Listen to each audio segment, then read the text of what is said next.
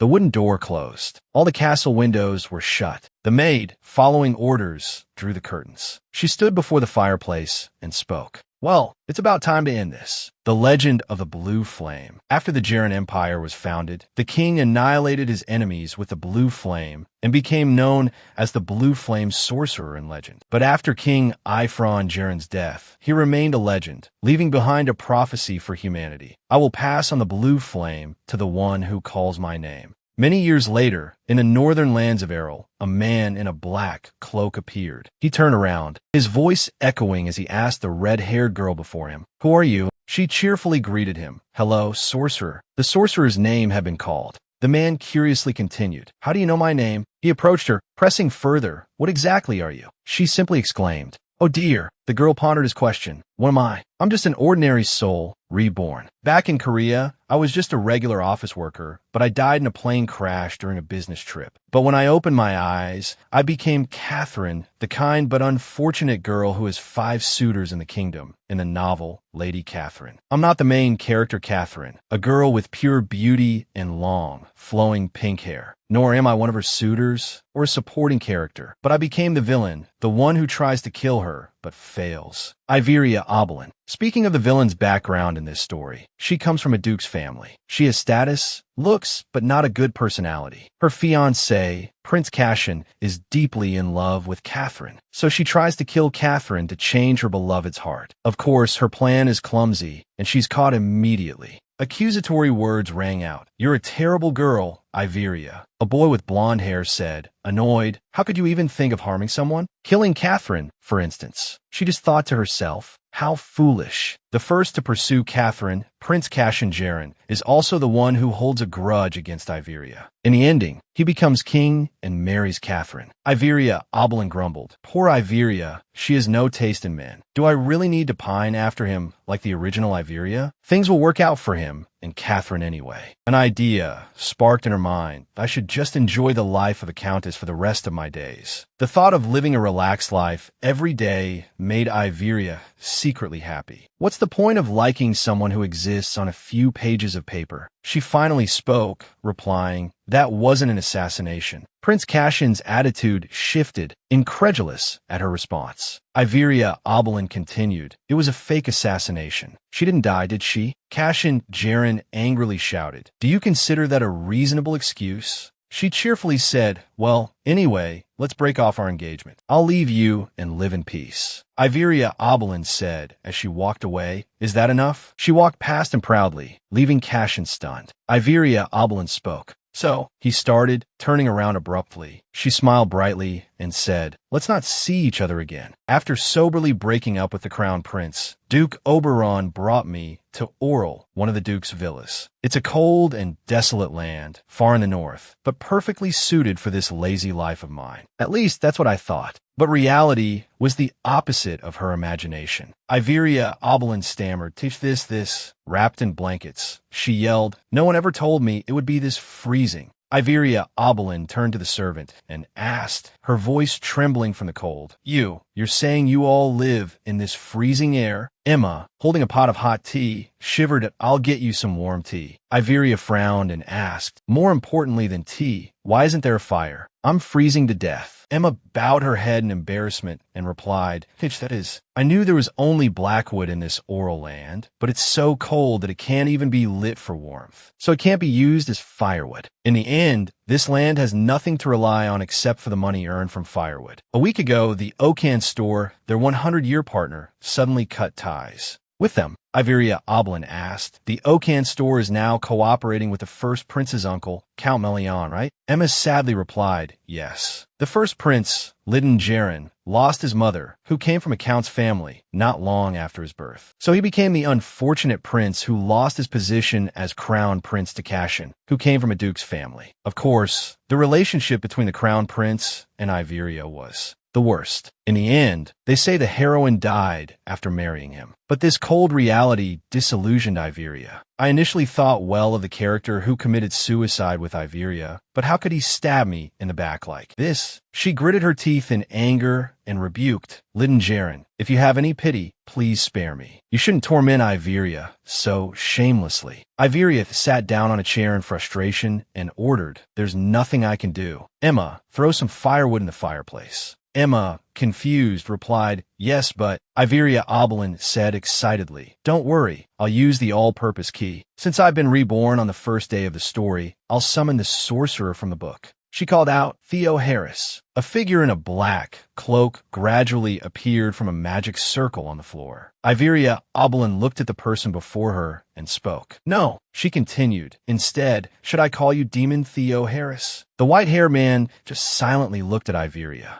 So, the great sorcerer, known as a reborn hero, is actually a demon born from the blue firestone. Jaren, the self-proclaimed king, made a contract with him to establish the kingdom. Theo Harris asked, You're a descendant of that fool who wanted to be king 100 years ago, aren't you? But why is your energy completely different from his?" She replied, "Can I have my wish granted before I'm sacrificed to you?" Iveria Oberlin said, "I need your blue flame's energy." Theo Harris cheerfully replied, "Blue flame? All right. What do you want from my blue flame?" "Money, status, power." He boasted about his abilities. "Speak, and I shall grant your wish." Iveria casually interrupted him. "No, I just want fire." Theo Harris asked in bewilderment. "What?" Iveria Oberlin said. "I just want fire. It's cold here, and I want to light the fireplace, but the wood won't burn. That's why I summoned you. If you light the fire, you can leave." She urged Theo Harris. "Do it." Iveria's words only added to his confusion. "Please, just light the fire and leave quickly." Iveria Oberlin said cheerfully, "Now you can go." Theo Harris objected. "No, I can't go." She, still smiling, asked, "Excuse me, what?" He approached Iveria as he spoke. "Don't you know?" Theo Harris stood before where she sat. A smile appeared on his handsome face. "The demon you summoned is bound to a lifetime contract." After Theo Harris, the demon, was summoned, the fireplace had a fire to provide warmth. Iveria leaned back contentedly on the plush sofa. "Ha, I think I understand." She was pleased that the fireplace was lit. She said, "You said the flames would be blue, but they're not as blue as I thought. Ha ha ha ha." Iveria rested her chin in her hand and glanced at him suspiciously. "Anyway, granting wishes until the contractor dies, is that easy for a demon?" Theo Harris explained seriously. "Of course not. Usually, I receive compensation, blood, war, pleasurable delights. That fool who became king gave me his firstborn child." He continued, "You're the first person to summon me without costing a thing. What the hell did you do?" Iveria, who was reborn, wasn't very interested in Theo Harris's words. She only thought, "I guess God erased the demon's name from everyone's mind." After some thought, she compromised. "Well, I summoned you, so I'll take responsibility, whatever it may be." Theo Harris stood up excitedly, unable to believe his ears. "Really?" He rushed to Iveria excitedly. "You'll release me, so I can kill and wage war everywhere." She casually objected. "No, I'll just give you food and a place to sleep." This answer made Theo Harris's face fall, and he yelled, "What?" His face paled, and he fell to his knees helplessly. "This is insane." Iveria was quite taken aback by Theo Harris's reaction. "You really want me to do more than that?" He gave her a mocking smile.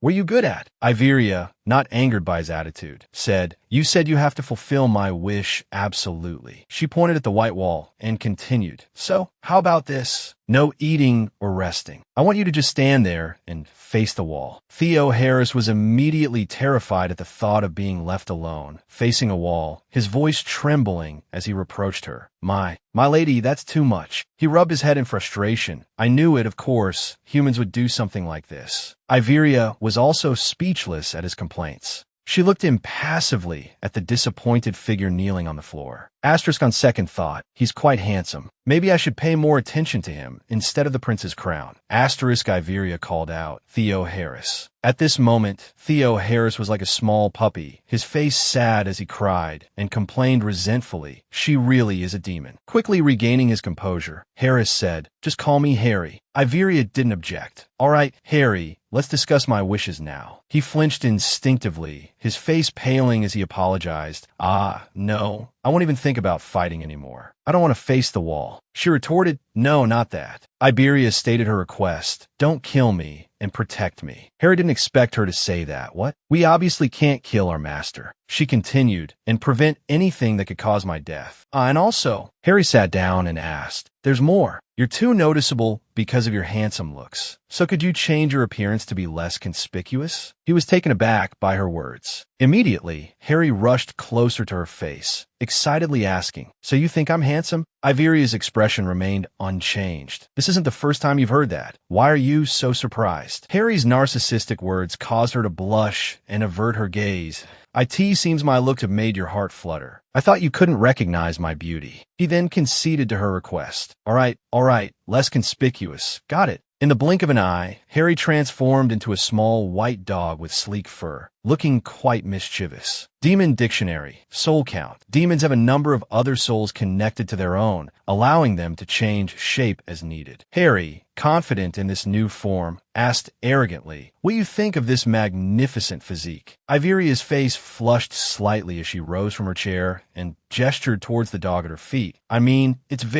you're adorable. She reached down and petted Harry's transformed head, praising him. Contrary to her attitude, he shook his head, wanting her to remove her hand, and then said with disdain, don't you think that's a bit too familiar? Harry, quite comfortable in this form, asked, so how do you plan to explain the fire? Sitting on the floor, she looked at the dog before her and replied, I'm a mage. He was stunned by her answer. Then his expression turned scornful as he looked at Iveria. The white dog approached her, sniffing suspiciously. Your magic power is around 0.5, isn't it? Iveria rested her chin on her hand and replied, that's right. Mages operate and utilize the magic power within their bodies. And the more magic power, the greater the mage. When Iveria was 1 year old, during her birthday magic power measurement, her magic power was only 0.5, barely above 0 on a scale of 10. Then how could she have started a fire? He thought, recalling how she couldn't even light the candles at the party. Compared to her, Catherine has a magic power level of 9. She created a huge fire there, making the other young ladies gasp in admiration. Harry asked, puzzled, what can they do if we insist I have magic power? While scratching the dog's belly, she calmly replied, I'm the Duke's daughter. Harry was genuinely taken aback by her statement, his jaw dropping slightly as he thought, there really are things that can be easily overlooked. The scene changes as all the servants in the mansion are surprised and incredulous at the sight before them, exclaiming, oh. Harry was incredibly startled by their reaction. Did it work? Everyone was full of praise for Iberia. Miss, you're amazing. The black wood is actually burning. It seems like we're no longer affected by the curse. She stood next to the dog, sharing in their joy that I'm glad we finally have fire. Iberia, not one to shy away from taking credit, proudly declared, it only works when you pray diligently. I'm a magic user, aren't I? Baron Braun Isatia sensed something amiss and asked her in bewilderment, but miss, your magic power, it's almost non-existent. It was then he noticed the dog grinning amicably. What about that dog? Iberia thought to herself, why can't you just ignore it? Without missing a beat, she lied about Harry's appearance that I picked him up. He seemed to be homeless, so I decided to adopt him. Being in dog form and in front of so many people, Harry could only bark in surprise. Baron Braun, looking displeased, asked the smaller dog, you say?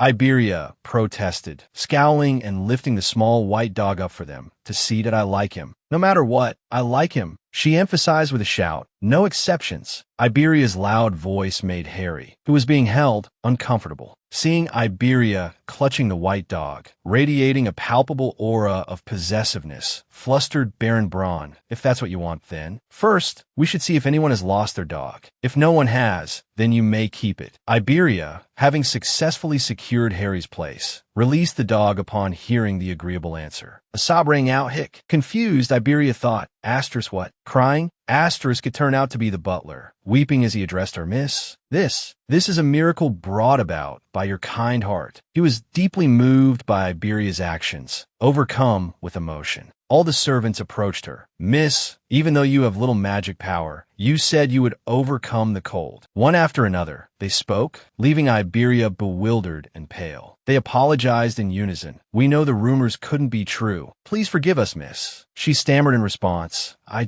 Iberia brushed them off, wanting to move past the awkward moment. Whatever happened, let's just forget about it. The butler, still weeping, was grateful for her forgiveness. "You are so merciful." He ran towards the door, cheerfully calling out, "Then let's share these embers throughout the mansion. Everyone will be so grateful to you, miss." Iberia, her hair disheveled and still flustered, agreed. Okay. She reassured herself anxiously. All right, it's all right? At the Ellis estate, in Baron Isatia's room, Baron Braun sat contemplatively at his desk, surrounded by stacks of books. He pondered seriously, a fire that can even burn black steel? She's trying to hide her power, but that's the power of someone with the noble Iberia bloodline. I was certain her magic power was quite low, even though Duke Obolong is a brilliant strategist. The Obolong family has always been proud of the generations possessing power and magic comparable to the royal family. But what would happen if a truly superior child were born? I can't believe she's intentionally hiding something so formidable. Perhaps the Duke wanted to test the legendary Northern energy with Lady Iberia. This is the northernmost region of El. A new flame is about to rise and overcome all hardships.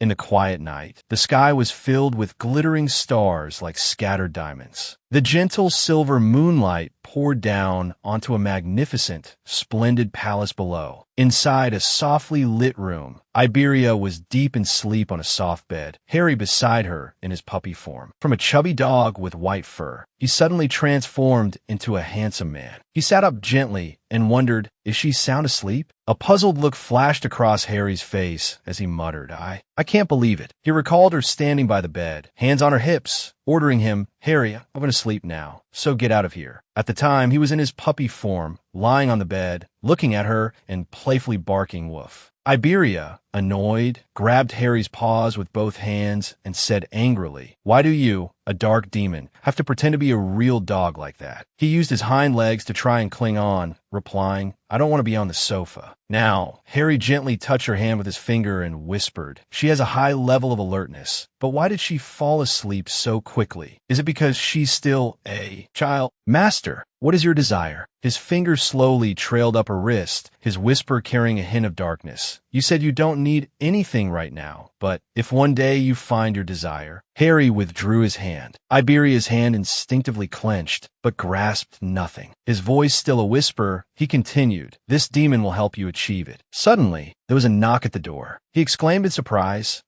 and turned to look at the door. The noise also caused Iberia to moan softly, slightly disturbed from her sleep. The door opened slightly, letting a sliver of light in.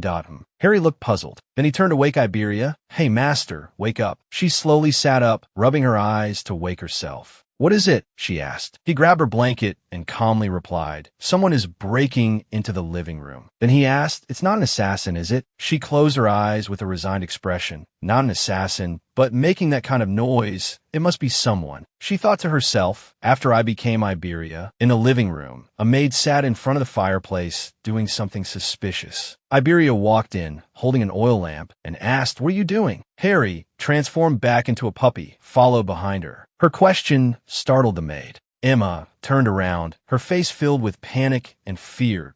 Miss. Iberia looked at her with a look that could kill. Your name? It's Emma, right? Emma fearfully covered her face with her hands and cried out, please forgive me, leaving Iberia and Harry staring in bewilderment.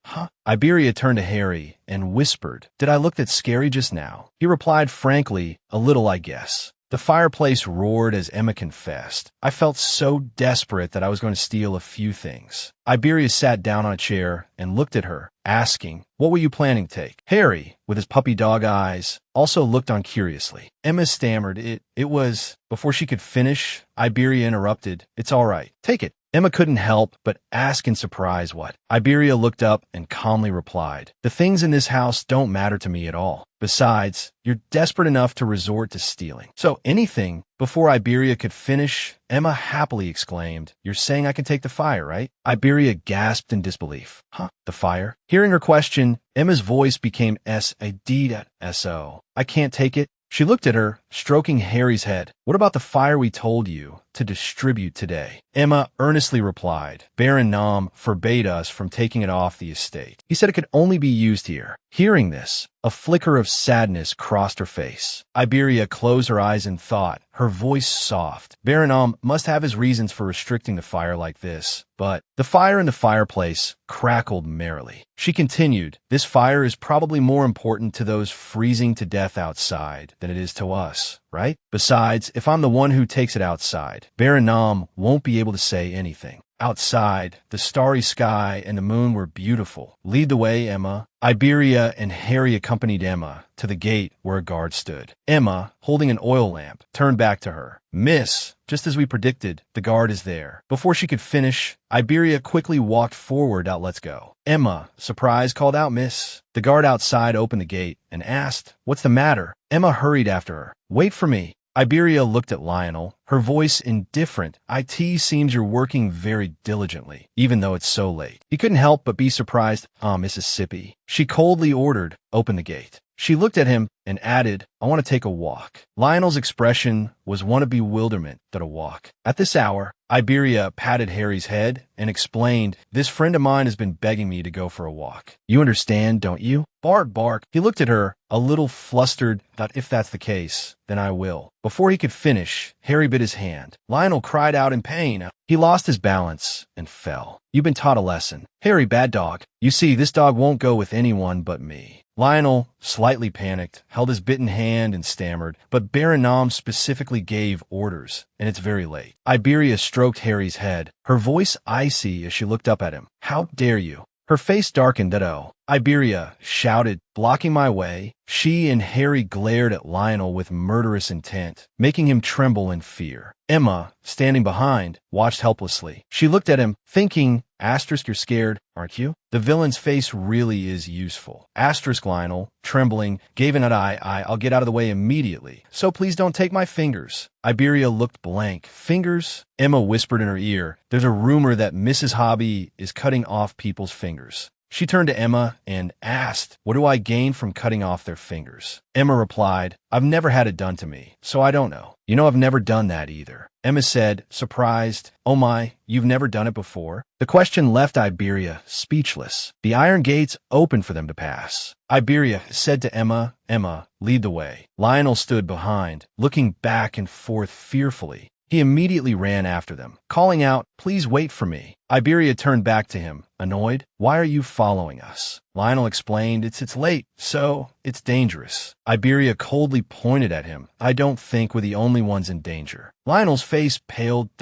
He looked back at the iron gate, then at them, pointing at himself and crying. Lionel wailed, what should I do now? What should I do? Iberia sighed, putting a hand to her forehead. Harry looked at him with disdain, while Emma just chuckled. Finally, she said, stop crying and follow me. If you cause any trouble, I'll tell them to drag you back. Miss. A dilapidated orphanage sign fell to the ground. Under the dark night, Harry, Iberia, Emma, and Lionel stood before someone's door. This is where I lived when I was little. Emma pressed her face against the door, a melancholic expression on her face. If she were older, she might be able to endure it somewhat, but there are only little children here. Sister, a voice called out, startling Iberia. A group of small children, their faces filled with fear, huddled under blankets, looking at everyone. The oldest child called out, Sister Emma. Harry looked at the children and said, if it's this cold, most of them will freeze to death. The children inside were overjoyed to see Emma. Sister, she replied cheerfully, yes, I'm here. She paused for a moment before responding. He knows. She turned her head and called to the person hugging himself for warmth, Sir Lionel. He looked at her. Yes, madam. Inside, they put what they had found on the way into the fireplace. Emma sat down next to two children, laughing and talking with them. Sister, but that wood won't burn. It's okay. There's only one way, one way. The little girl who had just spoken suddenly looked anxiously behind her. Iberia held the oil lamp up to the child with a stern expression. Harry was being hugged tightly and having his ears tugged by several children. Lionel was also surrounded by the little ones, holding his sword high to keep it away from them. The frightened little girl ran over and hugged Emma tightly, crying, Sister. Iberia couldn't help but wonder Does the villain face actually work? Emma hugged the little girl and turned to Iberia. Madam, everything is ready. She raised the oil lamp in her hand. They lighted. The children's faces paled as they moved aside to make way for her. The children jostled each other so much that some were pushed away, da-da.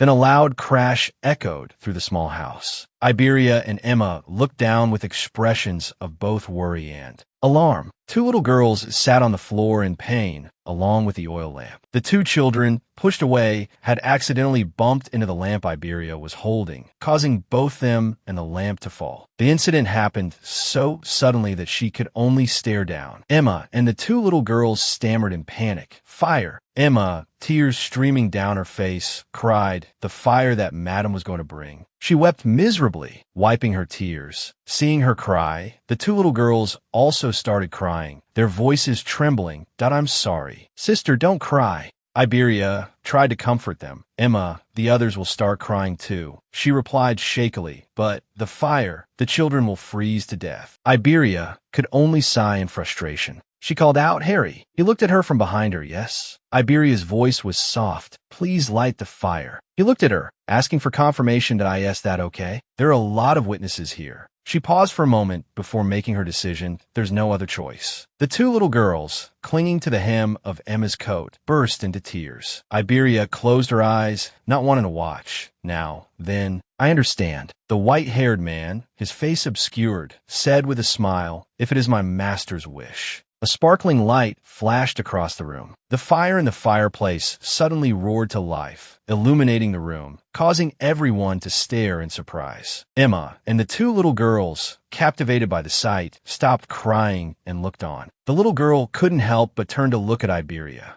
Are you a witch? The little girl looked at Iberia as if she were glowing, unable to help but ask. Iberia gently placed a finger over her mouth, smiling softly. It's a secret, okay? The little girl happily nodded repeatedly. Yes. The fire burned brightly under everyone's words. Emma, and you too, Lionel, remember to keep today's events a secret. Yes, madam. Iberia and Harry walked to the door and called back. Well then, we should head back now. Emma, come tomorrow morning. Emma replied, thank you, madam. Lionel also ran towards the two of them. Iberia looked at him and said, Sir, you dropped your sword. Emma thought to herself, Lady Iberia, when I first became her maid, I lost all hope because of a terrible rumor. But Madam still helps strangers, even if it means revealing her secret. Emma hugged the two children tightly, her eyes determined. I, Emma, will serve Madam for the rest of my life. The next day, in the luxurious mansion, a voice called out, Madam. A maid holding a tray cheerfully asked, was the bed comfortable? The butler with a white mustache, holding a teapot, inquired, did you enjoy your meal, madam?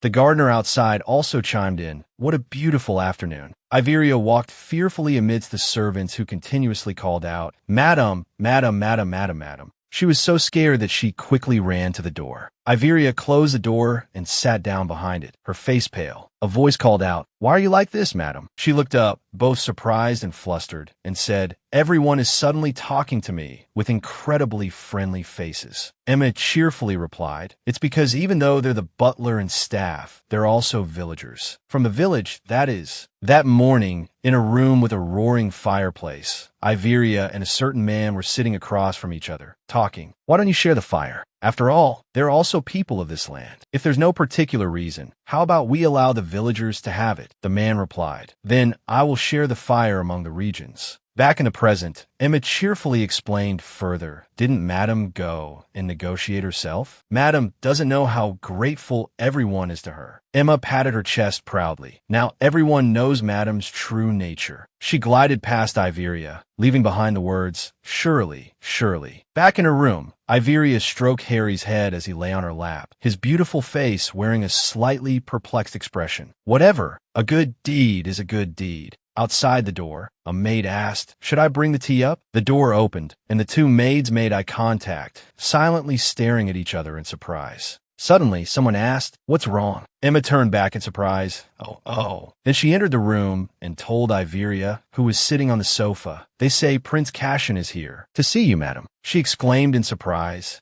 Iberia pondered. He's coming to see me even after I broke up with him like that? Previously, she had ended her relationship with Cassian. Let's not see each other anymore. Let's cancel our engagement. I'll leave you and live peacefully. Iveria tried to recall the contents of the novel. Was there something like this in the novel? She concluded. Then once again, everything revolves around Catherine, so it probably wasn't recorded. The door slowly opened, and Iveria hoped. Anyway, I hope he doesn't cause too much trouble. Again, she frowned as Cashin's voice rang out. It's been a while, milady. Cashin sat on the sofa, holding a teacup and smiling. You look better than when you were in the capital. His blonde hair gleamed, his handsome face sparkling with a gentle smile that made Cashin look incredibly elegant and radiant. Iveria pulled out a chair and asked, "Did you come here secretly?" She thought to herself, if he were a little more discreet, wouldn't everyone know he's the crown prince? Iveria continued, "What's the matter?" Cashin calmly replied, "Seeing you with my own eyes is even more surprising. I didn't think you'd be living so well in the countryside." He added, "We're talking about Lady Iveria Oblong here." Moreover, Cashin picked up a steaming cup of tea and leisurely said to her with a smile, "I don't even own this land." Iveria was aghast. What's wrong with him?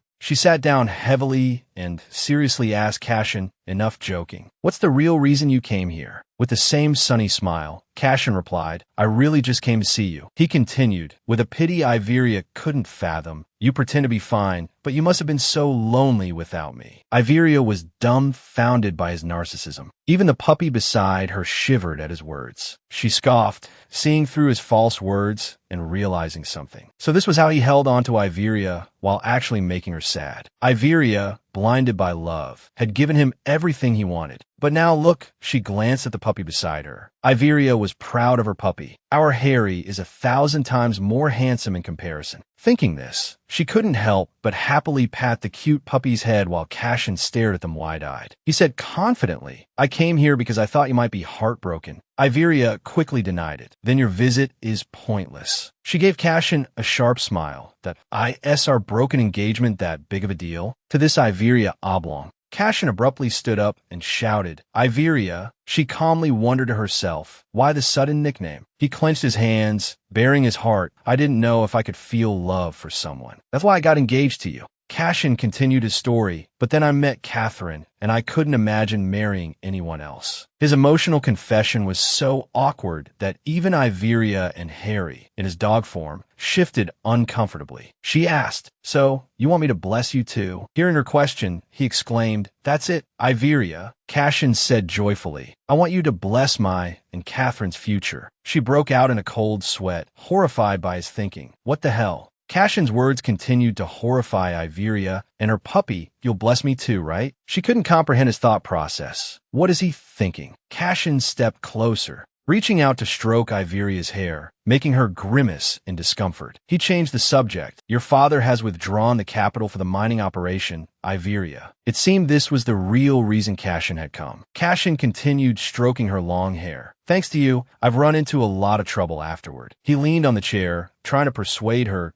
"If you cooperate with me, securing the position of Empress will be difficult. But perhaps something else?" Cashin smiled obscenely, and Iveria felt a surge of ridicule at his words. In the east of the empire, there's an untapped magic mine. It's predicted to hold a vast amount, but no one is willing to undertake its development due to the cost. But the Crown Prince's forces, funded by the Oblong family, started developing the mine. He was trying to outdo the first prince in their rivalry. Of course, after the broken engagement, the Oblongs withdrew their investment. Iveria speculated, is that why he rushed here so quickly? I didn't think the cold-hearted Duke would cater to his daughter's demands like this. Even in this awkward situation, a sudden yelp interrupted her thoughts. That damn bastard. The small dog barked continuously, seeing Cashin too close to her. It barked with all its heart. Asterisk you. What are you doing to my master? Asterisk, but it was only a silent scream in Harry's mind. Because he was in dog form, the bark startled both of them, causing Cashin to fall backward. He landed hard on the floor before their eyes. Iveria gasped and whispered to the dog, "Oh my, Harry, did you just do that?" He thought, who else? Cashin, pale and bewildered, wondered what just happened. What? He looked up, hearing Iveria call him, "Your Highness." She stood before him, smiling. "I don't know why you thought I'd be happy with that offer." Cashin started to explain, but Iveria cut him off. "Perhaps you're unaware,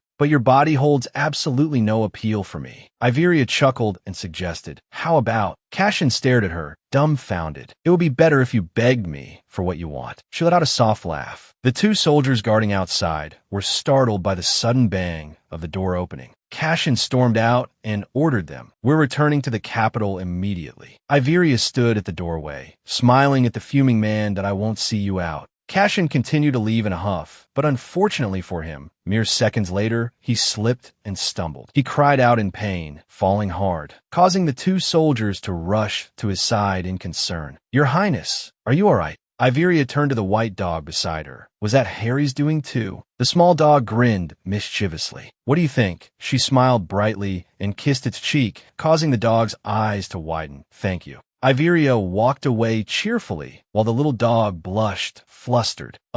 Miss, Iveria, still walking, asked without turning back.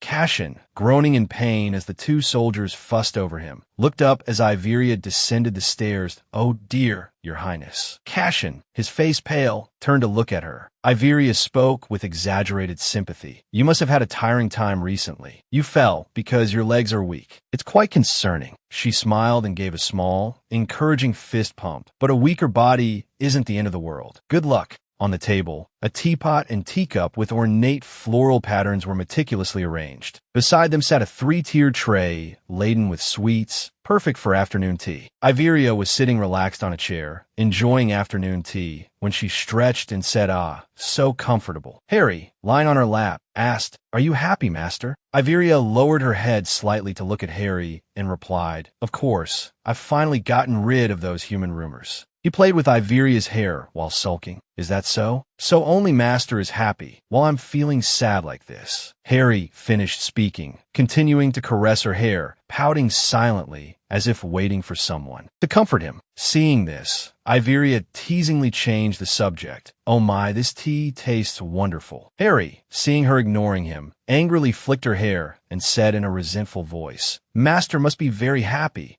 The tea tastes good even before drinking it. Only I'm feeling sad like this. It's truly melancholic. Iveria took a sip of tea and said awkwardly, You say this every day, though. Both she and Harry recalled his ferocious image amidst a deadly scene, murmuring, Blood, I crave blood. You all wage war. Harry gently nibbled a few strands of Iveria's red hair between his lips and softly explained, It's because I'm dissatisfied with my cravings that I'm like this. Still holding her hair in his mouth, he said, For Master, I even scolded the prince. I'm also trying to endure killing people. Harry whined, fidgeting and thrashing about as he accusingly declared, Master, aren't you even going to ask if I'm all right? Iveria gathered her hair to free it from his playful grasp and offered a perfunctory comfort. I understand, all right? So let go of my hair. Harry sat up abruptly, his face flushed with excitement, and asked, Will you kill me? Iveria reached out and gently patted Harry's head, causing him to freeze, his cheeks turning rosy. While stroking his head, she gently praised him. Good job, Harry. Thank you. Harry, blushing with embarrassment, stammered, Don't do that. Do you think I'm a dog? Despite his seemingly annoyed tone, Iveria smiled and gently complimented him. Your hair is so soft. Harry blushed, embarrassed, but feigned annoyance. Nonsense. He sat comfortably cross-legged on the chair and reached for a pastry. Master, do you know what kind of terrifying demon I am? Iveria swatted his reaching hand away to stop him. All right, of course I know very well. Can I have another pastry? Harry watched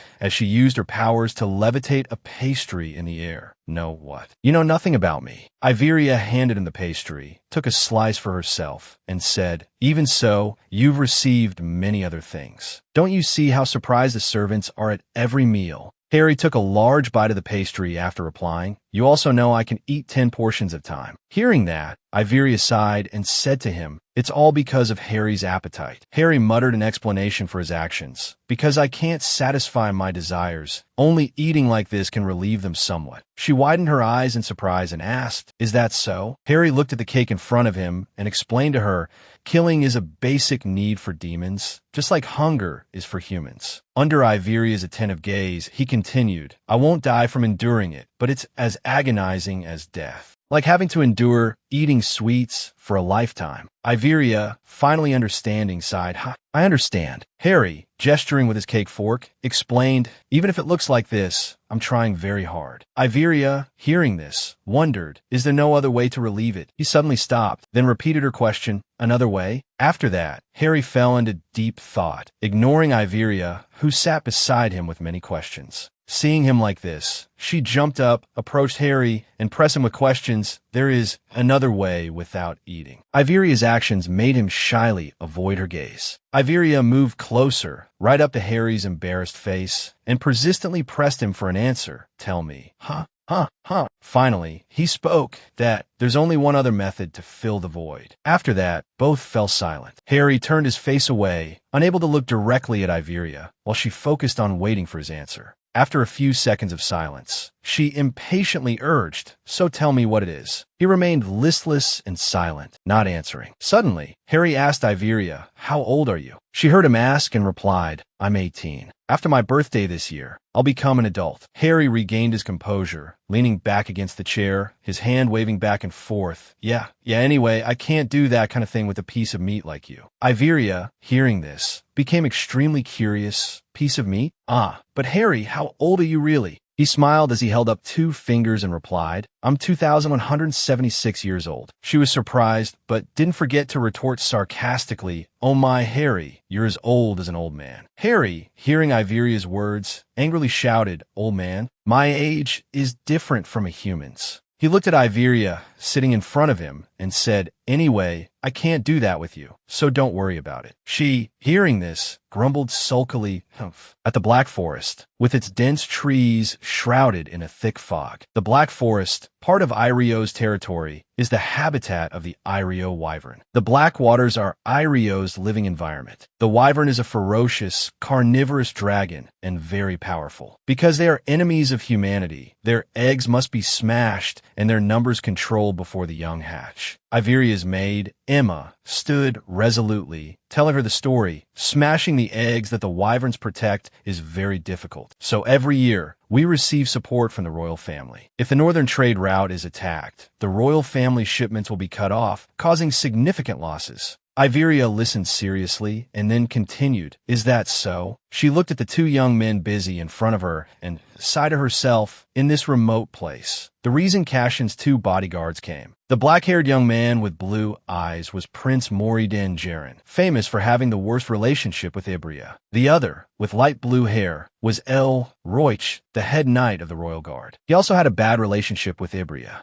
Iveria remembered the original plot. The image of the knight appeared in her mind with the keywords, chivalrous morality, laws and rules, skill. Following that, Iveria imagined herself smiling sinisterly with the keywords, official villainess, scheming, plotting to kill Cashin. She rested her chin in her hand, silently analyzing. In the original plot, Leo destroyed Ibria. Even though he's a knight, he can't show outwardly. Then, Iveria silently resolved herself to her decision. No matter what, I have to stay in my room until those 2 leave. I'll stay in the main building and the Knight's Annex to avoid running into them. The wind rustled through the dry leaves, and Iveria cried out in her mind, hey. She looked at the 2 men standing before her and felt the cold gusts of wind blowing past, reproaching herself. Being this careless is no good. Prince Lytton greeted her. You seem to be doing quite well, Ibria Oberon. Iveria froze, lost in thought. Why me? She recalled when Emma, the maid, had told her, Irio is famous for its hot and cold springs. Aren't you going to try them? Iveria inwardly groaned, lamenting, I skipped all the banquets to come to the springs, and now I wish I'd just stayed in my room. The surroundings were hazy in the frosty winter mist. Prince Lytton and Sir Leo were gradually approaching. Iveria looked at the 2 men before her and greeted them. I didn't know you'd come all the way here. I heard you were busy. Prince Lytton gave an unfriendly smile and replied, we're still in the midst of a fierce war. You seem quite comfortable here, not like someone who's turned the kingdom upside down. She stood there thinking, actually before I entered this body, I was a trading company employee. Then she suddenly remembered how she used to react in similar situations and continued thinking. So, I'm used to hearing complaint from my superiors. So, people saying I've turned the kingdom upside down and am hiding out in a place like this. Who knows what they're planning? In such moments, she always put on a perfunctory attitude and, without arguing, would reply, yes, yes, oh dear, is that so? There's no way that's true. Iveria observed the attitudes of the two men in front of her and considered, if I'm not sincere, they'll become aggressive. This made her decide to end the conversation quickly and slip away. So Iveria said, if you're done, may I go? I came here to bathe in the hot springs. Prince Lytton, annoyed by her attitude, sarcastically remarked, hot springs? You seem to be living quite well after dragging someone's life into hell. Iveria flinched, feeling uneasy, thinking, ugh, he's not finished yet. Iveria sighed wearily as she listened to the prince rambling on.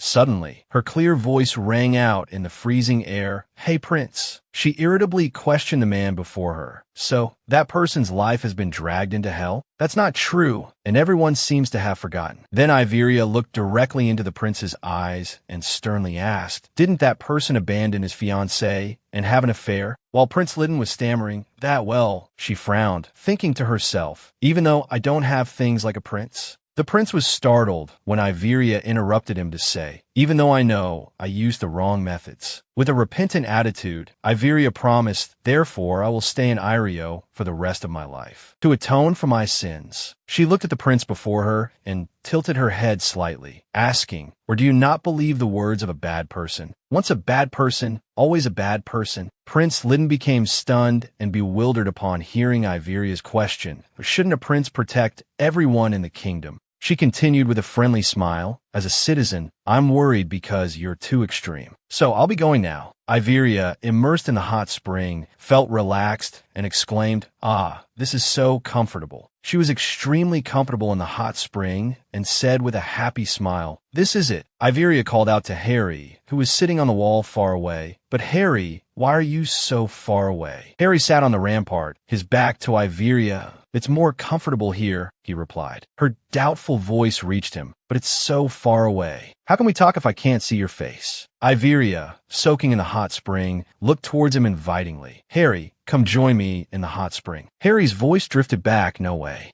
Iveria giggled at his tone.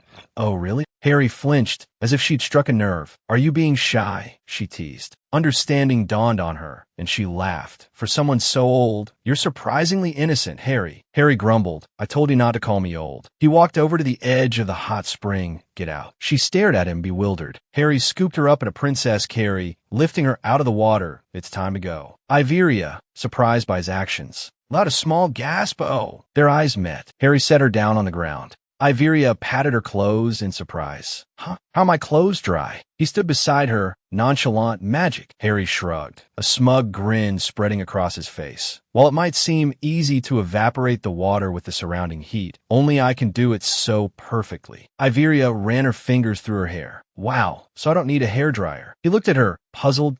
A hairdryer? What's that? Their conversation filled the air as Iveria explained, it's not a person, it's a thing that dries your hair. Harry remained curious. Do people with that ability also get called hairdryers? He crossed his arms, looking incredibly pleased with himself.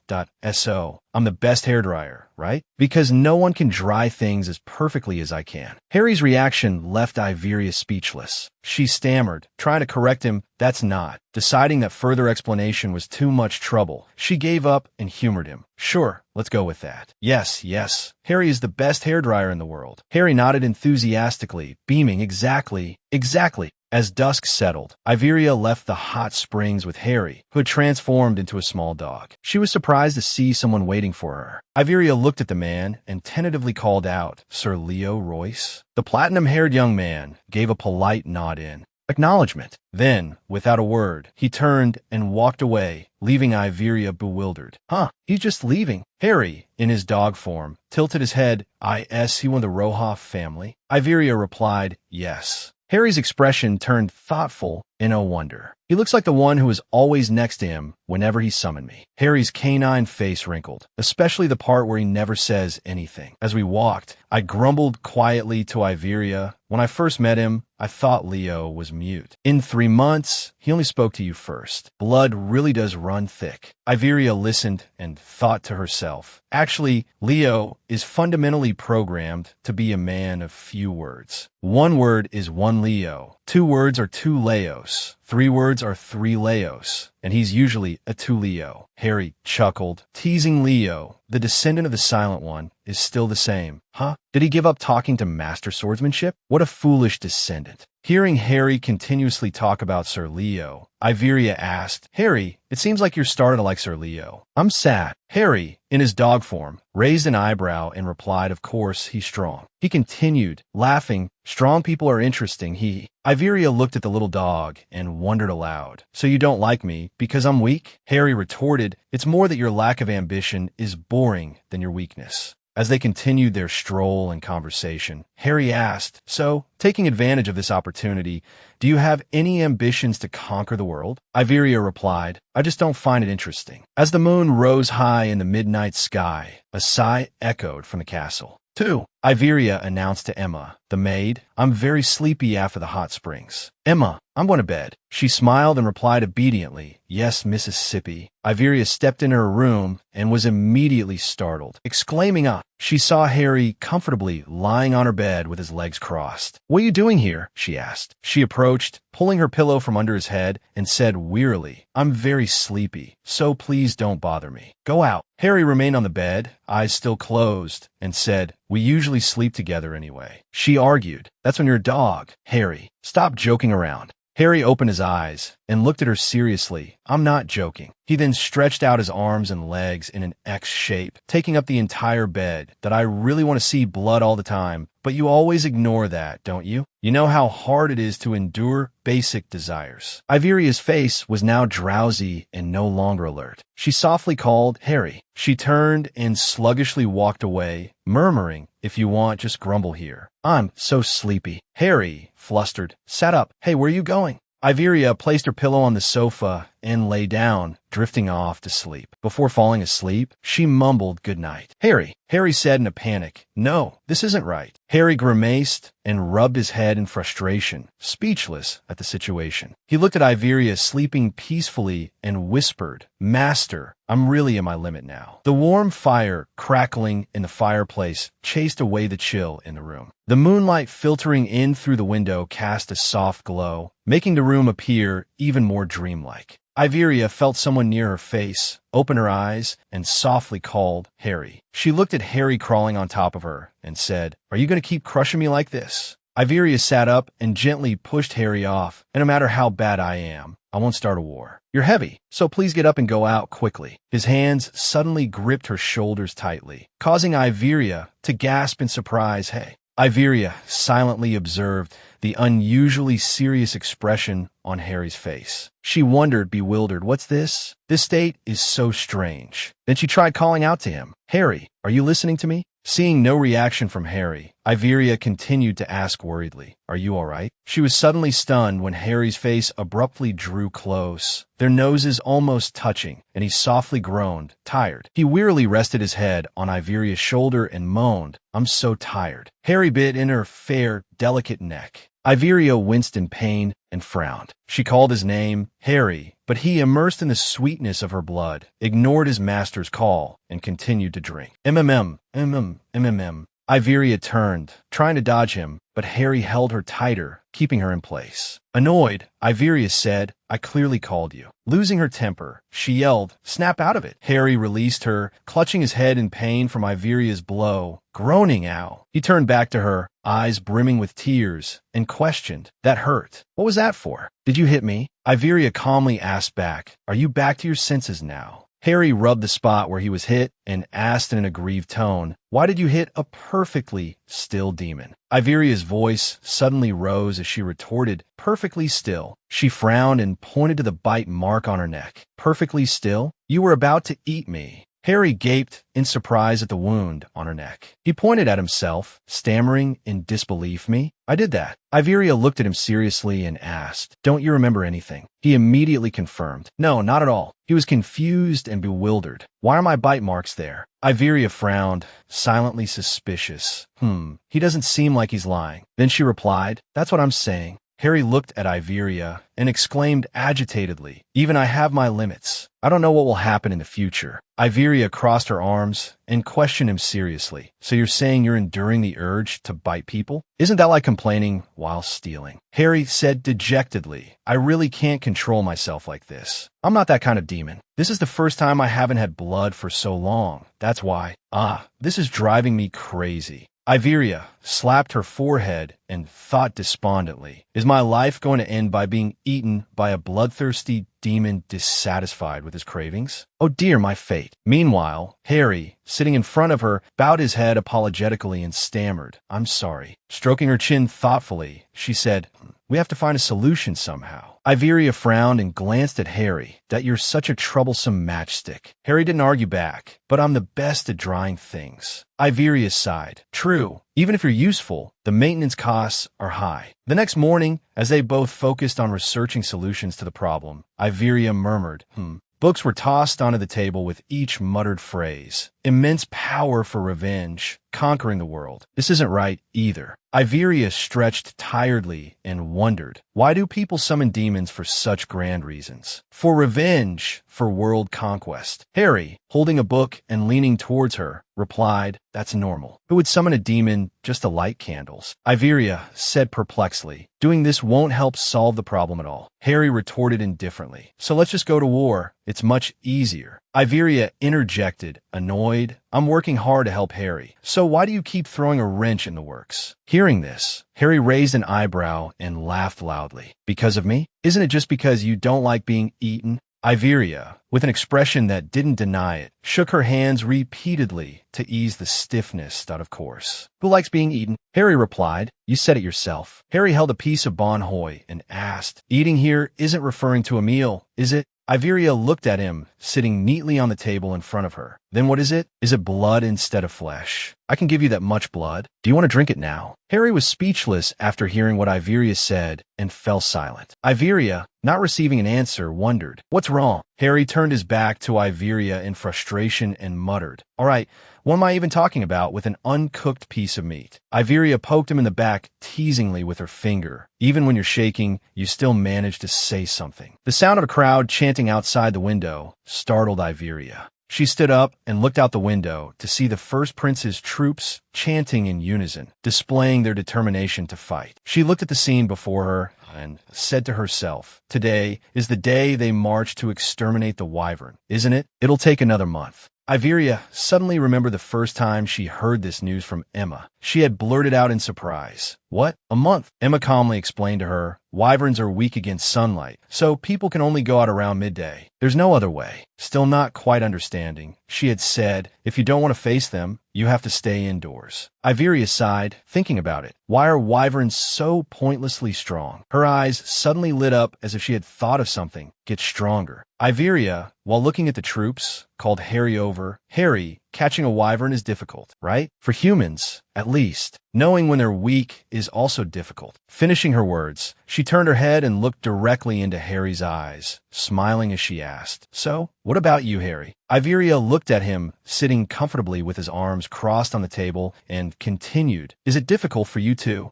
Harry looked at her with a slight smile and replied, "You don't seem to know much about the power of a great archmage, do you? The one who made the contract." Iveria smiled contentedly, having received a satisfactory answer. "This is good." This cryptic statement left Harry bewildered. Iveria excitedly invited him. "Harry, let's have a thrilling battle." In the middle of a dense forest, a loud call rang out. "General!" A knight approached and informed Leo, "Hey, you should probably come see this." Touching the nest in front of him, he reported, "I found something in this nest." Knight Leo was surprised to see the state of the nest. Leo and the knights observing the nest exclaimed in astonishment, "The wyverns, they're all dead." A new sunny day began, and within the castle bathed in the morning sun, a worried voice echoed, "A week has passed." Prince Leiden sat at his desk, looking at Sir Leo standing before him. Wyverns rarely die, even just one, he said, but now they're dying in droves every day. Sir Leo reported, even though I've sent people to investigate, there are still no results. Leiden tapped his fingers slowly on the desk, lost in thought. Compared to the wyverns, some kind of magic is growing stronger. He mused, wouldn't it be better to train the knights and reinforce the palace guard now? Leo offered his own assessment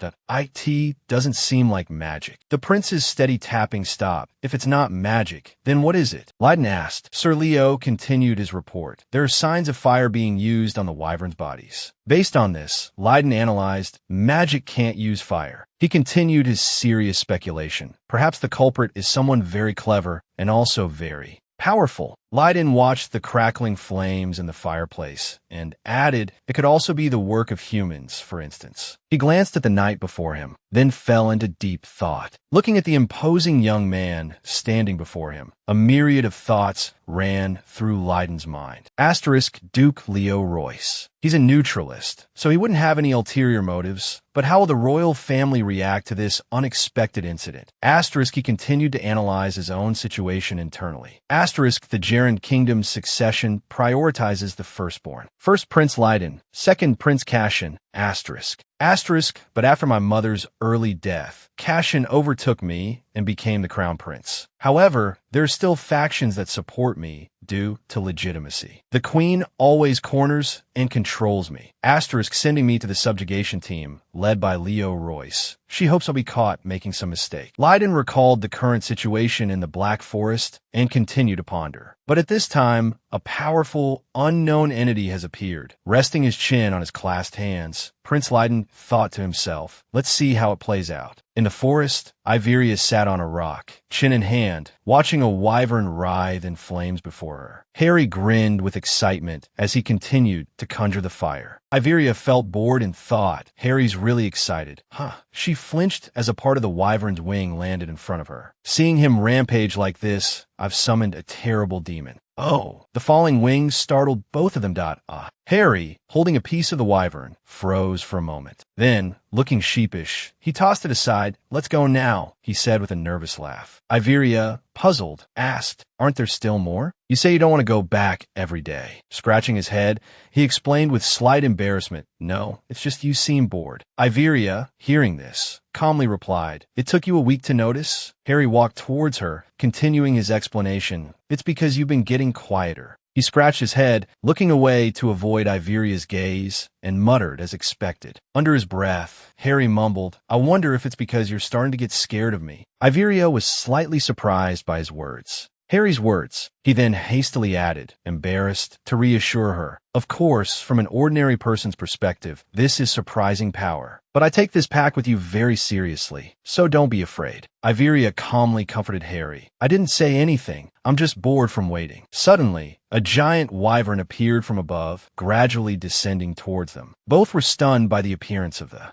wyvern. The monstrous wyvern landed in the clearing in front of Iveria and Harry and hastily approached her. The wyvern exhaled a long breath and folded its massive wings. Iveria stared at the wyvern and thought in awe, so big. She felt Harry's hand on her shoulder from behind and turned to softly call out, Harry. He was still staring at the wyvern, wondering, why is it here? She turned back to the wyvern and asked Harry, is that a wyvern? He kept his guard up, never taking his eyes off the wyvern, and replied, yes, it is. The wyvern looked down at them from above and introduced itself. I, the wyvern leader. Greetings, human demon. Iveria, startled, responded. Oh, hello. Iveria whispered in Harry's ear. Aren't wyverns magical beasts? Can they talk? He answered her question. That's not how it works. This one is special, like a living mascot. It's lived even longer than I have. The wyvern's massive head suddenly moved closer to them and questioned, Demon, why? Are you killing your own kind? Startled, Iveria cried out.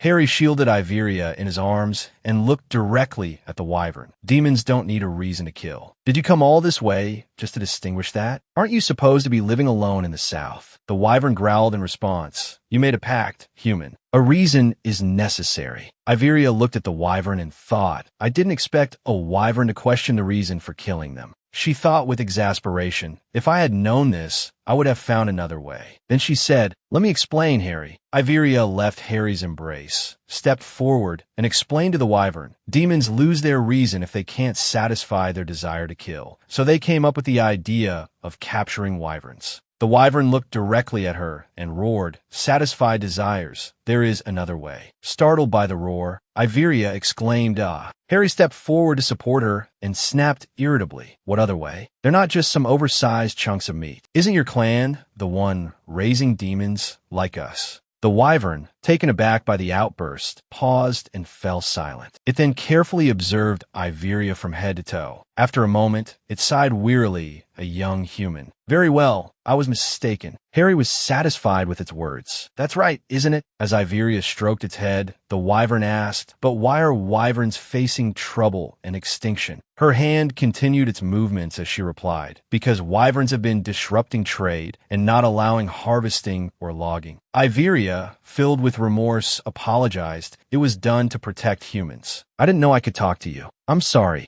The wyvern's pledge echoed through the dark night of the forest. Control, trade, logging, harvesting. I'll stop. The wyvern looked at Harry reproachfully. So many young wyverns have died. It's so sad for our clan. Harry didn't argue back. Hey, I'm also sad and tired of enduring this. From the beginning, only a stupid wyvern would have this level of intelligence. Iveria had a headache listening to the two ancient beings bicker. Of course, Harry's problem is urgent, but killing an opponent who can speak is a bit. As if seeking her support, Harry pulled Iveria closer and said loudly, Contractor, this is just the strong preying on the weak. It's natural. She looked at him, then at the wyvern, who was sniffling pathetically with glistening, downcast eyes. Iveria pondered, troubled. Well, finally, she decided that I understand, but please stop capturing and killing wyverns. Harry cried out, Contractor! Iveria looked at the giant purple scale and asked, Is this the wyvern leader's scale? The wyvern replied, yes. It scratched off a piece of the scale and offered it to her. Here you are. My scale, to recognize your kind, will follow you, young lady, and obey you. Iveria took the scale and examined it. Wyverns will recognize this and obey me. The wyvern replied, That's right. The wyvern nuzzled Iveria gratefully, complimenting her affectionately. Very clever girl. That's a green squirrel. She asked in surprise. A squirrel? The wyvern shook its head repeatedly in an endearing manner. Yes, a squirrel. I am the glittering squirrel. Iveria could only offer a strained smile.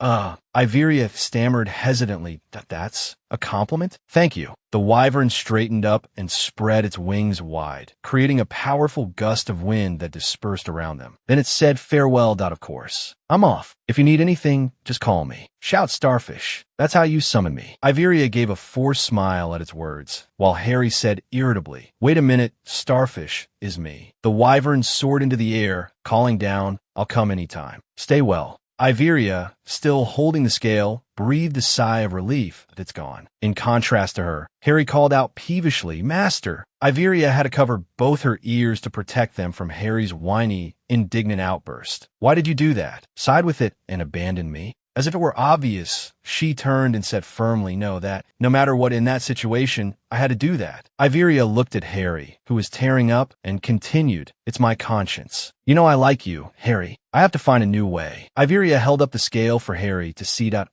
Look. I got this thanks to you. Suddenly, the sound of flapping wings made her wonder.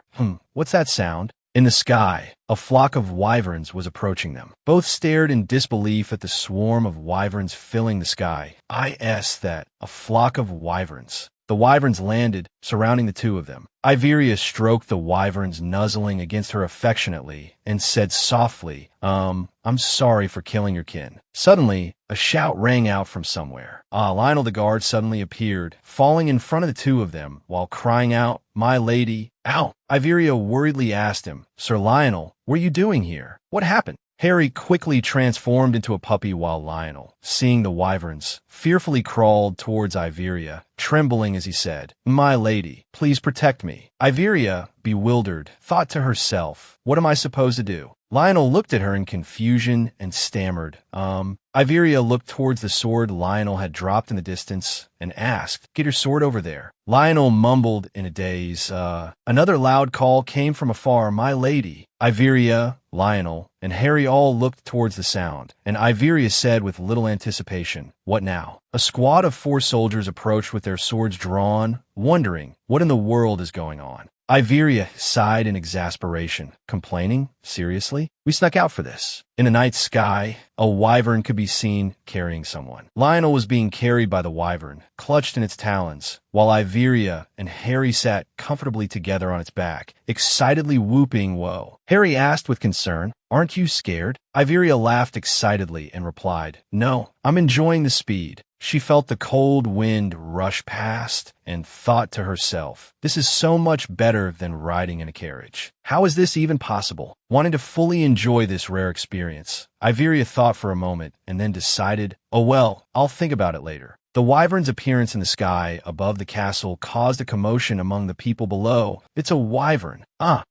As the wyvern landed and was surrounded by soldiers, Iveria stepped forward, stroking the wyvern's head to show it was harmless, and said, "Don't attack." Baron Braun exclaimed in surprise, "My lady." Sir Leo was stunned into silence, while Prince Leiden questioned, "My lady, what is the meaning of this?" Stroking the wyvern's head, she requested, "Your Highness, can we go inside and talk for a moment?" As Iveria walked amidst the murmuring crowd, she introduced, "As you can see, this is my new friend." The group proceeded into a room together. After they were both seated, Prince Leiden asked skeptically, "You've actually tamed a wyvern? Are you certain you've truly tamed it?" Iveria calmly replied from across the table, "As you saw." She confidently affirmed, "How could I lie about something like this?" Leiden said seriously, "I'm sure you wouldn't speak that way to the royal family." Iveria replied with an air of obviousness, "Of course not." Her clear voice continued, "Instead, I want to offer this to your Highness." Prince Leiden listened in silence, his attention fixed on her. Iveria sincerely assured him, "Please report to the royal family that all the wyvern troubles will be resolved." Prince Leiden sternly asked, "And what do you want in return?" Iveria gave a mischievous smile. "I don't want to see the people I hate anymore. So, I think I should continue living here." Iveria said cheerfully, "If the wyvern problem is solved, the royal family will have no reason to bother with Lauren. Let's end this relationship amicably." Her words irritated Leiden, who pressed her, "But doing this just for that reason." Annoyed, Iveria retorted, "Just for that? It's a very important matter to me." He had to concede.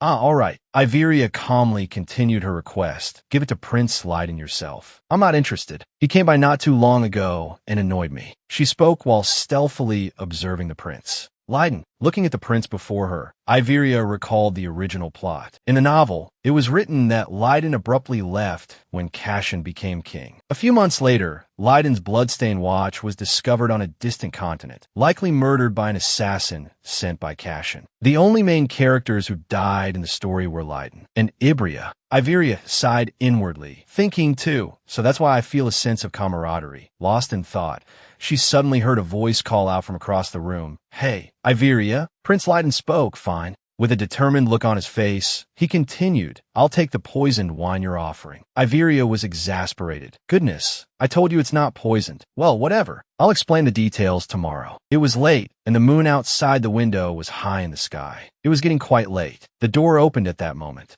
Leaving the room, Iveria stretched languidly and groaned, "Oh, I'm so sleepy." Then she abruptly turned back and said, "But," looking at the knight, Leo, following behind her, she asked, "Why do you keep following me, Sir Leo Royce?" Iveria turned to look at him, and then thought, "Oh, he's not going to answer me." Hesitantly, she said to him, "I also have a dog, so if you want to take me somewhere." Leo cut her off, "But it's late. I can't let you go alone, Mississippi." Iveria was utterly surprised. Seeing her silence, Leo called out, "Miss?" Flustered, she stammered, whoa. A moment later, she spoke normally again. "Whoa, you startled me. Your voice is really nice." Iveria's face flushed. She touched her chest, feeling her heart pounding, thump thump. She thought to herself, "Asterisk, how can he have such a warm, husky voice with such a handsome face? It's amazing." Asterisk, then she asked Leo, "Your voice is so nice. Why do you live without speaking?" "If it were me, I'd be chattering all day." Silence hung in the air. He didn't answer her question. Leo was lost in memories.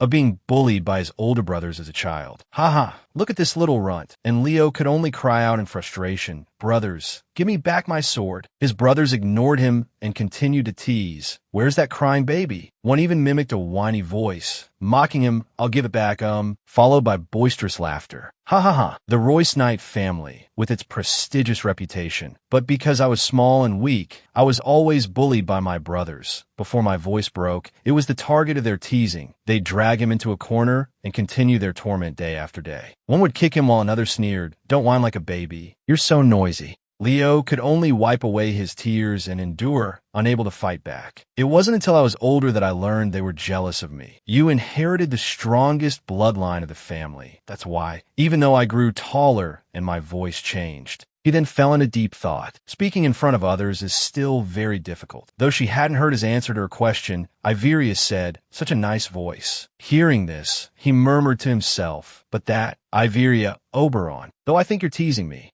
it sounds sincere." As she observed Leo's blushing face, she wondered, what's with that expression? Like it's the first time he's been complimented. Didn't he overcome his insecurity after being praised by Catherine? Oh no, wait a minute. Leo overcoming his insecurity happens in the latter half of the original story, clearly after Catherine marries the prince, right? So then, just then, Leo said, "We're here, so I'll be going," interrupting her thoughts. "I've caused a problem." Then Iveria asked Harris, "Harry, is there a magic spell that can erase memories?" He replied, "There's no such convenient magic." Iveria shot him a look and said, "Harry Potter can do it. He's a Harry too, so why can't you?" His face crumpled as he immediately asked, "Harry Potter, who is that now?" Iveria casually replied, "You don't need to know." Then she bowed to Leo. "Well then, I'll be going," as Harris continued to glance at her. Iveria hurried off, whooshing to the door. Slam! The sound of the closing door echoed. Leo watched Iveria from behind the wooden door, murmuring, "Miss Iveria Oberon." By now, she had entered her room and flopped onto the bed, groaning. "Ugh, I don't know. Why do I care about what that jerk says?" Hearing this, Harris pondered, then there was a thud. He lay down opposite her and said softly, "Master, I'm very angry with you." Her face went blank, right? But wasn't killing dozens of wyverns a bit much? Harris argued back, "I'm not killing them anymore, am I?" He lay dejectedly on the bed. Iveria, seeing this, didn't know what to do. Then she moved closer to him and asked, "Harry, are you still mad at me?" Her face drew close to Harris's. Unexpectedly, he abruptly turned away, causing Iveria to cry out in surprise. The air fell silent. Neither of them spoke. She started running, whoosh, to the other side of the bed. He continued to turn his head as if he didn't want to see her, and this continued. Turning whoosh, it went on and on for a while, neither willing to give up. Finally, Iveria, breathless and tired, said to him, "Harry, I'm dizzy. How long are we going to do this?" Harris paused for a few seconds, then said, "One last time. If I stop now, I lose." Iveria thought, "Just one more time." It finally stopped. She lay on her back on the bed, thinking, this is so much better. Then Iveria said to Harris, "Harry, I know that seeing blood is a serious issue for you. I'm thinking very hard about it too. I'll definitely find a way, so please trust me and wait a little longer." Then Iveria thought, of course, although there are other mages living in other territories, getting caught capturing and killing them could lead to political problems. Snapping out of her thoughts, she asked Harris, "How much longer can you hold out?" Harry replied, "If I don't use magic, a few months. But if I frequently transform into a dog, then 1 month." She thought sadly, 1 month. "And yet you teased me, asking if Harry would bite my head off if I couldn't find a solution in a month." He yelled, "Hey, why do you think so poorly of me? That won't happen. You just need to work hard to find a way." Iberia asked back, "Really? Why?" Harris didn't answer that question, instead saying, "Why what? What was that contribution you mentioned to the prince earlier?" "I'll create a foothold so wyverns can carry knights." This is probably the first time in the world, right? There's nowhere else with such a clear method of controlling wyverns. Just bring the scales of the wyvern leader and enlist the help of the other wyverns. Every year, wyverns lose eggs and suffer casualties alongside humans. Lionel cheerfully called out, "My lady, of course, it's our stone-faced knights who will ride the wyverns." The royal family possesses the hide and claws of wyverns that died at the end of their lifespan. Iberia excitedly recounted, "It was a magic user that humans couldn't capture from the beginning, but it didn't harm the royal family either. Even if House Oberon grows stronger, why would anyone doubt their loyalty? Isn't that right, Harry?" This morning, Leiden and I had a meeting. During the meeting, I asked so. He slowly replied, I'm truly amazed. This proposal is excellent. Iberia chuckled and said, then please write some nice words in the report that this is a very quiet and peaceful area. She sipped her tea and replied, and now I'll live and not see them. Suddenly, Iberia exclaimed, come to think of it, even if I'm dissatisfied, I can only argue with myself, right? Hearing a knocking sound, he asked, what's that sound? Seeing this, the young lady said, are you pretending not to know? It's the lumber. The Okal Trading Company unilaterally terminated the lumber trade. Leiden said in surprise, what? You know, the cold in Iral is severe, and it'll be unbearable without wood for heating. Why on earth would they do that? Moreover, the Okal Trading Company is notoriously greedy. There's definitely profit to be made from trading with Iral, but there's no reason for me to terminate the trade because of my personal issues. And I've heard that Iral unilaterally canceled it. The two looked at each other, unable to disbelieve the other's words. One of them spoke up, there's a strange smell. Both of them said simultaneously, is it me? Is it me? She pondered the rhythmic knocking as he placed his hand on the chair. Iberia spoke. Count Manley, who manages House Oberon and the trading company, benefits when the two sides are at odds. Do you know who it is? After thinking, he voiced his guess. I'm thinking of someone, but I can't just say it out loud. Hearing this, she asked, is there a way to be certain?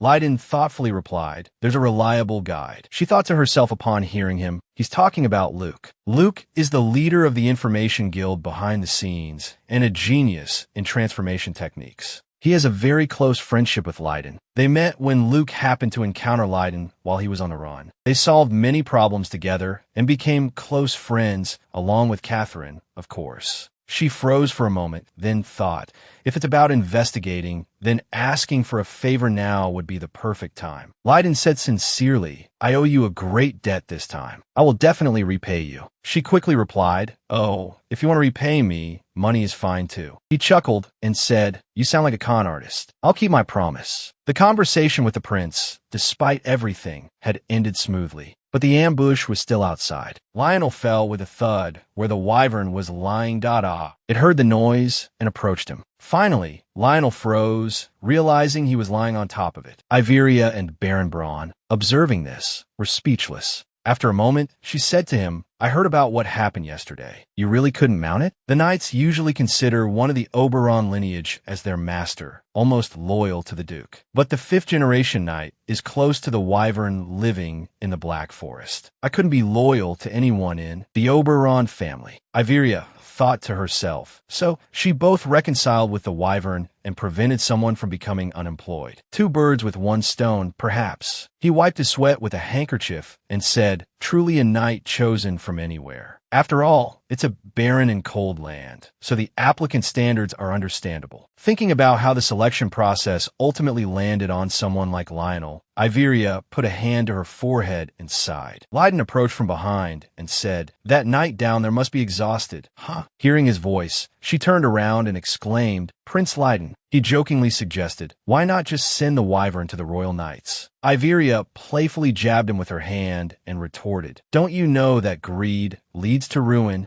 Leiden, noticing her hand near him, glanced at it. She said, oh, was I too close? He laughed and replied, not at all. I just found it surprising. Since when did our relationship become one where we shared jokes like this? Iveria waved her hand dismissively.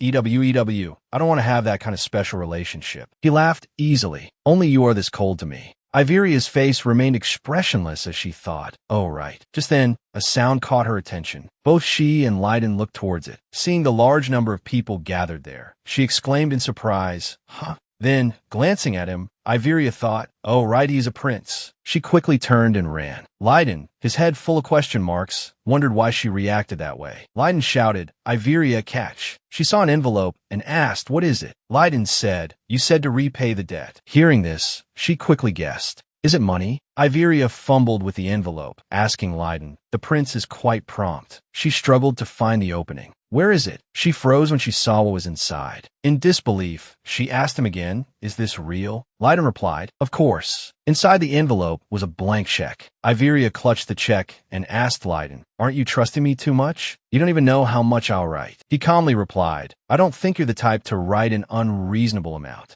Iveria smiled brightly. Oh my, since when have you trusted me so much? Lydon chuckled. Back at the hot springs, you asked me if I believe in the change of the wicked. Lydon looked off into the distance. You were right. I also think that people can't easily change. Then, he tenderly turned his gaze back to Iveria, but looking into her eyes like this, I can't help but believe. At that moment, Iveria looked down, exasperated. Ah, it's Lion Neo again. He continued to ask, you don't intend to return to the Imperial Palace? Iveria softly replied, it's not like I could just go back if I want to. But she thought to herself, the Duke hasn't summoned me back, according to protocol. Hearing her reasoning, Lydon felt it was valid. That's true. It's not an easy matter. Public opinion and the Duke's wrath. But I think I'll see you again at the Imperial Palace. Oh, and that check can only be cashed at the Imperial Palace's main headquarters. Hearing this, Iveria exclaimed, what? It clearly stated Imperial Central Bank on the check. Lydon cheerfully bid her farewell. Well then, see you at the Imperial Palace. Iveria said angrily, is this a scam? Even Harry barked.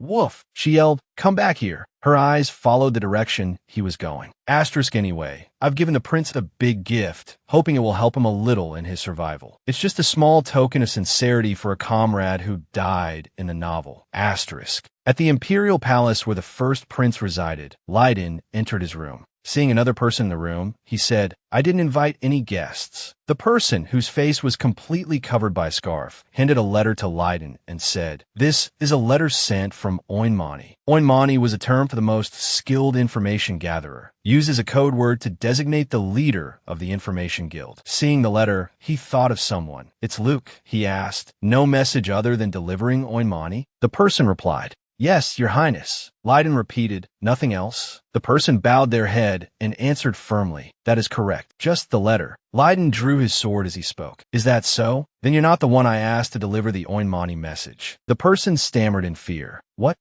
A sword swung down towards him. He quickly dodged. Thud, and said to Lydon, ah, you're attacking for real? You knew it was me, didn't you? Since when? The person who had been talking to him was, in fact, Luke. Lydon immediately replied, from the beginning. Hearing this, Luke said, what? I disguised myself so thoroughly. He then revealed the evidence of how he discovered him. The letter was too short. My request wasn't something that could be contained in a single letter, much less something to be verbally relayed to someone else. So I figured it was no one other than you. Luke, both regretful and impressed, said, what a brilliant deduction, Lydon Jaren. Lydon inquired about his request. So, what's the answer to my request? Luke replied innocently, you'll have to ask the Memini for that. Memini were the basic members of the Information Guild. Lydon, incredulous, asked, what? Neither is done? Then why are you here? Luke countered with a question for Lydon. Why would the Oinmani of the ancient tomb come all the way out to the countryside like this? Is there something interesting here? Iveria was waving to Harry and asked, a festival. Emma replied, it's a farewell celebration for the returning subjugation force, but it might be relaxing for you to see it. Thinking back to what she saw that morning, the night who made her heart race, Iveria said, all right. Emma, you're a local, right? Show me the way. Emma asked hesitantly, huh, me? Iveria, seeing her hesitation, wondered, did you already plan to go with someone else? Emma replied, that's not it. I'm just on duty. Aren't you going with the prince, miss? Iveria was surprised by her words. Huh, if it's the prince, you mean Lydon? Why would I go to a festival with him? Emma cried out in alarm, miss. Ah, why are you calling the prince's name directly like that? Iveria said casually. Ah, why are you calling the prince's name directly like that? She was about to continue. Even so, but Iveria interrupted. Hey, Emma, don't you do the same with your friends? Emma firmly denied it, telling her, that's not true. Iveria was taken aback by Emma's tone. Emma continued, I would absolutely never do that. Not before, not ever. Iveria called out to her, hey, Emma, I get it. Emma still stammered, I adore Miss so much. Surprised by Emma's confession, Iveria could only manage, oh, thank you. Emma continued earnestly, please don't mind those rude people from now on. Iveria thought to herself, I'm fine. Emma went on, Miss endured the cold and shared the fire with everyone. I'm incredibly grateful. Because Miss is so kind, you let it go, but you should vent those turbulent feelings. Iveria was skeptical of her words. Kind? Me? Emma blushed and nodded. Anyway, I really adore Mississippi. Iveria smiled and said, is that so? Feeling better now, thinking to herself, this is the first time I've received affection from someone in this body. So, Emma declared passionately, today you must go to the festival with the prince, not me. You have to show him what kind of person you are. Iveria, sweating a little, told her, isn't that conclusion a bit strange? Do you think my position is suitable to be with the prince? It doesn't matter. I don't want to be someone's choice and become some great person, Emma. Harry, who had been witnessing the conversation, grumbled, Emma replied excitedly, Of course it's because Miss is always radiant, so you don't need to choose. The prince is an accessory for going out, like an earring. Iveria's face stiffened. Isn't being treated like an accessory worse than being called by name directly? Emma, seeing her reaction, said, Are you saying that where no one can hear you? Then she paused in thought. She then asked, How does Miss choose accessories? Shouldn't you choose jewelry that makes you shine? Men are inherently accessories like that. Just like Madame Lowise said, she's a very insightful writer. Iveria started to reply, anyway, but before she could finish, Emma announced, Miss, you have a visitor. Leo seemed quite surprised, and he spoke up, Lady Ziria. At this, Iveria responded awkwardly, Sir Rot, you've been waiting a long time, haven't you? There was a misunderstanding with the servants. She recalled the scene from 30 minutes prior. Two maids, one brushing her hair and the other applying makeup, were fussing over her enthusiastically. One maid exclaimed, Oh my goodness, not the prince, but a knight? Iveria denied it, not at all. Emma, beside her, chimed in, a date with a knight is fine too. Iveria reiterated, no, it's not. She thought to herself, did they hear that? Back in the present, she felt a little uneasy. What's wrong? Is he very angry? Contrary to her worries, Leo wasn't angry at all. In fact, his ears were flushed red. I've only been waiting a short while. Leo considerately inquired, I hope I haven't interrupted you going out. She replied with a calm expression, I was planning to look around the festival after talking to you, so you aren't interrupting anything. But suddenly she realized something.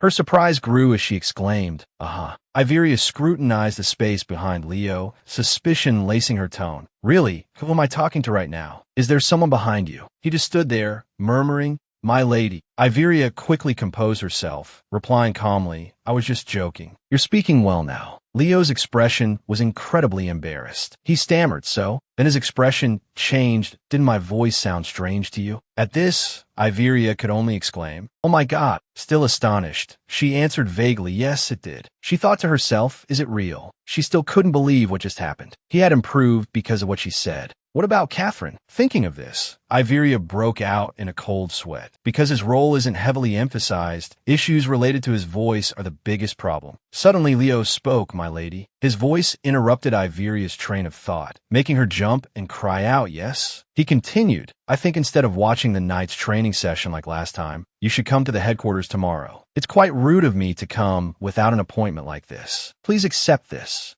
Iveria reluctantly accepted the gift. At this level, what's rude about it? Leo quickly explained the book. This book is about armor, stirrups, and saddles. I'm sure it will be helpful to you. She seemed a bit interested let's sit down and read. The two focused on the book. Meanwhile, Leo continued to talk about the book's contents. Wyverns are quite large, so stirrups are necessary when riding them. It's quite difficult alone, so it needs to be integrated with the armor, and the weight is also quite important. Iveria began to understand a few things. Nothing good about it. Making it must be difficult, right? Harry spoke up. That's probably something only dwarves can make. She was momentarily surprised by his words. Dwarves? Harry said languidly. Those guys are quite skilled, so if you give them the materials, they can make it, right? It's a bit hard to find them now, since they hate humans and have closed themselves off. He seemed confident. Now they live in a village deep in the mountains. A moment later, he thought of a plan. What if I try to find them and persuade or threaten them? Iveria's eyes lit up. She couldn't help but praise him. That's Harry for you. She used a flattering tone. Harry is the best, which made him look extremely pleased. Iveria immediately stood up, preparing to leave. Thank you so much today. I'll definitely repay you later. Emma, who had just brought tea, saw that she was about to leave. That my lady, have some tea first. Oh dear. Her expression brightened, and she cheerfully asked Iveria, have you finished talking already? Are you two going on a date now? Leo, standing beside them, hadn't yet grasped the situation and spoke up. You two? Flustered, she quickly waved her hands in denial. No, that's not it. Iveria sighed. That MY made misunderstood earlier. She thought I was on a date with him. Leo looked embarrassed upon hearing this. His expression annoyed Iveria. Ugh, how irritating.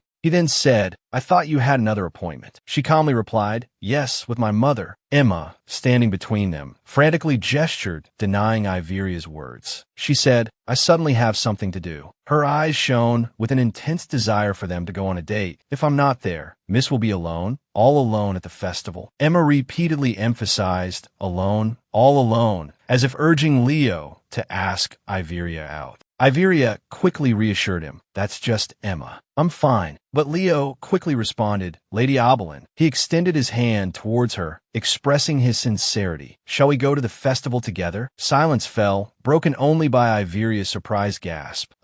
Soon, they arrived at the festival. The scene was incredibly lively, the sky ablaze with fireworks. Some people were engrossed in singing and playing music, the rhythmic beat of drums echoing throughout the space, creating a cheerful, vibrant melody. Others were busy hawking their wares, their calls mingling with the sounds of laughter. Iveria quickly became captivated by the lively atmosphere. It's more organized than I thought. She thought, then turned to Leo, but didn't know what to say. Neither of them spoke, Iveria only thinking to herself, this is awkward. Suddenly, someone appeared, dispelling the awkwardness. He smiled and said, just looking will make you shy. Hello. Iveria was about to reply when she noticed something was amiss.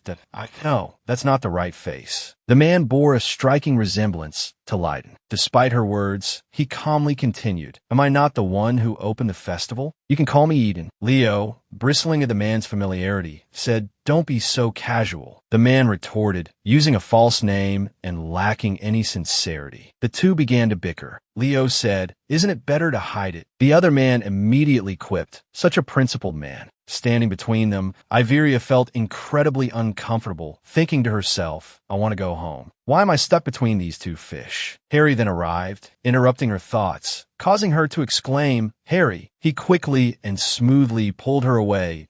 Let's go look around on our own. Iveria readily agreed. All right, let's go. The other two were still arguing, oblivious to her quiet departure. Leo, agitated, grabbed the other man's collar. He asked in a raised voice, what are you planning? Impersonating royalty is a serious crime. Where's the prince? Continuing, he revealed his true identity, Luke. He showed no fear of Leo's accusation. What about me and that person? It was just a little sleeping draft. He continued, I'm not here to fight you, so let go. Leo, furious, retorted, I'll show you what illegal means. But Luke remained contemptuous. Since when did you become so talkative? You were acting like a lovesick teenager on his first date just a moment ago. Leo didn't bother arguing with him anymore and said, what I do, what I think, is none of your business. You're only showing your true colors now. Oh, how ridiculous is that? He then gave a scornful laugh and continued, what? I'm telling you to stay out of my way. Suddenly, an explosion caught their attention. Luke asked in surprise, huh? What was that? Both of them seemed to realize something, their expressions turning serious. Now realizing Iveria's disappearance, they abruptly yelled, Lady Iveria. The game operator placed 3 overturned cups on the table and shouted, teacups. I'm not always around, so place your bets and win some money. Iveria pushed through the curious crowd to peek inside. The game operator continued his sales pitch. It couldn't be easier. It's a 1 in 3 chance. If you guess right, you triple your money. Who wouldn't give it a try? Iveria seemed a little surprised. They have this here too? While she was watching intently, a voice suddenly spoke close to her ear. Are you going to try? Iveria jumped, startled, and looked at Harry, who had appeared seemingly out of nowhere. Oh, you scared me. He gave a light hum, his tall figure radiating an imposing aura. She couldn't help but exclaim, is this what a human looks like? Harry looked at Iveria, a little speechless. You seem to have forgotten that I'm not a dog. He suddenly bent down slightly and looked in her eyes. So, do I still look like a dog now? She blankly responded with a huh. He looked at her with a hint of amusement in his eyes, the corners of his mouth curving slightly, softening his usual expression.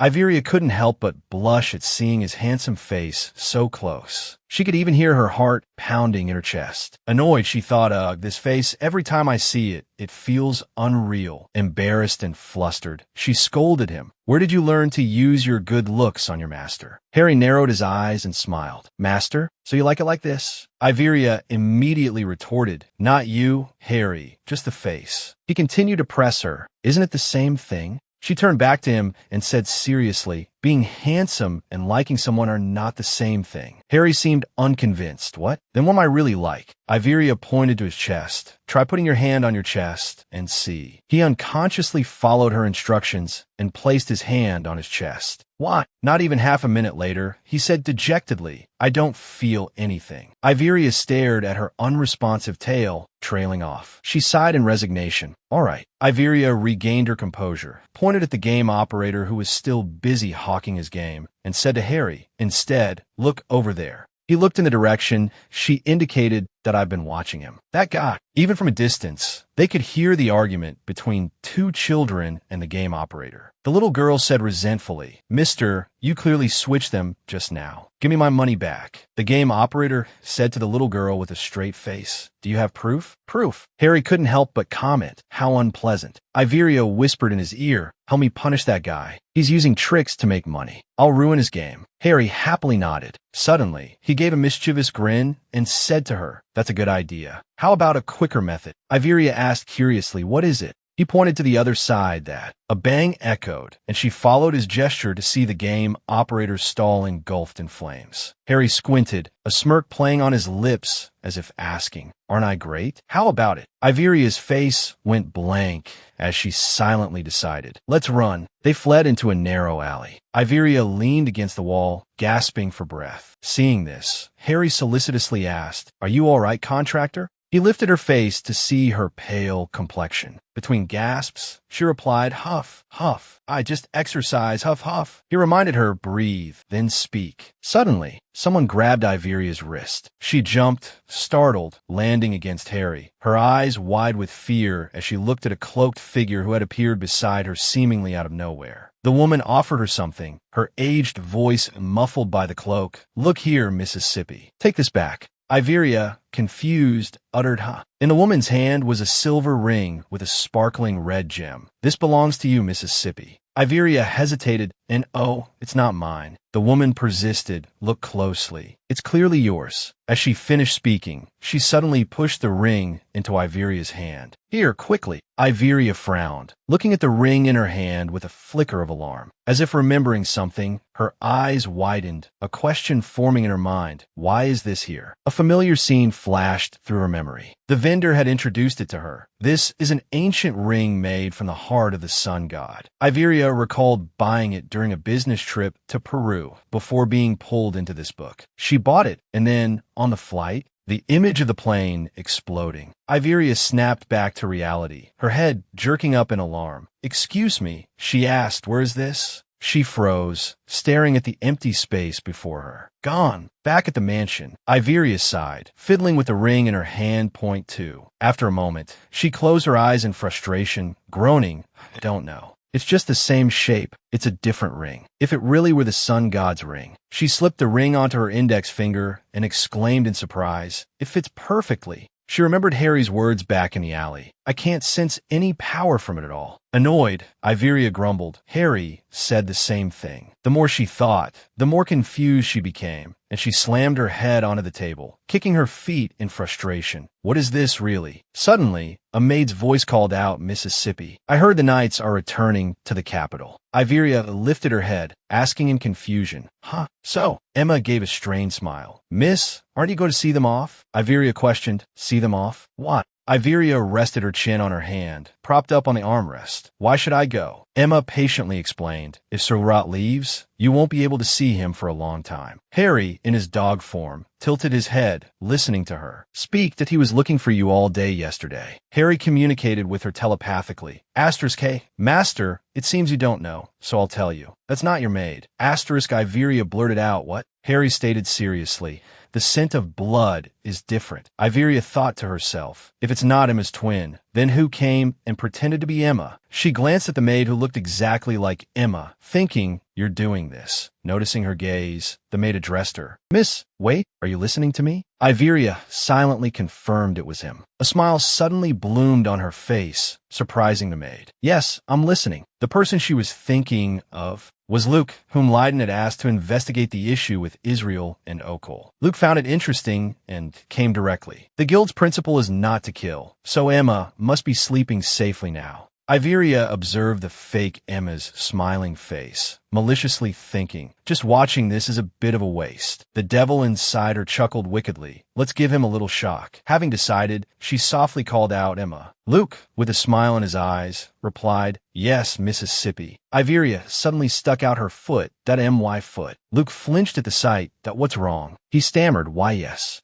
Iveria lifted her skirt, revealing her long, white legs, and looked at Luke with an extremely gentle smile. Massage my feet for me. They hurt so much. She then giggled. Why? It's something you do regularly. Iveria lightly tapped her shoe against the floor, each tap like a knock against Luke's heart. She slowly said, Emma, hurry up. Her outward appearance was innocent and harmless, but inside, she was laughing with glee. Well, Luke, you're in a real predicament, aren't you? You absolutely hate massaging Iveria Obelia's feet. Luke, a person who holds the weaknesses of others and becomes the ruler of this world, massaging her feet? Iveria and Harry, one person and one dog, looked at Luke's slowly clenching hand and eagerly thought, well, give up, will you? In this world, touching someone's feet is a display of loyalty. For that arrogant man, this was absurd. But before she could finish her thought, she saw Luke slightly bow, his expression completely calm as he agreed, that I understand, Mississippi. Iveria was dumbfounded.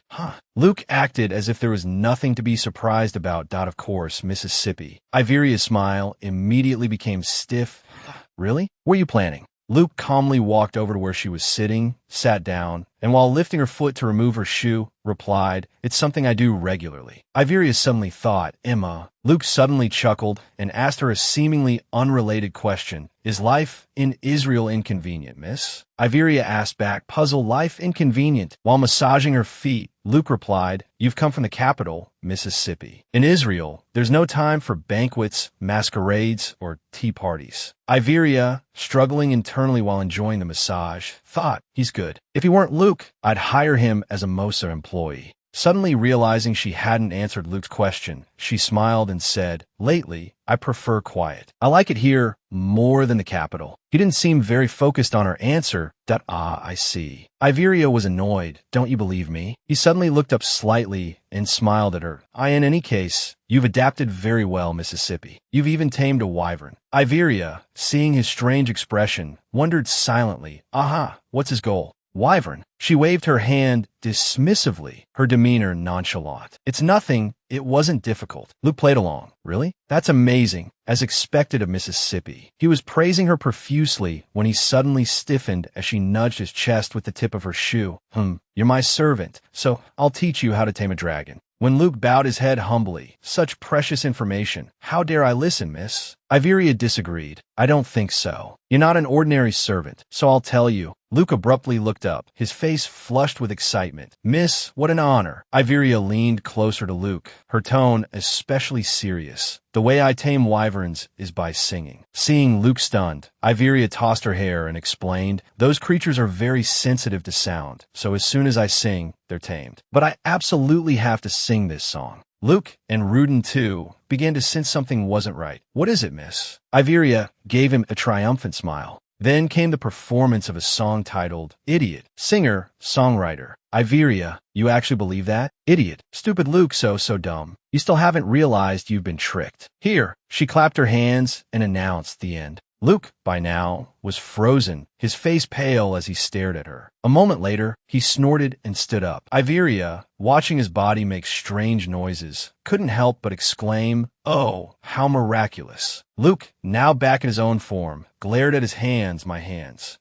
He said to her in a certain tone, You recognize my true identity from the beginning. Iveria put on an obvious expression. Don't people always grow and change? She then smiled and gestured to the seat beside her. Since you're here anyway, sit down. Luke didn't understand why. Iveria suggested, let's talk. He gritted his teeth, his face annoyed as he asked, What do you want to talk about? He sat down on the chair beside her without any courtesy. How did you know it was me? Iveria didn't intend to answer his question. That's a trade secret. I have a favor to ask. Luke quickly waved his hand in refusal. I won't accept anything from you. Iveria wasn't angry, but instead, she gave him a knowing smile. Are you sure you won't regret it? She then placed a slip of paper on the table. This is a blank check. If this matter is handled, money is no object to me. She looked at the silent Luke and thought to herself, It's not like I'm the one paying anyway. After some consideration, Luke readily agreed. All right, if you're that determined, I'll listen. But if it involves Catherine, I won't do it. Iveria was speechless. Of course it doesn't involve her. Luke was suspicious. Are you thinking of selling the method for raising wyverns? She asked back, am I? You two are just discussing things like that. Iveria asked Luke to go to Die-Off Village, and he immediately proved his reputation and the value of the blank check. West of the continent are the Misty Mountains. It's said that there's a village there called Die-Off. Hearing this, Iveria was a little surprised when Harry mentioned it. You know that place? He tilted his head at her.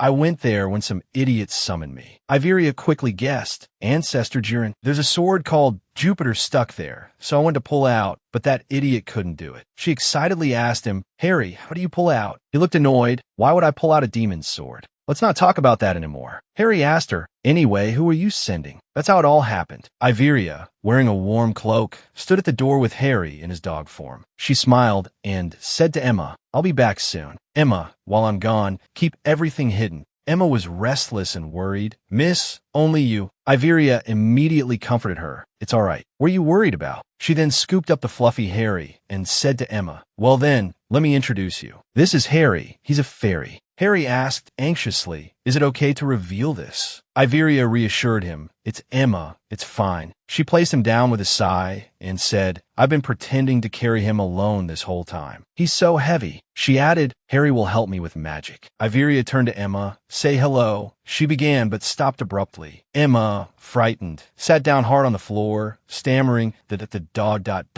talking. Iveria was surprised by her reaction. This extent? You're surprised, aren't you? Soon, the two arrived at the Misty Mountains. Harry's voice echoed in the dim night sky. Since Die-Off Village specializes in supplying materials, people tend to live near mineral veins where there's fire energy. In his human form, he continued, so Die-Off Village must be nearby. Iveria responded, I see. She suggested, let's split up and search. Then, remembering, she offered Harry some cookies. Oh, do you want a cookie? Emma made them. He gently wiped some crumbs from the corner of her lip. Iveria didn't mind this. She continued, aren't you going to eat? Harry then playfully licked his finger. His tone was casual. I prefer cookie crumbs to whole cookies. If anything strange happens, call me immediately. He quickly bid her farewell. See you later. With that, he vanished. Iveria stood there, thinking, if it's Die-Off Village, how could the path be hidden? She tried a spell, Open Sesame. It was a spell, but it didn't work. She wondered, could it be a maze? Iveria walked, lost in thought. Or is it automatic magic? Suddenly, she tripped over something and cried out, ouch. Iveria groaned, ow, ow, ow. She didn't notice something glowing behind her. She turned and wondered, what did I trip on? She stood up, brushing the dirt off her clothes, wondering who would leave such a dangerous sword here. Iveria was unsure what to do. A thought struck her. What if someone else trips and falls? Should I pull out? She immediately started rummaging through her belongings, muttering, it's for everyone's sake. I have to put this somewhere. I don't know how long it's been here, but it's stuck fast. She firmly pulled the sword out, exclaiming, what if someone gets hurt and gets tetanus? Suddenly, the sword began to glow brightly, catching Iveria off guard. It spoke, I've been waiting for a long time, Master. Greetings to the one who drew me. I am Jupiter. Before it could finish, she threw it against the cliff face. It cried out, oof. Iveria looked puzzled and wondered, is this sword haunted? Can it kill ghosts? Rubbing her eyes, she said, ow, my eyes. The sword was hurt by her words. A ghost? It protested that I'm not a ghost. I am Jupiter. People often call me the Divine Sword. Iveria asked in surprise, a sword? Wasn't that sword supposed to be able? It replied, because you are a worthy master. She responded, confused, worthy my foot. Jupiter, you've got the wrong person. The sword continued to urge her, please take me with you, master. Giving into its persistence, she agreed, fine. Stop with the glowing, it's hurting my eyes. Then the sword spoke again, but master, I have a question. It asked curiously, why were you so far away? Iveria replied indifferently, I was afraid I'd get tetanus if I touched you. It said pathetically, I don't know what tetanus is, but I'm deeply shocked, master. Suddenly, someone shouted, who's there? A figure could be seen rushing towards them from the distance. Yelling, someone pulled out the Jupiter sword. Iveria thought to herself, what now? A man came running up, panting, carrying a large hammer. Iveria thought, where's Harry? The man asked breathlessly, did someone pull out the Jupiter sword? Iveria replied. If you're talking about this, then yes. The sword chimed in. Hey there, short stuff, long time no see. The dwarf was stunned, his expression one of utter shock. He immediately threw his hammer aside. Iveria thought fearfully, is he going to try and take this sword from me with his bare hands? Panicking, she called out, Harry, where are you? The dwarf suddenly approached her and yelled, You come to our village. Even his sword exclaimed, Whoa, that scared me. Iveria, still confused, asked, What's at your village? He cut her off. Come with me, and I'll explain. His eyes burned with fierce determination. She agreed, adding, Let me get my companion first. He asked, Companion? The sword added, That's right, her companion. The dwarf seemed to understand. If you're talking about that insolent silver-haired fellow, he's already in the village. I had a bit of a brawl with him, then saw the Jupiter's signal and came here. They headed towards the dwarf's village, Dayu off. The dark space was shrouded in mist, looking incredibly gloomy. The three sat down to talk, and Iveria began, Now explain yourselves. Unable to contain its curiosity, the sword asked, Master, your companion isn't that demonic guy, is he? Seeing she didn't answer, it called out, Master. The dwarf calmly explained, Jupiter is a masterpiece created by our ancestors. It has a strong will of its own and can only be drawn by its destined master. Until now, no one has been able to pull it out, and the rain and wind made it even harder. We had no choice but to wait for the sword's master to appear. He then slammed his fist on the table and shouted excitedly, So, I want to ask you, please repair Jupiter, startling the sword, which cried out, Yikes! Master, this dwarf is loud. Harry asked, confused, whose voice was that? Iveria decided to agree to the dwarf's request. All right, I'll take on the repairs. She continued, I can't take it with me in this state anyway. The sword asked, Are you talking about me? Her gaze became firm.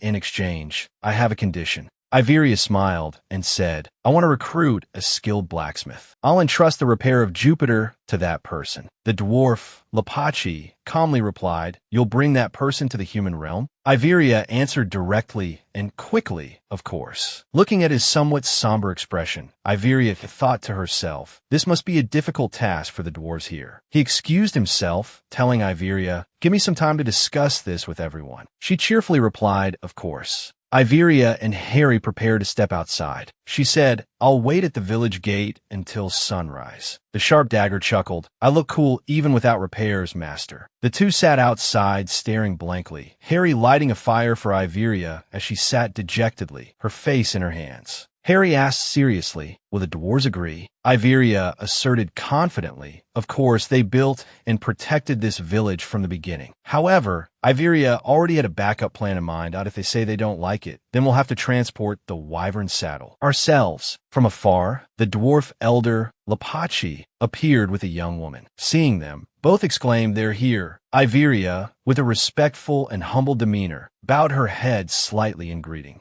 The young woman accompanying the dwarf elder politely replied, It's a pleasure to meet you. I am Lapachi. I'm the best blacksmith in this village. The elder, now beaming, his eyes filled with affection and pride, introduced, This is my daughter. Iveria bowed slightly and introduced herself. I'm Iveria Oblong. Because of me, you had to leave your family. What should we do? But the other party didn't seem to mind this, replying casually, I heard that something very interesting has been prepared. Suddenly, Iveria's eyes lit up. That's right. I want you to make me a wyvern saddle. The young woman murmured, A wyvern? That ghost dragon. I've successfully tamed a wyvern, but it's still a bit difficult to mount. The two began a cheerful and natural exchange. Mount a wyvern? That's amazing. I came here by wyvern too. Oh my goodness, the dwarf girl exclaimed in surprise. A wyvern saddle? Then instead of dividing it, unifying it would be better. What about the material? Leather? Steel? No, if we consider the weight, or... Iveria smiled with relief, seeming to enjoy the conversation. Thank goodness. Engrossed in their conversation, the dwarf elder's daughter finally introduced herself. Of course, I enjoy it. Call me Riss. Iveria smiled and replied, Call me Iveria. The Lord smiled warmly at Riss. This sword can only be repaired here, correct? I'll wait at Iveria's. Riss responded enthusiastically. I'll repair it to perfection within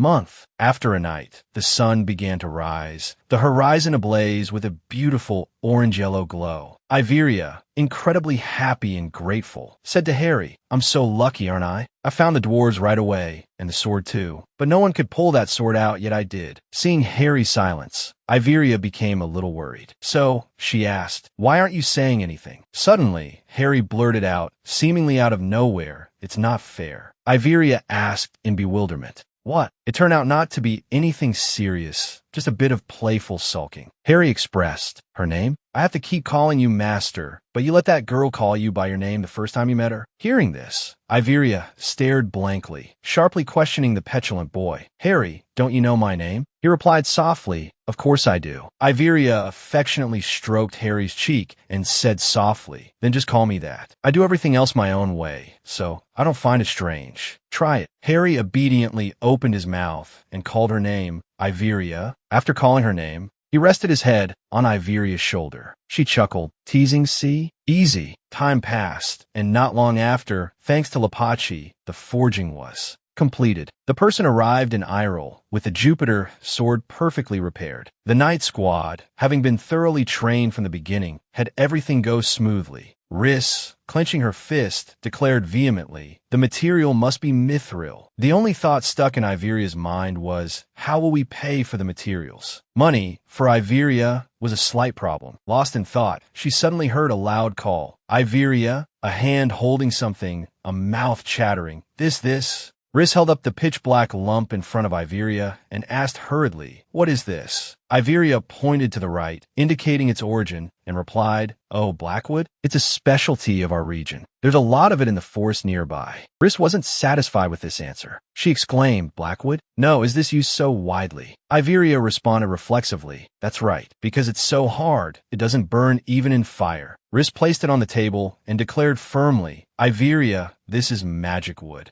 Magic stones are stones containing magical power to operate magical tools created by mages. There's only one mine for these stones in the country, and everything from mining and operation to management is so complicated that the price fluctuates constantly. So Cassis, aware of this absurdity, still allowed the development of a new mine. But this is wood with magical power? Iveria, skeptical, asked Riss, is that true? Trust the most skilled blacksmith. Riss declared to Iveria that magic power prevents the wood from burning, so you can't light it on fire. The Princess of Obolong asked further, is there any way to confirm this? Riss replied succinctly, easy. She explained clearly and concisely, if you extract the wood resin and solidify it, it will become a blue stone, and then you can craft that stone into a magic ring. Riss finished speaking and smiled brightly, concluding, then we'll know who's right. Iveria also brightened, offering her well wishes. I hope you win this bet, Riss. If that really is magic wood, the Aran market will be transformed. The barren land of Aran could generate income, and if that's the case, thinking this far, Iveria put her face down on the table, sighing deeply, I think I'm causing trouble. The Lord muttered to herself, such a large sum of money will bring great power, and that is the enemy of a peaceful life. Iveria felt completely bewildered, but money is important. I have to buy mithril. Lost in thought, she suddenly sat up straight, thinking to herself, all right. At that moment, Iveria remembered someone. The thought firmly lodged itself in her mind. Complicated matters should be left to a rich father. This is the perfect opportunity for Dad. Iveria felt incredibly confident and at ease with this newly hatched plan. She crossed her arms, grinning mischievously. If it really is a magic stone, then something this important, the Duke will have to manage directly. Not only that, Iveria also imagined herself lying on a mountain of gold, deluding herself. I'm the one who found the magic wood. I'll become the luckiest person. Iveria laughed excitedly. This is great. Perfect. Ha ha ha. Her hearty laughter echoed through the thick door, reaching the ears of the servants. They worriedly whispered to each other, what's going on? I don't know. Her laughter is getting more and more excessive. Oh, haha. 2 days later, Riss asked with a smile, so, Iveria, her eyes sparkling, replied to Riss, it really is magic Blackwood.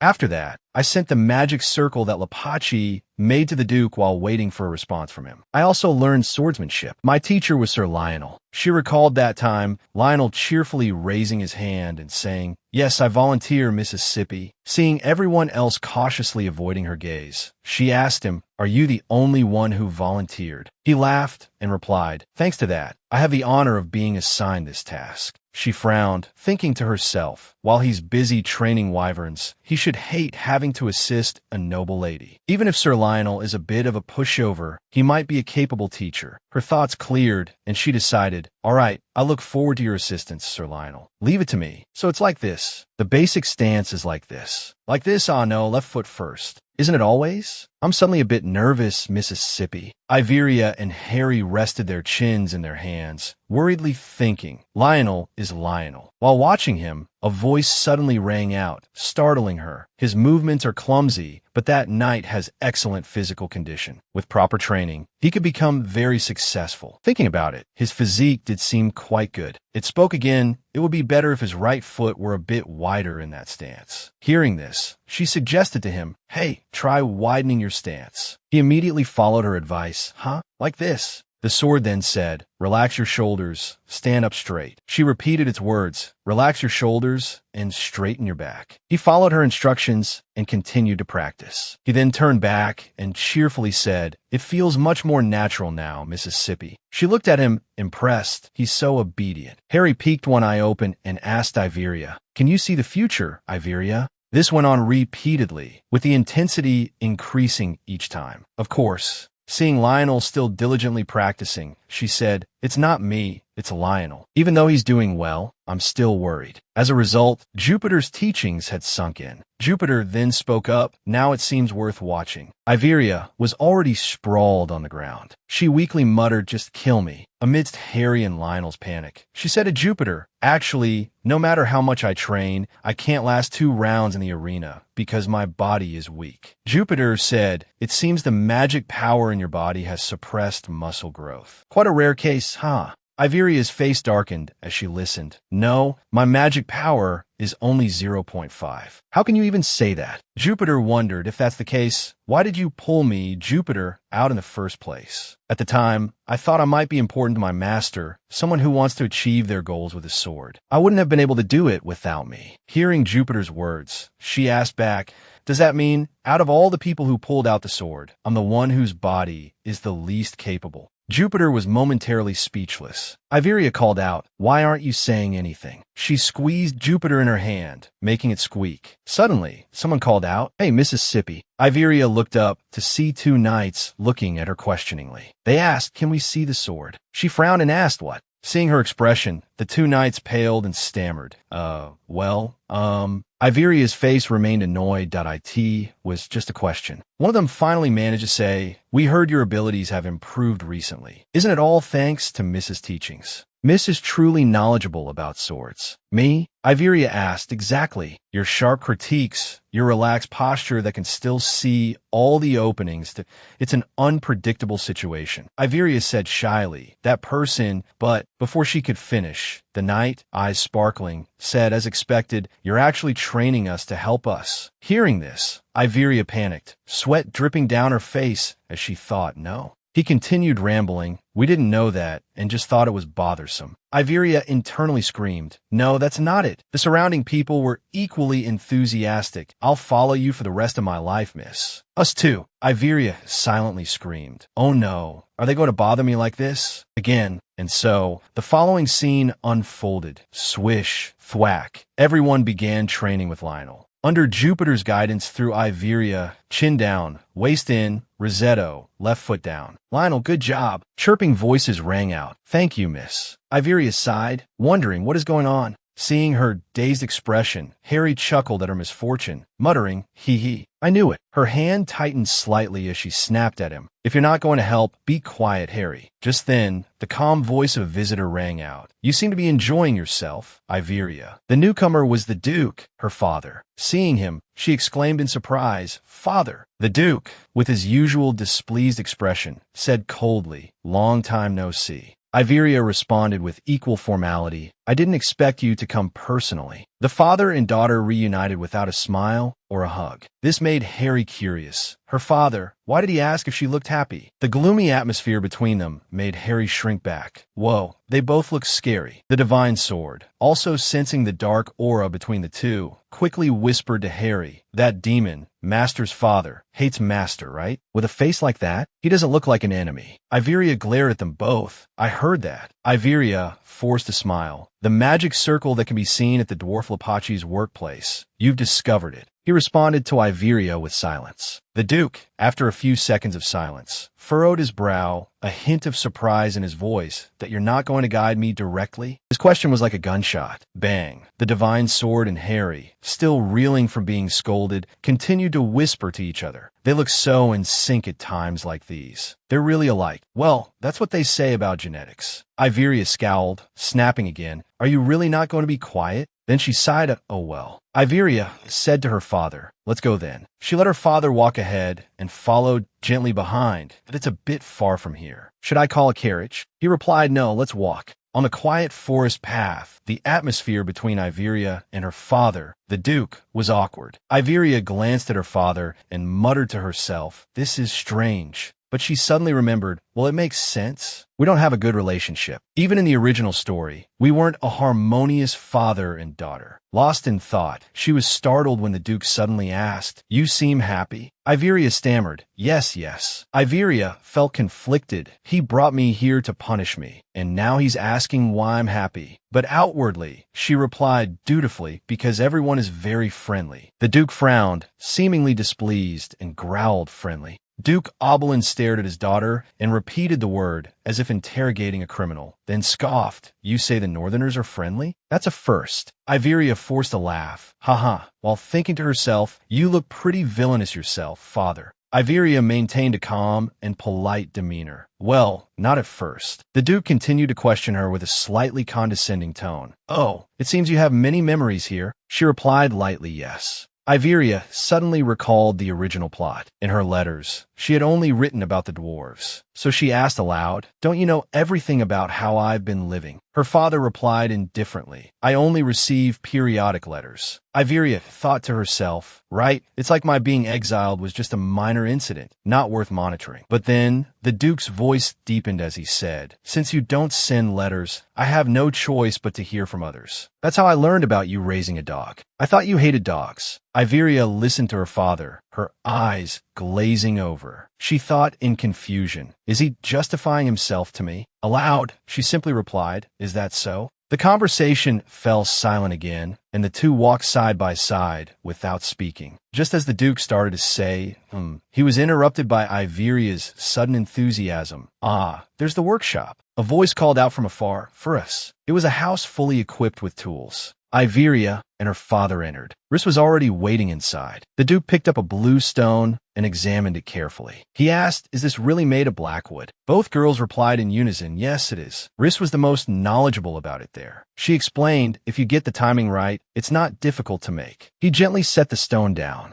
A calm voice spoke, developing black iron on this scale. Only Irio can do that in the whole world. The Duke worriedly said, if this is discovered, the world will be turned upside down. Then he said to Rhys, it seems you have a lot of faith in my daughter. Rhys, unfazed, replied, of course, not just me, but all of our villagers. She was interrupted by Iveria, who suddenly exclaimed, as if in a parade, SUC, success. Rhys, who was about to say do, was cut off by Iveria's sudden excitement. She was laughing loudly, shouting, all a success. Iveria rushed over to hug Rhys, saying excitedly, I passed the dwarves' little test. Iveria whispered, right, Rafa? Rhys, understanding, quietly corrected her, no, that was a test, but Iveria set the matter aside for the moment. She said that, in any case, the magic wood issue had been resolved, so the production they planned to entrust to the villagers could proceed. The blue stone had also been obtained, so the village would develop. Seeing his daughter's enthusiastic attitude, the Duke couldn't help but be surprised. He sighed and said, you seem to have grown quite fond of this village recently. The Duke looked around for a long while. Even in Iasuk, because of the independent territories, it's not convenient for me to constantly interfere,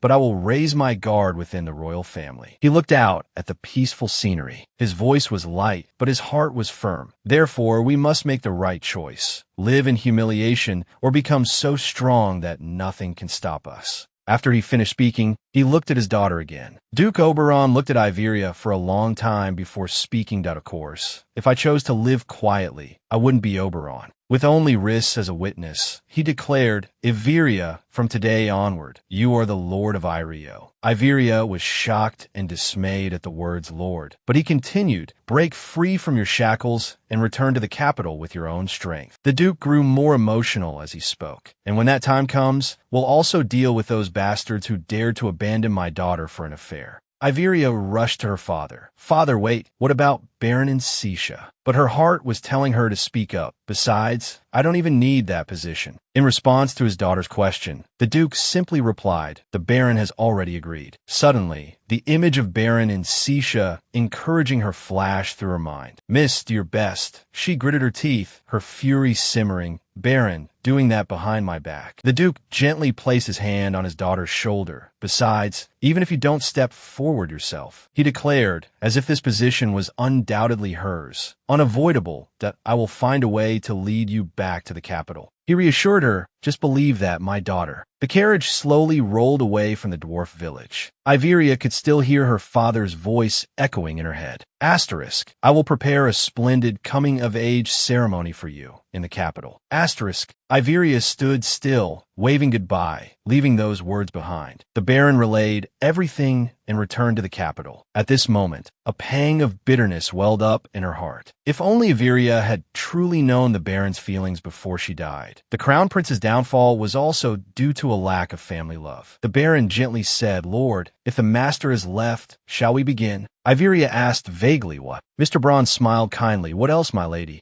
Of course. As soon as he uttered those two words, study business, Iveria's exhaustion hit her. She sprawled on the table, groaning, not caring about her appearance. Seeing Iveria's listlessness, Harry quickly appeared, asking, Are you all right? Iveria, pale from cramming a mountain of knowledge into her head, replied, No, I want to go home. Harry looked blank, his eyes wide, asking innocently, But this is your home. Seeing Harry's naivety, Iveria yelled in frustration, Harry, you don't understand anything. Iveria sprawled on the table again, sobbing, lamenting her fate. Asterisk, ugh, I've tried my best to become Iveria. Why do I have to work so hard? Asterisk, the Lord turned and asked absently, Then how did she endure these days? At this moment, the divine sword joined the conversation. Endure what? Harry scowled and ordered, What? Don't interfere. Divine sword, you insolent thing. You dare call me a demon? You should watch your mouth. Iveria wearily reminded them, Both of you, stop arguing. She then addressed the divine sword, calling Harry a demon and then not being able to take it back will cause a big problem. Io Bitteru has been here continuously. I'm saying, how much longer can he endure this?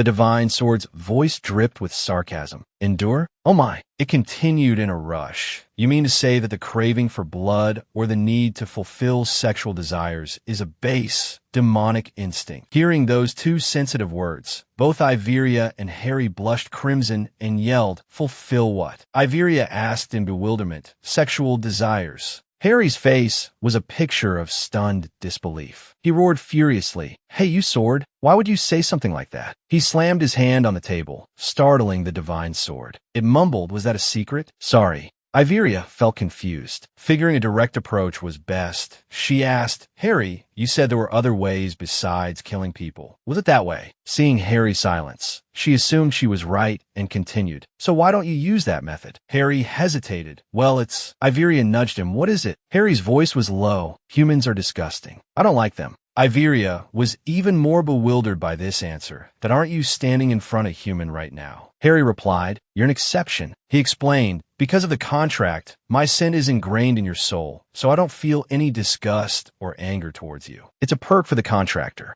Harry gently twined a strand of her hair around his finger. You, he said firmly, Only you. Iveria was puzzled, but the way the sword initially phrased it made it sound like it wasn't an option at all. Harry muttered, Why? Seeing that his detailed explanation hadn't gotten through, Harry started gesturing agitatedly, his voice laced with frustration. Didn't I say, I find being around anyone disgusting? Iveria asked, You said I'm not disgusting? Harry stared at her, speechless. Iveria repeated herself. Me. Iveria, Oberon. Suddenly, she made a blunt proposition. Then do it with me. Her bold statement was like a gunshot going off. Bang, bang, bang. Harry scrambled towards the door, exclaiming, "Don't." He stammered in a flustered panic. "Why, you're still a minor. You shouldn't say things like that." Despite his words, his heart hammered in his chest. Thump, thump, thump, thump, and his cheeks flushed as red as if he had a fever. Iveria spoke nonchalantly, seemingly oblivious to the gravity of the situation. "I'll be an adult by my next birthday." A hint of sadness touched her voice. "The my body is already way past that age anyway." She added firmly, "Besides, there's no other way." Harry felt dizzy and lightheaded at her words, but there was no cure for this particular ailment. Harry groaned. "Ugh." Iveria continued to speak lightly about these weighty matters. "But you slept with Jaren, right?" Harry cried out. "How can you say that so casually?" He sighed, covering his face with his hands. "Oh man, from the beginning, I felt like your image of a demon was that a bit strange." Iveria pressed on. "But you're a demon." Iveria said naturally, "If you're a demon, then blood, murder, sex." At this point, Harry stopped her from continuing, covering her mouth with his hand. He slumped his head onto the table in exasperation. "Kids only talk about things like that." Iveria silently protested. "Asterisk kids? Not at all. Asterisk." Harry still tried to explain himself. "I don't know why you think of demons like that. I haven't even done anything in the demon world, let alone to humans." Iveria suddenly asked, "Oh, what?" Harry slumped down further. "Because I'm not interested. Seeing blood is more interesting. And why am I even talking about this with you?" Iveria still tried to return to the previous topic. So, if you did it with me, I'd be the first, right? Harry snapped angrily. "Why do you keep putting that meaning into it?" "And I said I wouldn't do it." Iveria, with a straight face, said, "But Harry, you know we don't have time or any other options left." A series of vague sounds emerged, and this is the last resort. "If it fails at ugh, then Harry will go berserk." Iveria continued in the same matter-of-fact tone. "If you want to avoid going berserk, we have to try sleeping together. But what if Harry finds it disgusting?" With a serious expression, Iveria suggested, "So, even if it's just a test, we have to confirm it's safe from the start." Harry also became serious. "Confirm." Iveria leaned forward onto the table. "Right. If we touch and it's okay, then we'll try the last resort, which is sleeping together." Harry asked how. Iveria reached out her hand with a swish. "That's easy." Her bold hand pulled at his collar. Iveria gently placed her lips on his. His eyes widened in surprise. She daringly deepened the kiss, ending with a soft sound. "Smooch." Iveria gently pulled back, their lips parting. Harry remained motionless, staring at her blankly. His cheeks flushed, his eyes dazed. Iveria, also a bit embarrassed, asked him, "How was it?" She asked again, "It wasn't disgusting, right?" "I'm fine." She looked at Harry with anxious, hopeful eyes.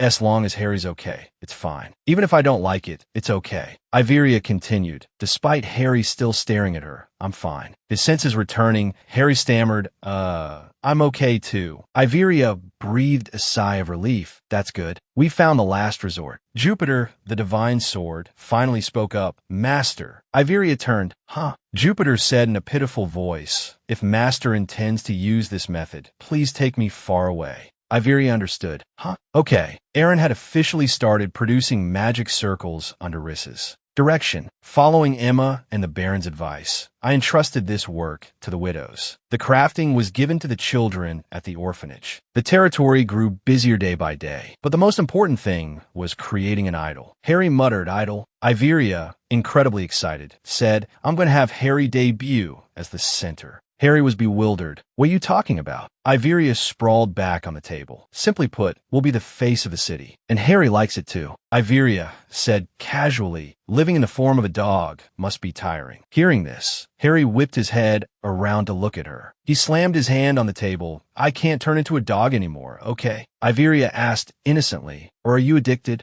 Iveria declared something that made Harry beam. "I'm going to introduce Harry, a human, to everyone here." The chime of a bell gently rang in the early morning. Ding-cling, ding-cling. Emma rushed in from outside, flustered. "My lady, you called for me?" Suddenly, the scene before her eyes startled her. She froze like a statue, as if a bolt of lightning had struck her. Iveria calmly said, "Ah, you're here." Emma, bewildered, darted back outside, her hurried footsteps thudding loudly on the floor. Then she yelled, "Guards!" A dash. But before the guards could respond, Emma was yanked back into the room, the door slamming shut with a deafening bang. Iveria hastily explained, "Emma, it's a misunderstanding." Emma, improvising, retorted, "If it's a misunderstanding, then was my lady planning to ring that bell, but lost her balance and fell onto that man's lap?" Iveria, surprised by her maid's melancholic speculation, asked, "Huh? How did you know?" "No. If you knew, why did you call the guards?" Emma bowed slightly, murmuring, "Because a stranger entered my lady's room."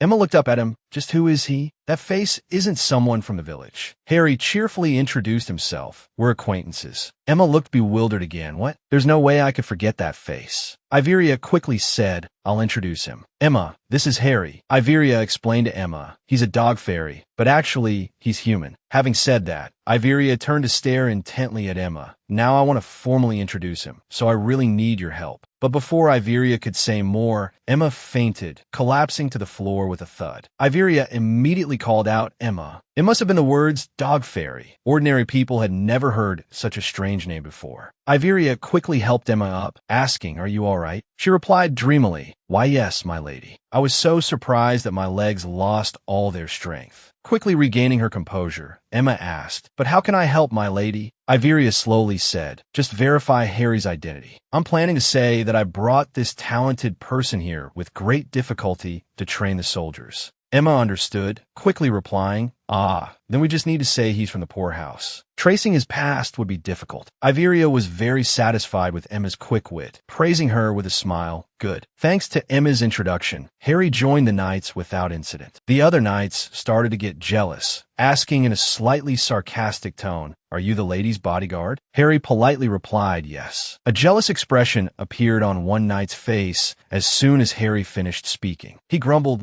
Harry's face was indeed much more handsome than the standard for a knight, and now he was also skilled in martial arts. It was inevitable that he would be envied. One knight's foot kicked aimlessly in the air, accompanied by a shrill cry, "Hey!" All three of them, putting on a tough act, suddenly turned to each other and started crying, sniffling softly. They looked comical yet pitiful, all three moaning and groaning. "We've been by the lady's side longer, but he's really handsome." Because of the era of peace, being a protective knight became a role no one objected to. Words of encouragement and support echoed after a long, hard day. "Good work." Iveria asked in surprise, "You're not going to fight? Just letting it go?" Harry, wary, looked carefully around. Then he moved closer to her beautiful face. Harry whispered, "Iveria." Iveria asked anxiously, "What?" Harry whispered in her ear, "Now that it's just the two of us, I can do it, right?" Iveria, relieved that Harry's secretive behavior, which had startled her, was now explained, smiled gently, and said, "Of course, Harry." Iveria patted Harry's chest a few times in lieu of a hug. "Thank you for always pretending to be calm in front of everyone," she said, "because sometimes you say dangerous things that could be misunderstood." Then Iveria suggested, to change the mood, let's go pick out some clothes." Harry asked, puzzled, "Clothes?"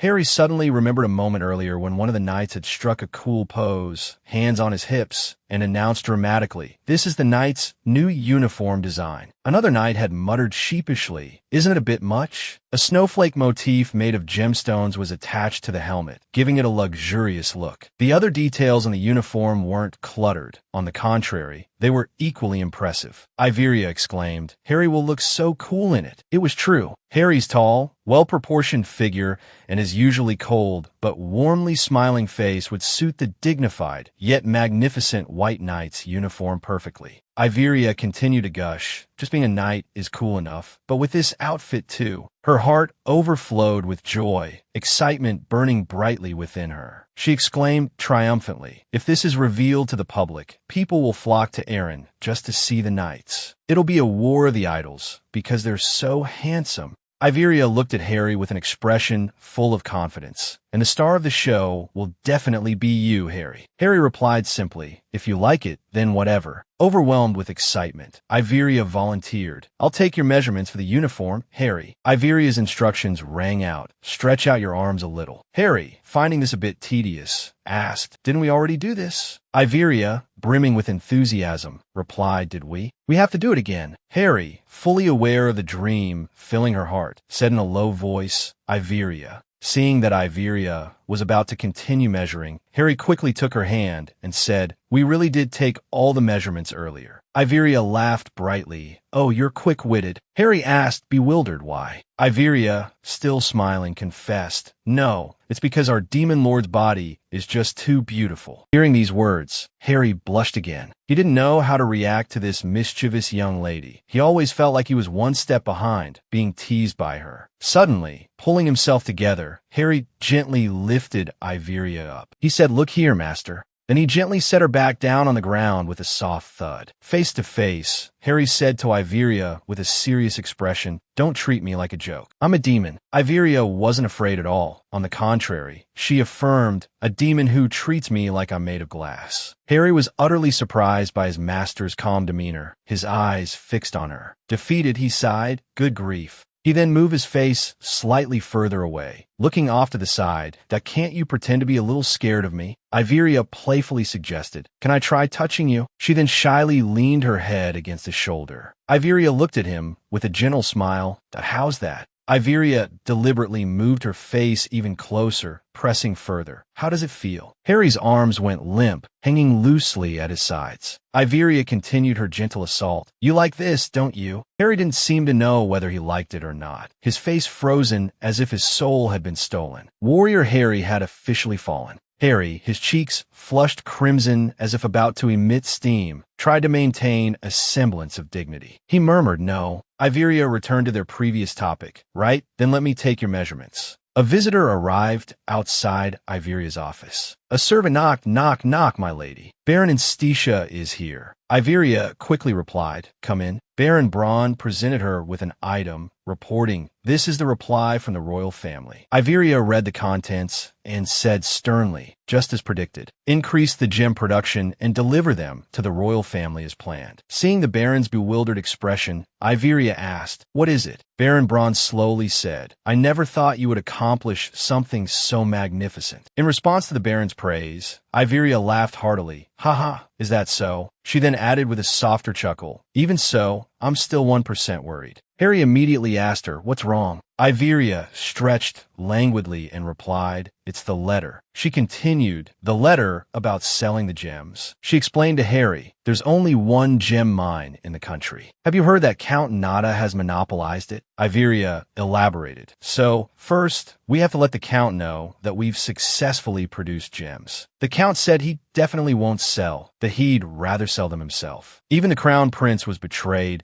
but even if I could make a little money, Iveria Oberon, would think the same way. At this point, Iveria sighed in exasperation. Oh dear, it just so happens that our enemy nation, Run, is our neighboring country, doesn't it? A series of questions and keywords echoed in her mind. Or should we try selling to the Empire and change our nationality while we're at it? The Run Empire? ALN, the Kingdom of Gret. Iveria smiled mischievously. I wrote that and sent it to the royal family. The royal family hastily moved to reconcile. The letter said they would allow us to sell gems in ALN. Iveria looked at Harry with a gentle smile and softly continued, accepting the task of supplying a large quantity of gems to the royal family. Harry, wide-eyed, looked at her in amazement. Is that even allowed? Iveria replied nonchalantly, of course not. She had already prepared herself mentally. If the royal family becomes too powerful, I might be punished as a rebel. While the army from the capital is coming to ALN to arrest me, the neighboring empire will seize ALN. As for me, I rejected the initial, incredibly good offer because I didn't want a war. Iveria looked at him and asked, if that happens, will you be on my side, Harry? He replied with utmost sincerity, I support war. Hearing this, Iveria cried out, Harry. Iveria slumped back onto the desk, sighing anyway. There's still one more hurdle to overcome. Scratching her face, she said, now I have to negotiate with the mages because they're consuming the magic circles made by the magic tools, and they're incredibly valuable customers to us. The things we need to do are increase the amount of magic stones, and we still have to develop tourism, along with developing products for knights. Iveria groaned in exhaustion. Creating a tourist city is so tiring, so tiring. Harry, with a blank expression, asked innocently, weren't we just making gems? Iveria waved her hand dismissively, saying indifferently, "We have to eat to live, so we might as well eat well, right?" She muttered to herself, since we have capital now, the wyvern dragon safety issue has been resolved. Harry, standing behind her and massaging her shoulders, continuously encouraged her. All right, you've worked hard. Not long after a period of diligent work, the first dragon armor was completed. Iveria stood still, admiring her first achievement. She smiled, harboring a bright future in her mind. Everyone wearing uniforms and riding. It would be wonderful. Rhys was equally delighted. She asked loudly, "So, Iveria?" Iveria gave a thumbs up, replying, "Wonderful. The knight's abilities, under Jupiter's guidance, have also significantly increased. Among them, the most prominent is Lionel." Iveria stood silently, observing everyone. My role as the master of the sword is to discover talent. At this moment, the divine sword Jupiter tiptoed closer, saying to her, "That's not it, master." Jupiter affirmed, "My choosing a master had no purpose at all." Jupiter recalled the moment they first met, when Iveria, in a fit of impatience, drew lots. "Master had no ambition. That's why you drew me." At first, Master even thought it was cleaning up trash. It was the first time I saw someone like that. Before that, those who sought Jupiter were driven by their own vain and wicked desires for revenge, to become the strongest, to become famous. Iveria's different attitude and pure heart attracted Jupiter, making it determined to serve her. But Master has no purpose at all. I believe someone like that will use me for the sake of others. Iveria, humble, didn't mention his praise, skillfully changing the subject. "Wow, Jupiter, you really look like a sword now." Jupiter sighed, "Master, I've always been a sword." The two chatted and chuckled. "Ha." Iveria's carefree laughter attracted the attention of Lionel. Iveria looked up at him. "Well, I guess I'll have to introduce you to the knight out there." Iveria called out his name, Harry. Harry still had that dazed expression. Iveria ordered, "Instead of me, you take Jupiter to train the knights for a bit." Harry's face darkened. "What? I don't want to." Jupiter also disliked the idea. "Are you going to hand me over to that demon?" Iveria, with a bright expression, told them both, "But I have things to do, so I don't have time to look after the knights." Iveria spoke to Harry with absolute trust. "I can't entrust Jupiter to anyone else either." Hearing this, both of them exclaimed in unison, "Hey, but..." Iveria smiled brightly, reassuring them, "You two will get along just fine." They immediately protested, crossing their arms, "I don't want to. That's impossible." At Count Nada's castle, a hand curled into a fist, slamming down on the table with a bang, cursing, "That arrogant child." Count Nada was furious, ranting angrily, his face red with rage. How many gems does she intend to sell? His secretary cowered before this outburst, reporting, "She's selling them 10% cheaper than us. If we sign a long-term contract, it will be even cheaper. The mages will definitely reduce their purchases from us."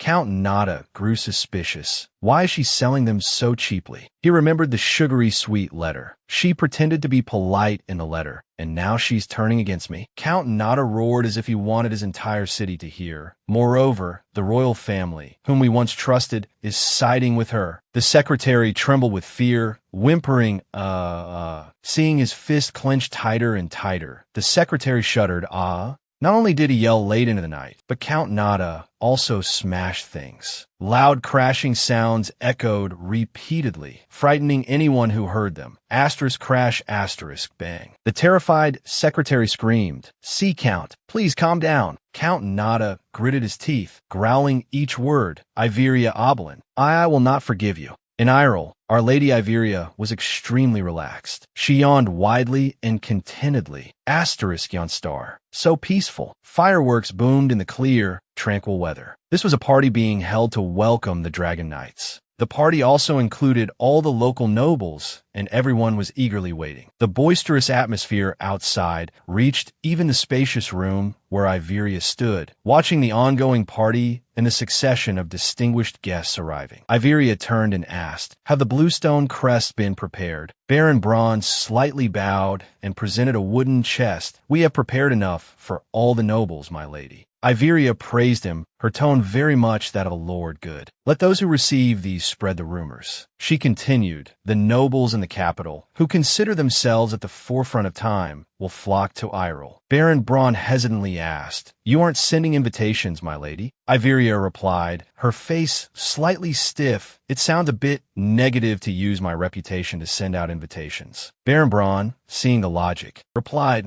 Iveria lamented to herself, Baron Braun addressed her again. By the way, my lady. He read from a piece of paper and someone reported that Count Nada has arrived. Iveria replied, I invited him because he's the type to refuse, but I'm sure he's curious as well. Baron Braun quickly explained the reason, because his assets were seized. Braun looked worried as he said, Should we split up and take action? Iveria, now only able to choose a peaceful approach, quickly told Baron Braun, no. I can't do anything now. Just leave it. Then Iveria gave Braun another task. All right, in the previous investigation, a valuable fabric was found. It's quite a large amount, but its location hasn't been determined yet. Where is it? First, prioritize its deployment. The investigation team will handle the rest. At that moment, someone knocked on the door. Knock, knock. Iveria instinctively called out, Come in. Emma shyly entered. My lady, it's time to get ready. Iveria immediately left, saying to Braun, We'll talk later. Braun bowed slightly. Yes, my lady. Iveria wondered to herself, How long will it take to get ready? Emma, by her side, cheered her on. My lady, you can do it. Harry was already dressed in the White Knight's uniform, just as she had imagined. He was waiting for her, his posture dignified and steady, his handsome, masculine face adding to the effect. Seeing Iveria appear, Harry said in a sweet voice, I'm here, Ive. A gentle breeze, a faint fragrance, wafted past. Harry gazed at her, captivated, without blinking. The fragrance drifted by again. Today was an important day, and Iveria had put on more makeup than usual. Her already beautiful face was even more attractive and captivating today. She wore a close-fitting white dress that subtly highlighted her alluring curves. Seeing Harry staring in a daze, Iveria couldn't help but ask, What's wrong? Harry stammered, his eyes still wide with admiration. Oh, you look a little different today. Iveria acted more naturally, speaking comfortably and without hesitation. So it's not the first time you've dressed like this. She turned to smile and thank Emma, her little maid. Emma prepared a lot for me. Looking at you, you seem like a different person, don't you? Harry, embarrassed by the compliment, blushed slightly. I don't look like anyone else. I don't even smell disgusting. Iveria's face fell. Idiot, she scolded. Then she called his name, Harry. He replied. Iveria smiled, offering another compliment. In this case, I can only say you look truly handsome. Emma, equally enthusiastic, chimed in. Indeed, Sir Harry. Harry affirmed her as well, saying, Beautiful. He continued, I really think so, not just because you told me. Iveria tried to dispel the awkwardness by playfully bumping his chest and laughing to You have good taste, Harry. Harry mumbled in agreement, just my type. Pleased with the compliment, Iveria laughed heartily. Now shall we go? Harry called her name affectionately, Iveria. He reminded her, the way to the party is over there. The atmosphere at the party was lively, a mix of sounds that was occasionally a bit loud, just a little. Iveria greeted everyone warmly. It's a pleasure to see you all. From afar, someone approached, calling out, Over here, Iveria Oberlin. Iveria turned towards the sound. It was Count Nada, smiling broadly. It's a great pleasure to meet you. I've been truly looking forward to seeing you, my lady. Baron Braun whispered in Iveria's ear, This is Count Nada. Iveria thought to herself, He's really fat and large, like a money bag. Iveria politely replied with a gracious demeanor, It's a pleasure to meet you. I'm Iveria Oberlin. She continued with feigned humility, I thought you'd be busy, but I didn't expect you to come. He chuckled, his voice low. Your establishment is just starting its business. How could I not come, as someone with years of experience in the industry? Then they both shared an awkward laugh. Iveria said smoothly, I know you're the father of the business and the most experienced. What? It was just a playful jest, but why are you so angry? Let's get this party started. Iveria gently raised her glass and addressed the guests. Dear guests, Thank you all for coming to celebrate with me. Have you been waiting long? Iveria smiled warmly. Tio, not waste any time. I'll introduce you to our new pride. Reaching the important part, Iveria paused briefly, then announced in a ringing voice, "Behold, the Frost Knights." Immediately, at her command,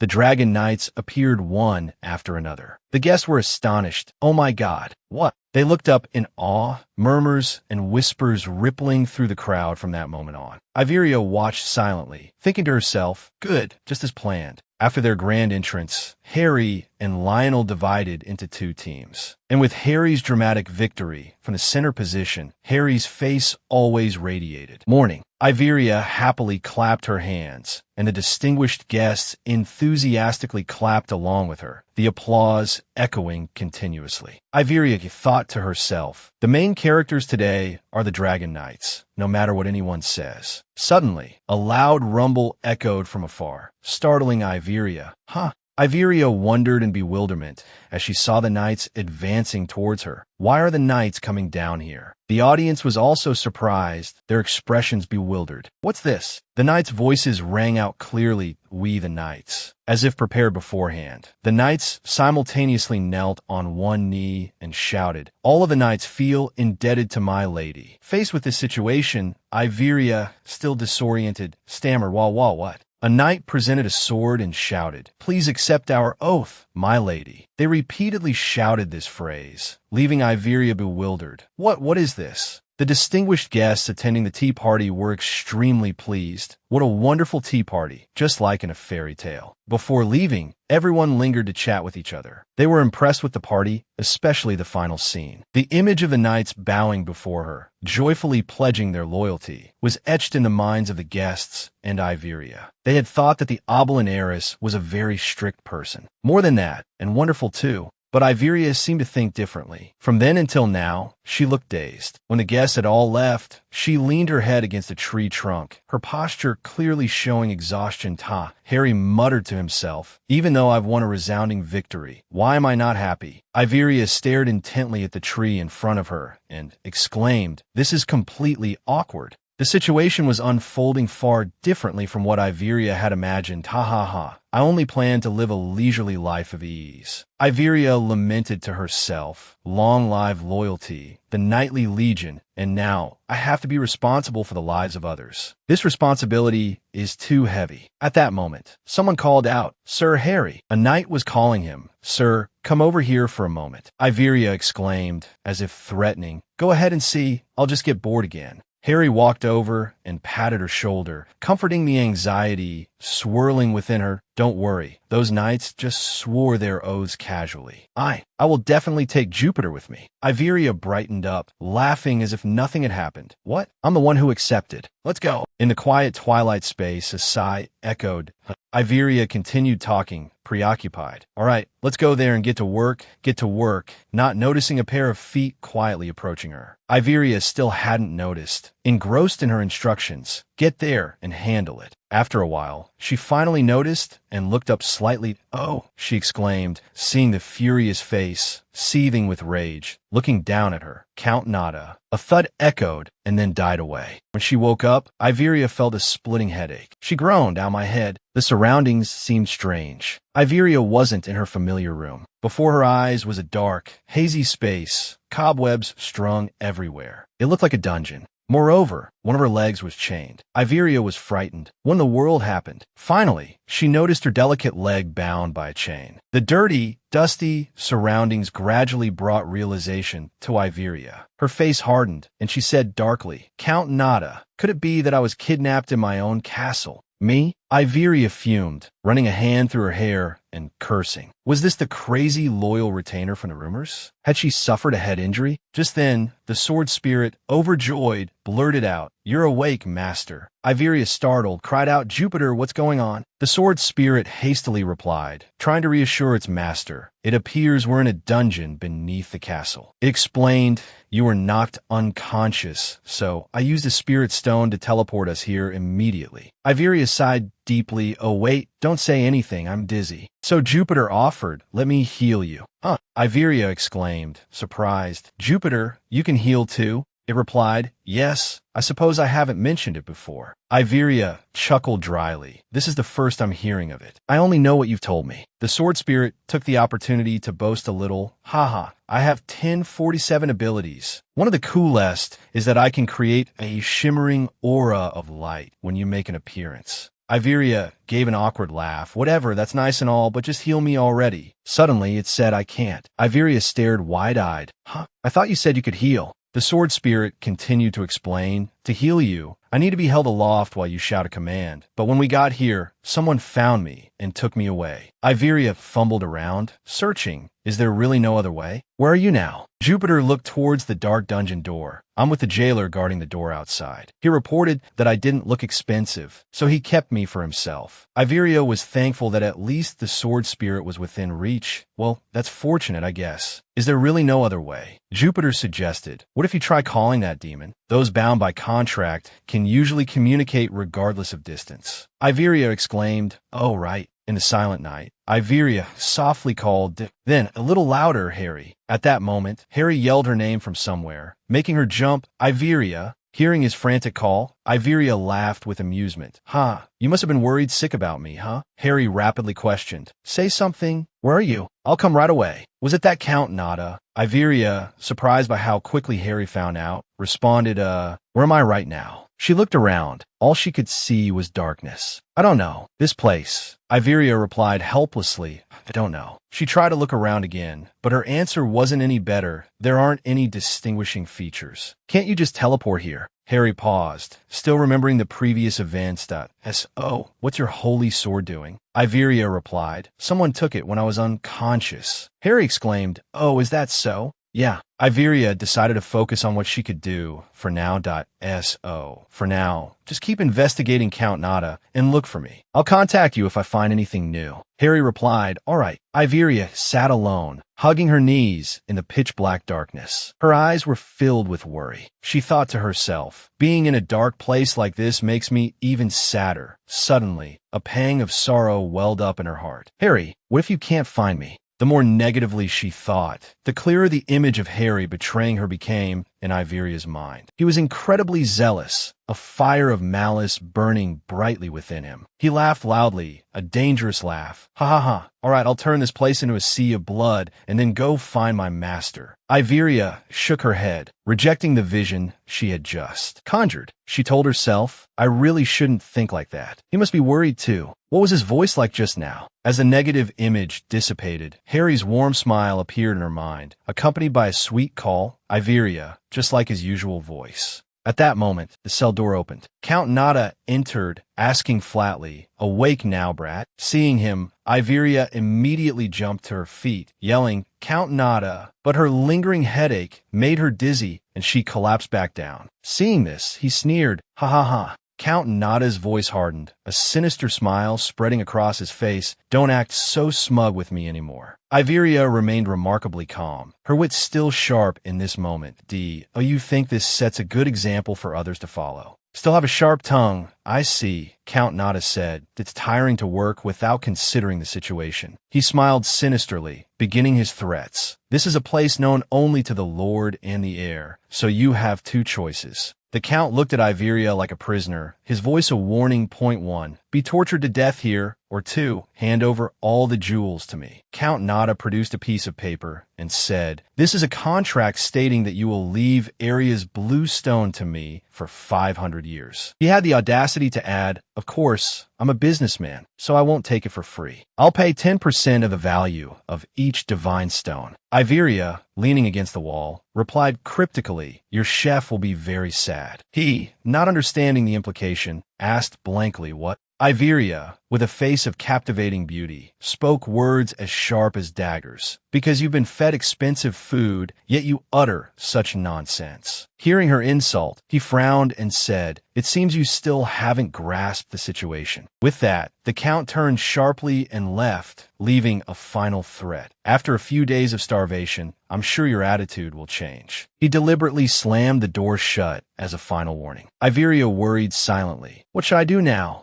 In the still of the night, Iveria's subordinates were intently studying a map of Count Nada's territory. Baron Braun, seeing little progress, urged, "Let's bring back more maps of Nada's territory." Harry chuckled to himself. "I still don't understand why he's helping to the point of disguising himself." He thought to himself, "But as long as I can find the person who made my contract, everything will be fine." Then, in his Baron persona, he spoke seriously, "So we have to raise the value of its name, Guild Leader." Harry closed his eyes in concentration. The name, Iveria, echoed in his mind. In the dark dungeon, Iveria spoke loudly, as if possessed. Immediately after, the woman with the mole under her, "I returned for revenge," something she had foreseen. Count Nada trembled, yelling and banging on the door. "The thing you saw, why didn't you say anything?" The sword spirit joined too, so what happened next, master? His hand gripped the bars, rattling them as he continued to shout. "Did you meet my grandchild's in-law's granddaughter?"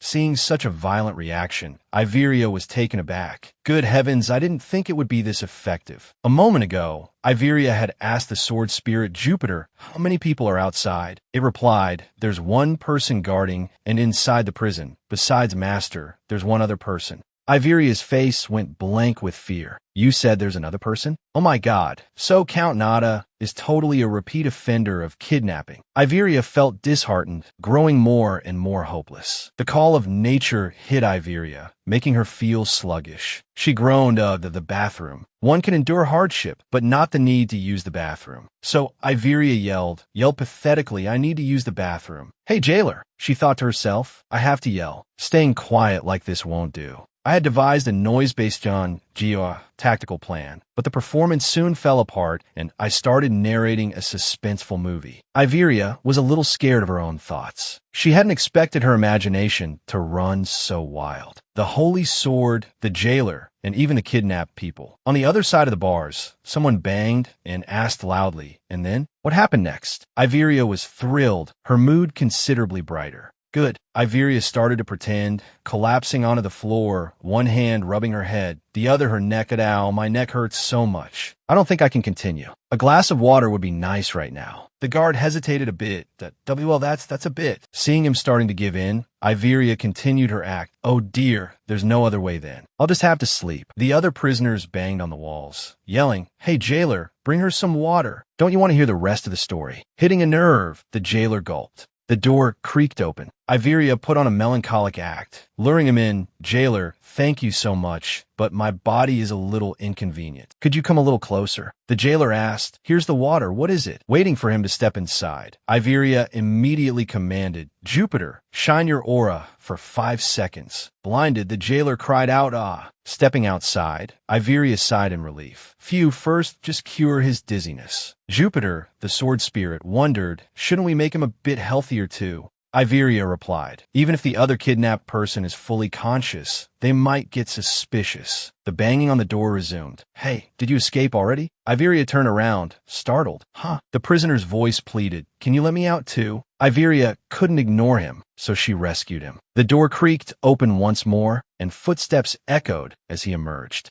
The prisoner's hair had grown quite long. He spoke as soon as he was free. "Thank you for saving me." Iveria guessed correctly. "It seems like you've been captured for a long time, haven't you?" He replied, "I suppose so. If I'm not mistaken, it's been about 6 years." Iveria was surprised. 6 years? "No way, how did you?" The man answered, "Before I knew what was happening, I was dragged here." He began to recount, "My father was the previous Count Nada. However, my uncle killed my father and became the Count." Iveria consoled him. "That's terrible." The man softly replied, "Thank you." In the dark corridor of the dungeon, only a small fire was burning brightly. The man offered his help. "Anyway, I'll show you the way." Back when I was receiving education as the heir, I heard about a secret passage leading outside. On Harry's side, it seemed they had also found a clue. "The secret passage," Baron Braun exclaimed. "It connects to the interior of Count Nada's territory, doesn't it? Through this path, let's sneak into the castle and investigate." Having let it slip, he felt regret. Damn it, revealing information while disguised is against the guild's rules. He recalled his original purpose. "I only came to meet the Dragon Knight. recalling her words, "A blank check for the price of that information is enough, right?" He thought, "It's because that woman gave such an unreasonable reward. I was a little dissatisfied, so I disguised myself as a baron. How could she ask for that as payment?" Outwardly, he continued his role. "It's best to only send a small number of elite soldiers. But who will go?" Harry, waiting for this moment, jumped out and volunteered, "I will go." Baron Braun, realizing inwardly that knight is that woman's man, said, "I understand your eagerness, but even so, going alone." Baron Braun stared straight ahead. Harry turned his back and said firmly, "Having others along would only be a hindrance." So Harry rode his dragon and left the territory. Baron Braun watched him go, thinking, he's that woman's closest bodyguard. Baron Braun mused. She chose a strange person like herself to stay by her side. A rattling sound followed by a surprised what? Having returned to her true form, Iveria reminded herself, "But now I have to go back." The prisoner, escaping fearfully, asked her, "Does the Count know we've escaped?" She replied, "He probably won't find out until tomorrow morning. Even if he does, he'll probably think we went out through the stairs. Only the rightful heir knows about this secret passage." Iveria sighed, "Thank goodness. My leg hurts. But why did the Count lock you up for 6 years? He answered honestly, "On the day it happened, my father called me and told me that he had discovered a new Madong stone mine. He was old and frail." The prisoner panted as he walked. He continued, "But before it could be announced, Count Nada found out." Iveria asked suspiciously, "Another Madong stone mine?" He confirmed, "Yes, but only my father and I knew its location."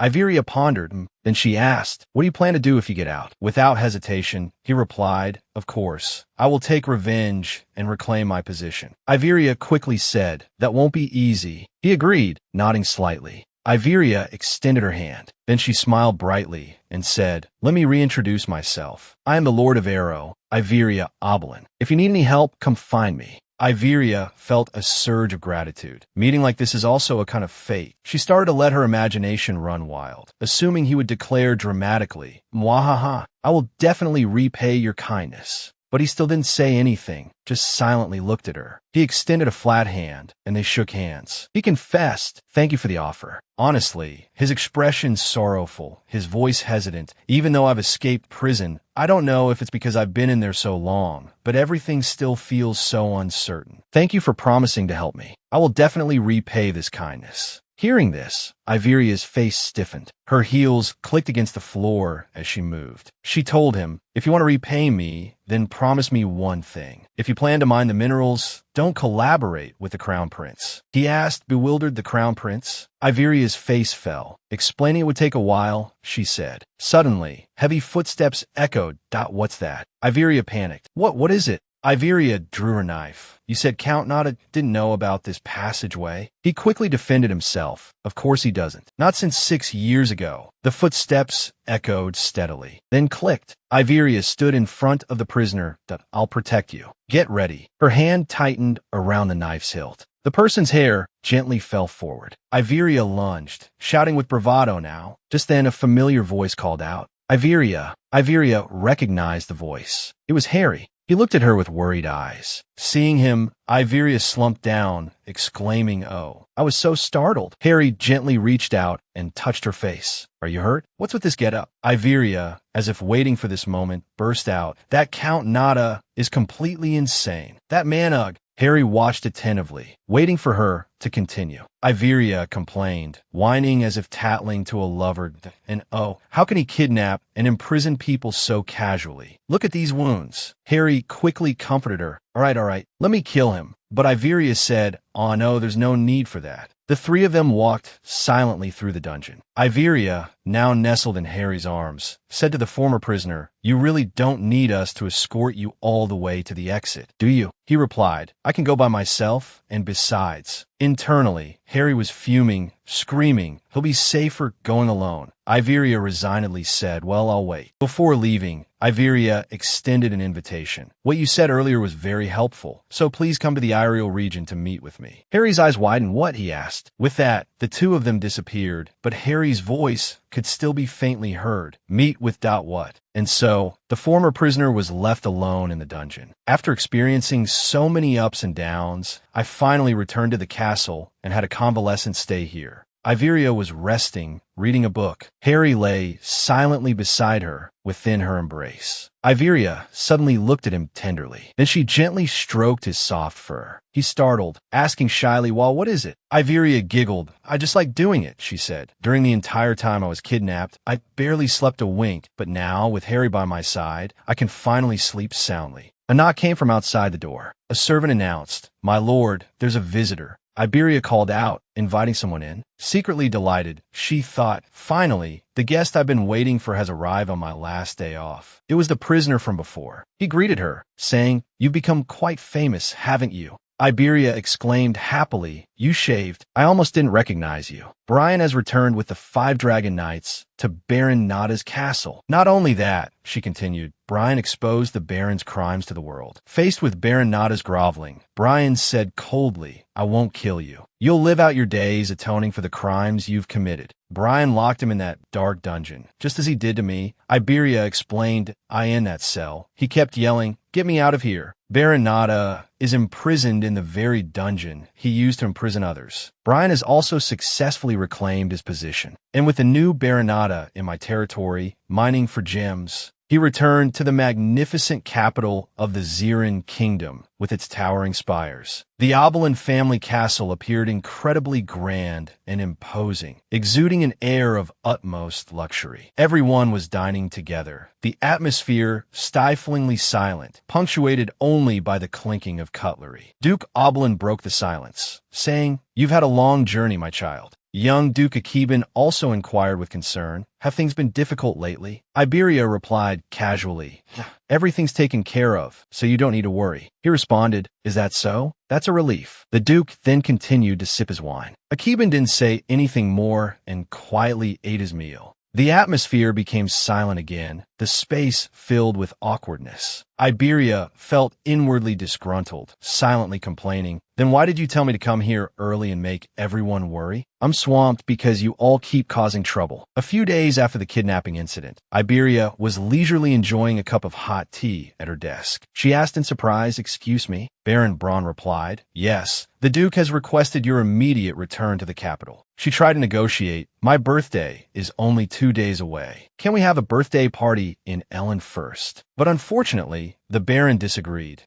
"There's also the coming-of-age ceremony, so you must go. Besides, the Duke is very worried about you. That's why he asked you to return." Iberia resignedly said, "Is that so?" He quickly reassured her, "Leave the work here to me, my lady. You should go and do what you need to do." Suddenly, her gaze fell on something in front of her, and she asked, "What's that?" Baron Braun excitedly opened the box and said, "It's a gemstone." She replied disappointedly, "Oh." Before she left, he waved goodbye, saying, "Go there and find new clients among the high nobility." Back in the present, Iberia lay listlessly on her bed, muttering to herself, "Baron Braun, somehow, I don't think I was called back because they were worried." Suddenly, she heard footsteps approaching. Iberia called out cheerfully, "Harry." He asked solicitously, "How was your meal?" She turned to him and said, "You can't just barge in here like that." Harry asked, bewildered, why. She immediately reminded him, "Otherwise, there will be a lot of unpleasant rumors." "Good," Iberia said, playfully lifting his chin. "For example, if I said I'd just returned and had been playing around with a handsome knight in a private room, rumors would run wild." But Harry didn't seem concerned. "What do I care what other people say?" She sighed, explaining, "I'm the one who doesn't like it." Seeing he still didn't understand, Iberia added, "For a girl, having those kinds of rumors spread is like having a watermelon explode." Harry remained steadfast. "Then I'll smash it before anyone can badmouth you." Exasperated, she replied, "Toxic. You think it's a good idea?"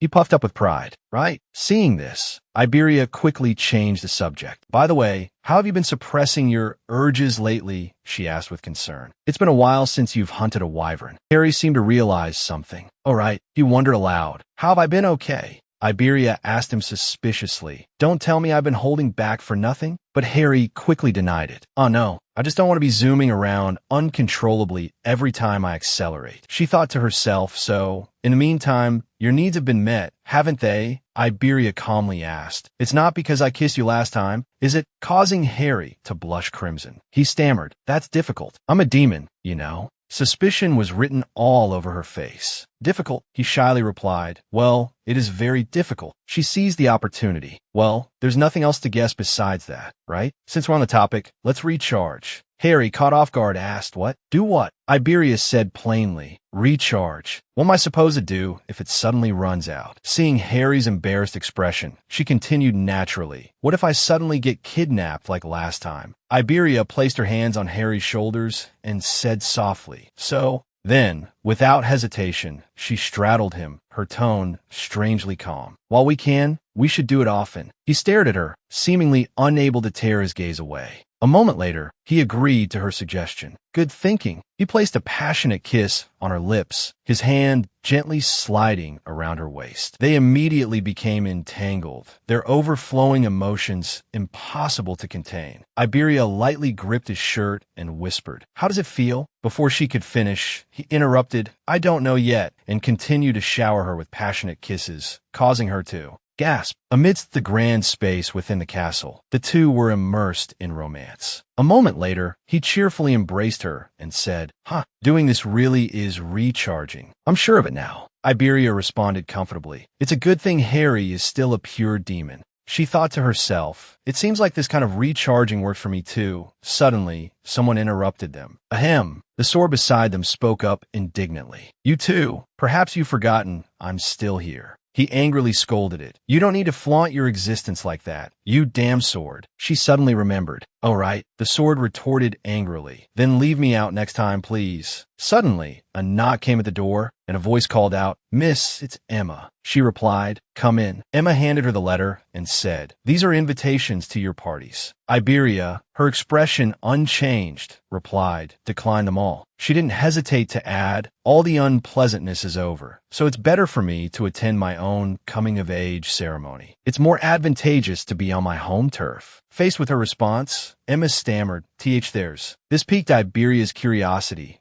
Emma then slowly explained, "There's also an invitation from the Emperor." Upon hearing this, Iberia was so startled that she dropped the letter. Incredulous, she asked, "What did you say?" A voice echoed, "The defendant, Iberia Oberlin, sentenced to death." She immediately protested vehemently. "What?" Despite her hands being bound, Iberia sprang up, fiercely resisting. "Hey, why?" The person opposite her held up a piece of paper as evidence, directly confronting her. "You ask why? It seems you've forgotten this." She leaned closer to examine the paper. "What is this?" After seeing it clearly, she was so stunned she couldn't speak, gasping. It read, "Greetings, Your Majesty. If Your Majesty does not permit me to sell the jewels, then I will betray you and sell them to the neighboring country. So, please deal with this matter accordingly." A letter written with utmost politeness. Iberia clutched her face and cried in anguish. "No, when I wrote that, I thought it was only for Irel." Emma was extremely worried. "Are you all right?" On the train, Iberia continued to sob, burying her face in her hands. She arrived at the castle, where she had been invited by the Emperor. Spark of Zirin, Iberia Oberlin greets His Imperial Majesty. He smiled kindly, seemingly to reassure her. "Don't be too nervous. To spare you any stress, I invited you without informing anyone about this." Iberia gave a forced smile. "Ah, yes." She thought to herself, "Easy for you to say, Your Majesty." The Emperor continued to smile faintly as he asked, "You were the one who requested to break off the engagement with the Crown Prince first. Marrying the Crown Prince and becoming the Crown Princess. You're giving that up." She feigned another smile and replied, "Your Majesty, that was because I truly loved Cashin at the time. But not anymore. I really don't care about fighting for the position." The Emperor lifted his teacup, his brows furrowing slightly in apparent disappointment. Indeed, Cashin was rather careless, being unfaithful to the woman he was betrothed to and being with another woman that I feel quite apologetic. Hearing this, she felt confused. "Careless?" Iberia lowered her gaze and replied brightly, feigning indifference. "Not at all. People can change. I don't mind." Setting his teacup down on the table with a clink, he asked again, "Is that so?" He folded his arms, his demeanor serious. "The small wave rising in the north will become a tsunami and may reach the capital. That's not the sincere attitude of a princess, is it?" Iberia smiled, but her brows furrowed, cursing inwardly. What sincerity? He's such a sly fox.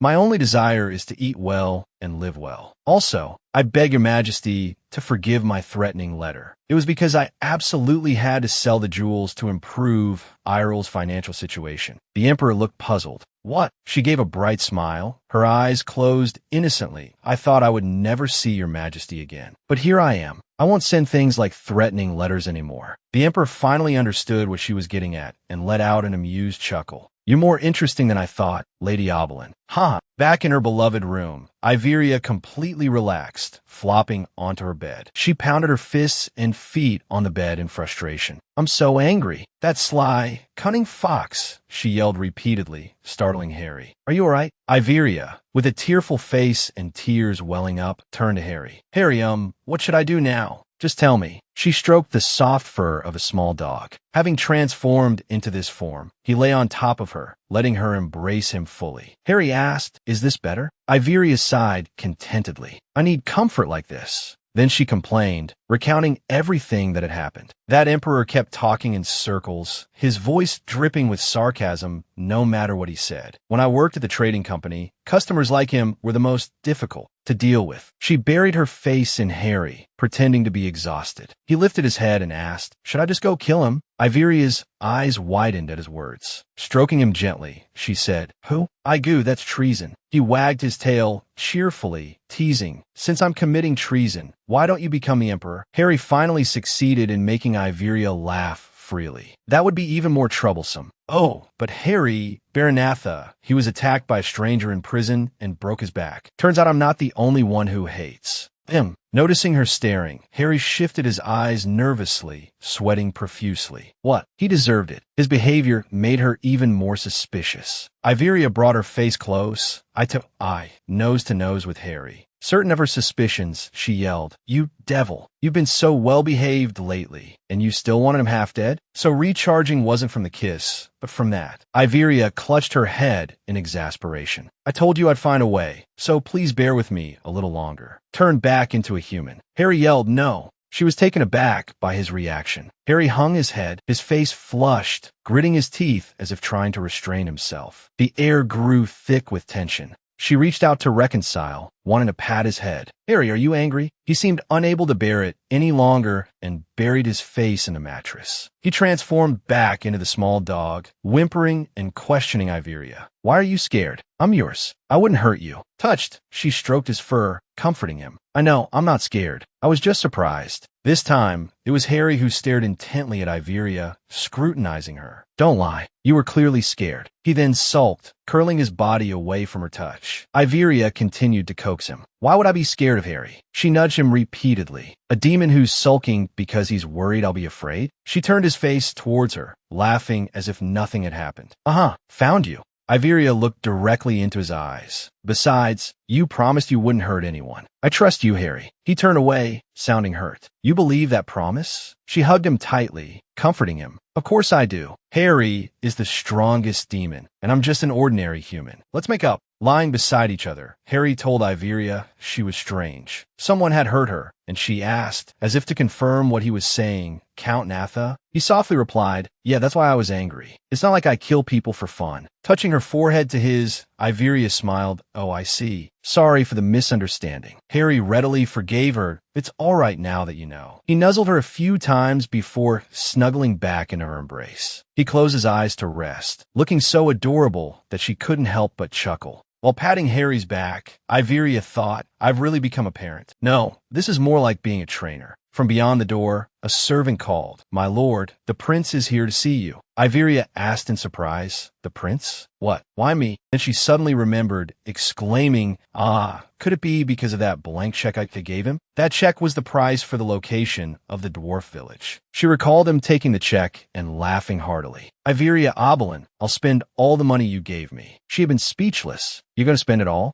Stomping her feet angrily as she walked out, she muttered to herself, No, if that's the case, is he here to say hello? The king is so stingy. Throwing open the door, Iveria yelled, Hey, just how much was it? She saw Luke sitting there, enjoying some tea. He seemed surprised. How much what? She put her hands on her hips, confronting him, Don't play dumb. Didn't you come here using that blank check? Luke frowned, asking in confusion, That was given to me by Lyndon. I don't know why, but I felt strange receiving it. Iveria paused, as if deep in thought, then suddenly looked alarmed, her mouth agape. Pointing at him, she shouted, You? Luke. He gave a bright smile, as if pleased to be found out correct. Iveria rushed over, anxiously questioning him. Why were you pretending to be the prince in the capital? Do you want to get arrested? Luke responded nonchalantly, Me? Never. Then he changed the subject. I feel like I was tricked. The amount Lyndon paid. Iveria crossed her arms, quickly interrupting. The prince paid me, so it's my money. He extended a hand politely.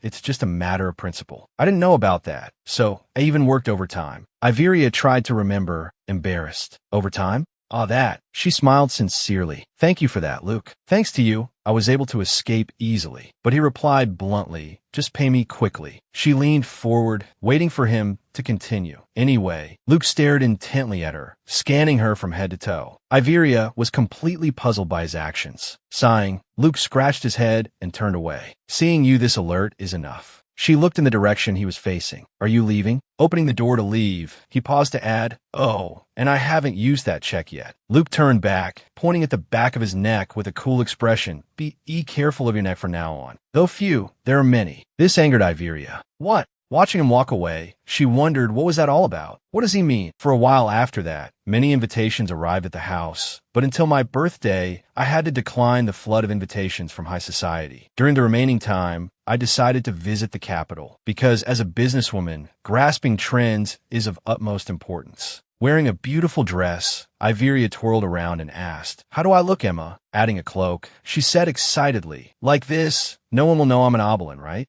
Acting like a child, she approached Emma and looked directly at her, causing Emma to simply smile without saying a word. Though Emma was thinking, the goblins will know right away, she still had to feign praise, making Iveria beside her overjoyed. And why lady looks very cool today. In a small city, the sun had just begun to rise. A woman was standing, selling her goods. These were freshly made this morning. A customer haggled. Give me a discount if I buy 3. The vendor seemed displeased. Hey, there aren't many left. Then they were surprised to see Iveria walking with Harry, exclaiming bluntly, oh my goodness, he's incredibly handsome. Seeing the people's reaction, Iveria's face darkened. Ah, she held her head. I forgot about that. Harry, seeing this, thought something serious was happening. What's wrong, Iveria? She thought helplessly, wondering why Emma had such a strange expression. Is it because she's used to Harry's face that she doesn't find him handsome? Why are you so handsome, Harry? She turned to reproach him. Sneaking out for sightseeing like this will make it seem like a noble's outing. Harry turned to her, full of pride. But you like my face.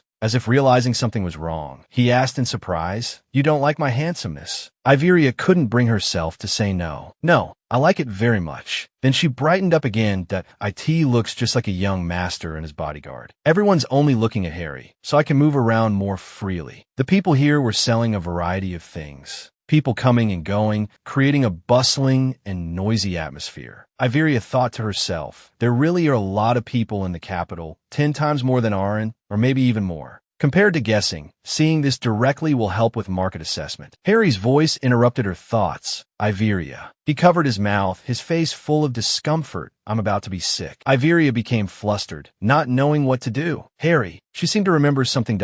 Right? You feel uncomfortable because of the crowd, right? I'm sorry, I didn't think. Harry staggered, waving his hand, and oh, it's okay. You can keep looking around. But Iveria directly took his hand, letting him lean on her shoulder. What do you mean it's okay? Lean on me. Let's avoid the crowded areas. Harry looked around shyly, turning his head back and forth. Where should we go now? Unlike the hustle and bustle of the town, the two were standing at a quiet intersection, as if deserted. Iveria cupped his cheek in her hand. She said worriedly, you still look pale. Harry took her hand, pretending to be all right.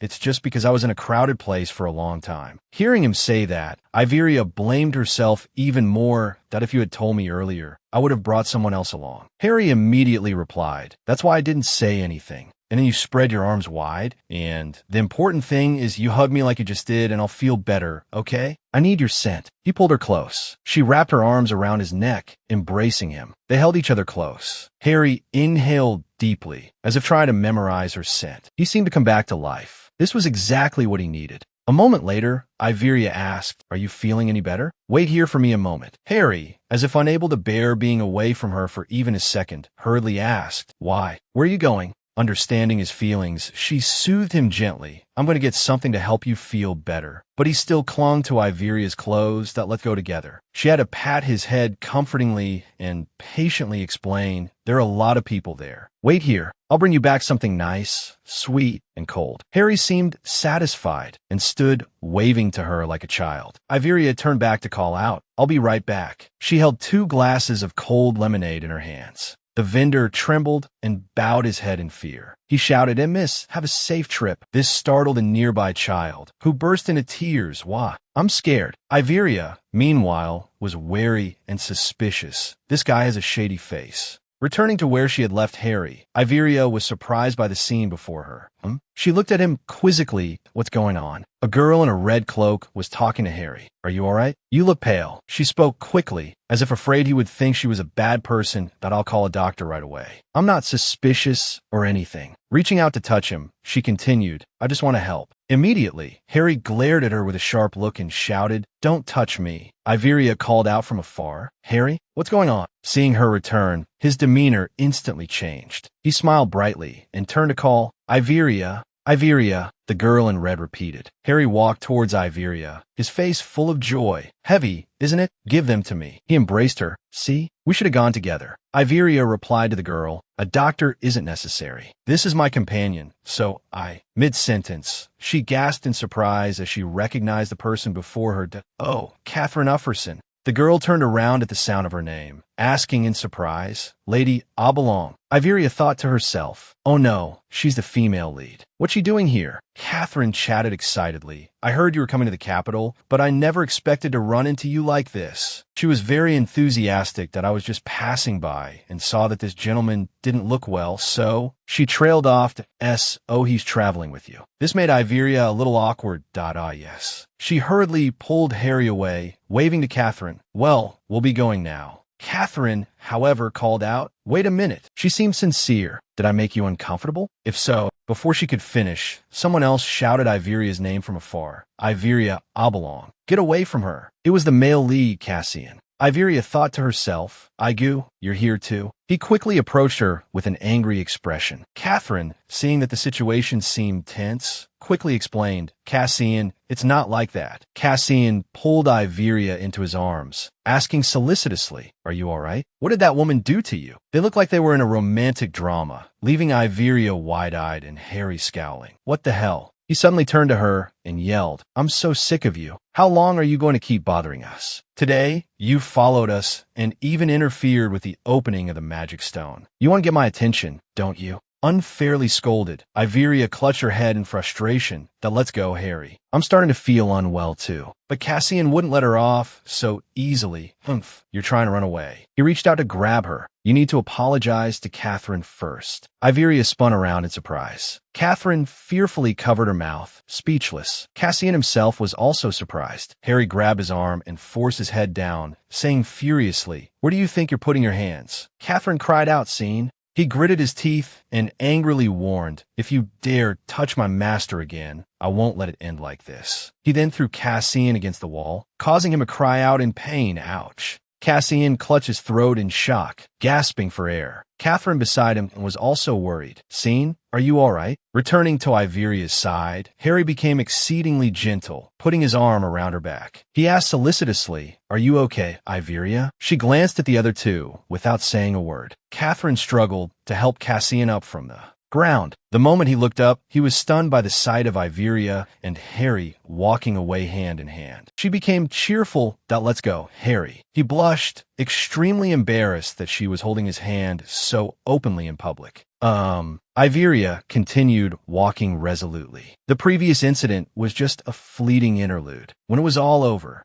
the sky became clear and warm again. While drinking tea with Iveria, Harry suddenly slammed his hand on the table and stood up angrily and away. He yelled in frustration, I'll just be gone for a bit, and then I'll be back. Iveria was puzzled, but asked gently, Where are you going? He continued, Just now it was Cassian or whatever his name is. I have to go and give him a piece of my mind. Just throwing him like that wasn't enough. How dare he touch someone who's made a contract with me? His explanation left her speechless. Jupiter, on the opposite chair, also wobbled in agreement with Harry That's right. It's been a long time since I've agreed with you. A swordsman threatening an ordinary person with no power. He and it were of one mind. All right, let's go, holy sword, let's go. Iveria witnessed this scene and exclaimed in exasperation, "What the?" Iveria Oblong, created from the villain, is, of course, someone who is cursed by everyone. It's not surprising that others hate Iveria. I thought so. Harry shouted enthusiastically to Jupiter, "Let's go." But she interrupted him, "But I'm in such a good mood."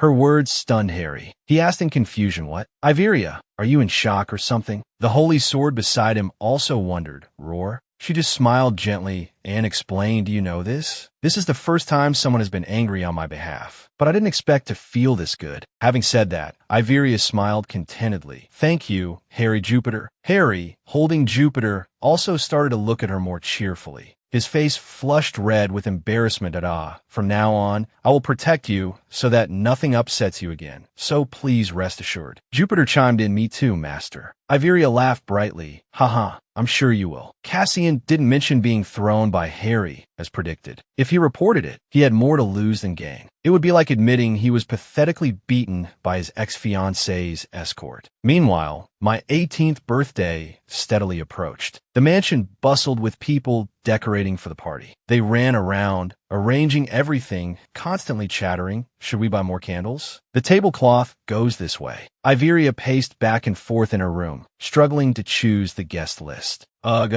This person, no, they're an enemy, and that person, and this one too. Feeling overwhelmed, she tossed the guest list aside and held her head. This is too hard. I have to write several business plans too. After a hot cup of tea was poured, Iveria slumped onto her bed. With a resigned look, she complained to Emma, "Can't I just invite anyone? Why do I have to make a list of attendees?" Emma chuckled in response, "But that's an important ability for a host." Iveria grimaced, thinking that was already difficult for Iveria Oblong to begin with. As the original story's official villainess, she mostly had bad relationships. Emma quickly noticed something. She asked brightly, "Is there anyone you would like to invite, miss?" Iveria began to consider her answer. "Me?" Emma replied enthusiastically, "It's your special day, miss. Let's make it the happiest day in the world with the people you want to receive congratulations from. If you want to arrange it harmoniously, just send the invitations according to their status and title. The family seal is very important." Her heartfelt words touched Iveria, who exclaimed, "Emma, the first invitation has to go to Emma, right?" Although Emma couldn't attend as a guest, she was moved by Iveria's offer, "Miss." After venting, Iveria seemed to have cheered up. "All right, then I'll invite whoever I want. Time to rest." Iveria thought about the people she knew.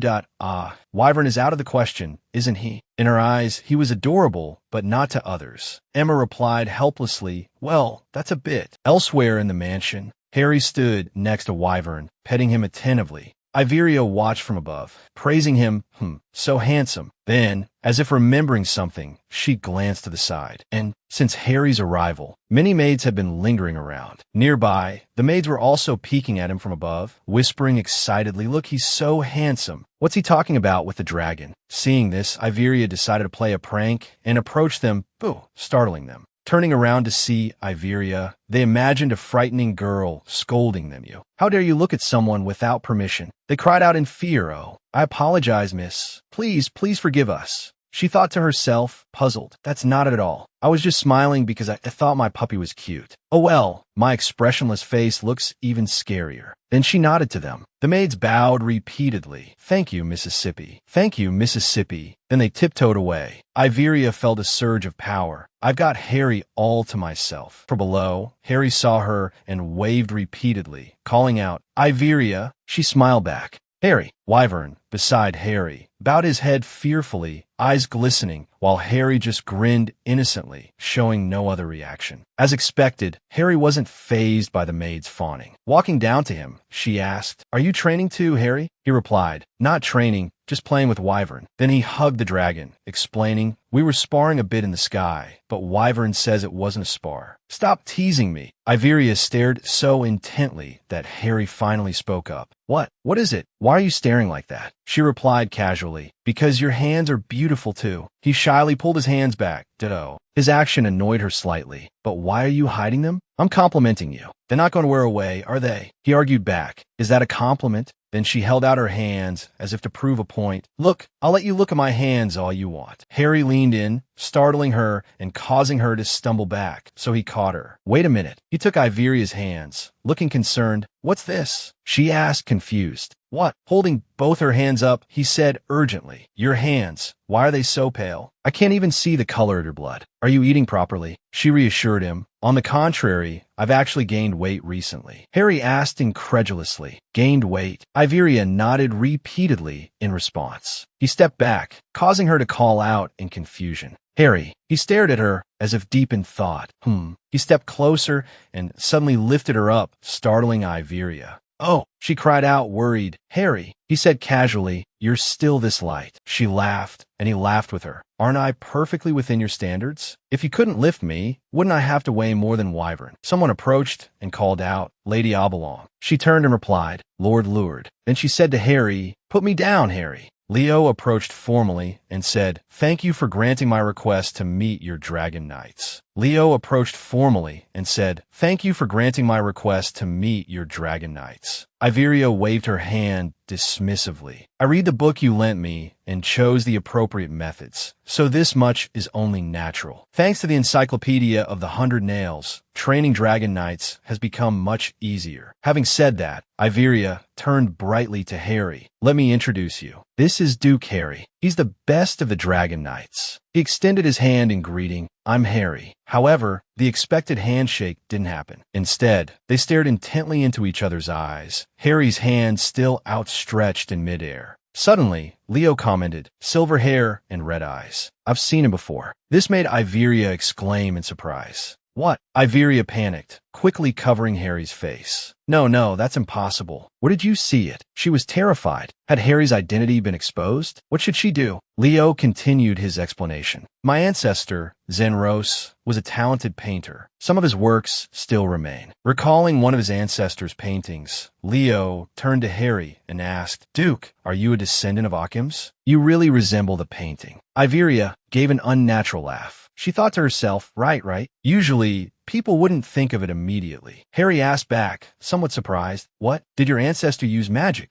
Leo replied, That's right. Iveria gave a fake laugh to brush it off. Aha, what a miraculous coincidence, right? Then she strode off, changing the subject. So, shall we go see the Wyvern Riders now? Harry made a further suggestion. Just watching won't be very interesting, right? He smiled brightly, extending an invitation. How about trying to ride one directly? I'll steer. This made Leo a little worried. Will that be all right? Harry spoke as if it were obvious. Of course. Witnessing a greeting that was somewhat friendlier than usual, Iveria seemed puzzled. Harry, you're acting strangely. He skillfully piloted the wyvern, soaring high into the sky, then circling 3 times in the air before diving down at a great speed. Witnessing this, Iveria further confirmed her thoughts. As I thought, it's a scheme. Harry laughed loudly. Haha, it really is exciting, isn't it? Meanwhile, Leo, sitting behind him, felt very uncomfortable. Ugh. Harry, satisfied with his scheme, shouted one more round. Leo was helpless. Ugh. After the wyvern ride, the two men's expressions were completely opposite. Leo's face was dark, and he looked like he was about to vomit, while Harry laughed heartily. Haha, that was fun. Iveria asked with concern. Duke, are you all right? He answered with difficulty. No, I'm fine. She invited him. If you're very tired, you can rest at the mansion. This startled Harry. What? Fortunately for him, Leo declined Iveria's offer. No need. He stood up and composed himself. I have to return to the castle immediately. She stopped trying to persuade him. The commander of a night squadron is indeed busy. Hearing this, Leo hinted, you'll know soon enough. Finally, he asked a question that made Iveria's heart skip a beat. Do you know about the sword on Mist Mountain? The holy sword has been drawn. Our knights are searching for the person who drew the sword. It hasn't been drawn for a long time, so we weren't paying attention and discovered it late. Hearing him continuously talk about searching for the holy sword, Iveria fidgeted anxiously. Why are you searching for it? Jupiter, within her, understood a little. Is he talking about me, master? She pretended to casually inquire further about the matter. Why are the royal knights searching for the person who drew the sword? But Leo remained tight-lipped, not revealing anything important. I don't know. It's a story passed down within the royal family. The sword is closely related to the royal family, the royal Jaren. The creator of the sword drew his own sword and declared to the world that he was its master. Harry scoffed. He didn't draw it. That's all lies. But I built my kingdom not with a sword, but with kindness and loyalty. Therefore, I will leave this sword to my descendants, not to myself." He continued to mercilessly expose the lie. Because he couldn't draw it himself, nor could he carry it, he spoke such noble words. "The one who draws the sword will bring about a change of era with my return." Leo continued, "In other words, the one who draws the sword will be given priority in succeeding to the throne of the Geran kingdom." These words struck Iveria like lightning. Jupiter spoke to her from within. "If so, the one who becomes king now is the master." Leo didn't notice anything unusual. He bowed and said goodbye. "Well then, I'll be going." After Leo finished the story and left, Iveria repeatedly performed actions that Harry found puzzling. "What are you doing?" Even the sword asked, "What are you doing, master?" She impatiently replied, "I'm very unsettled, so please be quiet for a bit." She recalled that she had first written a letter to Raffas. "Reply as soon as you receive this." Raffas had informed her that the only things that recognized the holy sword were the sword and its scabbard. In addition, it could react to a magic detecting tool. Harry sat down, calmly trying to reassure Iveria, "If they catch you, they can only call it a magic sword." Jupiter chimed in, "That's right." But she only thought that he was being carefree. No, they were being carefree. Iveria sighed deeply. She lay down on the chair in defeat. But is there any other way? Harry, however, praised her actions. All right, that's right. The worry over, she gazed at the holy sword for a long time before speaking. "However, I suppose I'll have to leave Jupiter behind for a while." It obediently vibrated in response. "I understand, master. I'll wait here obediently for you." In response to Jupiter's sweetness, she promised, instead, "The day I take you out again, I'll polish you until you shine." Jupiter readily complied. "I'm looking forward to it, master. I'll sleep until then." Someone else arrived. It turned out to be Akiban calling her name. "Iveria." She turned around, seemingly surprised by the person who appeared. It was her brother. "Brother, is something the matter?" He seriously handed her a book. Taking it and opening it, Iveria was startled as it continuously flipped and rustled. "Ack!" Iveria cried out in alarm. What is this?" Akiban said seriously, "This is a list of birthday gifts for you. You can choose 30 from among these." Hearing this, she only felt helpless and speechless here. He walked past her casually, saying matter-of-factly, "After you choose your gifts, Father will also be able to concentrate more on his work. So, remember to send in the list." Iveria stopped him. "Wait a minute." She approached him to negotiate, "But this is too long, and I'm busy with other things." But Akiban was unconcerned. "But they're your gifts." Hitting a nerve, Iveria made Akiban flinch. "When I saw you walk out, I immediately thought it would cause you trouble if I couldn't choose, right?" She teased, "Because I don't care what I get for my birthday. So if you want to cooperate, listen my request. Currently, the only places that can deliver magic stones are the Royal Palace and the Mage Association. The focus of my visit to the capital this time is also to increase the number of trading locations." Emma raised both hands in protest. "But my birthday and coming-of-age ceremony should be the priority." Iveria chuckled at her adorable sulking. "Ha, both are important," she said, causing Emma's cheeks to puff up in frustration. "Ace, really," she continued, "but my image isn't very good right now. Even now, the magic stones are being sold under the Aran territory name, not mine. These magic brooches, because they're carved with fragrance magic, will emit a scent for as long as they're worn." Akiban immediately grasped the key point. "Those will sell for a high price, right?" Iveria readily replied. "The Mage Association is offering a discount on them, and some other costs will be reduced as well." Holding a brooch in her hand, she proudly stated, "I produce both the stones and the decorations myself. Isn't there a limit to how magic stones can be processed? However, our biggest advantage is solidifying the tree sap, making processing easier. When you wear this, you'll notice a very pleasant fragrance." Trying on Akiban's coat, Iveria smiled with satisfaction at her own handiwork. "So it would be great if you wore it to parties," she suggested. Then, gesturing towards Harry, she added, "Like Harry here." Akiban looked surprised. "What?" Iveria grinned, enjoying teasing her brother. "The parties have already been selected, and there are only 5 chosen venues. They're all happening today." This seemed to exasperate Akiban. "What?" Although she was still amused by her successful prank, she feigned sympathy. "You don't have to stay long. Just make a few rounds." Akiban still seemed puzzled. "But why is your escort going with me?" She smiled brightly, answering as if it were obvious. "Well, the more flowers gathered together, the more beautiful it is." Akiban sighed indulgently, resigned to his sister's antics that, Just hurry up and decide on your gift list. But do you need more brooches? Iveria opened up a whole collection for him to choose from.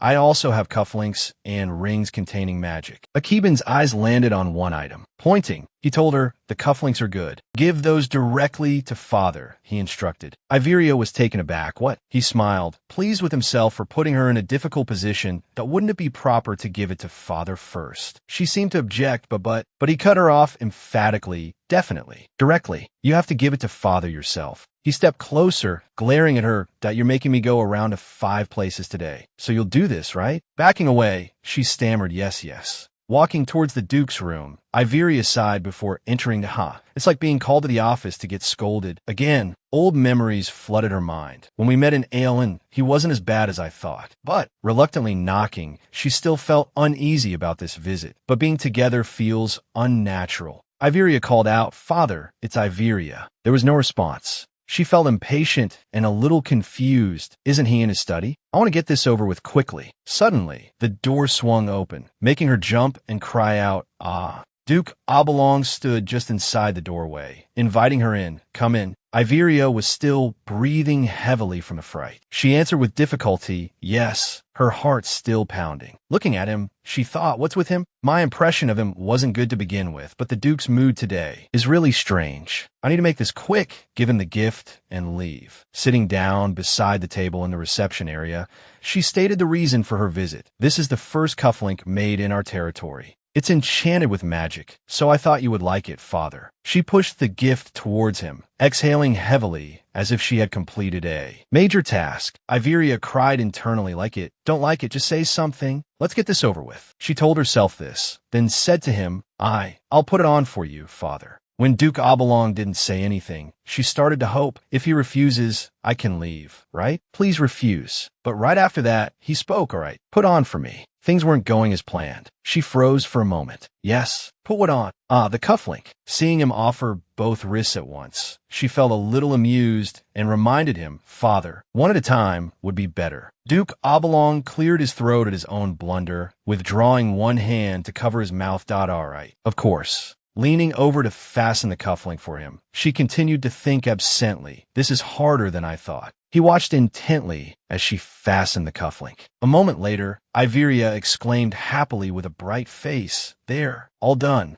Duke Obolong looked down pensively, his expression unclear. I hear they've decided on the engagement date. The Crown Prince and Catherine Upbach. She feigned surprise at his words. Did I ask that so? Then she thought blankly. The principle has already been implemented to that extent. Duke Obolong glanced at his daughter, his hand gripping the armrest of the chair, trembling slightly, making her wonder if the chair was all right. He continued speaking with a deeply displeased expression, his grip tightening, and that engagement date is the same day as your birthday, Iveria. Duke Obolong informed her the announcements have already been posted everywhere, so there's no changing the date. She scoffed internally. People are so selfish. Could it be that back then it was because of that? Then, widening her eyes, she replied to him, if that's the case, the guests coming to my birthday party will decrease. Her words hit him like a bolt of lightning. She thought, as expected, the royal affairs are putting the Duke in a bad mood. Then Iveria lowered her eyes, thinking, I'll invite everyone I want to invite. It's not my real birthday anyway, so I don't care.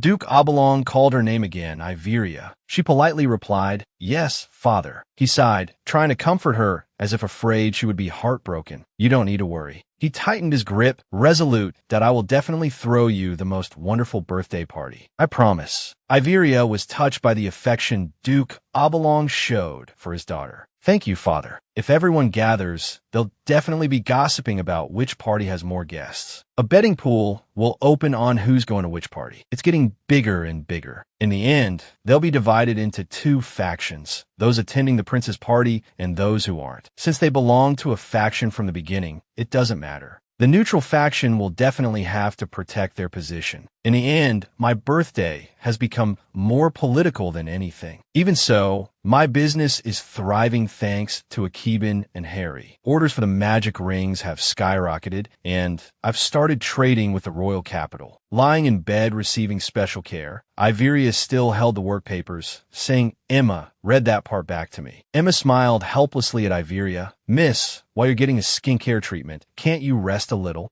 The two began to bicker back and forth. Emma, how about we pause the skincare while we discuss these projects? That won't do, miss. Such a famous party. Everything could become a hot topic that day. She winked. All right, so I've decided to give in. Give it up, Emma. She hung her head and cried in defeat. Boo-hoo. Then suddenly looked up, startling Iveria, and smiled brightly. Clutching the papers, Emma said, after your skincare, I'll introduce these people to you, Mississippi. Hair, makeup, attire. Whatever the situation, they'll make you the star of the show. Daisy for makeup, Jenny for hair, and Rana for attire. They're all excited and eager to help. Iveria looked at herself in the mirror, clapping her hands in approval. Good, very good. Emma, pleased with herself, chimed in. It was hard to get them, you know. The three of them began a plan. First, let's talk about the dress. That way we can decide on the hairstyle and makeup. Leave the skincare to me. I'll manage the hair. Jenny voiced her opinion. For a coming-of-age birthday celebration, a white dress is usually chosen, but darker colors seem to suit you better, Mississippi. While listening to her, Iveria had her own thoughts. Asterisk Catherine will wear white at the engagement party. If I don't want to hear any nonsense, it's better to choose a different color. Asterisk so. She nodded in agreement with Jenny. Yes, I prefer darker colors. Hearing this, Jenny showered Iveria with compliments. As expected, Miss is a good eye, she thought. Daisy also chimed in with her suggestions. How about a red dress with a neat neckline and bodice and a dramatic back? An elegant hairstyle and makeup paired with a dress with some color accents would be stunning. Oh, and we can't forget an off-the-shoulder design. Everyone closed their eyes, picturing Daisy's description, and nodded. Jenny added, oh, we'll be your escort, miss. We need to decide on a concept for them as well. At this, Iveria finally thought about her partner. Without hesitation, she pointed to Harry, who was leaning against the wardrobe, waiting. I'll have the night, escorting me over there. As soon as they looked at Harry, everyone gasped, oh my. They chattered excitedly. That uniform, he's a knight from Ellen. Oh my goodness. So the rumors about a handsome man in the Knight Order are true. My, that platinum hair is so cool. Harry, standing on the other side, overheard some of the commotion and asked about what she'd said. An escort? I've never heard of that. While they continued discussing Harry's outfit. What color? The overcoat, as the statement piece. Iveria answered him, of course. This is the first time I've mentioned it. He glared angrily. Who gave you the authority to decide that on your own? Iveria didn't seem to think she'd done anything wrong. She responded casually, of course I have to go to the party with Harry. Then, recalling the situation from the previous outing, she turned and asked, oh, there will be a lot of people there. Are you okay? Iveria started considering other options, thinking about her father and brother. The Duke and Akiban are still childish. Then, about other relatives, the knights from Ellen aren't dangerous either. Lionel comes from a noble family, so he doesn't need to learn any special etiquette. This eased her worries. She decided, yes, that's right. Meanwhile, Harry stood with his hands on his hips, looking exasperated. What am I supposed to do now? He told her, I'll go with you. But before he could finish, Iveria interrupted, I'll go with Lionel. They both reacted with surprise to each other's statements. Huh? What? Iveria asked, confused. I thought you weren't going? Harry raised his voice, retorting, I never said I wasn't going, and you'll have problems with the tabloids. Iveria teased him, Jupiter's been diligently teaching you lately. You've become much more mature. Harry was so angry he trembled. A moment later, he sighed, trying to calm himself. Iveria observed all of this. Then Harry approached her. He knelt on one knee and extended his hand in a classic romantic gesture. His face flushed with embarrassment. May I be your escort? The women watching squealed with delight, covering their faces. Oh my goodness. Iveria laughed at his chivalrous gesture. Of course, Harry. Iveria lightly touched the mirror in front of her and mused. Honestly, she looked at the beautiful young woman in the mirror and murmured in disbelief, is this really me? How can I be this breathtakingly beautiful? Iveria thought of her cruel, bullying self that made the maids cry and thought, only when I hide my wickedness and rudeness. Suddenly, a knock echoed from the door. The maids whispered amongst themselves after rushing to open the door for him and greeted, Sir Harry, thank you for coming. He turned around. When he heard his name, Harry, seeing Iveria's transformation, he stumbled back in surprise, hitting the wall and stammering, what is this? Iveria, amused by his exaggerated reaction, teased, Ha, your face looks like it's about to explode, Harry. Harry blushed and covered his face with his hand. Stop teasing me. Seeing him like this, Iveria thought in surprise. Oh my, is it true? He didn't deny it. Harry shyly snapped. Why are you laughing? Iveria, still laughing, feigned innocence. What? I didn't do anything. Seeing Harry's embarrassment, she pressed closer, continuing to tease him excitedly. So, are you smitten? Iveria brought her face close to his, her eyes sparkling. Are you? Iveria quickly apologized. Sorry, it's just that Harry is so cute, so... Overwhelmed with embarrassment, Harry slumped to the floor to hide, muttering, just go. Iveria, feeling like she had teased him a bit too much, patted his head reassuringly and asked, say something, Harry. Suddenly, Harry pulled her into a hug, making her heart race. Startled, she thought, whoa. Harry held her tightly and whispered in her ear, I really am a demon, you know? Try to act a little scared of me. Iveria, looking at him, replied with certainty, you want me to be afraid of you? I'm not afraid of anything except death. Harry buried his face in her shoulder and confessed, I'm afraid of a lot of things, Iveria. She placed her hand on his and said shyly, I feel better now. Harry gripped her hand possessively and said, you're not allowed to hug or kiss anyone else but me. Colorful fireworks bloomed in the sky above the castle. In the banquet hall, the guests murmured amongst themselves. I don't see anyone. They must have gone to the engagement party. Others gossiped. I don't see any important figures here. Should we go to the palace now? A count, overhearing them, scoffed. He thought to himself, go if you want. We don't want people like you here anyway. The real party hasn't even begun. Suddenly, the doors burst open. Someone shouted, look, it's Sir Janino. The Janino family is here. What? Over there. It's the dwarves. Everyone whispered and chattered that I thought they hated interacting with humans. But still, so many people came. Following the dwarves was Count Nada, the owner of the magic stone mine. A voice called out, hey, the party hasn't started yet. Following the voice, two figures entered. The first prince, Lyddon Gerard, and the captain of the royal guard, Aloy. Aloy said, I think we arrived just on time. The Duke and Iveria's brother also appeared. The Duke announced, I believe all the guests are here. We can begin the banquet now. The doors opened once more, accompanied by an announcement. And finally, the stars of the party have arrived. Lady Iveria and Sir Harry. Luke and Leo stared, blushing. Rhys and the dwarves applauded. Iveria, you look beautiful. Duke Ovlon and Akiban, standing beside him, also gaped in awe. Iveria looks so magnificent and regal. A sparkling aura surrounded Iveria. She called out shyly, Jupiter? He replied, yes, master. The dazzling shimmer drew everyone's gaze, making Iveria uncomfortable.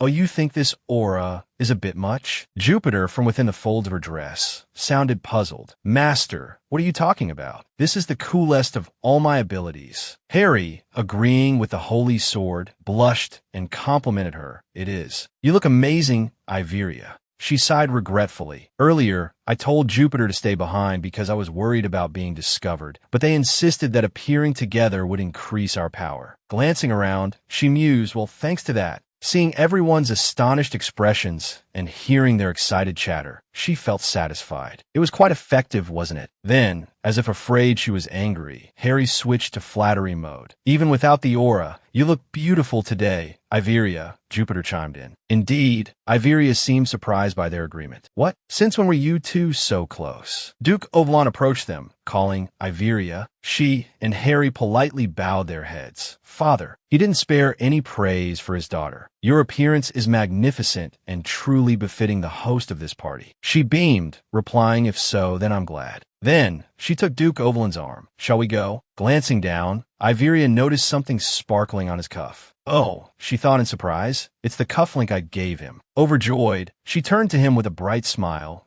It seems you like it, father. They walked to the center of the party as murmurs rippled through the crowd. He began to speak. Thank you all for attending this party celebrating my daughter Iveria's 18th birthday. This young lady is my beloved daughter, Iveria Oberon. Duke Oberon reached into his pocket, wanting to pull something out. He called to her, Iveria. She turned and replied, yes, father. He placed a sparkling necklace around her neck, the Eye of Essela. Congratulations on becoming an adult. Iveria was astonished. The surrounding people couldn't help but erupt and chattered, oh my goodness, it's the Eye of Essela. She gasped as her father fastened the necklace. Father! Arguments and discussions about the necklace began. That wasn't it lost in the war? Surely it fell into the hands of the Empire and is on display in their museum. The Eye of Essela was used by the first queen during her coronation, making it incredibly significant. The kingdom had tried various ways to retrieve it, but even offering a large sum of money had resulted in failure. Duke Oberon was bewildered by his daughter's reaction. "You said you wanted it." She immediately retorted, "No, I only wrote it down to fill the list." Hearing this, he looked disappointed.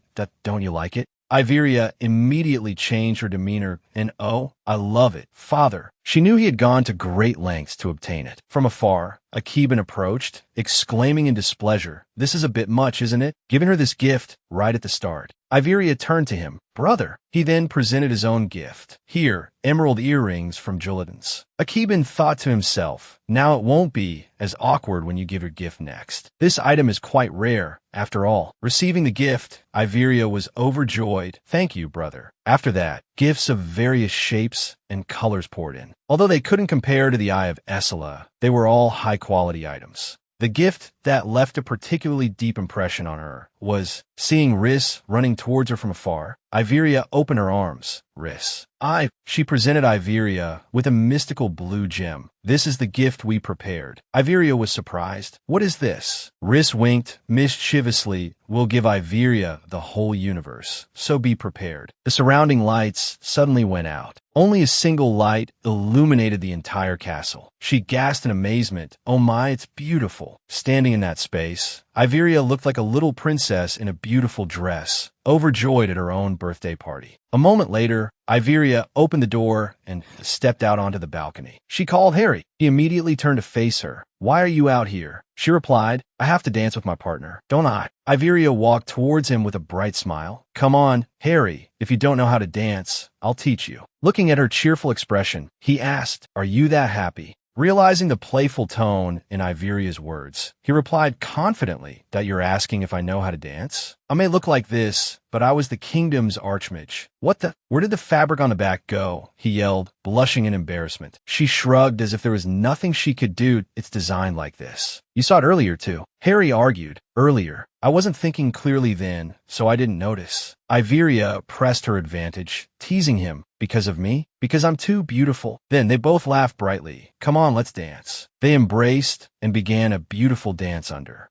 the moonlight. Their bodies moved together in rhythm. He said, "Iveria, I have a birthday present for you." She asked, "What is it?" Then he leaned down, closer, and gave her a kiss under the full moon. He slipped something into Iveria's mouth. She wondered, "What is this?" He replied, "Your birthday present." "What kind of seed is this?" "Weird, huh?" Harry said exasperatedly. "What's weird about it? It's a piece of my soul. Before, when you disappeared, I couldn't find you right away. If you keep a piece of me, then whenever you call, I can come to you immediately. Happy birthday, Iveria. I've given you all of myself." Under the moonlight, Iveria gazed intently at Harry and softly called Harry. He replied, "Yes." She wondered, "Why didn't you give me something this good from the beginning?" He was taken aback. "Huh?" She continued to ask excitedly, "Does it have any side effects?" "Things like medicine can have side effects if not used correctly." He stammered in confusion. "Huh? Oh." Flustered, he exclaimed, "Hey, give it back." I've giggled. "Aha, I'm just kidding." She approached him gratefully and said, "I don't quite understand, but that wasn't an easy decision to make, was it?" "Thank you, Harry." Harry nodded awkwardly, stroking his hair, and slowly said, "Anyway, that soul fragment will affect both of us." Iveria asked in surprise, "Affect us?" He slowly explained in detail. "If you get hurt, I'll feel the pain too." "Ah, but only you swallowed my soul fragment, so if I get hurt, you'll still be fine." "Don't worry." Harry shrugged boastfully. "See? Pretty amazing, right? My gift is the best, isn't it?" Hearing this, Iveria worriedly called out, "Harry." She looked at him anxiously and asked, "If that's the case, when I die, will Harry be affected too?" Harry patted her head gently and reassured her, "You're worrying too much." He smiled confidently and said, "Who do you think I am? I'm very strong. Do I look like someone who's easily affected by trivial things like injuries or human deaths?" He gestured as he explained that after her death, the amount of power he'd lose would be as small as that piece of her soul, insignificant. He was surprised when she suddenly grabbed his hands tightly, blurting out, "Huh?" I've gripped his hands tightly and excitedly demanded, "I want to give it back." "I don't want it. Take it back." Harry, astonished, refused. "Huh? No way." He looked directly into her eyes and asked, "Why would I take back something I've already given?" I've hurriedly tried to persuade him. I don't want you to become weaker or be in danger because of me. You said that if a demon weakens, they'll be eliminated. At the same time, she thought, just because of someone like me, who hasn't even lived for 100 years, to make someone like Harry, who has lived for thousands of years, make such a sacrifice. Suddenly, she cupped his face in her hands. She pulled him closer, kissed him, and demanded, "Take it out." Now, ignoring his trembling hands that came up as if to push her away, she continued to insist, "Take it out." I've pushed Harry down, straddled him, and, panting, yelled, "Take it out." She agitatedly confessed, "I really hate being responsible for someone." Harry looked at her and calmly replied, "When did I say you had to be responsible for me? Is this like a wham-bam thank you ma I am situation?" I've collapsed into Harry's embrace, touched, thinking he pretends to be selfish and confident, but in the end he yields only to me. In a quiet space, Harry's voice rang out. "Hey, Ive." Startled by his voice, she jumped up, leaving him looking bewildered. Harry watched Iveria clomp toward the door and asked, "Where are you going?" She huffily replied, "I hate seeing a stubborn demon, so I'm running away." She slammed the door and angrily declared, "Humph." Harry just sat there, watching her actions. Then he quietly stood up, leaning against the balcony railing. He shrugged and muttered, "Honestly, who's the stubborn one here?" I've suddenly reappeared, throwing the door open forcefully, making Harry exclaim in surprise, "Huh?" She frantically pleaded, "Harry, help me." He looked at her teasingly and asked, "Do you remember why you left just now?" She frantically ran her hands through her hair and replied, "That's not the issue right now." The image of what had just happened with the bracelet when she shook hands with its owner flashed through her mind. Thinking about the bracelet's reaction and the whispers of the surrounding guests, she told Harry, "Just now, Elle's magic bracelet reacted, and they detected the divine sword." Harry sheepishly looked away as I've hiked up her dress to remove the divine sword, grumbling, and someone said it wouldn't interact with Jupiter. What aura? I told you to leave it behind. Looking at the sword in her hand, she commanded, "Jupiter, open your mouth." The sword replied, "Yes, master." Harry, standing beside her, interjected, "Hey, why not just smash it while we're at it?" The sword added fuel to the fire, saying, "With my purification skill, it would only take one hit to make it disappear." When I've irritably warned Harry, "I'm still trying to process this, so stop teasing me," he quickly conceded sorry. She anxiously hypothesized, "But what if something happens?" Seeing her seriousness, Harry tensed. Then, Iveria's instructions echoed in the darkness of the night. "I'll pretend to faint. When everyone's in a commotion, you catch me and we run." Leo stood amidst the crowd, observing the sword in his hand. "So it's the divine sword," he exclaimed. I've, startled by Leo's words, was approached by Harry, who whispered, "Now we catch you and run." I've nervously approached Leo and said with a forced smile, "Oh my goodness, what are you talking about? There's no way." Leo, recalling the documents he'd read about the divine sword's appearance, declared confidently, "I'm certain. The divine sword appears in many drawings left by my ancestors. How could I not recognize it?" Hearing this, I've thought in a panic, him again. She froze, flustered, as she heard the surrounding guests whispering amongst themselves that, "Oh my, if Lord Leo said so, it must be true, right? Huh, the divine sword has appeared? The divine sword? If that's the case, then the new king."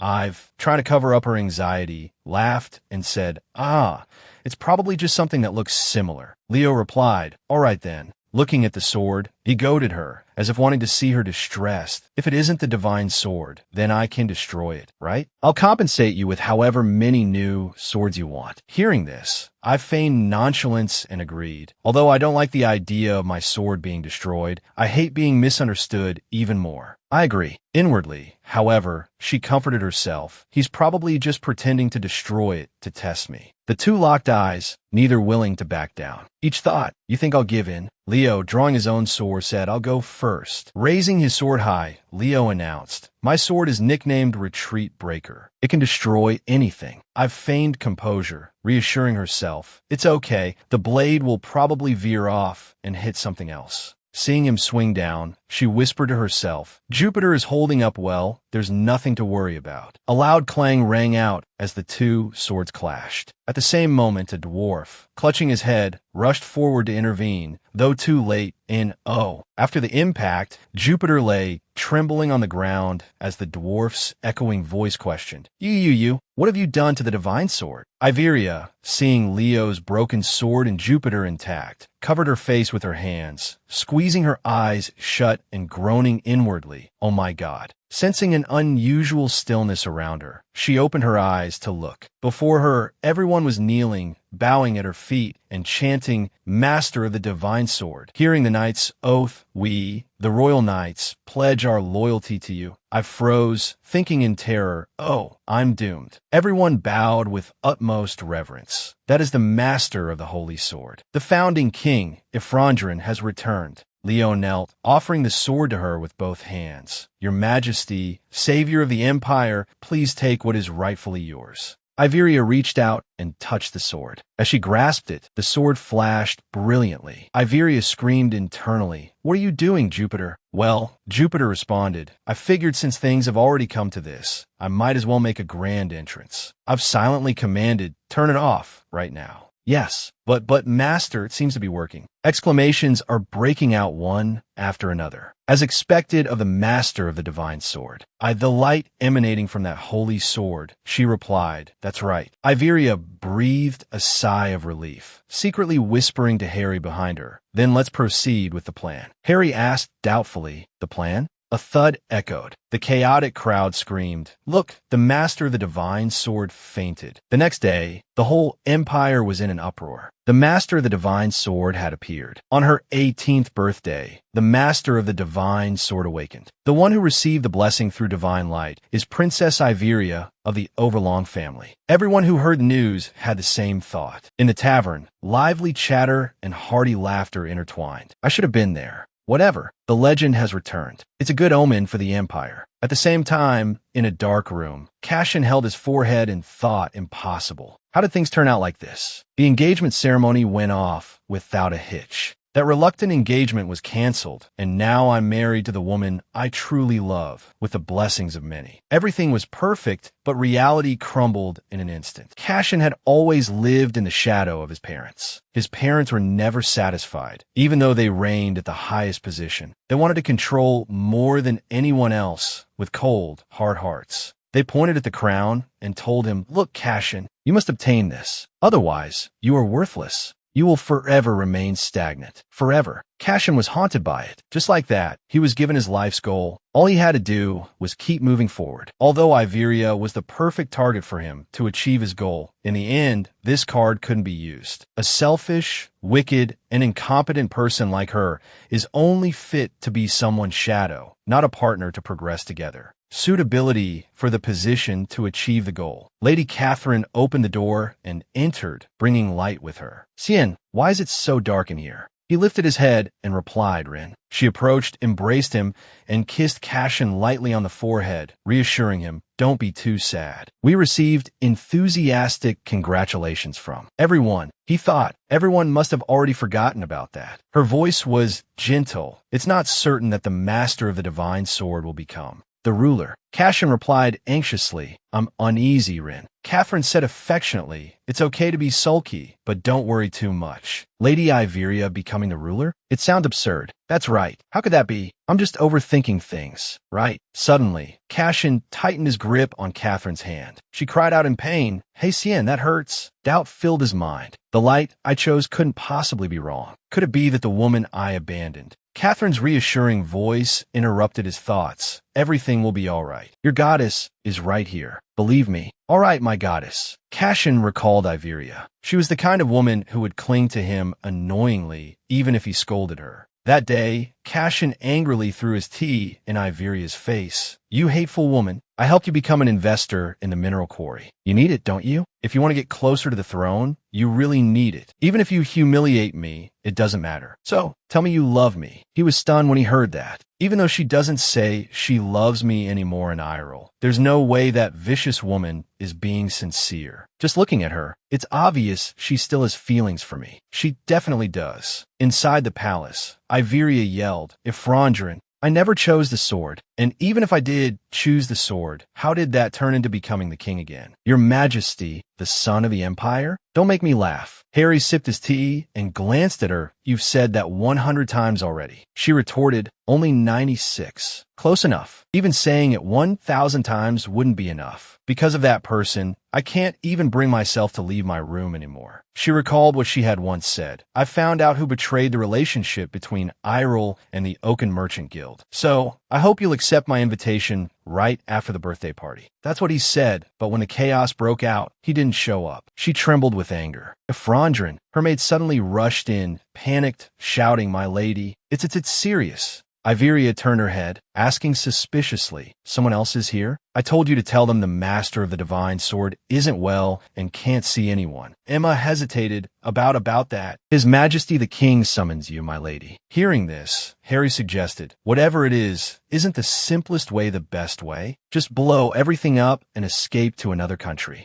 And we're done. The sword, Jupiter, also chimed in, Master, if you can't avoid it, just face it with confidence. At this point, you're practically the king anyway. Both of them faced Iveria and asked in unison, what do you think? What do you think? She put a hand to her forehead and sighed. You two are too extreme. She racked her brain, thinking back. After the king threw the summoning bomb into the imperial palace, even after agonizing over it for days, I still haven't come up with a solution. Iveria turned to her maid, that why health? The maid interrupted, you're perfectly healthy. Don't make excuses. Iveria continued, if I say I simply don't want to go. Emma, the maid, replied fearfully, if you defy the king, you'll be charged with treason. Speechless, she slumped down. Ugh. Finally, she relented. Emma, prepare the carriage. Emma replied cheerfully, yes. The carriage then stopped in front of the royal court. Inside, the king sat in the main hall, smiling as he waited for her. She couldn't understand what was happening. No way. Why the court? Are they really going to declare me the heir right where those two are? Arguments erupted around her. There's a rule that the master of the divine sword has the greatest advantage in the succession to the throne. If there is no master of the divine sword, then the successor chosen by the king has the right to ascend. It's been that way since the founding of the nation, hasn't it? So, let's just change it now. That's right, that rule is just symbolic. It's never been enforced. Well, that's because the master of the divine sword never appeared. But now there is one, isn't there? The back-and-forth bickering caused a stir in the hall. Iveria couldn't help but sigh inwardly. It was so chaotic, truly chaotic, but I still see a glimmer of the follow-the-rules faction somewhere in there. If this keeps up, not only will I not be able to retire early, but I might also get caught up in all sorts of things and become the ruler anyway. In her mind, she was already picturing herself shouldering the burden of the entire kingdom. Remembering something, her voice cut through the air. Hold on. You all have forgotten the most important procedure before this council. Everyone asked doubtfully, procedure? She replied, me. You haven't even heard from me, the person involved. Wasn't the original purpose of this meeting to discuss me becoming the ruler? Someone replied, that's right. Iveria continued, this whole thing has been wrong from the start. I will not become empress. After she finished speaking, the atmosphere became chaotic again. Someone spoke up and questioned, do you know what you're saying? Iveria frankly replied, yes, I renounce all rights of succession to the throne as the master of the divine sword. Cassian and Leiden couldn't believe their ears and widened their eyes. Cassian even stood up abruptly in surprise, saying, what in the world is she talking about? Leiden, with a strange expression, added, pretty cool, huh? Cassian looked back at him irritably. Leiden continued, she seems determined, like this position is truly a nuisance to her. Whoever becomes the ruler will just be seen as picking up the shoes she didn't even bother to wear. Cassian said uncertainly, I don't know. It won't be that easy. Many people have witnessed the appearance of the master of the divine sword. The entire empire is in an uproar over the reappearance of the progenitor, the son of this nation. They won't understand the master of the divine sword abandoning the throne. Iveria firmly asserted, I can't decide my own future based on the attitudes of others. The king stroked his chin, agreeing with her words that that's true. Then he made a suggestion. If that's the case, then how about this? The master of the divine sword will directly choose the next ruler. Inwardly, Iberia screamed, "That sly old fox." The king explained to her, "Even if this is your viewpoint, won't people think the royal family interfered? However, if the master of the divine sword personally chooses the successor, the public will understand." After listening to the king, she looked appraisingly at the two princes. For Leiden, this must be a very suitable proposal. He was falling behind in this race, so this would be a good opportunity for him to gain the upper hand against the crown prince. But for Cashin, it was different. This would be a pointless battle for someone who had already been chosen as crown prince. The king suddenly called Cashin's name, startling him. "Cashin." He asked Cashin, "Are you confident that you will be chosen by the master of the divine sword? Are you confident that you will win against your brother?" He faced the king and resolutely replied, "I am confident, your majesty." The king continued, "Prove to me that I wasn't wrong to choose you as my heir." Then he called Leiden. Leiden stood up in surprise. "Yes, your majesty." The king pointed at him and said, "If I'm wrong, then prove it, Leiden." He looked up at the king from below and resolutely replied, "Yes." Iberia was speechless watching the three of them. Inwardly, she trembled with frustration. I'm really being put in a position where I have no choice but to agree. Indeed, although it's a bit bothersome, but though thunder rumbled within her, Iberia forced a cheerful agreement. "Yes, your majesty. I will obey your command." Iberia's face became serious. She clenched her fists. "That's right. If it's about choosing an heir, I could just have them roll dice to decide." But something worried her. But Iberia recalled the emperor's words. There must be a reasonable basis for choosing the successor to the throne, mustn't there? So, how about we hold a competition between the two of them? He had produced a map and said, "Each small territory combined will become a large kingdom. They can demonstrate their abilities through the leadership of each small territory, the foundation of the empire." Doesn't the master of the divine sword also possess the northern territory of Iroh?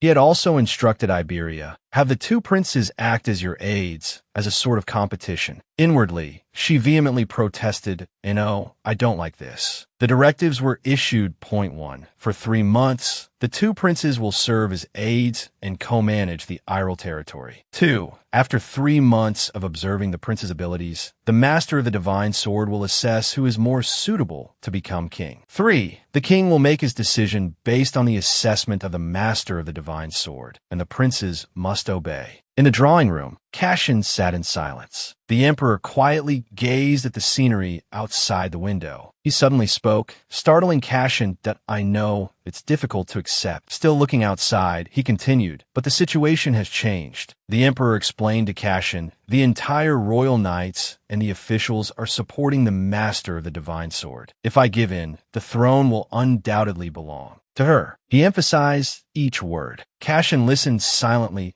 "So, this is the best way for you." The emperor glanced at his son. "I had already chosen you as the next king." Cashin thought differently. He was extremely uneasy. But what if the master of the divine sword chooses Leiden? Then the people will think the king made the wrong choice. Cashin's anxiety grew. They would never think that the embodiment of the founding king made an inaccurate judgment. The emperor turned and asked Cashin directly, "Are you confident that you will win against Leiden?" Cashin quickly replied, his face still showing a trace of worry, "I'm not afraid to compete with him." His gaze quickly dropped as he thought of Iberia. "But I'm just concerned that she's the judge." But the emperor, his father, didn't see it that way. "Isn't that a good thing?" he said. The emperor was always confident in his deductions. "Iberia Overon is famous for doing anything for you," he stated firmly. But Cashin was still doubtful.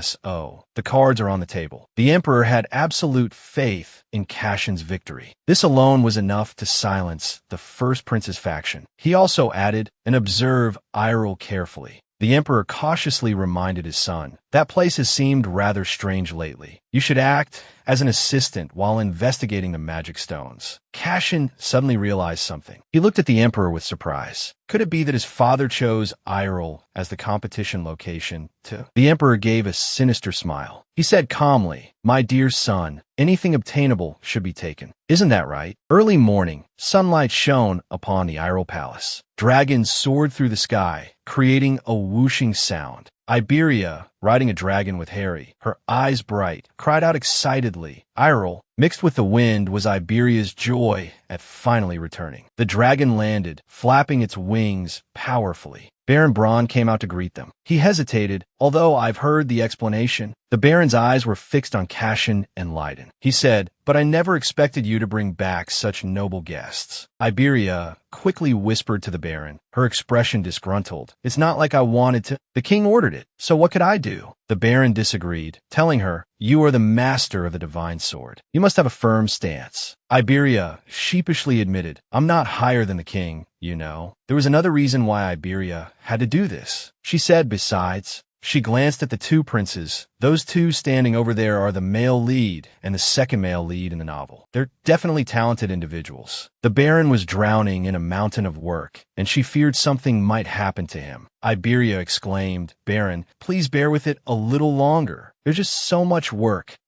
Hyrule is developing, so this place is really lacking talented people. Iberia laughed excitedly, a dangerous glint in her eyes. Ho ho ho. So these two talented individuals have to wait for my evaluation? Well then, aren't they like slaves in my hands? I'll use them to the bone. Not only Iberia, but also the Baron was amused by this. They chuckled together. Ho ho ho ho. Cassian and Leiden could only watch in bewilderment. Both Iberia and the Baron were engrossed in their conversation, forgetting their noble guest, S.O. Let's start by hearing the backlog of reports sent from the territories. I've prepared everything. We really are on the same wavelength. Cassian looked on in confusion, wondering, what are they talking about? At this time, a secretary was also investigating the civil situation. The populace, the foundation of the territory, would request solutions to arising problems. But this resolution process is extremely complicated. To grasp the intricacies of these tangled events, one must visit the scene to gather information and investigate a great deal of supplemental material. The Baron and Iberia cringed before the mountain of documents. The work of the developing Hyrule territory is piling up, and the only ones to handle it are me and the Baron. Their conversation revolved solely around work that I'll go to the Black Stone mining equipment installation site. Then I'll review the resolution to expand the workforce. There's so much work, so the personnel files are always overflowing. Iberia smiled brightly, announcing, "This is your first assignment." She began her lecture to Cassian and Leiden.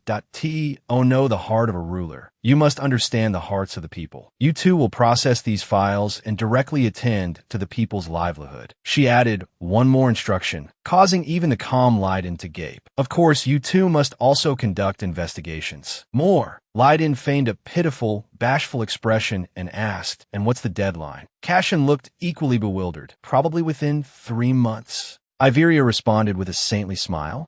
There's no way. Cassian's eyes widened. He stammered, what? Iberia held out her hand. With unprecedented cheerfulness and an exuberant expression, she announced, "Of course, it's within 5 days. Her playful demeanor vanished as Iberia turned serious.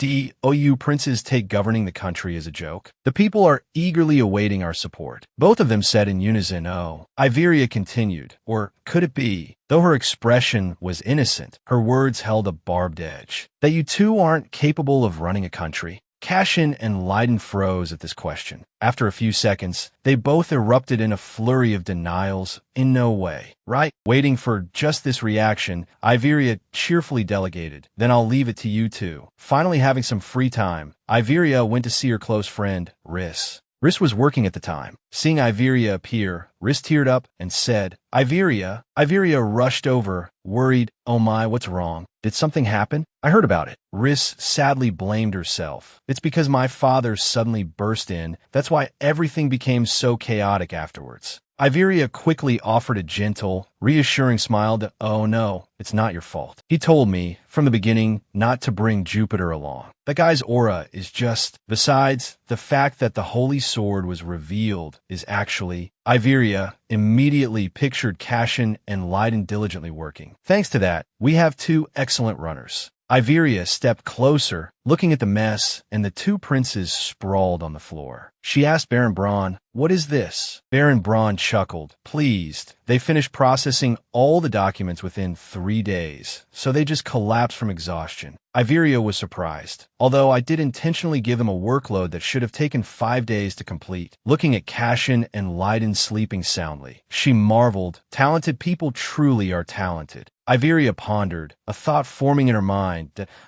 their work efficiency so much higher because they're competing in the same space. Just then, the two princes woke up, adjusting their clothes. They greeted her Miss Iveria. Cashin grinned, confidently declaring, "Humph, you came to see for yourself, huh? So what do you think? This amount of work is nothing to us." Iveria gasped dramatically, "Oh really? Well then," she beamed, in that case, I'll give you two the same amount of documents again." Before she even finished her sentence, the prince's faces paled. "I'm sure you two can finish it within 3 days, right? I'll leave it to you." Iveria recounted the events to Riss, smiling as she said, "Everything's been resolved, so please tell your father not to worry anymore." Riss asked dreamily, "Really?" Iveria added, and also, she expressed her sincere gratitude to Riss. "I'm also indebted to the elf village. You even gave me a brooch." The promotional strategy using Harry and Archibald as models had been a huge success in the capital's market. Because orders were pouring in, it was difficult for Riss to handle everything alone. Iveria continued, causing Riss, who was drinking water, to pause. "But I've assigned the villagers as intermediaries. So, Riss," Iveria began, recounting the details of the information she had gathered. "They requested a mold engraved with the family crest to be used for making brooches. Once they receive the mold from the artisan, the villagers will pour the solution into it. That's how the magic stones with the family crest are made." Riss chuckled in amusement as they clinked their glasses together. "It's a win-win situation, isn't it? And the cost is quite reasonable, too." Iveria took a hearty sip, her eyes lighting up. "This tea is delicious." Iveria suddenly hesitated, starting to speak, so. Then she smiled brightly and asked, "Are you free tonight?" Iveria beamed. "Free? More like I've pushed all my work onto those 2 slave princes." Riss giggled. "Great. Something to do as adults, then." Night fell. 2 guards stood watch before the palace gates. One knight yawned widely. "I'm so sleepy. When's our shift change?" His fellow guard replied, A faint rustling sound reached their ears. The yawning guard asked, "What was that?" The other replied, "Oh, nothing. I thought I heard something move." Both guards suddenly became alert. "Did you see something?" Nearby, Iveria, Riss, and Emma, hidden in the shadows, startled slightly, their hearts pounding. Once the coast was clear, Iveria breathed a sigh of relief. "Phew." Riss grinned. "Good. Let's go." Someone picked the lock, a clicking sound echoing in the night. The timid Emma kept asking, "Are you sure this is okay?" Riss, completely calm, replied, "With the Lord as our accomplice, who would dare say anything about the master of the divine sword?" Riss calmly reassured Emma, "Don't worry. Just enjoy it." Emma still sounded apprehensive. "Accomplice? I'm being dragged into this too." A final click sounded. "Oh, it's open." Riss spread her arms wide and proclaimed, "This is the treasure vault." It appeared to be a wine cellar. Inside, a vast collection of fine wines was displayed. Riss's eyes crinkled in a smile. "Just as beautiful as the rumors said, right?" Riss declared, "Let the secret heist commence. Now let's start raiding." Iveria cheered, "Hurrah!" Only Emma trailed behind them, helpless. Who knows what those 3 girls were up to? A wine bottle rolled across the floor. Riss, completely drunk, mumbled to herself as she uncorked another bottle. "My wine. I won't share a single drop." Riss's cheeks were flushed, as if she were ill, her expression vacant. Behind her, Iveria slowly stood up. She stumbled forward aimlessly. Iveria watched with wide eyes. Staggering, Iveria walked outside, muttering to herself, "I need to go to bed." Inside her room, the light was still on. Leiden sat deep in thought at his desk. Occasionally, a creaking sound could be heard. Leiden rubbed his shoulders, sighing, "This work never ends, does it?" Just then, Iveria's mischievous hand reached out. Iveria giggled, the alcohol making her act even more strangely. She whispered him. Leiden jumped, recoiling. Then he exclaimed, "You startled me, Lady Overong." Iveria mumbled, "Hello, Prince." Her intoxication led her to ask a nonsensical question. "What are you doing in my room at this hour?" Leiden looked confused. "Your room? This is—" But Leiden's eyes seemed to realize something. He rested his chin on his hand, asking, "Are you drunk?" Iveria muttered, "Wine."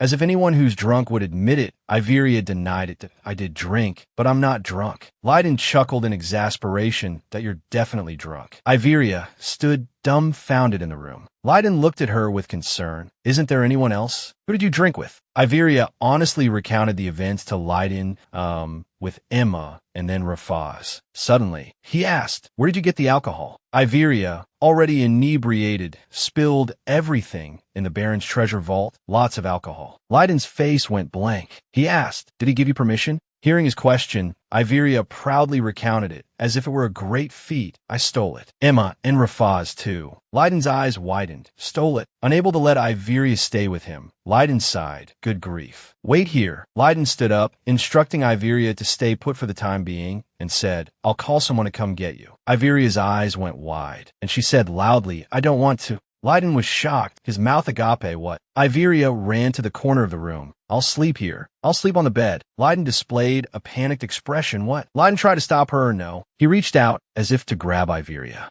but he was unsuccessful. She had already launched herself on Leiden's bed. "Ugh," Leiden said frankly, a little annoyed. "If you're sleepy, you can sleep on the couch in the living room." Iveria nuzzled her cheek into the soft pillow, replying drunkenly, "No, I don't want to." Leiden was helpless, sighing, "Stay here." He looked at Iveria sprawled on his bed, wondering, what kind of test is this? Hearing this, Iveria asked cluelessly, "Huh? What test?" Leiden reassured himself, "Well, surely that's not it, right?" Then Leiden slapped his face, his expression clearly exasperated. But he couldn't leave things like this. Leiden quickly said, "Absolutely do not leave here. I'll call someone right away." Iveria mumbled incoherently, her eyes drooping, gradually falling asleep. As quick as a flash, she was sound asleep on Leiden's bed, even snoring contentedly. Leiden walked out, the door clicking shut. Iveria's sleeping face was still incredibly beautiful, her cheeks flushed from the alcohol, making her look even more adorable than usual. Iveria remained still, eyes closed, her face peaceful, but inside, she was wrestling with a whirlwind of emotions. "I'm going crazy." She recalled Leiden's face, feeling like she wanted to slap herself awake. "Why do I remember everything?" She vividly remembered Leiden's expression at the time, thinking, and I even remember that pointless conversation too. Why'd it have to be that room?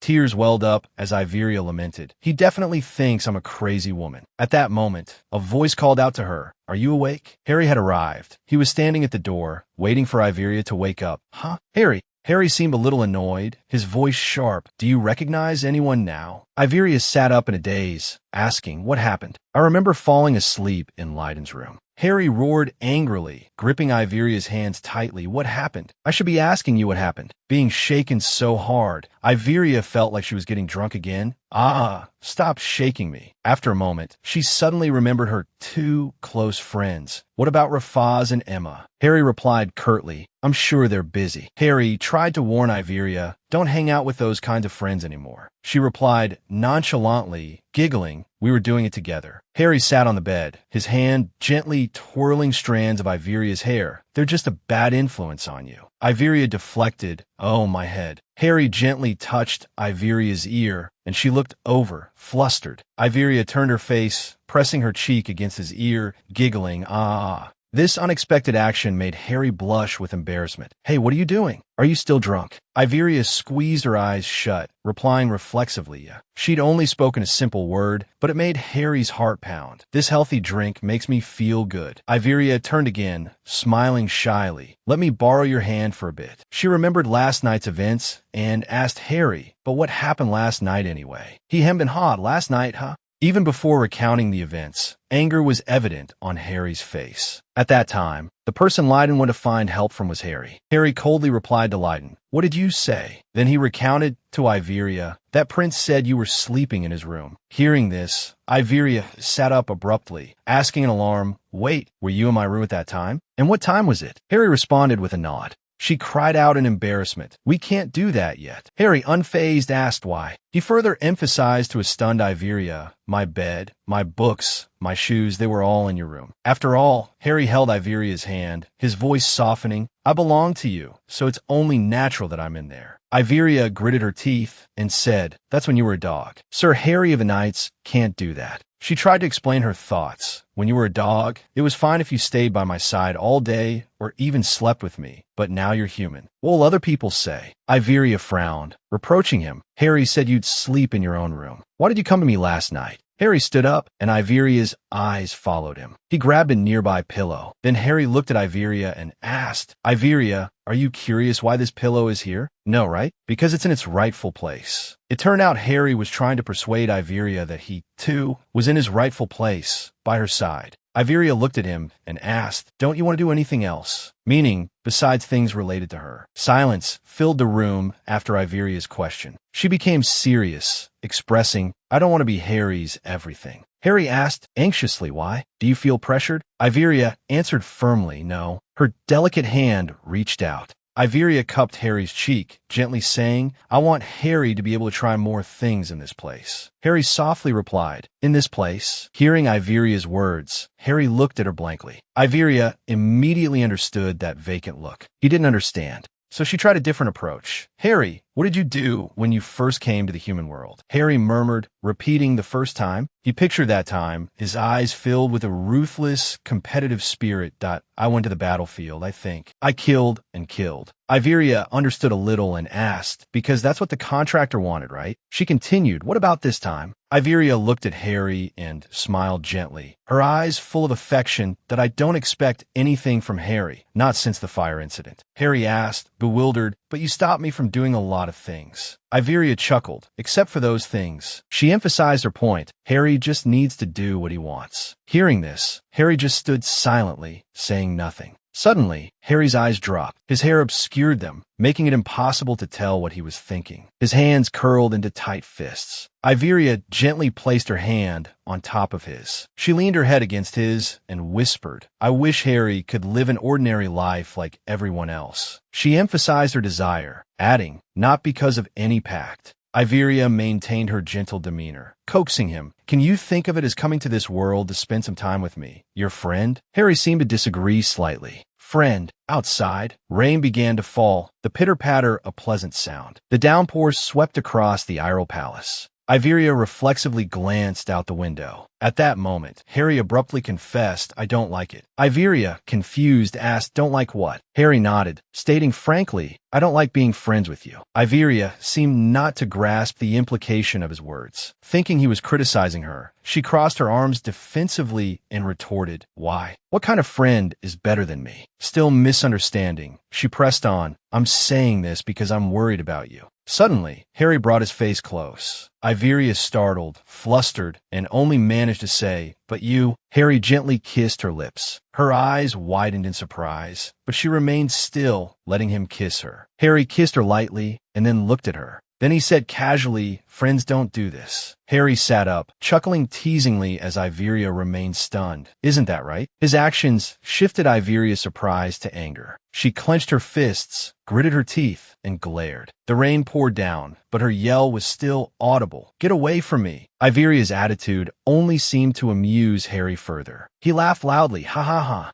Heavy rain fell, dark clouds gathering and obscuring a portion of the sky. Iveria, grinning broadly, held a stack of documents and asked, "What's this?" Cashin and Leiden stared, replying, "Well, it's documents." Cashin sensed something unusual and chuckled nervously. "What's going on?" "Is that all?" Iveria enjoyed his expression, laughing. "Ho ho." She pointed at the map, explaining briskly, "You've both been dealing with public welfare issues lately, so I'm sure you've grasped the situation in the territory, right? The preparation stage is complete, so now it's time for us to really get down to business." Iveria smiled brightly, her eyes gleaming. "Now, here's the issue." Like a seasoned teacher, she pointed suddenly at a bewildered Cashin. "But what's the most pressing issue in Iral right now?" Cashin was slightly startled, but managed to answer, It's the dikes, right?" Iveria praised him. "Ding dong, correct." Then she continued her explanation calmly. "In Iral, the rainy season comes twice a year. Because the rain is concentrated in one period, the volume of water is enormous." The map became a helpful visual aid as she presented, "There's a small river that flows through this area. But because there are no proper flood barriers, it floods every rainy season, turning the forest into a swamp and the village into a flood zone. The damage from the early spring rainy season hasn't even been fully repaired, and now the autumn rainy season is coming to cause more harm." Next, it was Leiden's turn. Iveria asked abruptly, "So, what does the Crown Prince think about this problem?" Leiden calmly stepped forward and replied, "I think differently." Cashin asked in bewilderment, "Is there another way besides the dike?" Leiden confidently strode forward. "Let's broaden our perspective." He pointed at the map. "Iral, located downstream. His hand moved skillfully across the map as Leiden clearly presented his idea. If we follow the river upstream, we'll reach Count Bol Moran's territory. He looked at Iveria with confidence. Although the rainy season has arrived across the country, other territories haven't suffered any damage. Iveria chuckled softly and replied, well, they're upstream after all. They don't care how much damage we suffer. It's like bombing. Upstream throws it down to midstream, midstream throws it down to downstream, and Irel, being downstream, has nowhere left to throw it, so boom. Leiden continued his explanation. The fundamental solution lies upstream. Cashin furrowed his brow in disapproval. Humph, that's not practical at all. If it could be resolved upstream, we wouldn't need a dike in the first place. The two began to argue, but the upstream villages can't just order us around. That's why we need to cooperate. Iveria, standing between them, intervened. Princes, please stop arguing. The best way to determine victory or defeat is to put into action. So, Iveria pointed at both of them and said, you both do it. Cashin and Leiden exclaimed in unison. Huh, what? Iveria stopped laughing and spoke seriously. Cooperate with Count Balmorn's territory to build a reservoir, and also build a dike ourselves for defense. Both methods are necessary. She held up 2 fingers, declaring, this is the second test. Iveria continued to explain, each of you implement your own strategy to prevent the river from causing damage. Leiden got straight to the point. What about the budget? Iveria was incredibly generous. Feel free to receive according to your capabilities, although it won't be easy to create a plan that Marquis and Seksha will accept. Iveria's voice echoed in the room, so she smiled brightly, clenched her fist, and encouraged them both. Do your best. Iveria's hand lightly flipped through the documents. Due to the lack of budget justification, I've requested supplementary data. The Crown Prince hasn't arrived yet, the aide announced. He hasn't arrived? She asked. Iveria stared intently at the documents, thinking to herself, so the budget doesn't seem to be among the items that need consideration. Iveria considered very carefully if the dike is increased, the cost will naturally increase as well. Hope filled her heart. If I can reach an agreement with the Crown Prince, I can reduce some of the expenses, so I've pushed both of them. Putting down the documents, Iveria crossed her arms and pondered. I wonder what they're thinking. The piled-up work made Iveria a little tired. She rubbed her head. Anyway, it turned out that Iveria was feeling guilty towards the Baron. She gave an embarrassed laugh. I apologize for changing the warehouse. The Baron replied with a tone that didn't match his current attitude. What? I didn't say anything. Iveria chuckled and said, it's a used goods transaction anyway, so we'll fill the warehouse back up when we're done. The Baron sighed, his face dejected. The dwarf's place is the same. Iveria tried to reassure him. We promised everyone, so don't worry. Outside, the rain continued to pour down like a waterfall. Suddenly, the Baron threw open the door and urgently called out, my lady. Seeing the Baron's panicked demeanor, Iveria asked, Baron, what's the matter? He reported, the rainy season has arrived, my lady. Iveria also began to panic, but summer isn't over yet. The rainy season in Irel usually falls in spring or autumn. Since we've already experienced summer in Guangdong, I thought we still had plenty of time. The river is flowing rapidly, and there's occasional rumbling, so the dike construction hasn't been completed yet. The Baron reported the situation to temporarily reassure Iveria. The knights are building a temporary dike at Wyvern. Good work, but the problem is, right at that moment, Cashin and Leiden were also rushing over. Slightly worried but still affirmed, of course. The horses' hooves thudded against the already soaked ground. The 4 of them rode with all their might, galloping quickly. Iveria was extremely worried. Because of the rain, she couldn't see anything at all. She pictured the map in her mind. The river was divided into 2, one section flowing past the houses and the other flowing straight into the forest. Normally, both areas have dikes, but because of the limited time, I can only choose one. If we evacuate everyone and let the water flood the houses, there's no guarantee everyone will be safe. But if I abandon the forest, collecting black resin in the near future will be impossible. Most of the new clients were acquired through previous advertisements. If I violate the delivery deadlines, worries piled up, making Iveria feel distressed and uneasy. She cried, thinking to herself, I might lose all my clients. Finally, they stopped their horses. They had arrived. Seeing Iveria jump down from her horse, Leiden blurted out, Hey, be careful. Iveria quickly drew her divine sword and raised the small blade high, reciting the incantation aloud. Jupiter, Halo. The dragons were still soaring. On duty, the river continued to roar. and some wooden planks had cracked from the strong current. Wyvern lowered its head, its eyes gleaming. The people were equally panicked. Iveria looked at the scene before her, unsure of how to react, how to best handle the situation. The Baron spoke, advising her, "My lady, you need to choose." He emphasized, if you don't focus on one side, you won't be able to save both. He reiterated the two choices to Iveria, the houses or the Black Forest. Both are important, but there's only one choice. Please, make your decision, my lady. Iveria closed her eyes. She quickly gave the order without hesitation, abandon the forest. Protect the houses. The heavy rain forced Iveria to shout with all her might. Baron, quickly move all the manpower from the forest to the residential area. I'll go down and give instructions. Iveria suddenly realized. Harry's presence here surprised Iveria immensely. She asked, "Aren't you in Wami? Harry, help out too." Harry spoke, utterly serious. "If you ask me, I can save both." He looked at her and smiled. "Have you forgotten something?" Harry reminded her, and Iveria's eyes widened with astonishment at each word he uttered. Like perhaps a certain powerful demon. Overwhelmed with emotions, Iveria heard Harry's words and immediately exclaimed excitedly, "Harry!" Iveria took Harry's hand, her expression troubled. "Why didn't I think of you sooner?" She was incredibly respectful towards Harry, and despite his close relationship with her, she politely requested, "Please help me keep this place from being washed away by the river." Harry quickly replied, "Understood." He lightly kissed Iveria's hand, and with a smile said, "This dog will do as his master commands." Harry began to use magic. A blue light appeared. It quickly spread through the air. Harry closed his eyes, focusing on controlling his power. Then he opened his eyes, silently watching, his gaze softly lowered. Harry looked at Iveria. Worry still gripped her mind, her face tense. Cashin and Leiden also watched Harry in astonishment. There was a rumbling sound. The river, the raging current gradually disappeared. The surface of the water became calm again, and cheers erupted. The river is evaporating. Witnessing the miraculous scene created by magical power, the onlookers couldn't believe their eyes. They exclaimed, "Oh my God! The water, it's gradually disappearing." Harry stepped out from the blue aura.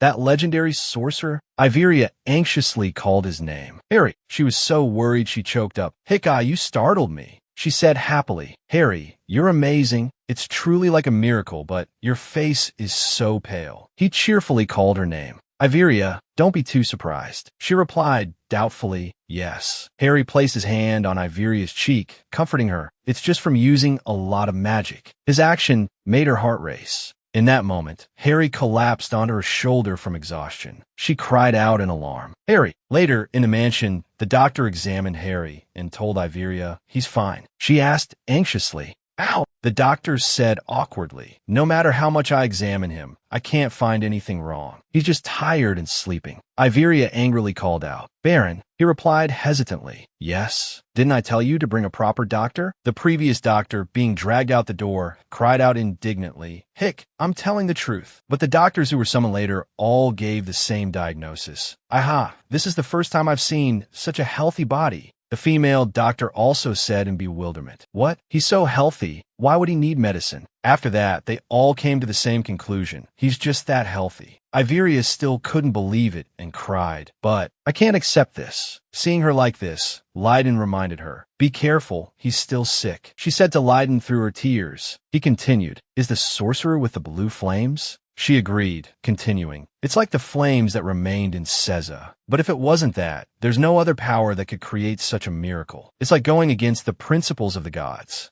Leiden looked at Iveria, distraught by Harry's bedside, sighed, and turned away. As he left, he didn't forget to remind her, just pray for him to recover. Even if he's hurt, he won't die. His name was called in the dark, Harry. The days just kept passing by, one after another. Like that, all the doctors said there was nothing wrong, so he must be recovering his strength. He said so himself before he fainted. Iveria reassured herself. "Yes, it's like charging a phone battery. Don't cry." She spoke to the unconscious Harry. "I didn't want to wish for this in the beginning. Although satisfying needs and recharging energy seem different. Please wake up, Harry." She kissed his lips and prayed silently. "Wake up, wake up, wake up." A knock on the door interrupted her emotions. She asked angrily, "What is it?" The Baron said to her, "It seems the rainy season is about to begin again. Thanks to Harry, both places now have dikes. Thank you both very much. That's such a relief." Iveria asked him, "Has the rainy season ever come this early before?" The Baron replied,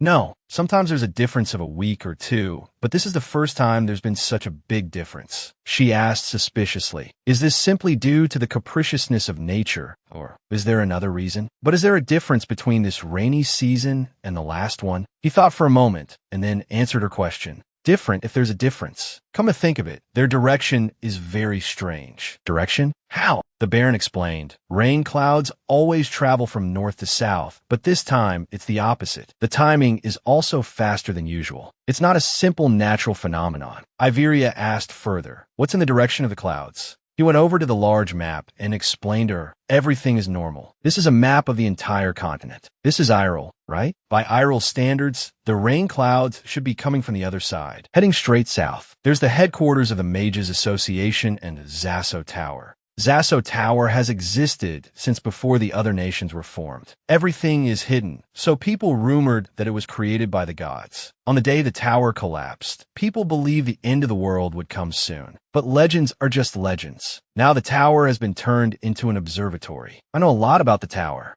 The last scene in the original story, Lady Catherine, is on top of Zasso Tower. The male lead said he would love the female lead until the tower collapsed. King Cassian ended with a vow of eternal love to Catherine. A happy ending, perfect. But instead, Iveria voiced her opinion to the Baron. "I'm really suspicious of the Mages Association. They're very interested in controlling the weather. Agriculture is one of the most important industries, so success or failure depends on the weather. But weather is the domain of the gods." The Baron agreed with her. "That's right. They think each of them is the closest person to God. Therefore, they believe they can do the things God always does. They believe in that. That's their idea of controlling the weather. Of course, they've never succeeded, so things are getting more and more dangerous." She stood up from her chair, looked towards the Baron, and continued, "We must find out if there have been any such experiments recently." He worriedly said to Iveria, "They won't tell the truth." She had also thought of that, so she said to the Baron, "Of course, we'll use measures to make them talk. Then, obtaining information, whether I commission it or not, isn't exactly pleasant. I can't pay as much as when I was in Ryawap." She confidently asserted, "We'll ask the #1 slave prince. If so, Luke will also work for free." The Baron fell into deep thought, then analyzed the situation for her. If it truly is the mage's doing, it will be very difficult because they are his biggest clients. Telling the truth will have a huge impact on the continent. Iveria, after hearing this, slammed her hand on the table angrily and said loudly, "But our people almost died. We absolutely cannot ignore this." He strongly agreed with her. "That's right, I can't just let it go like this either."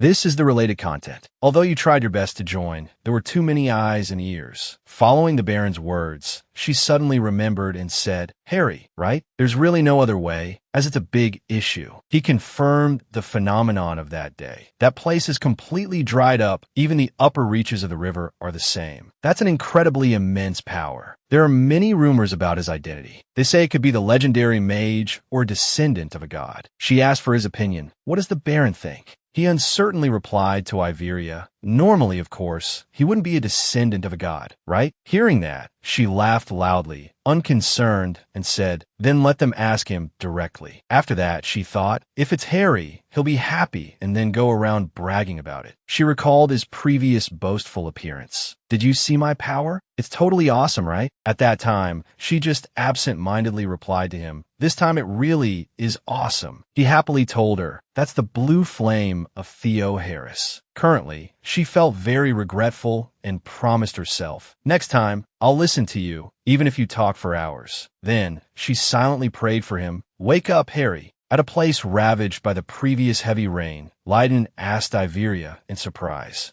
"Looking for me? But what are you doing?" She replied to him with a cold attitude. "Can't you tell by looking? I'm restoring the damage caused by the flood with everyone." He didn't know what to say, looking at her with admiration. "You really are always beyond my expectations." She replied indifferently, "Is that so?" Leiden asked her again about her request. "The Mages Association, surely not?" She also replied uncertainly, "I still have doubts. What if something appears? he exclaimed upon hearing this. How? Iveria continued to ask. Are you a good friend of the prince? He awkwardly denied it. Not me, but Luke. She teased Leiden. Either way, we need both of you. He said irritably. You're good with words, huh? She readily admitted. I've heard that from many people. Finally, he surrendered to Iveria's shamelessness and agreed. All right, I'm also curious, so I'll look into it first, but not for free. She asked back, asking for a price. He admitted to her, I need money. Saying that, he felt awkward, as if he were taking pocket money from a child. He explained to her, it's not for personal use. What I want is for you to recalculate the project budget. I had planned to build a dike upstream and midstream, but the Baron rejected it. This is thanks to Yingu. You know this will be troublesome, right? She didn't know who he was talking about and asked him, confused, Yingu. He chuckled and said, Jupiter and Halo, I asked you to write the proposal with me. Leiden excitedly invited her. So, no one will know if we put our names on it, right? She firmly refused, no. But this scene made her think, I feel like I've seen this somewhere before. Seeing her refusal, he anxiously explained, how can we skip this? This is the king's proficiency test, so you have to do it yourself. A king should use their talents appropriately. It's not about using everyone, just reinforcing it. Finally, he looked at her pleadingly. I need your help. Stunned by Leiden's emotions, she asked, Your Highness, do you want to be king? He asked back, surprised. You think it's okay? She replied, equally surprised. I've never heard you talk about this before. He explained, talking about this is treason. She denied, I didn't mean it like that. She recalled, this is just a story in a novel. In the original story, Leiden never expressed any ambition to become king. He just wanted to survive, and becoming king was merely a means to that end. However, if there's another reason, would he still want to be king then? Leiden confessed helplessly. I don't want to die. Doesn't that sound pathetic? I plan to become king, but I have no dreams. But after all, I do everything just to live. I've never thought about living for others. Iveria also said to Leiden, I don't want to be king. He hesitated and said, fine, but I do. This is the first time I've said such words. So please cooperate with me. Isn't it unfair if only one person gives and only one person receives? Seeing his poor state, she offered, I'll give you some advice. Leiden interrupted her and said, although it's a pity, well then, shall we get back to work? She silently looked at him, thinking, actually, I really want to say that he would be the most suitable person to be king. In the original story, Cassian becomes king. He's a good king who brings peace and tranquility to the country. So what he wants is just the correct answer. The question is just an excuse to test me. He saw that she still showed no signs of moving. So he urged, what's wrong? Aren't you going? Finally, Iveria thought comfortably. Just let everything flow naturally. Back at the mansion, she sat by Harry's bedside and whispered affectionately, how long are you going to sleep, Harry?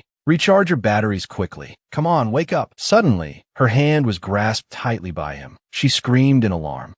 Harry. He flipped her over and pinned her down on the bed. Iveria looked at him, asking suspiciously, are you awake? Harry looked at her with emotionless eyes. She watched him, those eyes. It seemed he still wasn't fully awake, because he can't see blood. Even when he's not fully awake, he's like this. Suddenly, Harry bent down and bit her neck, startling her into crying out, "Da-da!" Angrily, she grabbed his hair and yelled, I told you I didn't like it, she scolded. Harry, you're a jerk. He suddenly came to Doe. She asked suspiciously what. He sat up straight, looked at Iveria, and asked in a panicked voice, Iveria. What's going on? She joyfully and loudly reproached him. You idiot. I told you to do it when you were awake. You heartless jerk. Harry didn't understand what was happening. Seeing her cry, he asked in a trembling voice, what's wrong? Who made you cry? Was it me? Her voice shook with tears as she scolded him. You hit your head and turned into a dog. What? Why, you meanie? He hesitantly reached out, touched her cheek, and wiped away a tear, comforting her. If you cry, I don't know what to do. It's like someone stabbed a hole in my chest. His current mood was truly strange. Hearing this, she said, I'm sorry. Her apology made him cry out in alarm. Oh, why are you apologizing? Iveria continued self-reproachfully. I made so many wishes. That's why Harry has to overwork himself like this. He disagreed, saying what? Wishing is your right. She explained to him, now we're not in a contract relationship anymore, but we're lovers now. Harry can do whatever he wants.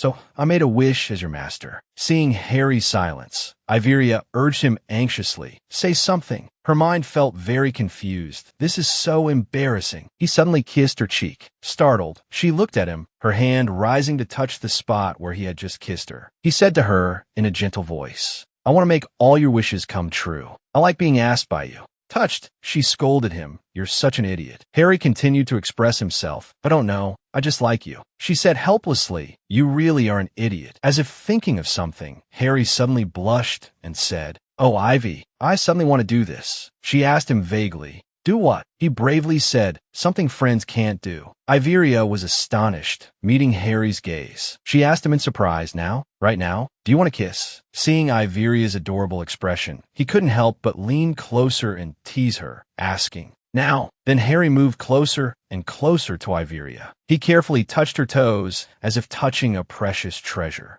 Harry gently touched his nose to hers. Iveria blushed shyly at the intimate contact. Then, without hesitation, she embraced Harry tightly, sighing inwardly. Being with him is truly the best. At night, the atmosphere was quiet, filled only with soft breathing. The room was dimly lit by the hanging lamp and the moonlight streaming in from outside. Iveria leaned against Harry's shoulder, enjoying the peaceful feeling of being next to the one she loved. "Everything is back to normal now, right?" she thought to herself. "The first time we kissed, I was completely frozen." According to Harris, he shyly rubbed his head, showing off his accomplishment. Do you think it was good?" "I studied really hard." She asked in surprise. "Studied?" He innocently replied, "Yeah, the things men and women do." Iveria thought, gritting her teeth, and emphasized studied how. Harris cheerfully replied, "I studied with Emma." "It's a secret," she muttered through clenched teeth. "Emma?" Unable to bear it any longer, Iveria decided to get out of bed. Seeing this, he asked in confusion, "What's wrong? Are you okay?" At this moment, Harris realized something was amiss and started to panic. "Iveria,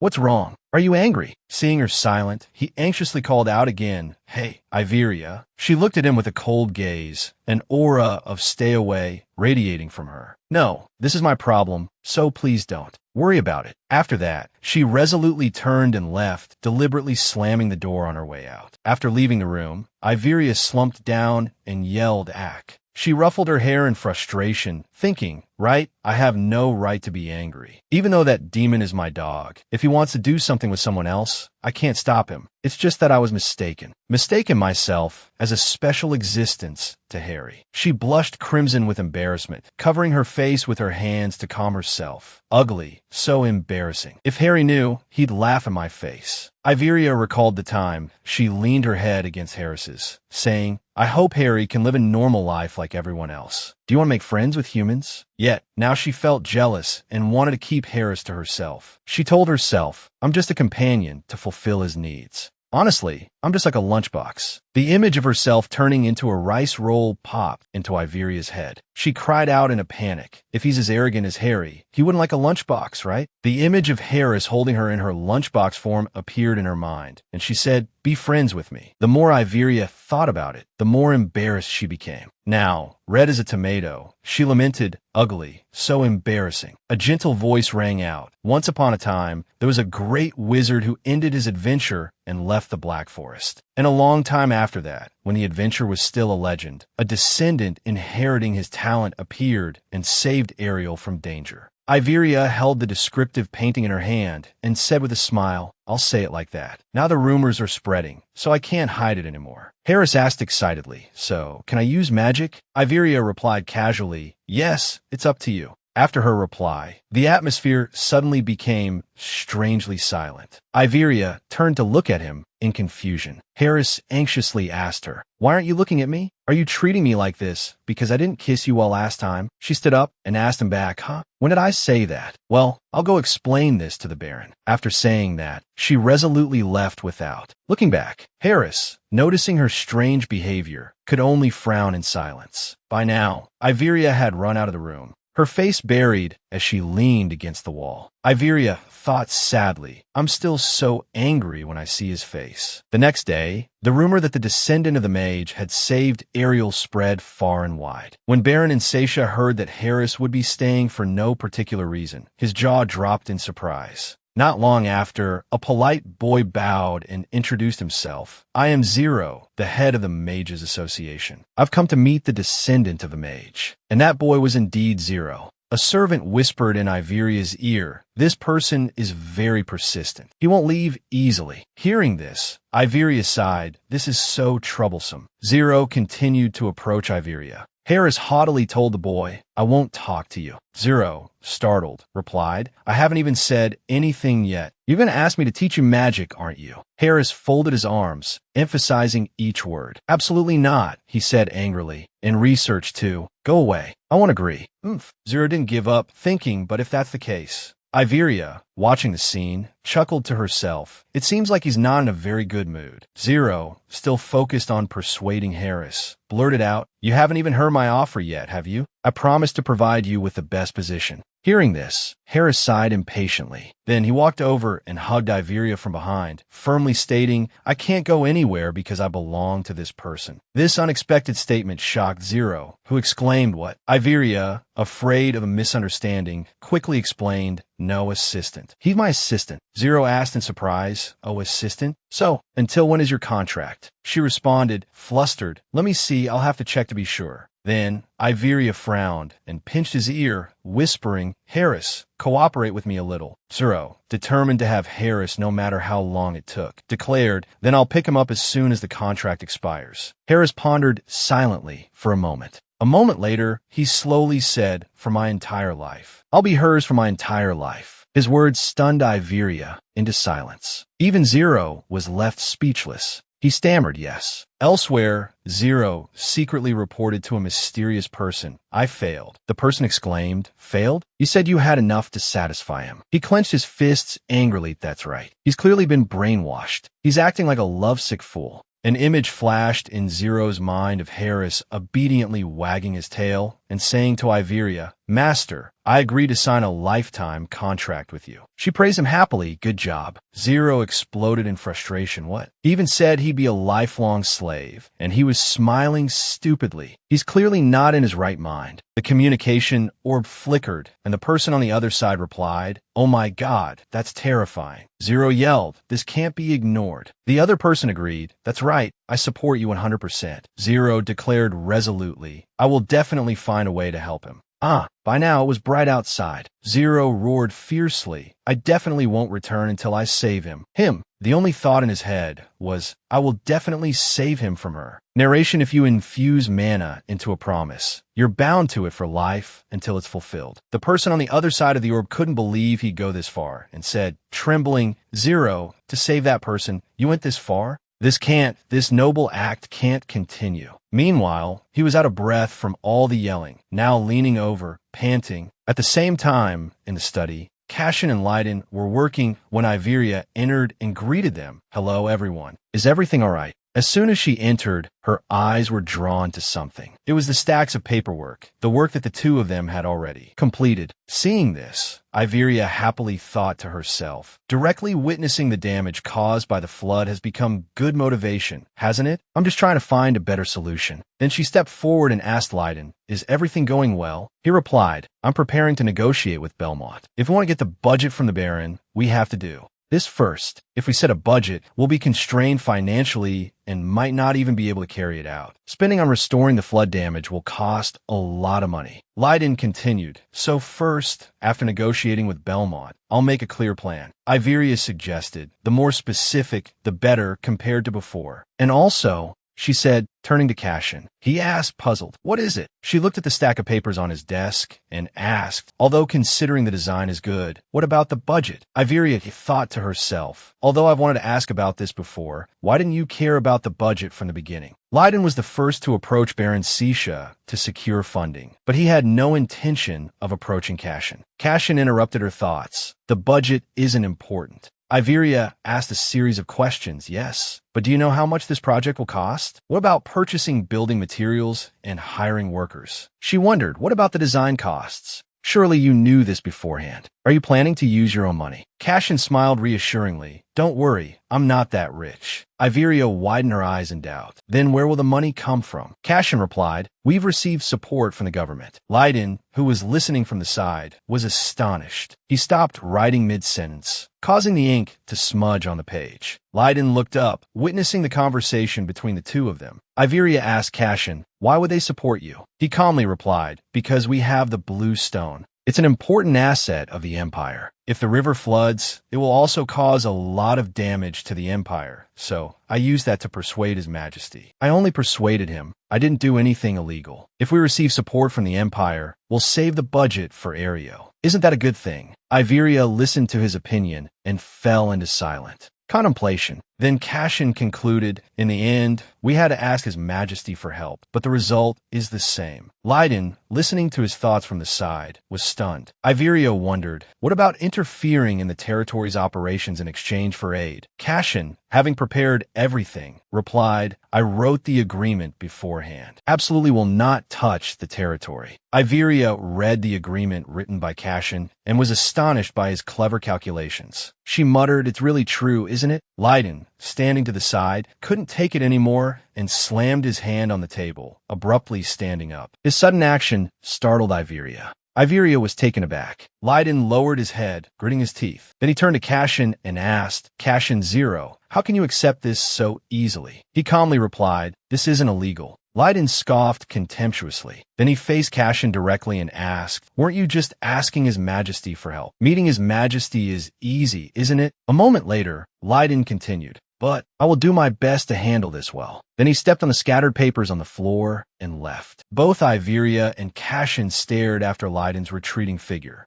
His hand, resting on the table, clenched tightly. Damn it, Veden was gradually being alienated by the king. Instead, the king had married a new queen, Cashin's mother. The discrimination started from then and continues to this day. Cashin Zero is more accustomed to being loved and relied upon. But Veden Zero wasn't, and that's the reason for Leiden's behavior just now. Cashin silently bent down and picked up the scattered papers. The atmosphere in the room became stifling, silent as the grave. But Iveria's eyes became determined. She silently called out his name, Leiden. "Prince." He turned around in surprise. Then Leiden gave her a bitter smile and asked, "Do you think I'm taking my anger out on my younger brother?" Iveria replied, "No." Leiden leaned against a nearby wall and sighed. "Yes, actually, that's what I think. Cashin did nothing wrong to deserve my anger." Iveria asked Leiden doubtfully, "Why? You could be angry too. Sometimes I am." He asked back with that person. Hearing this, Iveria didn't argue, but added, "And with the sword and the mage too." Leiden laughed and replied, "I wasn't talking about those things." Then he asked Iveria curiously, "Why are you following me?" She looked up at him and inquired, "You seem sad, Prince?" Leiden replied in surprise, "I didn't expect you to be so gentle." Hearing that, Iveria immediately waved her hands in denial. "To me? No way." She thought to herself, "It's not because of Catherine either." Leiden still didn't understand and asked, "So you came here to comfort me?" The two of them walked side by side in the garden. Iveria said, "If outsiders looked at us, they'd think we're quite close, wouldn't they?" "That's why." Leiden interrupted, asking, and in reality, she asked back, "Do you want me to be honest or tell you what you want to hear?"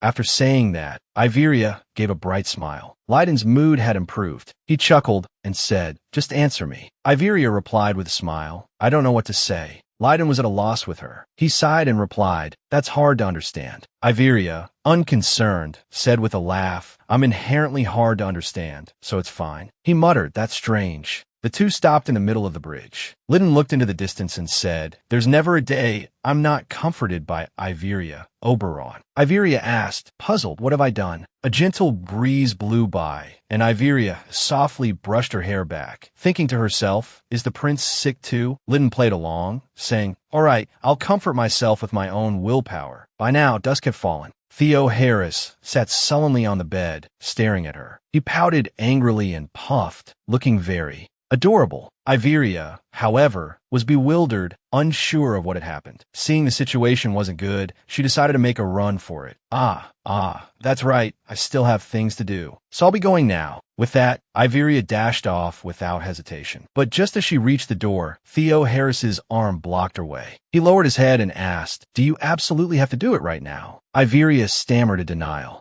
"No." Theo Harris rested his chin on her shoulder and asked worriedly, "Why have you been so busy lately? From morning till night, I only see you when you're asleep. Emma hasn't even seen your face either." Iveria smiled and patted his shoulder reassuringly. I've been a little busy lately. When I'm finished, I'll play with you. But in reality, she was thinking, please wait for me a little longer. Although this is intentional on my part, we need time to sort everything out. But Theo Harris persisted, asking, when will that be? Tell me the exact time. Seeing his adorable expression, Iveria stammered, let me see. Theo Harris finished her sentence. Basically, I don't know either. She inwardly gritted her teeth, thinking, can't you wait a little? Theo Harris cried out anxiously. Then what am I supposed to do? I don't know how much longer I have to wait. By now, Theo Harris was on the verge of tears. Iveria felt like she had gone too far, and it pained her to see him like this. She looked away and whispered, you don't have to wait. Theo Harris was silent for a long moment, then called her name, Iveria. He slowly raised his hands and gently touched Iveria's face. That you're all I have. Theo Harris confessed from the bottom of his heart. If it weren't for you, there'd be no reason for me to stay here. Do you know? You're the one I love the most. Hearing him say that, Iveria turned away with a pang of guilt and replied, I know. Theo Harris scoffed at her response. You know? Then why are you doing this? Iveria asked him, confused, why me? His face was filled with cruelty as he gritted out each word. I want to eliminate everything that's important too. You, even if it's the whole world, I'll erase it. Iveria couldn't believe what she was hearing. Theo Harris furrowed his brows in anger. Finally, he managed to restrain himself and turn away. Now, Theo Harris's eyes had changed, revealing vulnerability. He said, but if I do that, you'll cry. So I can't do anything but wait for you. That's all. With that, Iveria reached out and gently touched his face. Seeing her intimacy, Theo Harris gave a bittersweet smile. Then, abandoning all restraint, he happily nuzzled into her palm. The distance between them closed, and all doubts were resolved. Iveria said to him, if the mages from the association come back, please cooperate with them. She thought that in the meantime, I'll try to sort out my feelings. A voice rang out. What in the world? What have you done? Was it you? Jiro finished his sentence by throwing himself on the ground, wailing dramatically. Iveria furrowed her brow and asked, did Harry do this? Jiro flew into a rage, yelling, who else could it have been? Even so, I absolutely won't give up. Iveria sighed and advised him, since you're injured, you should go get treated first. Meanwhile, she thought, since he did it, I have to take responsibility too. Are you pretending to help me so you can brainwash me? Jiro sneered. Iveria calmly replied, that's not true. If it were, I would have sent you away already. Jiro chuckled dryly. He must be very tired. Lately, Jiro had been clinging to her, sometimes hanging upside down from the window, yelling, release the mage. This startled Iveria, making her exclaim, you scared me. Jiro's thoughts appeared, all this time. Next, an image of Jiro hanging from the ceiling flashed. Stop brainwashing him. Or like this, he had been following Iveria everywhere, even hiding underwater to say, give up already. But she hadn't wavered in the face of his persuasion. Iveria thought exasperatedly, is that what you call persuasion? Jiro said loudly, so. I'll put an end to these boring conversations. We've never had a calm discussion, have we? She calmly replied, that's right. At the same time, Iveria added silently in her mind, that's your fault. Then Jiro led Iveria away. Well then, let's go. I'll make you some tea. She said frankly, fine. Please, just get me out of here. He led her to a room filled with weapons and glittering jewels. Jiro said politely, come in. Iveria looked around and said in surprise, you've made my castle look like a mage's workshop. Jiro replied sheepishly, thanks to you, I'm living very comfortably. Thank you. She smiled at him. I wanted to send you away, but you're my business partner, you know? Suddenly, Iveria saw something that resembled a pico hammer and exclaimed, what's this? Jiro looked at the item and explained, this is a stand to keep tea from getting cold. Next, Iveria pointed at a small tree and asked, and this is? He said, if you fall asleep, it will wake you up. Iveria repeated in surprise, wake me up. He stammered, well, that. She looked at the strange items in the room and then turned to praise Jiro. This is amazing. Did you make all of this yourself? He puffed out his chest proudly and laughed. Although I don't have much magic power, I have a knack for making magical tools. She asked, so, can I learn how to do this? Her question left Jiro speechless for a moment. Then he turned and rummaged around for something while asking her, your magic power is probably about 0.5, right? As long as you have the talent, it's fine. Wait a moment. Take this simple test. A moment later, Jiro produced a piece of paper and a quill. He said, this is a drawing engraved on Madhu.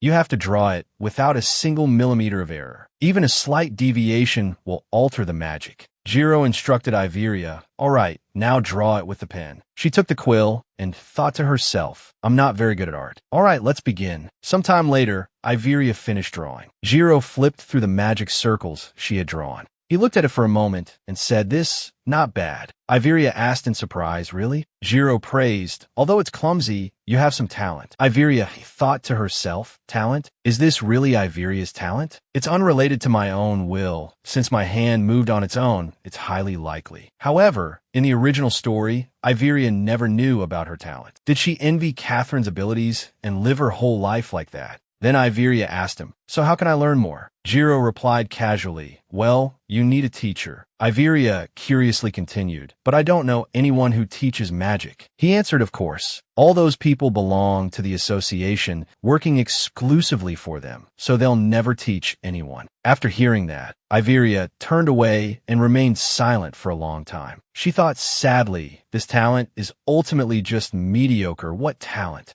Seeing her change in mood, Jiro changed the subject. He said, "Anyway, we should have some tea now." "Wait a moment." Iveria immediately replied, "Okay." She thought to herself, "He's been wanting to have tea with me for a while now." A moment later, Jiro returned and said, "Here." Iveria said cheerfully, "I'll drink it with gusto." Then Iveria slowly drank the tea without any suspicion. Jiro tensely observed her actions. Iveria, oblivious to his unusual behavior, continued to enjoy her tea. 2 seconds later, she suddenly felt dizzy. The scene in front of her became blurry. She exclaimed in surprise, "Ah." Meanwhile, Theo Harris was lying on the roof, lost in thought for a long time. Then Theo Harris sat up. Inside the room, the servants were busy cleaning. Suddenly, a click echoed as the window opened. Theo Harris jumped inside familiarly, his movements as smooth as if he had done it hundreds of times. Then Emma looked at him and nodded in acknowledgement. Theo Harris asked cheerfully, "Is she in her room?" Emma gestured with her hand and replied, "Today I'll guide you to the library while it's empty. So let's go there." He followed behind, thinking to himself, "I'm very satisfied with Emma's ability to find deserted places." She walked ahead, looking around, and said, "No one's around, right? We're lucky today.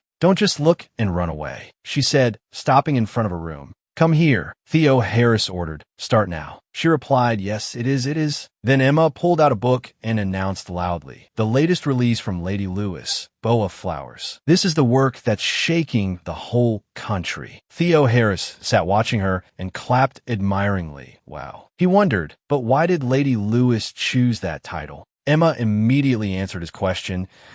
"A master always aims for duality. I found the book rumored to be groundbreaking." Theo Harris sat below, clapping continuously in amazement. Wow. Then she said, "Let's begin." He replied cheerfully, "Okay." Theo Harris thought brightly, "Today I'll study hard." After class ended, Emma left. Suddenly, Theo Harris called out, "Emma, you dropped this." She exclaimed in surprise, "Oh, what is it?" Immediately after seeing what was in his hand, Emma cried out, "Ah." Theo Harris innocently asked, "But what does that word mean?" "Oh, and this too." Emma's face paled in fear. She stammered, th that. Theo Harris asked suspiciously, drawing out the word. Emma shouted in embarrassment, "Sir, please don't ask any more." Recalling the previous scene, Emma had said to him, "I thought I shouldn't read it a second time. I never thought I'd find a fellow fan of Lady Lewis's novels like this." Theo Harris scratched his head, thinking to himself, because there's no such genre in the demon world. A scene flashed through his mind, a man teasing a woman, asking, "Have you ever read a novel?" The woman across from him asked in confusion, "What's a novel?" All demons are like this, Theo Harris continued to think. Moreover, in a situation like a battlefield where anyone could lose their life at any moment, I didn't care about anything else. But I want to bring her joy. I've always been frustrated because I can't figure out the specific method. An image of happiness between himself and Iveria appeared in his mind. Theo Harris sadly scratched his chin and said, "I can't go to the demon world to ask about this." An angry demon shouted, "I said I don't care about this." Theo Harris thought to himself, "But I never thought there would be a book like this." He happily hugged the book like a treasure. "Lady Lewis, you're the second person I respect the most. I'll show Iveria." Suddenly, Emma's voice interrupted his train of thought. "Master Magician, but Miss Iveria hasn't been herself lately. Do you know why?" Theo Harris, startled, stammered in reply, I didn't do anything." Emma asked suspiciously, "Who said that?" She rested her chin on her hand and sighed. Sigh. "Her sadness is contagious, but I don't know anything." Theo Harris watched Emma's dejected and despondent expression for a moment. Then he reassured her, I understand that feeling. Emma asked in surprise. Really? He replied. Just a slight frown from her, and the sky in my heart almost collapses. He even added, oh, of course, even when she frowns, she's very beautiful. Emma continued. Even so, the most beautiful is, then both of them said in unison, a smiling face. Theo Harris exclaimed delightedly. That's right, isn't it? Finally, Emma had to leave due to her busy schedule. She cheerfully bid farewell to Theo Harris. I'll see you next time. Then he thought to himself, I'm free today, so I should go to Iveria's room, shouldn't I? Suddenly, Zero appeared and said, oh, you're so pitiful. Are you still lost? Let's quickly return to the righteous path. Come on. Seeing that the person who appeared was Zero, he immediately showed his disgust. You again? I said I'm not going. From the beginning, I said my home is here. Zero ignored him and scoffed. Don't worry, because I've given up on persuading you. Theo Harris asked in surprise, have you finally come to your senses? Then Zero pulled something out from inside his coat and said, instead, I prepared another way. If you can't leave because you're brainwashed, and that thing you took out is a gemstone reflecting the image of Iveria in a coma, Zero continued, then I'll remove the cause of your condition. Of course, I don't want to kill her. Just follow me. I'll give her the antidote. Seeing Iveria in danger, Theo Harris's face immediately darkened. Zero doesn't know he's about to be in danger and is still so smug. As expected, it's connected. After you regain your senses, you'll thank me. You'll see. Suddenly, a loud boom echoed. The ground shook, and the room instantly cracked, with continuous rumbling and loud crashes. Zero looked around in shock and exclaimed, hey, He didn't understand what was happening and asked with a pale face, What's going on? Theo Harris's terrifying voice rang out. Not allowed to kill, you say? At this point, Zero was so scared he was about to cry. Theo's voice continued to echo, I want to kill. Meanwhile, Iveria heard strange sounds and wondered, what's that? I don't know what he's saying. She screamed internally, it's so noisy. The next second, all the murmuring sounds suddenly disappeared, leaving her astonished. She looked around and thought, it's quieter now. Where am I? I was clearly drinking tea just now. Suddenly, a voice rang out, we meet again. It was the sun god. She cheerfully greeted Iveria. How are you? But Iveria still didn't remember who she was and asked doubtfully, who are you? I don't remember you. The sun god calmly explained, that's the rule. We meet, we part, and then we forget. The first time we met was when the plane crashed. It's a pity so many people died then. We can only meet when facing death. Hearing this, Iveria worriedly thought, facing death? Zero, was it that sorcerer? But she immediately regained her composure and, she said she met me before I became Iveria. The sun god reached out and touched her cheek reassuringly. Don't worry, you'll be back soon. You still have Theo Harris. She was surprised that this person knew Theo Harris and asked, you know Harry? The sun god replied, he's a very special demon. Iveria continued to ask, you know my name? At this point, she finally said, because I'm not human. A dazzling light emanated, forcing Iveria to shield her eyes with her hand. She introduced herself, I am the sun god. You are holding my heart. Suddenly, a ring appeared on Iveria's hand. Looking at the ring on her hand, she thought in astonishment, this is what I received at Lorne's festival. Did I meet him in my past life too? Iveria asked, puzzled, why is this happening? The sun god said, you are the one who stole my heart. A long time ago, someone came to me, begging me to lend him my heart for a while. I accepted this request, but he disappeared without a trace. I lost my heart and my power just chasing after that trace. So I found another way. I summoned you to this world to find my heart for me. She called her name Iveria. This is not the world in the book. This is another real world. When I was on my way to Peru, Iveria stood in front of the airport gate and thought to herself, it's so far. It takes 24 hours to get there. She sat in the airplane cabin, engrossed in the book in her hands. The book I often read to pass the time is Lady Catherine. But Iveria exclaimed in a panic, where did I get this? I didn't buy it, nor was it a gift. The sun god smiled gently and replied, let me show you that world. You don't need to panic like that. I created some interesting stories. Are you all right? Having finished speaking, she approached Iveria. It's time to go back now. When you return, you'll forget all of this. This is my limit. Hearing the sun god's words, Iveria asked with some worry, then how can I return your heart to you? A flash of light flickered, and her voice echoed, you don't need to worry. Just follow the path you desire. I will accompany every step you take. Iveria woke up with a start. She cried out in alarm. Suddenly, a hand quickly grasped hers and asked solicitously, "Are you all right?" Iveria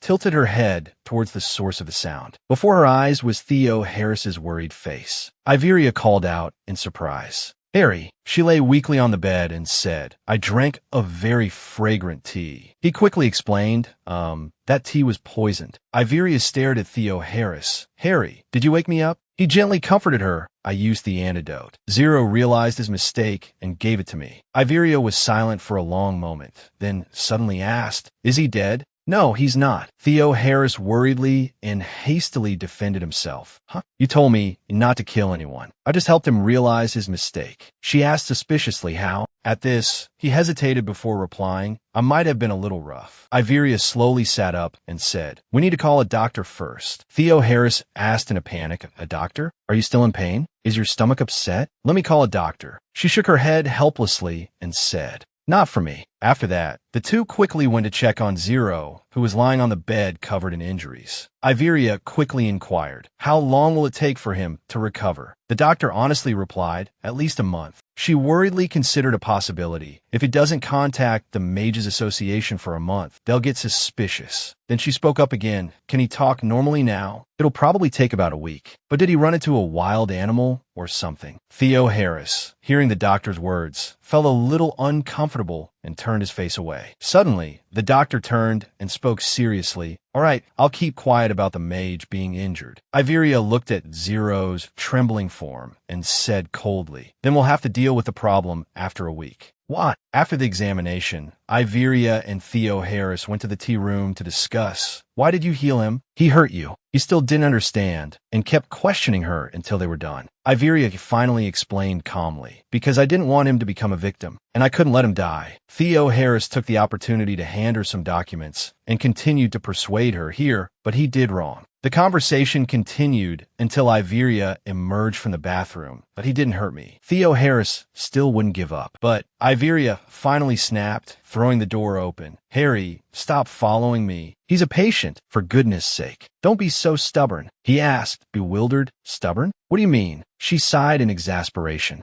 "Huh," Theo Harris said anxiously in a low voice. "If anything happens, just yell for me." Iveria quietly closed the door, thinking to herself, even after Count Nada's kidnapping, "I'm going to be overprotected for a while, aren't I? Oh well." Finished with that, she slowly walked towards Zero. Awake already, Zero? Seeing his frightened expression, Iveria quickly reassured him, "Don't worry. Harry won't come in. Just be good." Zero, still panicked, clutched his chest and trembled. "I'm so scared." She said seriously, "He's not brainwashed anymore. Are you happy now?" Then she tried to persuade him, "So go back." Zero immediately nodded repeatedly. Yes, of course. I'll go right away. I'll tell the association right now." Iveria replied with satisfaction, "If you don't mind, you can stay here to recover before you go." But he exclaimed in surprise, "What?" His whole body trembled with fear as he clumsily said, "No, I'll go back right away. I'll get treatment there." Suddenly, Zero froze. A voice called out, "Ayala." Memories suddenly flooded back. "I absolutely will not return until I save him. Ayala." He collapsed onto the bed, sobbing. Then he awkwardly crawled back up and quickly went to Iveria, asking tearfully, what's wrong?" She exclaimed in surprise. "What's going on?" Iveria sat down on a chair, exasperated. "This is such a headache." Then she turned to him and asked, "What happens if you break the prohibition?" Zero cried out in anguish, My magic, it'll all be gone. Sob gone. Asterisco sobi asterisco." Looking at his pathetic sobbing, she thought, even more confused, "I didn't think it would be like this. Why did you do such a thing?" Zero replied to Ship ly, to save him. Sob. Iveria smiled faintly. So there was a good intention. Everything else is the problem. She turned away, muttering to herself, "How can he be so childish?" After a moment of silence, Iveria made a suggestion. "Stay here until we find a solution." He listened to her words with a hint of doubt and replied, "Yes?" Iveria said gently, "If we look, we'll find a way. Won't the association help you too?" Zero nodded sullenly and replied, "Right, that's right. The association is like family. They won't abandon me, and..." Then he turned and confessed her honestly, "I'm really sorry for giving you that potion. I thought you had brainwashed him, so I did it. Iveria thought with a bit of exasperation. I'm that evil. Huh? Zero, remorseful, quickly explained, but I was going to give you the antidote right after I persuaded him. I know it wasn't right. I'm so sorry. He was still sniffling, making Iveria feel a bit helpless. She quickly looked towards the incoming light and said, trying to comfort him, you should look around more, Zero. A panicked voice cried out from inside the mansion. Harry flew into a rage, his face darkening, and yelled, I absolutely object. How is that leech even relevant? Kick him out now. Zero, covered in bandages, hid behind Iveria, trembling with fear, forcing her to intervene. I can't just kick him out. That's why things are like this. Now, saying this, Iveria reached out and tugged on Harry's sleeve, giving him a sweet smile. Harry, she cooed, her smile widening. Calm down. You're so kind. He seemed captivated, blushing and gulping. Then she turned to 0.0. Of course I can't just keep you here, can I? Zero jumped, crying out. All right, Zero trembled, putting on a pitiful expression. If it's about money, the association will pay any amount. Iveria glanced at him. Forget the money. What I want is the method for creating magic tools. Zero flailed his arms in a panic. What? That's not possible. Magic tool creation is the exclusive domain of the Mages Association. It's our precious asset, so it absolutely cannot be disclosed. Iveria smiled sweetly, but with a hint of menace. Are you sure you'll be all right? Zero's eyes widened with worry. He froze when he heard her next words. You did give me poison, after all. Iveria's veiled threat sent a chill down Zero's spine. You're now a criminal, guilty of attempting to murder the Lord. He stammered, murder? She continued her intimidation. That's punishable by immediate execution. Zero gasped, his heart pounding. Execution, he whispered, fearfully imagining the gruesome possibilities. Harry, scowling, stood behind Iveria, listening to her with growing anger, grumbling under his breath. Iveria wore a terrifying smile. Besides, I'm a master of the divine sword and the Duke's daughter. Who knows what kind of problems this could cause between the kingdom and the association. Zero collapsed. Overwhelmed, what have I done? He stammered, please, give me time to discuss it with the association. Iveria smiled, her mind already scheming. Actually, it doesn't really matter what the association chooses. If they agree, great, we can make magic tools ourselves. If they refuse, I'll just poach some talented young mages they've cast aside. Pleased with her plan, Iveria laughed. Either way, I win. On a bright, sunny day, Iveria thought, the association's reply came quickly. However, they offered a solution I hadn't even considered. The letter read, we cannot hand over the techniques. Instead, we will send 2 magic tool technicians. We ask for your understanding. Zero would remain in Ariel until they found a way to resolve the Prohibition Oath. Overjoyed, tears welled up in his eyes. Everyone, please trust me. Iveria put her hands on her hips, feigning annoyance. Fine. But since you'll figure out soon enough, you have to work for at least a year before you can leave. The two shook hands, sealing their agreement. Deal. The 2 mages from the association arrived immediately. Zero rushed out, overjoyed, and embraced them. They checked on his safety and then began creating magic tools for Ariel in Rapaz's workshop. Harry sulked, turning his head away in a huff. Iveria hesitantly approached and asked, What's wrong, Harry? He tilted his head angrily like a child demanding candy. If that leech of mage doesn't come back, you won't play with me. He's staying for a whole year. During that time, you really won't play with me at all. Iveria listened to his childish complaints and laughed helplessly. It was just an excuse to prolong the time. Frustration and irritation washed over her. Even so, I need more time. Just looking at Harry's face makes me tremble with anger. No, what was this whole learning thing about in the first place? Iveria bowed her head in frustration that if I can't play with you, you can study with Emma. Realizing her slip up, she covered her mouth with her hand. Oops, I don't even know what's going on with my heart anymore. Harry grinned brightly at her words. I just studied recently. She was surprised. You say you studied recently? He shyly pointed at himself, but it's very useful. It's the first time I knew such a thing existed. Hearing this, she snapped angrily. Such a thing? He innocently continued. So humans can feel joy like that, huh? For some reason, she felt a surge of anger at his innocent words. Like that? Harry grinned, glancing at her. Let me tell you. Iveria's face darkened. Furious. You want to tell me what you learned from Emma? She clenched her fists, overwhelmed with rage. That depraved devil. Iveria yelled, kicking Harry hard in the rear. That's so inappropriate. He was startled, not understanding the reason for her anger. Demons might be okay with it, but humans don't do that. Harry sat on the floor, backed against the door by her, and cried out in alarm. What's wrong? Emma told me to study hard and make the young lady happy. Hearing her name, Emma opened the door and asked, Yes? Did you need something? Harry, relieved as if he'd found a savior, shouted Emma. They looked up at her. Are we not supposed to tell Iveria what we learned? Emma paled, her eyes wide with panic. You already told her? Iveria watched with a darkened face, fuming. Emma, terrified, stammered. You said it was top secret. He smiled innocently, but I got caught red-handed. I'm not mad at you. Iveria held her head in her hands, listening helplessly as Emma turned to her and said, I'm so sorry, Mississippi. She forced a smile it's not Emma's fault. Her expression remained fearsome. Emma looked pitiful.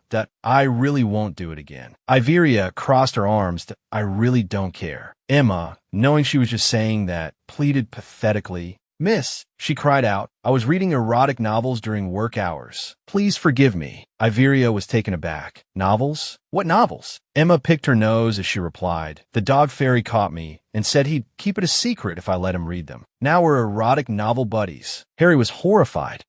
Iveria was speechless, studying novels. Emma, acting as if nothing was wrong, held out the book for her to see. It should be lustful novel addict. Harry, beside her, widened his eyes. She's amazing, Lady Louise. Iveria hesitantly asked, Harry, have you ever kissed anyone other than me? He looked at her with confusion, leaving her speechless. Why would I do something so disgusting? Hearing him say that, Iveria covered her face shyly, her cheeks flushed crimson. Embarrassed, she was extremely flustered by her own thoughts. Why am I the only one thinking like this? I'm the disgusting one. Harry interrupted Iveria's strange behavior, calling out, Hey, Iveria. He sounded a little S-A-D. S-O, you really won't play with me? Her face darkened, unsure of what to do. Inwardly, she groaned, Oh, please, I beg you, spare me, Harry. She cried out internally, It's Sue's fault. Iveria felt like crying. I'm too embarrassed to play with you right now. She sat down, awkwardly turning her face away to avoid him. I'm busy. Then Iveria quickly stood up and walked over to a stack of papers, trying to escape the situation. Oh my, are there documents here too? There's so much work to do. Here and here too. Harry was utterly helpless, witnessing all of this but unsure what to do. Theo Harris asked irritably, Why are you always busy? Emma, understanding the situation between the two, excused herself. I'll come back later. He pressed her for an answer, making Iveria flustered. What can I do if there's so much work? Order someone else around. This is what's left after delegating. She explained awkwardly. Even the Baron and the two princes have piles of work like this. There's no one left for me to order around. Theo Harris's eyes suddenly lit up with excitement. He said there is. Immediately afterward, two twin demons were summoned. You called us, miss? Shouldn't it be young lady? It turned out to be the twin demons Zuepki and Ripit. I heard you call her name somewhere. You'll get scolded if you're playing a dangerous prank. After speaking, the two turned to chat with each other, completely ignoring Iveria's presence. She looked at them for a long moment, asking doubtfully, Can these guys actually do the work? The brothers, feeling doubted, puffed up their chests indignantly. What? Suddenly, Theo Harris appeared from behind, startling them. They might look like this, but they're quite useful, Sir Harry. Rapke and Ripit immediately clung to each other in fear. A high-ranking demon like Sir Harry summon us? Iveria finally spoke up. I did. The two turned to look at her with disbelief. You summoned us? Rapke and Ripit's arrogant attitude annoyed Theo Harris, who reminded them, Hey, use honorifics. The two hurriedly replied, frightened, Why did you summon us, miss? Iveria smiled brightly. I heard you two also do paperwork in the demon realm. Immediately afterward, a thick stack of documents was piled up. However, it was quickly whittled down to just a few folders. All four focused on their work. Here, Iveria held 2 sheets of paper in her hands, examining them.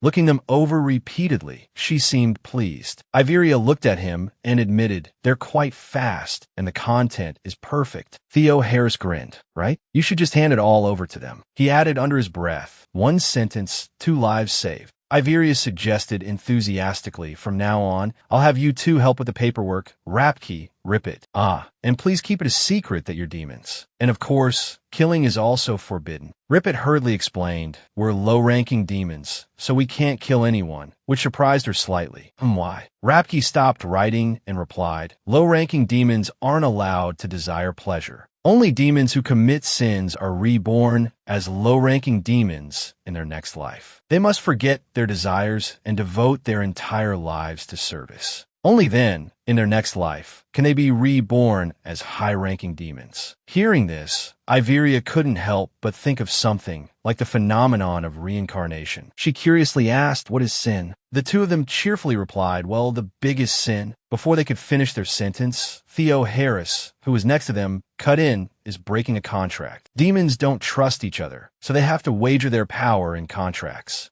Iveria was a little stunned, thinking to herself, a single contract that extends to the next life, that's extreme. Then she turned to him and said, oh, and Harry. I was thinking of introducing these two as Harry's relatives. As soon as Iveria finished speaking, the two boys panicked and wanted to run away, pleading. Theo Harris pondered for a moment. Relatives?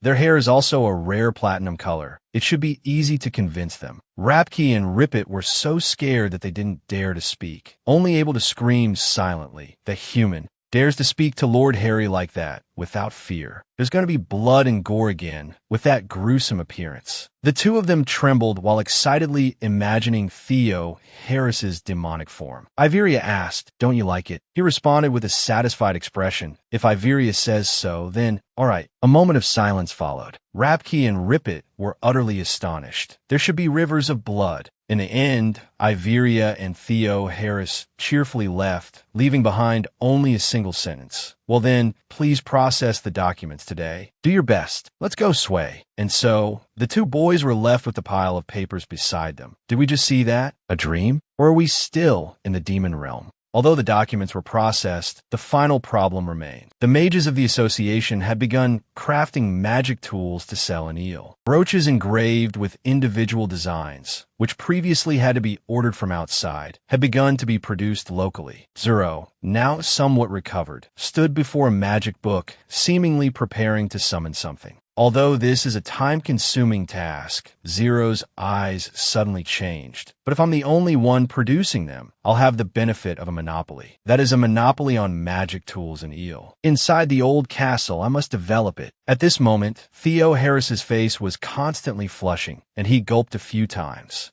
Iveria, beside him, also spoke shyly, come on. Then she boldly spread her arms and shouted, hug me. He covered his mouth tightly, trying to suppress his emotions, and replied, that's not it, but all right. Iveria thought helplessly, how did things turn out like this? A while ago, while she was working in her room, a loud noise rang out. It turned out that Theo Harris was constantly pestering her, causing Iveria to remind him, you're being annoying, Harry. He whined in protest, you said you'd play with me. Seeing this behavior made Iveria feel a little helpless, so she reluctantly coaxed him. I have work to do. What can I do? This is really the last thing. Developing a new product idea, really just this one last thing, and I'll play with you, I promise. As soon as she finished speaking, he beamed with joy and asked, really? Then he became serious and said, I'll help you finish faster. Okay, then Harry, tell me what kind of magic tool you want. Theo Harris excitedly said, a tool to erase work from Iveria. She gently admitted, that's every worker's dream.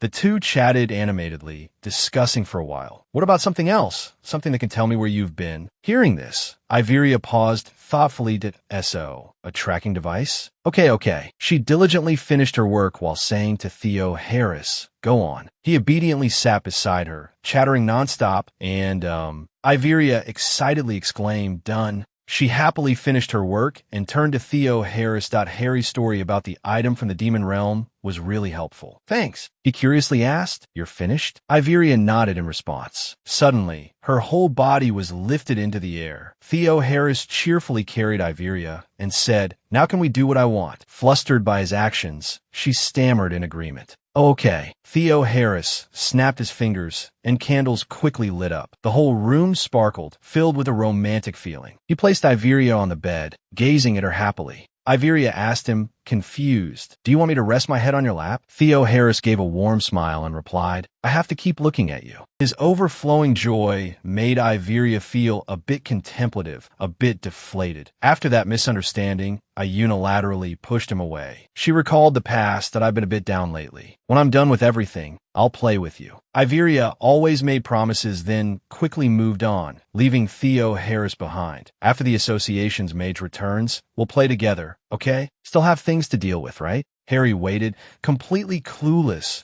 If you've been waiting so patiently, you deserve a reward, right? He stared blankly, a confused look on his face. But Theo Harris was met with a cold stare. She kept her eyes fixed on him without saying a word. This made him ask worriedly, Why are you looking at me like that? Iveria. Theo Harris quickly covered Iveria's eyes. I'll just look then. Harry said he wanted to look, right? He nodded shyly. She said softly, Aren't you going to look at me? Suddenly, Theo Harris leaned down, intimately saying, First, just lie still. He gently touched Iveria's lips. The atmosphere turned romantic as they were swept away by the kiss. She gasped for breath, as if she were about to suffocate. Iveria nuzzled Theo Harris's hand, unable to help but marvel inwardly. So Harry's a good kisser. What novels has he been reading? Suddenly feeling a bit indignant, she thought, but kissing your master without permission deserves a scolding. Quick as a flash, she sat up and turned towards him. The two gazed at each other intently, unblinking. Iveria took the opportunity to wrap her arms around Theo Harris's neck. She boldly pulled him closer there, lips meeting. Iveria's action stunned Theo Harris. No longer shy, Iveria directly pushed him down onto the bed. She gently tucked her hair behind her ear and asked seductively, Well, Theo Harris blushed crimson, stammering, What am I supposed to do when you suddenly move like that? I didn't say I'd stay still.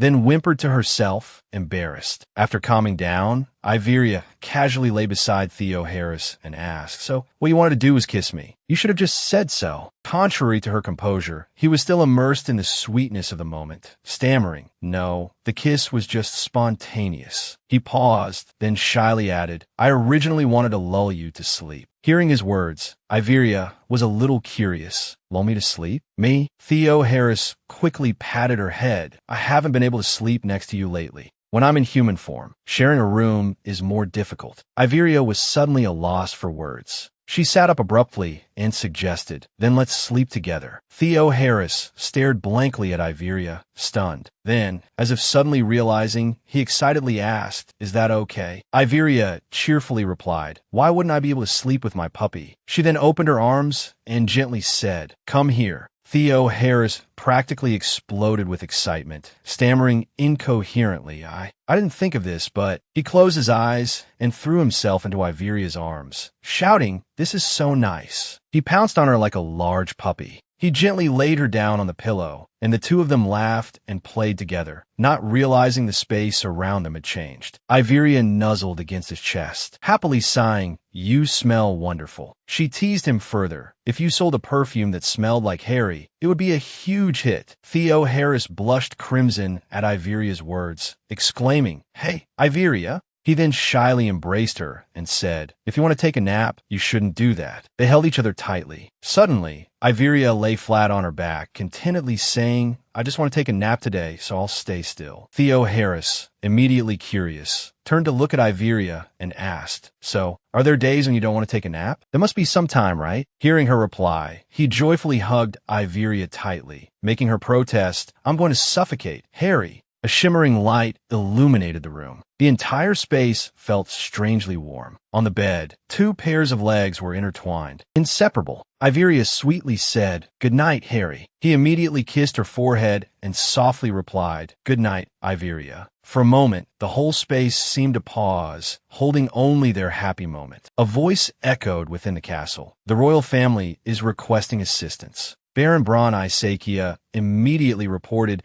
they want us to help exterminate the giants in the western border forest. Iveria held the invitation in her hand, slightly puzzled. Isn't that place also connected to El? At first, that territory doesn't belong to the royal family, but it's still receiving help from other territories? He wiped his sweat and quickly replied, This is a highly unusual situation. I heard that all the letters have been sent to the territories that possess soldiers. meaning that, unlike other years, it seems the situation is more serious this year. The goblins in the Black Forest seem to have become more ferocious. Iveria considered for a moment, then agreed. I don't want my knights injured because of another territory's problems, but it will be difficult to refuse the royal seal. Lost. Please make minimal arrangements for me. Baron Bronisakia took the letter and quickly replied, yes, I understand. As soon as he left, Iveria revealed a tired, puzzled expression, thinking, from the floods to the giants, what in the world is going on? She walked to the door, preparing to open it. Suddenly, a gust of wind filled with snow and ice swept from the other side, forcing Iveria to struggle against it as she walked. It wasn't as if the weather was changing like on Earth. Shivering in the blizzard without a coat, she thought, cold, so cold. What is this? Is this a blizzard? Suddenly, a deep voice echoed, you've arrived? Before Iveria stood none other than Prince Lidin Girant and Crown Prince Cashin Girant. Lidin, in his usual playful tone, asked, is this a response to the report? Lidin Girant's face was colder than the icy wind blowing. Cashin Girant sat beside him, intently processing a report, completely ignoring her arrival. Standing in the blizzard, Iveria, though uncomfortable, forced a smile, thinking, what's with this atmosphere? After the last incident, it's completely chaotic. I'm not Catherine, so I don't have the skills to mediate between them. Could this relationship have been resolved from the beginning? She hesitated for a moment, then coughed to attract their attention. The space returned to normal. Inside the study, Iveria spoke with a serious expression. I've carefully read both of your reports. Iveria, losing her patience, spoke up to correct them. But instead of working individually, why not work together? I'm not asking you two to get along. Lidin and Cashin were both stunned, denying in unison what. Iveria silenced the two princes with a single sentence. This is a problem that everyone encounters in their lives. She seriously reminded them, you both have the goal of preventing the river from flooding, so cooperation would be more effective. Even though the throne isn't settled, you can still be evaluated individually through teamwork. Conversely, if the people suffer because of your pointless rivalry, is that all right? Suddenly, Lidin Girant stood up indignantly, but before he could do anything, Cashin Girant spoke first. I'll think about it. Then he abruptly walked straight out, leaving Iveria and Lidin stunned. Lidin rested his head on the table in frustration. After a moment of composure, Iveria continued to ask, is it because I used work as an excuse to approach him? But Lidin only deflected. Didn't you say you were going to mediate? Just a second later, Iveria struck him where it hurt, leaving him speechless. You want to apologize. Apologize to your mature older brother for messing things up and getting angry at your little brother. Lidin awkwardly explained, our relationship has nothing to do with what we want. Seeing the situation getting tense, he quickly changed the subject. How about we talk about something else? Has Ruku contacted you? She asked suspiciously about the weather experiment. The two began their conversation. He hasn't found any trace of the Mages Association. Isn't it supposed to be clandestine? It's hard to hide a large-scale experiment like weather manipulation. After hearing the situation, Iveria felt a bit skeptical, thinking I thought it would be related. Was I wrong? Suddenly, Lidin spoke up. However, he did grasp their suspicious actions. Strange. The Russell Tower is used as an observatory, so visitors are usually just astronomers or meteorologists. But recently, mages have been appearing there constantly. That's obviously suspicious. Iveria pondered for a moment. Should I go and check it out myself? Russell Tower is where Catherine's final scene took place. Since my body is already dead, I can't go back. I'll have to live in this novel's world from now on. Would it be strange if I went there to sort out my feelings? Lidin suddenly spoke, interrupting Iveria's train of thought. One more thing. He warned seriously that's where the Oaken and L trading companies are at odds. I wish we could bury that entity. As he spoke, Lidin pointed at her. This action made Iveria realize what was happening. Astonished, she began piecing together the previous clues that I've learned the identity of the thing that was buried. But if it's someone powerful enough to warrant the prince's involvement like this, then Iveria bluntly considered a possibility. His Majesty the King? Or the Queen Consort? Even Lidin broke out in a cold sweat, impressed by her deductive abilities. Indeed, you're very intelligent. Iveria replied casually. The hint was too easy. This left him completely speechless. Lidin admitted, if I had to guess, it was the Queen Consort's order. Iveria was stunned, questioning him in disbelief. But why? I haven't had any conflict with the queen consort. But in her heart, she had already anticipated part of the reason. Because I canceled the collaboration with the Oberon family through the broken engagement. They went back and forth. But she couldn't marry Cashin. What nonsense are you talking about? So what? He suddenly stood up. The queen consort. She was dumbfounded, unable to believe her ears. U.S. Lytton closed his eyes, gently explaining, she thinks that maybe you and I will get engaged or married or something. A huge question mark appeared in Iveria's mind. Lytton is the fish and a loyal supporter of Catherine. Wait, is the dog me? Of course, he's also opposed to Iveria, who disgusted Catherine. After a moment of contemplation, a look of disdain appeared on Iveria's face, and I was engaged to her son's former fiancé before. What a mess. He was so amused by her words that he couldn't close his mouth. That's where the problem started. Iveria said irritably. In short, the queen consort failed. Lytton laughed until tears came to his eyes before finally stopping, curious about her statement. Iveria, radiant and proud, declared, our relationship isn't so bad now, is it? Because that's also wooden material. Huh, did I misunderstand something? Iveria's brilliant aura left Lytton staring, mesmerized. He calmly replied, no, I think so too. Finally, the two of them quickly began to cooperate. After successfully reaching an agreement with Lytton, Iveria returned to her study and pondered for a long time before putting down the Russell Tower model. She announced to Baron Braun Isakia, I think I have to go to Russell Tower. He was a bit puzzled. Why are you going there? Iveria immediately explained, I heard that mages have been appearing there frequently. Smells suspicious, doesn't it? Baron Braun Isakia worriedly reminded her, but it was dangerous for the person going directly. Iveria was silenced by his words for a moment. She asked suspiciously, are you worried about me now? Baron Braun Isakia gently replied, yes, of course. Iveria blushed with emotion, exclaiming in disbelief, Baron, I'm so touched. Someone's actually worried about the villain. Suddenly, he changed his demeanor, playfully teasing Iveria. If something happens to the Lord, who will handle all this work? Meanwhile, the Arma Zepke siblings, Reepi and It, were continuously burying their heads in the mountain-high stacks of documents. Iveria's emotion turned to coldness, indifferently stating, regardless, I'll go with Harry and return. If that's the case, I'm relieved. Afterward, she reviewed the list Baron Braun Isakia had given her, and I've selected the knights to go exterminate the giants. There are 10 in total, including Sir Lionel. Hearing this name, Iveria couldn't hide her surprise. Lionel's going to destroy them? Were there that few applicants? He helplessly admitted, Lord, you probably won't believe it, but he secured the position by fighting at 100% capacity, placing first. The Baron recalled the scene of the young man joyfully leaping into the air, ignoring the cries of anguish behind him. He even left his mirror behind. This story left Iveria bewildered. He's that strong? Stronger in combat. Baron Braun Isakia slowly explained, there are many knights in the Knight Order who started as mercenaries, but they've lived and acted politely for a very long time. So everyone is eager to fight. Moreover, this isn't their first time going into battle as Wyvern Knights, is it? He continued, clicking his tongue in admiration. Humanity's first dragon knight, a knight from a fairy tale. How cool is that? Having heard this, she understood somewhat that I understand that part. Iveria carefully looked at the list in her hand and said with satisfaction, all right,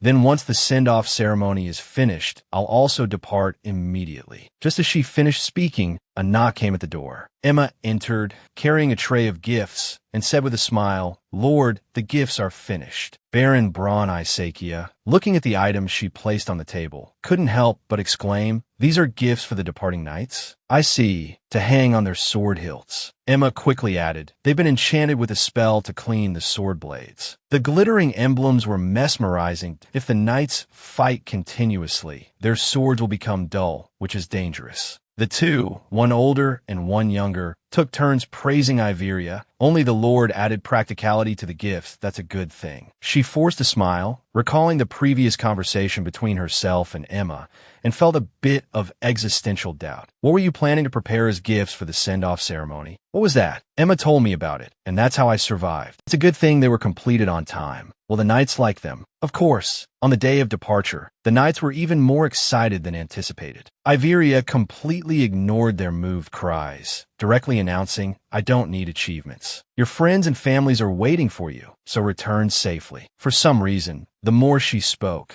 the more a small commotion arose, further exciting the knights. Theo, also sensing the threat, appeared and hugged her tightly, growling at the others. After a moment of emotional farewells, the Knight Legion finally set off. "We will achieve great feats to dedicate to our Lord. The Lord is number one." Two people waved goodbye below, but with completely opposite sentiments. "Go away already. I told you I don't need any feats." Iveria stretched, tiredly saying, "Now, we're ready to depart, right?" However, beside her appeared a gloomy figure, muttering something incessantly. He just stood there like a statue, soullessly talking to himself. Iveria glanced at him before quickly turning around and ordering, "Emma, are you done packing my luggage?" Theo Harris immediately burst into tears, shouting indignantly, "How can you just leave like that? You should ask why I'm like this." Iveria smiled and replied, "Why are you like this?" He quickly held out his hand. She stared at him in confusion for a long moment. Theo Harris then held out his other hand. Iveria still didn't understand his intentions, remaining bewildered. Theo Harris pitifully asked her, "Why won't you give it to me?" "What?" He angrily yelled like a child. "The trinkets you made, you gave them to the new recruits. It looks like this, but where's mine?" Seeing Theo Harris's dejected appearance, Iveria finally understood and chuckled. She gently approached him and comforted him. "I prepared those because they're going off to a distant battle." But Theo Harris wasn't giving up, whining, "I want everything you give." Then he leaned close to her ear and sadly said, "I've given you everything, even my soul." His large hand gently touched Iveria. "So stingy, I don't even have anything left to give anymore." Theo Harris hugged her tightly, making Iveria sigh helplessly to herself. "Is this a sad puppy sulking?" She looked up at him, gently touching his cheek. She comforted him. "What's the big deal about that?" Before she could finish, Theo Harris retorted, "How is it not a big deal? The new recruits have them, but I don't." Their hands intertwined. Iveria coaxed him in a sweet voice. "Only Harry can hold my hand, right?"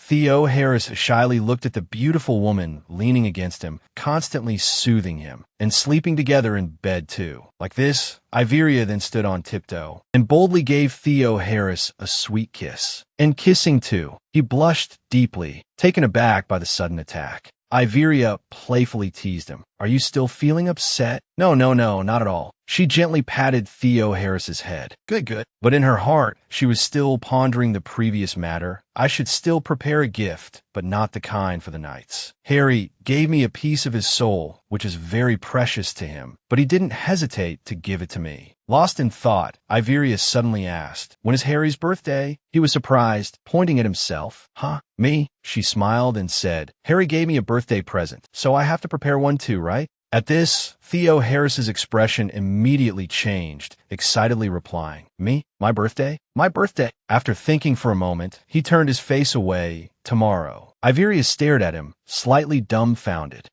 Theo Harris, sweating, turned his head further away, not daring to look directly at her. Iveria stared at him, wide-eyed. She suddenly crossed her arms and asked, "What about tomorrow?" He still didn't turn to look at her, but replied, "Tomorrow." Iveria stared at him, thinking a month ago that devil was making a fuss about when his birthday was. Meanwhile, Theo Harris, feeling like he was being scanned by radar, was sweating profusely and blushing. Suddenly, he knelt down, his head spinning. Seeing this, Iveria indifferently asked, "When is your birthday?" Tears welling up, Theo Harris replied, "It's the first day of winter." Why is his birthday in winter? Iveria wondered, feeling sentimental. Asterisk it's still a long way off, though. I guess I can prepare a decent gift. Asterisk at the same time, outside the desert, the wind howled through the towering skyscraper. Down below, a man and a woman looked up at the sky in astonishment. Outside the desert, Theo Harris helped Iveria down from the wyvern's back. She pulled up her hood to shield herself from the sun and looked ahead, exclaiming, "Wow, it's really tall." Suddenly, someone groaned, ugh. The people at the foot of the tower trembled in fear, murmuring amongst themselves, "Hey, why is a wyvern here? It's a monster. Oh my God. Everyone calm down, it won't hurt anyone." Iveria fed the wyvern and said, "Here, eat this and go play. Come back when I call you." Immediately, it flapped its wings and flew up with a loud screech, "Kiu," forcing Theo Harris to shield Iveria.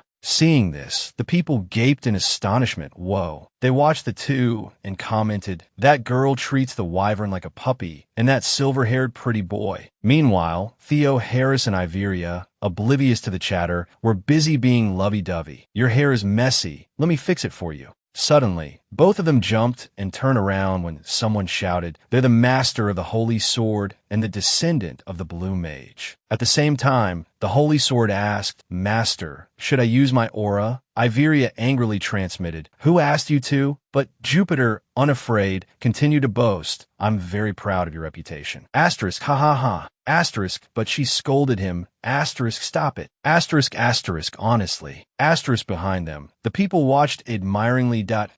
Oh cool. They look incredibly dignified. A moment later, inside the tower, sunlight streamed onto the spiral staircase. Looking down from above, the deep, spiraling staircase echoed with the whistling wind. Looking at it, Iveria started sweating, groaning, "You're telling me to climb this?" Suddenly, she lurched forward and cried out in alarm. Whoa. Theo Harris caught her, causing Iveria to exclaim in surprise, "Harry, when are you finally going to tell me?" Seeing this, Theo Harris beamed. Hold on tight. We'll be going up for quite a while." Hearing this, she asked, "Really's like this, huh?" Then he cheerfully said, "Let's go, Iveria." The only way to climb this strange tower was by the stairs. The lower floors were for tourists and people with various other purposes. The mezzanine was where scholars came to observe the weather and celestial bodies. But no one ever used the upper floors. A moment later, Theo Harris reached the top floor. Standing on the roof of the tower beside the sundial, Iveria remarked, "There's really nothing here."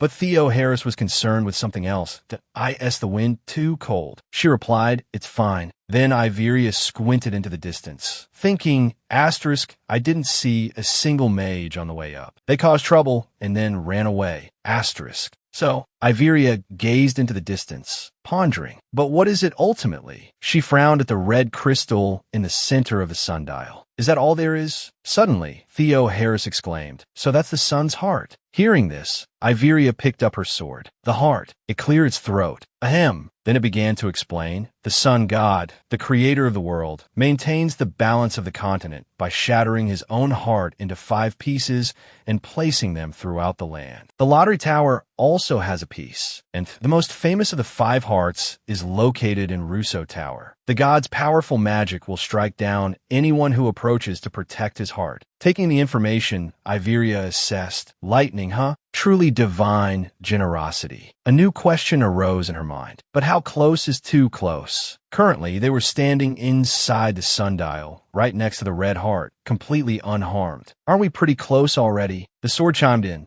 "Right." Confused, Iveria suggested, "What's going on? Is it broken?" The sword, sweating, stammered, "I don't know." Suddenly, Theo kicked the red heart with a crisp crack, startling Iveria. Immediately after his kick, the heart shattered, scattering pieces across the floor. Iveria clutched her head, exclaiming, "Are you crazy? What are we supposed to do now that you've broken it?" Theo pointed. "It's a fake." He nudged a shard with his foot, because it doesn't have any divine energy. A real artifact wouldn't shatter like this. Iveria calmed down slightly. "Then where's the real one?" Theo turned to her. "Who knows? If my leg wasn't caught on this thing, I would have tried to steal it." Her thoughts drifted. The rainy season came earlier than usual. The dark clouds started in the south, not the north. Even the giants are going crazy on the western border. The heart is connected to the continent's balance. But what if it disappears completely? Iveria mused darkly. Then I wouldn't be surprised if something even bigger happened.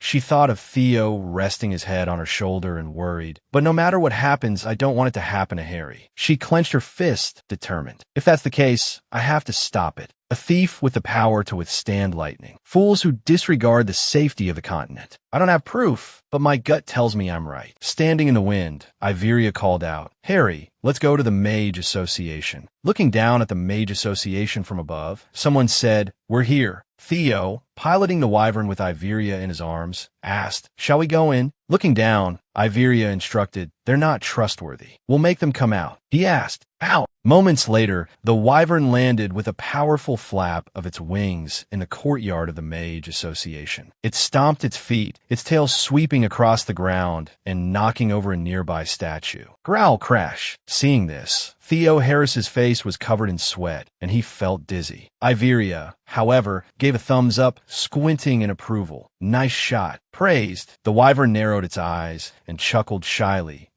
At the same time, Iveria instructed, "All right, now we just wait around here." Theo Harris chuckled and asked, "Is this how we're going to do this? I thought you said to avoid conflict and trouble." But Iveria countered, "We came here to fight. Several people have already been injured because of these guys." See? Suddenly, somewhere else, a blue-haired knight who was working flinched and turned around guiltily. Iveria continued, "It's not like the association hasn't made a mistake or two." Hearing this, Theo Harris squinted, fawning, "I like this wild side of you too." Suddenly, in the distance, a thump, thump, thump rang out. Footsteps came running, and a voice shouted, "Who's there?" A middle-aged man in aristocratic clothing yelled, "Do you know where you are? Who dares to do this?" Immediately, a voice responded, "Who else would be here?" Iveria held her sword on her shoulder and yelled back, "The victims." "What about it?" Theo Harris laughed in amusement. "Look." Suddenly, someone stared intently at the sword on Iveria's shoulder and wondered, "What's this?" If it's the silver-haired pretty boy.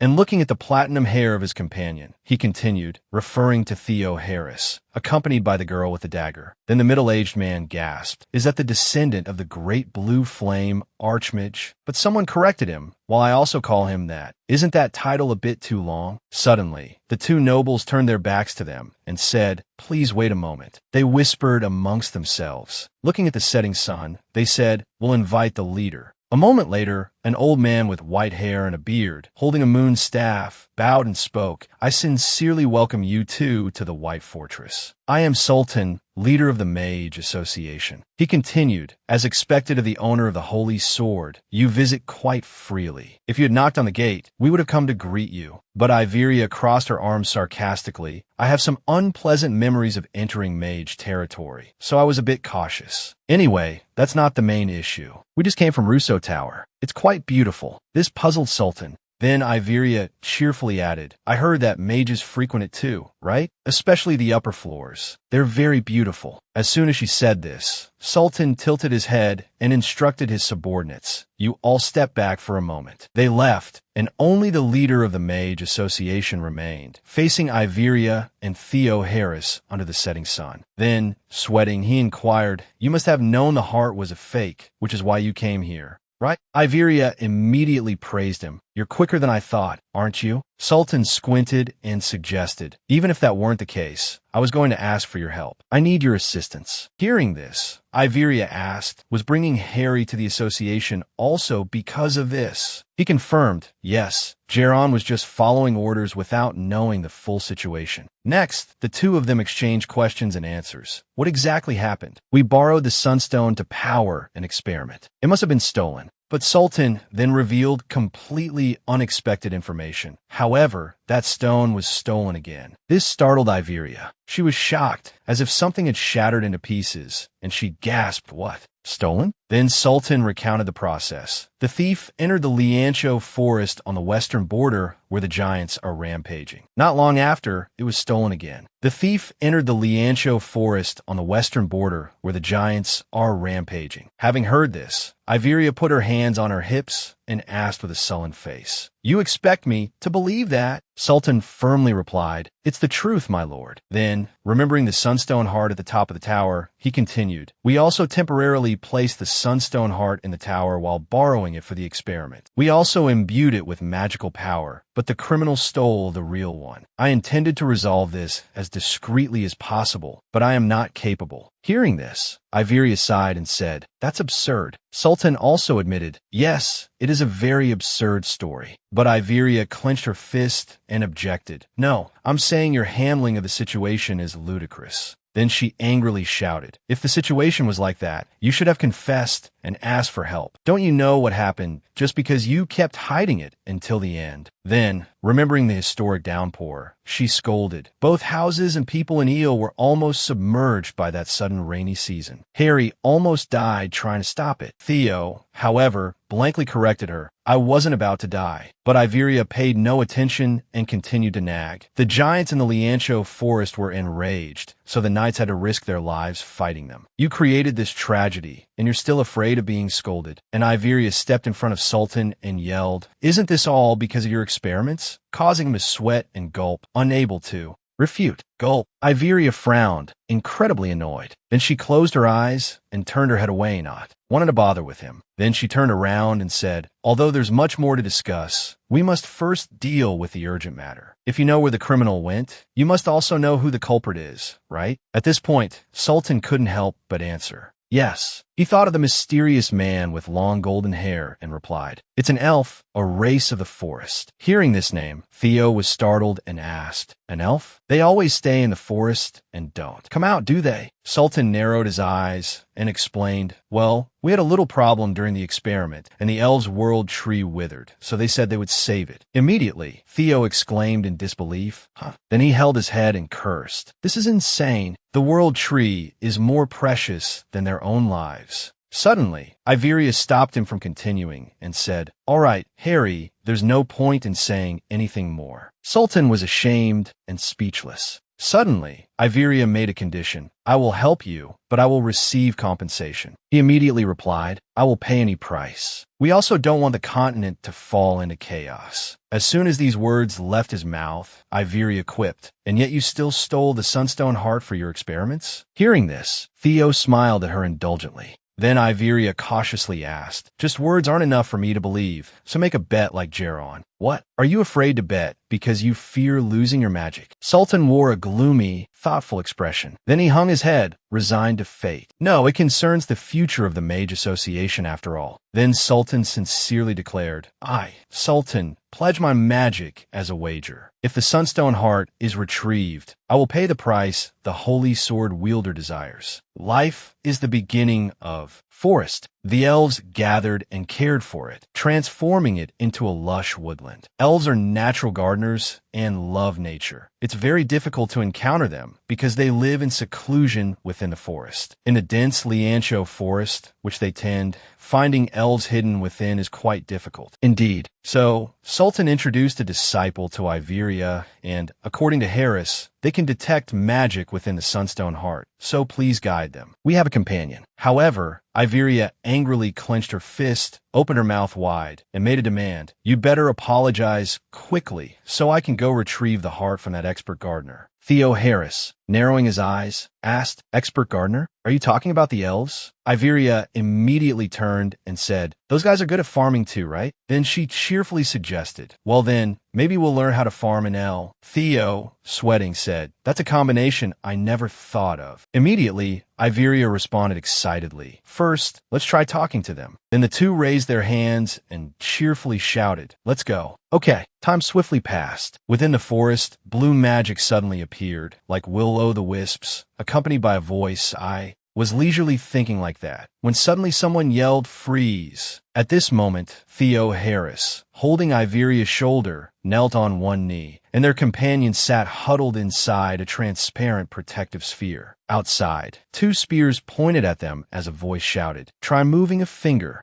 Suddenly, an enraged Theo Harris conjured magic in his palm and gestured towards a tree, yelling, "I'll burn this sapling." But someone intervened, shouting no. Two hooded figures holding bows and arrows yelled, "You villain, demon!" Seeing the situation worsen, Iveria, sweating, inwardly lamented. Who would have thought they'd threaten to shoot arrows as soon as we near their territory? Are we the villains now? Suddenly, a blonde-haired person aimed a bow and arrow at them and said, "You dare come here like this, you mages? Get out." Hearing this, Iveria spoke up, "Wait, we intend to talk." Then she turned her head and glared at their mage companion, inwardly cursing, "It's all because of that mage association." He flinched in fear. A moment later, Iveria stood up and said, "We will make the mages compensate as much as possible for the damage you've suffered. So I hope you will return the Sunstone Heart." Seeing her actions, Theo Harris warned, "Dangerous." Despite this, Iveria continued negotiating.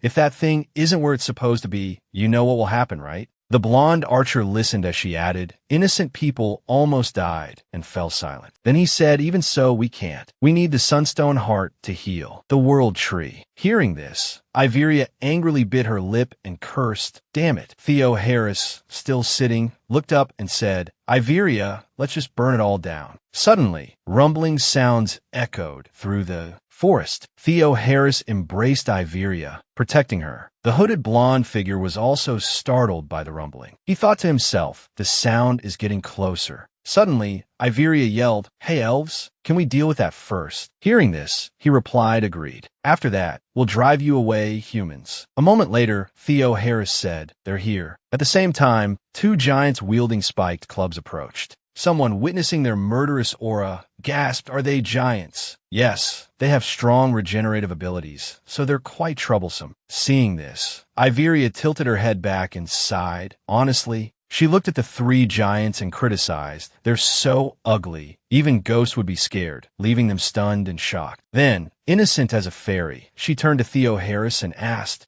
"What's wrong?" He stammered, Looking at the line of giants, Theo Harris explained, "Although they can't speak human language, they understand everything." After that, a wave of angry grumbling arose. Seeing this, a dizzy Iveria stammered, It seems like they're really angry." Theo Harris, frowning, confirmed, "It seems so." Then, he conjured a protective sphere around them both, saying, "Let's stay here for now. If we burn them with fire, they won't be able to regenerate and die." Suddenly, Iveria cupped her hand around her mouth and shouted, "Hey, use your arrows to hit the giants' eyes to stop them from moving. Then, Harry will destroy them with fire." But a blonde-haired man refused. "No." Suddenly, angry roars echoed, while Iveria asked what. The blonde-haired man yelled down, explaining, "We can't use fire. The fire could spread throughout the entire forest." Hearing this, Iveria, sweating, argued, "But I can control it." They questioned and answered each other. She says she can eliminate them without damaging even a single tree. "No way, that's difficult." Then Iveria shouted, "Anyway, stop talking like idiots. This is your home, so you can't surrender." She looked at two other blonde-haired men lying on the ground and continued, "Your comrades are injured. Is that important?" At that moment, another man was struck by a giant's foot. Iveria immediately added, "Trees can be replanted, but if you die, that's it. If you can't decide, then fine. I value everyone's lives more." Then she turned and called, "Harry, blow them all away." Hearing this, he cheerfully replied, "As you command." At the same time, at the barracks near the Liancho forest, someone, looking at the soldiers in the distance, spoke up, "Are Osuri Knights that strong? They're always so active." Two others, looking at the roasting meat on the stove, gossiped, "The descendant of the Grand Mage has also sworn allegiance to that girl, right?" As expected of the Holy Sword's owner's knights. The Osuri Knights were originally just lowly mercenaries. They say the Holy Sword's owner came and changed them. The Holy Sword's owner, in their imagination, was a giant monster wielding a sword and roaring. After a moment of silence, they wondered, what did that person actually do? Suddenly, a brown-haired man spoke up, "Well, it's awfully quiet in the forest today, like the calm before the storm." Hearing this, the red-shirt man warned, "Don't jinx it." Suddenly, a rumbling sound erupted from the forest behind them, startling the three. Then one looked up, questioning, "Whoa, what's that?" Before their eyes, a fierce blaze shot up into the sky. Someone asked, "A pillar of fire." The giants roared in anger. A moment later, they began to disintegrate in Theo Harris's blue flames. Finally, the giants were gone from the forest, leaving only the crackling of burning wood. Iveria covered her mouth with her hand and coughed, muttering, "That was awful, and the smell is terrible too." Theo Harris fanned away the smoke and dust for her and asked, "Are you all right?" Iveria suddenly glanced to the side. The elves were lying or sitting by the charred tree trunks. She thought, the forest has been completely burned, but even so, nearby, two men asked each other, "Are you all right? Seems like I'm not dead yet." Then the blonde-haired man stood up. He bowed his head. Iveria silently watched him. Then, as he approached her, he said, "It's fortunate that no one died. The Mages Association will do its utmost to help rebuild the forest." The blonde-haired man removed his hood. He said, "Thank you. We will restore the forest with our comrades." Then the blond-haired man raised his hand, conjuring sparkling, luminous energy. He began to sing amidst the mountains and forest. Immediately, the other elves stood up, clasped their hands, and sang along. Surprised, Iveria asked, "Singing? Why are they singing?" Theo Harris whispered in her ear, "He's singing for the dead trees." Her face fell. "That startled me," she murmured. She watched them intently. Then, drawing her sword, she said, "The smell of burning bodies doesn't suit this beautiful song at all." The sword replied, "I am ready, master." Iveria walked forward past the elves. She plunged her sword into the ground. Crouching down, she thought, "Purify this for me, Jupiter." A beautiful white light emanated from the sword, shining like glittering gold stars. Stunned, she thought, "Asterisk, wow, this is a bit much." The first time using the purification ability, with the mystical song and the light. Anyone who sees this will think I'm doing something amazing. Asterisk, suddenly, a doubtful voice called out, "Lord." A group of people ran towards Iveria, having come after seeing the pillar of fire. The brown-haired young man at the front asked in surprise, "Why are you here?" "If you're the Lord of the Siori Knights." At the same time, someone shouted, "The owner of the Holy Sword." Iveria's face paled, and she stammered.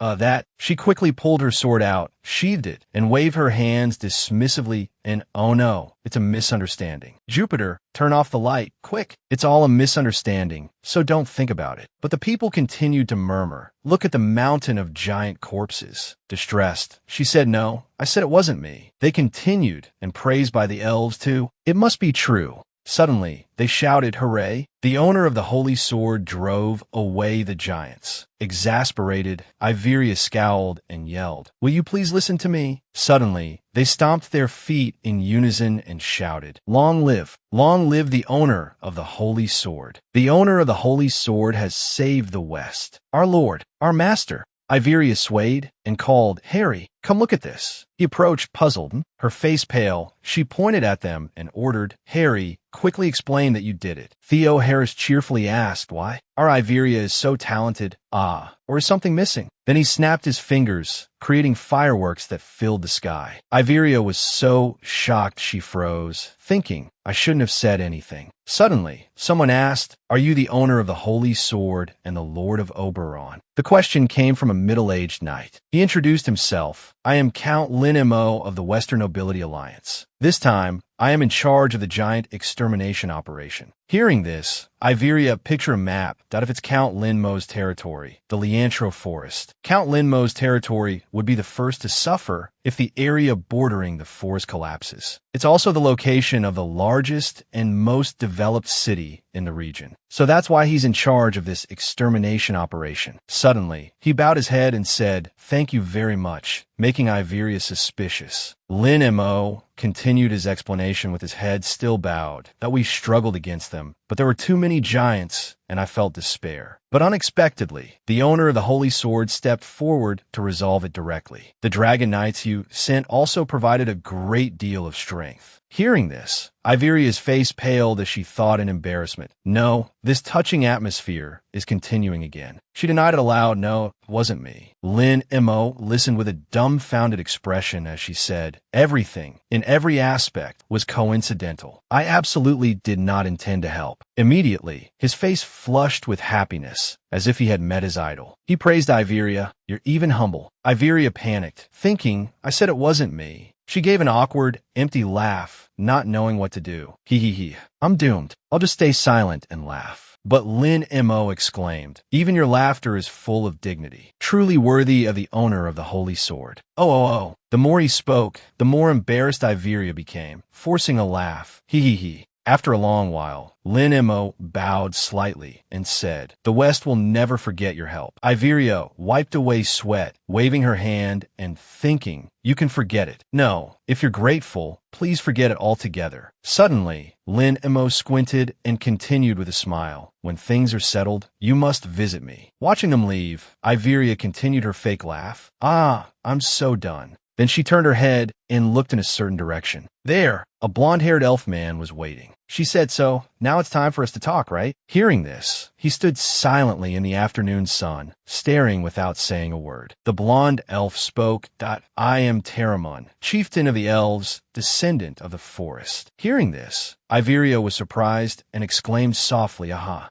Then she shook his hand and introduced herself, Iveria Oberon, currently serving as Lord of El. "You offer to shake hands first, so to some extent, you must be open-minded, right?" She looked at him, sweating, and asked, "You don't blame us for burning the forest?" Teramon replied, "Didn't you say it? Rebuilding and replanting the forest is what creates the elves." He looked at the burnt trees and sighed. "We were so satisfied with our current lives for so long that we forgot that creating a forest from wasteland is the mission of the elves." Suddenly, his gaze shifted, and Teramon said, "However," she introduced herself in such a peculiar way. "Shouldn't there be more embellishments?" Hearing this, Iveria scratched her head wearily and explained, "I'm content with being the lord of small territory." Inwardly, she thought, a grand title only brings more trouble. Teramon frowned and remarked, "You're a strange human. Your lack of concern for reputation is similar to our kind." She replied, "Is that so?" and thought to herself, "The atmosphere between us has improved, hasn't it?" Suddenly, Iveria's eyes crinkled with a cheerful suggestion. "Since we understand each other so well, it must be fate. So, if you return the heart of the sun." But Teramon flatly refused. "That's impossible." His words made Iveria's smile freeze on her face. Then, flipping something over, she frowned and questioned, "If creating a forest from wasteland is your mission, you just need to replant the world tree, right?" Teramon crossed his arms and retorted, "If your parents were sick, would you just recreate them?" Taken aback, she stammered, "Well, but isn't that like natural aging?" But Teramon argued, "The world tree was once very healthy." He then pointed into the distance accusingly, until they interfered. Iveria angrily retorted, "Ugh, but still you all," but stopped herself mid-sentence. "All right, so how long will it take for the world tree to recover?" she asked, thinking to herself, "I should wait instead of starting a bloodbath." But Teramon said sadly, "I don't know. I can't even guess. This is something that has never happened before. In the worst-case scenario, it could take hundreds, thousands of years." As if echoing his words, the wind suddenly picked up, howling fiercely. His words distressed Iveria greatly. She scratched her head in frustration. Then she asked, "Can I go see the world tree first?" Teramon silently nodded in agreement. A long while later, on the mountain, someone was panting with exhaustion. After a while, the panting grew heavier. Supporting her, Theo Harris asked worriedly, "Iveria, what's wrong?" Teramon turned and asked, "It's only been a 10-minute walk. Are all humans this weak?" Unbelievable. Blindfolded, Iveria, sweating profusely, murmured weakly, "I'm a bit special, that's why." Hearing this, Teramon stood with his hands on his hips and quipped, "Lucky you. If this were normal, it seems the human race would be quite pathetic." Theo Harris, meanwhile, anxiously paced around her, asking, "Are you all right? Should I fan you?" Slumped on the ground, Iveria thought, "This elf, he's good at insulting people in a caring tone. Really good." Suddenly, Theo Harris snapped angrily, "Stop causing trouble. Go away, elf." Hearing this, Teramon asked in confusion, "Did you tell me to go away?" Then, standing before them, he argued, "The phrase go away is used for someone at fault, but I haven't done anything wrong. If you don't know how to use words properly, you should learn." Theo Harris gaped at him, stunned. Teramon continued, "So, you're not very articulate, are you?" This made Theo Harris furiously shout, "What? You?" But Teramon continued to lecture, "Being inarticulate at this age is nothing to be ashamed of. True shame is not knowing and not bothering to learn." Listening to their argument, Iveria exclaimed, "Ah." She thought with a dumbfounded expression, "He's not being sarcastic. He's just saying what he thinks, isn't he?" Aloud, she asked, "Are all elves this blunt?" One of the Teramon replied, "If you're saying we don't hide our thoughts, then you're right." Theo Harris barked, "What?" But Iveria stopped him. "Calm down, Harry." Then she continued her questioning. "Among you, you're particularly blunt, aren't you?" Teramon's eyes widened in surprise. "How did you know?" Behind her blindfold, Iveria chuckled. "Anyone who talks to you for a minute would realize it. Besides, it must be difficult walking around blindfolded. Can't you really take it off?" He shook his head. "The location of the world tree is a secret, so I can't. We're almost there, so let's hurry." They soon arrived at a glowing gate. The guards there asked, "Have you arrived? Did Akanan cause any trouble?" Hearing this, Iveria asked curiously, Ikanon? Taramon replied, that's the name of the elf who guided us. Understanding dawned on her. Ah, I see. Taramon added, he's the worst communicator among the elves, but he doesn't mean any harm, right? Iveria, leaning tiredly on her knees, gave a perfunctory reply, is that so? Then he said, well, let's go in. A moment later, Iveria stared at the horizon ahead, stunned. Looking at the ancient tree with a red crystal at its base, she murmured, so this is the world tree. It's truly enormous and magnificent. However, its branches were bare without a single leaf. Covering her nose, Iveria paled. But it reeks of something awful. Did all of this happen because of the mages? Beside her, Taramon said sadly, the world tree is slowly recovering, but it's clearly dying. Only that one leaf remains. It's our last hope. The heart of the sun possesses powerful life force, so it can save the world tree. Iveria approached the red crystal and whispered, is this really the heart of the sun placed at the base of the tree? The sword vibrated in response. Asterisk yes. I sense an overflowing energy. Asterisk she asked again, but the tree isn't absorbing anything. Even after 1,000 years, it won't recover at this rate. Iveria looked down at the sword. This can't be. Don't you know any other way to heal it? It replied, I don't. Theo Harris, squinting, added, healing isn't my specialty. Iveria looked up at the withered giant, lost in thought. If a mystical tree like this dies, it feels like the world is coming to an end. First, let's get rid of this stench. Suddenly, an elf stepped forward to stop her. Human, don't come any closer. But Taramon raised his hand. Leave her be. Iveria crouched beside the heart of the sun and stuck the sword into the ground. She shuddered, thinking, ugh, the smell of rotting roots is like a bioweapon. Iveria imagined the fierce elves behind her threatening her. Just try causing even the slightest damage to the world tree. Covering her nose, she thought miserably. Asterisk, their glares are so intense. I'll just try something first. Asterisk, then she shouted, Jupiter, cleanse. Sparkling lights appeared. The scent of flowers filled the air, and someone exclaimed, ah, it smells sweet. Sitting beneath the tree, Iveria sighed, but the smell is just gone. She touched the red crystal sadly. Well, of course it wouldn't be this easy. From the beginning, the world tree should have been able to absorb the life force of the heart and solve the problem. Suddenly, golden light emanated from her ring, swirling in the wind. Iveria gasped in surprise. What's this? Is the tree absorbing it into the ring? She stared at the ring on her index finger. Herself. Iveria turned her head, silently cried out, and stopped. Someone help me. She realized with panic. Don't the others see it? I don't know what it is, but I think I've caused an accident. Then Iveria stared in astonishment at the branch with the single leaf lying on the ground. Huh? Me? Why am I here? The last leaf, all alone on the tree. And then it disappeared, leaving the tree bare. Then the branch with that single leaf fell on the ground. Immediately, the elves angrily shouted, by the gods, that human killed the world tree. We shouldn't have let humans in here. At the same time, Theo Harris ran to Iveria and shielded her. A moment later, he held up his sword and questioned, Jupiter, don't you have a binding skill? It replied, I do not possess that ability. But Iveria wasn't having it. You have 1047 skills, and yet you don't have a single ability to use at a time like this. Flustered, it replied, I apologize, for I am an incomplete sword master. Hearing this, Iveria roared in frustration. Theo Harris suggested, Iveria, how about we kill them all? But she refused. Stay put, Harry. Suddenly, a gentle voice echoed, lower your weapons, my children. This human is not at fault. I am your beginning and your end. Cease your anger and listen to my story. Hearing the voice, Taramon paused, suspicious. This voice, could it be?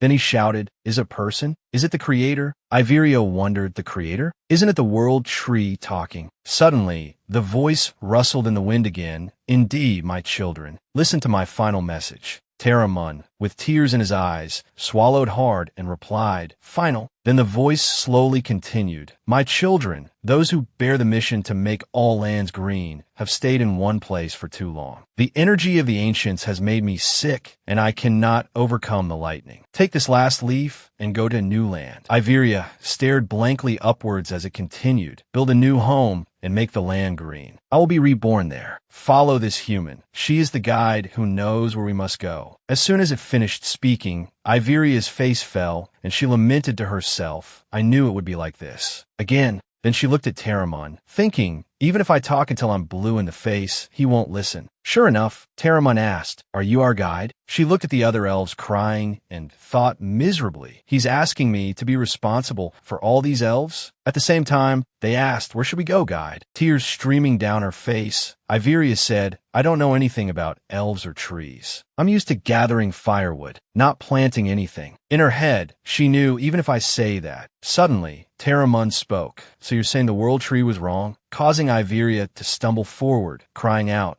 "Of course," he continued, ignoring her distress. "So where should we go?" Iveria, speechless, forced a laugh, haha. Suddenly, an idea struck her. Oh, you want to come to my house? There's a really nice forest there. Then she explained her next plan. "We're going to put the heart back where it belongs. If it's not in the right place, who knows what will happen." Hearing this, Taramon said about the heart of the sun, "We will definitely compensate for the damage we caused." Iveria raised an eyebrow. "All right, so," she narrowed her eyes at the mage guild's representative. "Since the ringleader was a mage, shouldn't that side compensate as well?" He immediately replied, Yes, of course, ma'am. We will certainly compensate." Suddenly, Taramon insisted, "No, we also need to take responsibility for making this a big deal." Seeing this, Iveria asked, "Well then, I wonder, can you grow wheat and barley in Cold Place? Bread and beer are the staple foods of the common people. If we can produce wheat and barley, the territory's food independence will increase, and it can be less influenced by other territories or the royal family. That means my beautiful, secluded life will become feasible." Taramon smiled confidently and replied, "We are elves. We can make anything sprout, no matter where we are." Having received the desired answer, Iveria excitedly sealed the deal. "If so, then please repay me by doing that." Taramon didn't hesitate to nod vigorously. He said, "I'll see you in the new land." After that, the heart of the sun was returned to its place. Once finished, Iveria exclaimed, "All right." She patted Theo Harris's head in praise. "You've worked hard all day, Harry." He replied, "I've told you many times that's praise for a dog." Suddenly, he intertwined his fingers with Iveria's and said, "Iveria." Looking at her intensely, he continued, "Seriously, play with me, won't you?" This made her ask doubtfully, "Here." Hearing this, Theo Harris sulked. "Is the location important? We can play anywhere." His words made Iveria blush as she thought, this tower, the night sky really does look beautiful. Seeing Iveria spacing out, he asked curiously, "What are you thinking about again? When will you only think about me when you're with me?" "I only think about you." "It's frustrating." But Iveria threw cold water on Theo Harris, saying, "Dogs live and suffer because of their owners." He immediately denied, "I'm not a dog." She offered proof. "Back then, you said you're my dog. You have to indulge me to some extent." Even so, Theo Harris still argued, "Well, I just need to adjust appropriately whenever I change my mind. What's so difficult about that? I'm your dog." Catching his slip-up, she said, "Look, now you're saying you're my dog again." Defeated, Theo Harris slumped down dejectedly. "How can I make you only think about me?" Standing beside him with no intention of comforting him, Iveria said, "You have to solve the problem yourself." Suddenly, Theo Harris nudged her foot and called, "Iveria, Oberon." Then he hugged her leg and lamented, "You're such a difficult shard." Theo Harris sat cross-legged on the ground, whimpering, "Hick." Seeing this, Iveria patted his head and comforted him. "I'm not a shard right now." She put a finger to her lips conspiratorially. "I've even prepared a gift for the coming-of-age ceremony. And it only makes sense if you earn something difficult yourself, right?" Suddenly, he lunged forward, surprising Iveria, who cried out, "Ah!" He swept her up into his arms. Stroking Iveria's hair, he said, "Let's try to solve that difficult problem." After they shared a sweet kiss, Iveria thought to herself, "I thought I was holding a leash, not my pet dog, Harry." Then, looking at him passionately, she thought, "But it seems like I'm kissing Theo Harris, a demon loyal to desire." He gently embraced her, making Iveria feel like she was floating in a sea of pink clouds, blissfully happy. "But the one who treats me most carefully in the world isn't Harry, and according to Harris, it's not him either, but my dog." Lifted into his arms, Iveria laughed joyfully. Then, looking directly into his eyes, she blushed and said, "I like you, Harry." Theo Harris, stunned, asked in disbelief, You like me? She narrowed her eyes and replied, Of course, I like Harry. There's no reason to hate Harry. Then Theo Harris opened up, I like you too. Then they sank into their own world, radiating love-struck energy. And oh, one in this world likes you more than I do. I also like Harry the most in this world. Suddenly, the sword, Jupiter, asked with a chuckle, What kind of conversation is this? That's not like you two.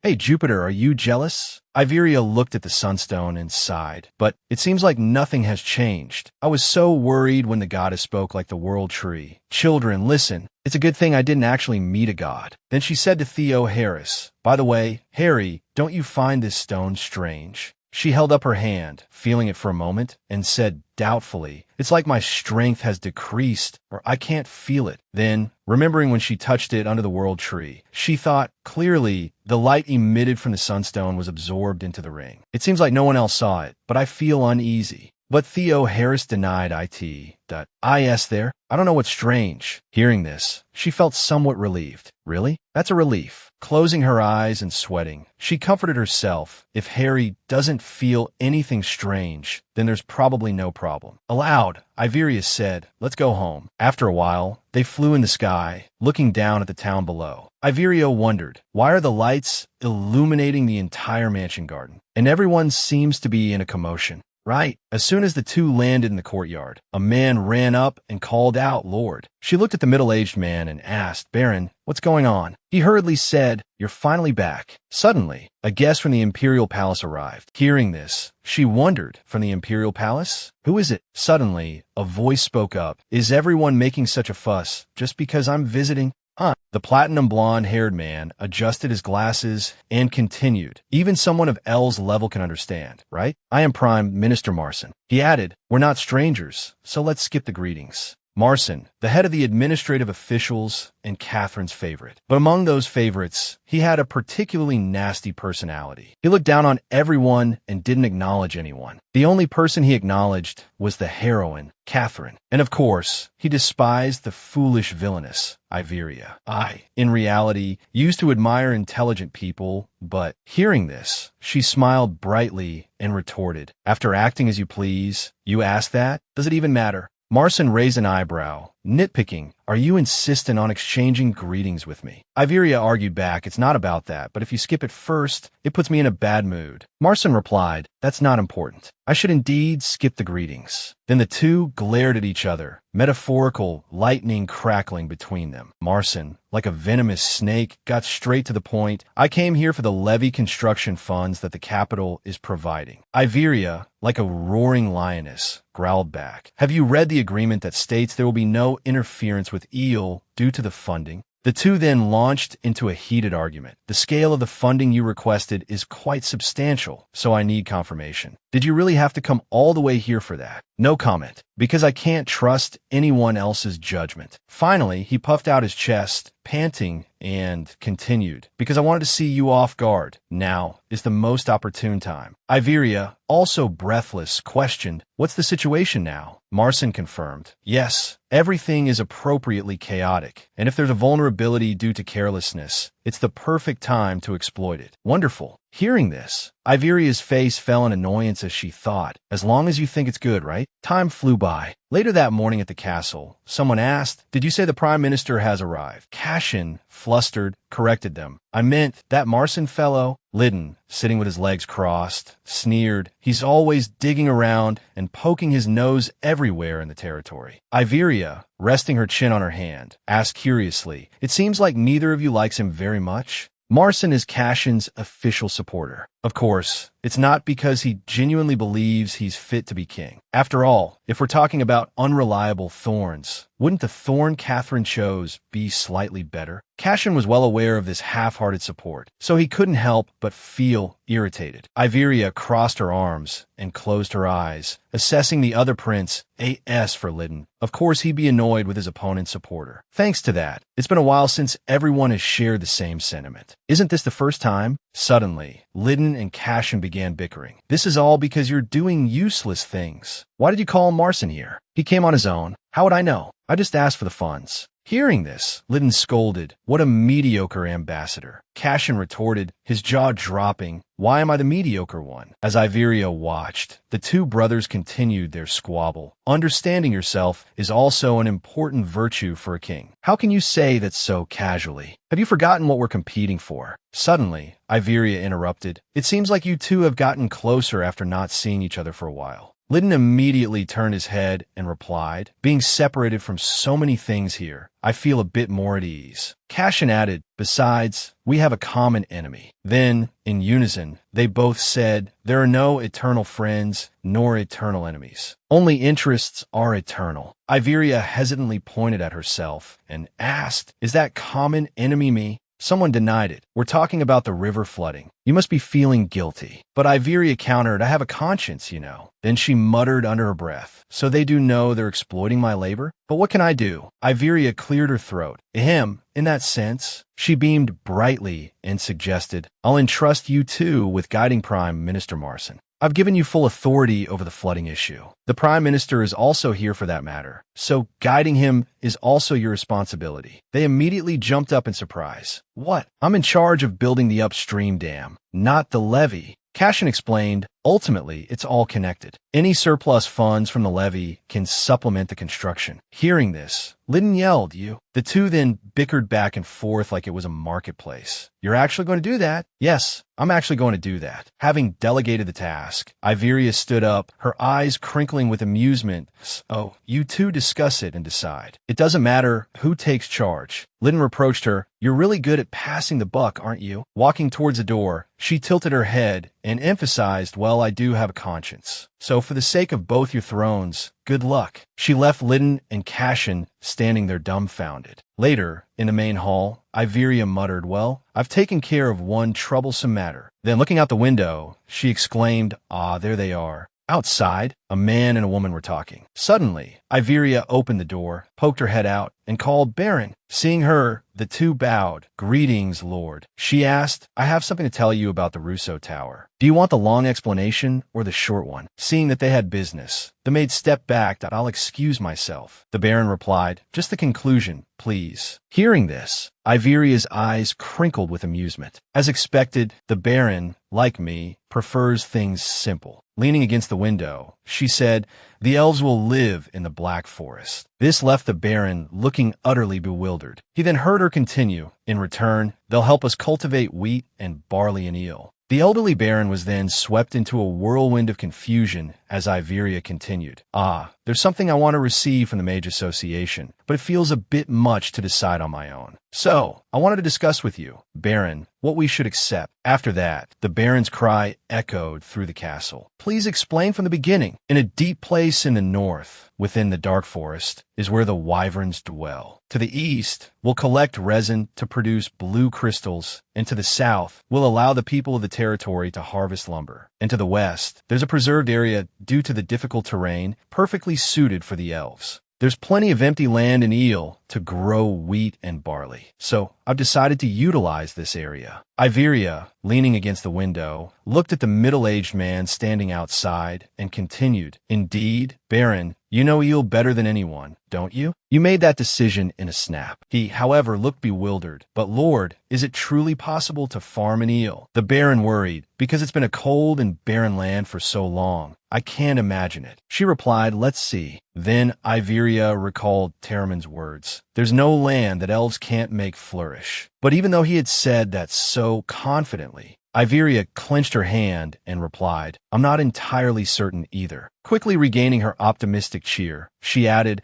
"I just hope they succeed and do their best. So, assuming the barley grows, I'll entrust the brewing to you, Baron. You're the foremost expert on beers and liquors in our territory, after all. With human strength alone, the climate in Eel is too much to handle. It's simply a difficult land to survive in. I thought that was its fate." Suddenly, the Baron offered encouragement. "If it's you, Lord, you can change it." Then the Baron flatteringly praised, "Because you always do such wonderful work, even better than growing wheat or barley." Hearing this, Iveria chuckled and denied it. "Haha, that's not my goal." Then she mused, "Compared to that, brewing beer is perfectly suited to the hot spring business, isn't it?" Iveria let her mind wander after a hot spring bath, a cold beer. The Baron said, "Ah, you've mentioned this before, but what about asking the Mages Association for help developing the hot springs?" He expressed his concern. "We definitely need a means of transportation to access the hot springs. The hot spring source is deep within the dark forest, isn't it?" She added, "So, while the scenery is beautiful, access is quite difficult." And, squinting in thought, although I've built a resort for both hot spring bathing and relaxation around the baths, currently it's just a vacant, empty lot and extremely remote. Iveria frowned, thinking it's unreasonable for the nobles, who will be the hot springs customers, to have to walk all the way there, isn't it? Suddenly, an idea struck her.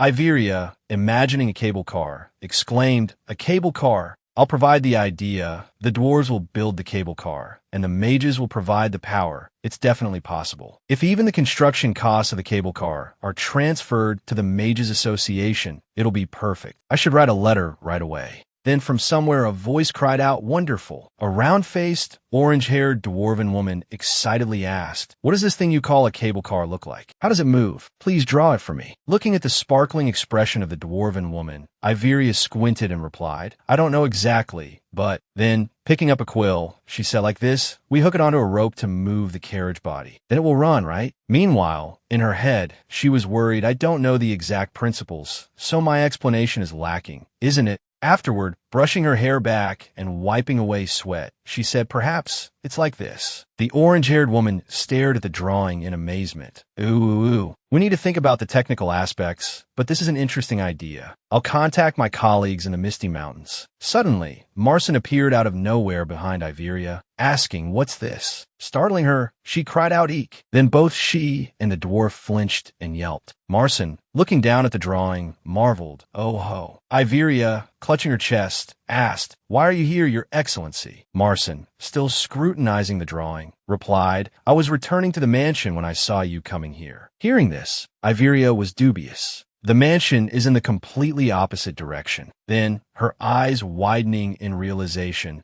this man really is terribly directionally challenged. Catherine also guided him before they became closer. Suddenly, Marcin turned his head and asked, "Did you draw this?" Iveria replied, "Yes, I did." Then he stared intently at the drawing and spoke rapidly. "The shape and structure are quite unique. We hook these carriage-like structures onto a rope, and they can move. If it's this structure, the key is a rope that can support the carriage-like structure. Ordinary rope won't hold, and we need a very strong rope to withstand all these factors like distance, height, the weight of the structure, and the number of passengers at least." Then Marcin grabbed a pen and exclaimed, "It has to be like this. This part should be like this." After fiddling with it for a while, he slapped the drawing onto the wall, tearing it slightly. "It has to look like this, doesn't it?" Seeing this, Iveria broke out in a cold sweat, lamenting internally, "My specialty is literature," and said aloud, Yes, perhaps like that." But Marcin, still brimming with enthusiasm, continued, "Indeed, to withstand this kind of weight, even iron might not be enough. Surely you plan to use a metal similar to mithril." Flustered, she replied, "Perhaps." Immediately, he remarked, "I see. If that's the case, then processing mithril into a wire shape like this shouldn't be a problem, right?" Hearing this, Iveria quickly pulled the orange-haired girl, Riss, forward as a shield. "Riss will take care of that." But Marcin asked, "Then what about the driving force?" Stumped, Iveria squinted and stammered, that. But before she could finish, he answered for her, "Magic, of course. Only magic."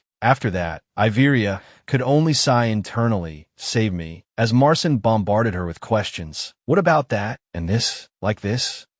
This also needs consideration." Overwhelmed, she thought, too many questions. Finally, she grabbed the drawing and declared bluntly, "Excellent." Iveria, her eyes and mouth wide in disbelief, exclaimed, "Excellent. You've created a perfect design in such a short time." Riss chimed in, "We could probably start crafting it right away, couldn't we?" Suddenly, Iveria turned sharply and stared intently at Marcin. Then she assessed, "This guy's personality is a bit troublesome, but he's the most useful of the fish." Like a skilled angler, Iveria suggested, "Your Excellency, shall we return to the mansion now? I'll show you the way." "Ho ho ho ho." The playful tuna fish, Marcin, asked suspiciously, "You?" Iveria cast her net frankly, "I have to go back anyway." "Ho ho ho ho ho." Time flew by swiftly. Seeing Iveria singing cheerfully, her maid, following behind, asked, "Do you have something to be happy about, my lady?" She replied, "I've solved all those troublesome problems. Long live geniuses. Long live. Ho ho ho ho." Earlier, while talking to Marcin, she had a realization. Indeed, I should approach the problem like this, shouldn't I? She thought that I just need to subtly reveal the problems I'm worried about. Marcin, pushing up his glasses, quickly interjected, "No, you should approach that problem a different way." Iveria wisely thought.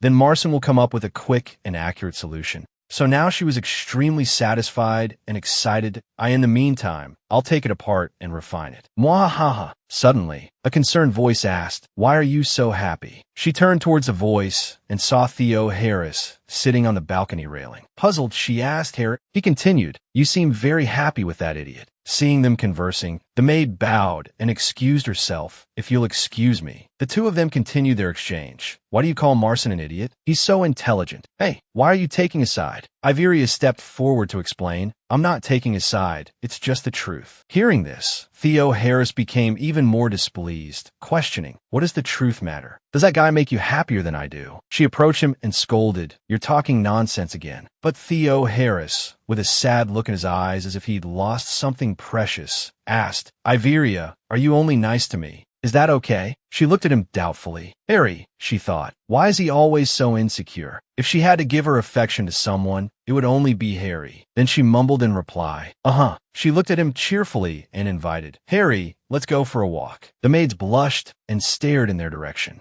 Outside in the courtyard, the gardener was so surprised he almost dropped his hat. On the brick path, Iveria held Theo Harris's hand and pulled him along. Not understanding her actions, Theo Harris blushed and called out, Iveria." She cheerfully turned her head and asked, "What is it, Harry?" Holding Iveria's hand, Theo Harris said worriedly, "You said that if we did this in front of everyone, there would be strange rumors and you'd be embarrassed." She replied, "I've decided I don't care anymore." Then she tightened her grip on Theo Harris's hand and firmly stated, "I said I would do this. What can anyone else do?" Then Iveria kissed the back of his hand. She looked up and smiled, asking, "Isn't that right?" Seeing all of Iveria's actions and words, Theo Harris suddenly blushed crimson and stared in surprise. Then he hugged her tightly and shouted happily, "I really like my master." Iveria thought to herself, there are definitely going to be some huge rumors spreading now. This devil, he really is a puppy that needs attention, which is why he's so adorable. After a long while, she called out Harry. Looking at him sitting on her bed, she asked, "We finished our walk, so why did you follow me all the way to my bedroom?" Theo Harris replied, "Because I want to be with you more."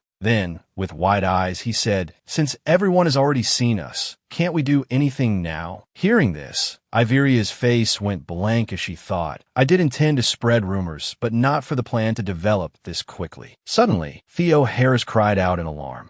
It wasn't clear what was happening to him, but Theo Harris yelled and flailed his arms around. What is it?" Then he ran off at full speed, shouting, "Get out of here," leaving Iveria looking after him in confusion. Her mouth dropped open as she asked, "Harry, what suddenly happened?" Then, looking at a yellow bird pulling at Theo Harris's hair, Iveria asked doubtfully, "A bird?" The bird seemed annoyed as it pecked at Theo Harris's head. Suddenly, it looked up with excitement. Seeing it fly towards her, Iveria cried out in alarm, "Wah, Harry!" At the same time, a voice exclaimed, "My representative!" Contrary to Iveria's fearful thoughts, the bird simply flew around her. Then, sweating, Iveria wondered, "A talking bird?" Suddenly, a hand reached out and grabbed it. The bird, oblivious, said, "That's right, I am." But before it could finish, Theo Harris clutched it tightly and angrily shouted, "I've got you now, you crazy bird." Hearing this, it retorted, "Who are you calling crazy, you fledgling devil?" Watching this scene, Iveria pointed and asked suspiciously, "Is this bird a devil too?" The bird immediately turned its head and denied. "Good heavens, what kind of devil?" Then it flew up, escaping Theo Harris's grasp. Flying towards Iveria, it said, "I can finally greet you. I am the sun god. I was able to come here, thanks to you finding a piece of my heart. I'm in this form because I don't have enough power." Sweating in surprise, Iveria asked, "So, are you the sun god?" It replied, "Call me Soul. We met before, but I forgot and didn't introduce myself." Then, gasping, it added, "I guess I need to recover those memories." Images of the sun god, complete with shining golden hair, then flashed before her. Memories flooded back into Iveria's mind, causing her to clutch her head and moan, ugh. Seeing this, Theo Harris furiously pointed at the bird and yelled, "You crazy god! What did you do to her?" Soul flicked its tail, making him stumble and his heart pound. Then it declared, "Arrogant young demon, take a short nap." Watching Theo Harris collapse unconscious, Iveria's face paled as she rushed to him, crying out, "Harry." Soul reassured her, "He's just sleeping. He'll wake up soon." Hovering above Iveria as she held Theo, Soul asked, "Have you remembered everything now?" "Theo Harris is also my name. Perhaps he can help you." Looking at the sleeping Theo, Soul continued, "He's useful for your mission, so I won't take him away." Despite this, it couldn't resist a sarcastic jab, although he does act a bit arrogant towards you. This made Iveria frown and clench her fists. Then she spoke, "I remember meeting you. So, this isn't the world in the book." Soul confirmed, "That's right. This is a different, real world." It proudly recounted, "I searched through dimensions to find a suitable person and laid out a path of flowers, so you could easily carry out your mission." Then, with a burst of self-satisfied laughter, it boasted, "Oh ho ho ho, Theo Harris, the holy sword, and even the events leading to you gaining the support of the dwarves and elves, all my doing." Hearing this, Iveria gritted her teeth and growled, "So that's how it is. You're that kind of person." Suddenly, Iveria grabbed Soul, startling it. Glaring at it, she scolded, "You meddler. You dragged me here and then dumped all these troublesome things on me." Soul's eyes teared up as it defended itself. "I thought you'd like it. You were dead, and I gave you a second chance." But Iveria retorted angrily, "I didn't want this tiring life." Her whole body radiating a murderous aura, she shook Soul in her hands, demanding, "Why should I carry out this mission without getting anything in return?" Soul stammered, "There is something." A moment later, dizzy and disoriented, Soul fainted, leaving Iveria to wonder. Hey. Suddenly, its eyes snapped open, "That if you find my heart, I'll grant you one wish." Iveria stared in surprise as it continued, "You can also return to your original world. If I regain my power, I can make the plane crash like it never happened. Because I'm a god, after all." Outside the castle, a heavy rain began to fall, mirroring the somber mood. Inside the room, the golden candlelight flickered against the walls, dispelling some of the chill. Soul explained, "Why, Iveria? If I put you in Catherine's body, it would have been much more comfortable. But the body and soul are a pair. If your soul enters an incompatible body, it won't be able to adapt and will dissipate." On the wall sconce, the candlelight continued to flicker. It added, "The person compatible with you in this world is Iveria Oberon. It's truly your body." Iveria Oberon was a temporary soul that existed until you arrived, and then vanished according to fate. Iveria stood by the window, gazing out at the thick, gloomy rain, pondering Soul's words. "This is your new, real world, Iveria." She looked out sadly, lost in thought. Iveria placed her hand on the window pane and thought, "Ever since I fell into this world, I haven't once considered this place real. Is it because it doesn't feel real? It's because of this perception that I've been able to act so recklessly." Suddenly, a hand touched hers.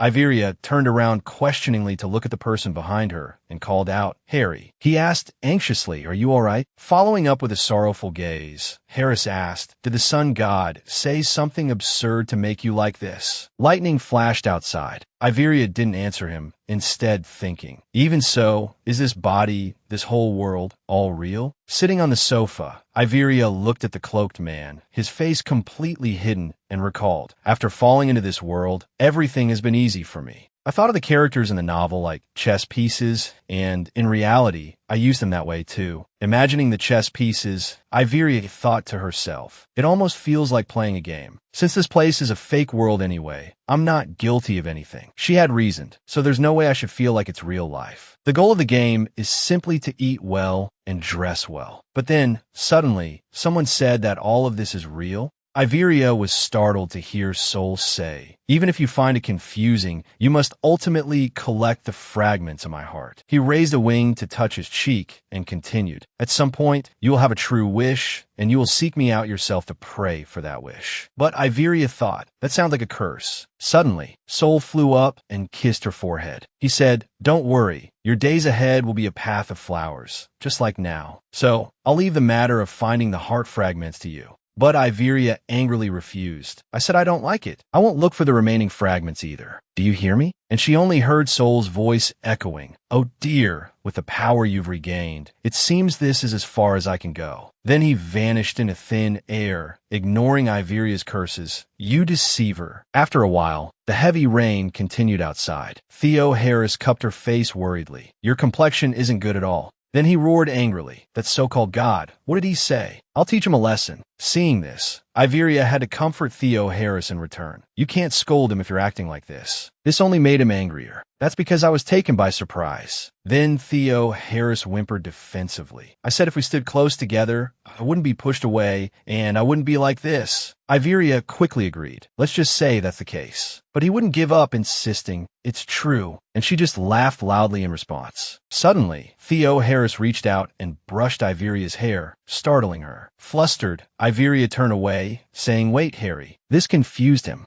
Huh. At this moment, Iveria felt incredibly dizzy and disoriented, thinking, no, how could I do that to him now? She repeatedly pressed the hug button, lamenting internally. I was even more proactive than that. Blushing, she lowered her head, unable to look at him, and thought, I'm not usually someone who acts like this. I said I was just enjoying it. Theo Harris, uneasy, held out his hands and asked, Is something really wrong? Suddenly, she looked up at him, her face flushed with embarrassment. Seeing this, Theo Harris asked suspiciously, Iveria? Then, looking at his platinum hair and catching his fragrant scent in the wind, her heart began to race. Gazing at his face and eyes, she felt a thrill, such a refined and beautiful face. Feeling the warmth of his hand on her shoulder, she thought, such a strong hand. Suddenly, Iveria realized with a start, he's just a man. She remembered the image of a white puppy squatting, waiting for its owner, barking woof, and lamented, He's not my cute puppy, is he? She stumbled over the thought. Harry really isn't cute, nor is he ridiculous. Then, pressing her lips together, she sighed inwardly, this is crazy. Why have I been thinking like that? Am I an idiot? Suddenly, she slumped down, thinking moreover, which made Theo Harris cry out in fear. Iveria, I said I would do anything if it could fill me with joy. Time flew by. Fireworks boomed, but Iveria couldn't feel any joy. She muttered, I'd rather everything just disappear. This world, a concerned voice from her sword asked, Master, are you all right? The 381st function of the Holy Sword is to shoot many fireworks. Resting her head on her hands on the table, she replied, I'm not okay, but what can I do? I just want everything to disappear. Ha ha ha ha ha. This left the sword at a loss for words. Suddenly, the Baron approached and said, The disappearing thing might be a bit difficult, Your Excellency. Seeing him, Iveria sat up and said, Baron. He reported, sweating, The elves have arrived. I provided the accommodations we discussed earlier. Hearing this, Iveria lay back down on the table, replying indifferently, Yes, please proceed. However, the Baron didn't leave, but continued, bowing, I've also secured the land for agriculture. Would you like to see it yourself? But she replied, listlessly, Why go to that extent? They'll manage on their own. But the Baron persisted, We must greet and welcome the elves, Your Excellency. Hearing this, she asked, Must we? Seeing this, he stared at her, speechless. Then the Baron declared resolutely, It seems you're lacking motivation today, Your Excellency. She replied, Exactly. Looking out the window, she added, Life will pass as the gods have ordained. What's the point of working so hard? Suddenly, the Baron turned and instructed the maid, Emma, bring the Lord a glass of cold water. She bowed her head in obedience, Yes, sir. Then Iveria spoke, Baron, I wish I were still asleep. Suddenly, the Baron offered some advice. Your Excellency, please enjoy a short break. You've been so busy, you must be tired. This made Iveria raise her head with a dazed and doubtful expression. He continued, The sun is shining brightly in the east, Your Excellency. Iveria immediately stood up and ran to the window, throwing it open, and looking out. Then she returned to the table and said to the Baron, Why are you being so kind all of a sudden? You're scaring me. He replied, Although I've taken it upon myself to urge Your Excellency on in my role as assistant, I'm always grateful. After Your Excellency arrived, the ELF have truly prospered greatly. Perhaps all the people here feel the same way. At the same time, someone placed a glass of water on the table. Emma, who had brought the water, added, "Indeed, Your Excellency. Everyone is united in their gratitude to you." This moved Iveria to tears. She sobbed, saying, "If everyone says so, I feel so embarrassed." Indeed, looking at the two barons and Emma, Iveria thought, if my life is real, it means the lives of these people are real too. It's a role I happen to take on, but I need to be serious. Feeling at ease now that she'd come to a realization, she thought, of course, I can't give up my life of leisure and wealth either. In that case, then Iveria slammed her hand on the table. She told herself, let's revise the objective. Iveria placed both hands on the table and ordered, let's quickly finish everything. One of the barons narrowed his eyes and asked, shall we begin with the inspection first? Emma cheerfully encouraged her, do your best. With their concern, Iveria put her hands on her hips and resolved, I have to finish this quickly and then enjoy myself. Let's go. The banquet table was beautifully laid out with all sorts of pastries. Musicians were performing for the guests. Iveria raised her glass and said, welcome to the new Errol family. She narrowed her eyes, savoring the wine, thinking it truly is a banquet with a comfortable atmosphere. It's fortunate that the atmosphere suits the free elves. Suddenly, someone called out, Guide. Iveria turned to look at the person who spoke and greeted, a Terriman. The journey was quite long, so you must have had a hard time. He replied, traveling with everyone, it wasn't so bad. The Black Forest is also wonderful. The life-giving water will flow down and begin to share life with the surrounding plants. I will grow better with Mull and Mori. Iveria sighed with emotion. That's truly good news. Suddenly, a Terriman said, however, as the guide, I have a request. Iveria asked in surprise. A request. He held up 2 fingers and winked, asking, do you remember Akanen, whom you saw in the Liancho forest? She smiled, her eyes narrowing, and replied, of course. She thought, that impressive way of speaking isn't easy to forget. A Terriman said frankly, I wish the guide could take him in, causing Iveria to look puzzled. He held his forehead and sighed, explaining, although we said we would interact with everyone, asking to take responsibility would be unusual, but among the elves, he is a special existence. Looking outside at the howling wind, a Terriman continued, that kid, because he's a mage. He then stared seriously at Iveria, who, feeling pressured, stood frozen in bewilderment. Looking at a Terriman like that, Iveria said, stunned, is that so? Suddenly, the holy sword Jupiter spoke up, Master, I will explain further. Elves are not born mages. Hearing this, she wondered, why? Jupiter, thinking of the lush forest, explained, angels are born to protect life and cultivate by adapting to nature. Conversely, magic is a power that opposes nature. An elf mage is a kind of mutation. Iveria finally understood. That's why he spoke so seriously. Then Jupiter continued, elves know nothing about magic, so they can't help Akanen. Therefore, the guide will take him as a student. Suddenly, a Terriman spoke up, I will trust you. If you help me, I will definitely repay you. Hearing this, Iveria wiped the sweat from her brow and pondered, scratching her chin to I'll ask Harry, but I can't be sure. Even so, a Terriman remained cheerful. Thank you. If you've asked, there's no other way. Iveria could only offer a wry smile. Ahaha. But in reality, she'd always been avoiding Harry. If he searched downstairs, she'd hide upstairs. If he ran east calling, Iveria, she'd hide behind a fallen tree, sweating and thinking, this world is really, because I'm so embarrassed. I have to avoid Harry, but now, sitting on the bed, Iveria furrowed her brow, thinking to herself, my ancestors said the same thing. Eliminate the forest in the shortest time possible. After thinking it over, she nodded to herself, muttering, anyway, it's really shameless. Especially barging into Harry's room and taking over his bed. Ha ha ha. Then Iveria blushed and sighed, and oh, what should I do if I come here and Harry isn't here? I might get lost when I go outside. If I wait in front of the door, Harry will worry, won't he? She justified her awkwardness. After a long while, in the strangely quiet room, light shone in through the window. Looking up at the ceiling, Iveria murmured, come to think of it, she looked around and thought to herself, this is the first time I've come to Harry's room. Harry always comes to me first. Iveria sat hugging her knees, sadly thinking, I predicted this, but it's really sad. Then she rustled around for a bit, then flopped down on the bed, muttering, Harry's scent. Resting her head on her arm, Iveria thought dreamily. Harry must have smelled my scent on my bed too, right? She hunched over, her gaze unfocused, and thought, I can't sleep here. Suddenly, there was a flapping sound approaching. Iveria picked up a small paper bird, puzzled.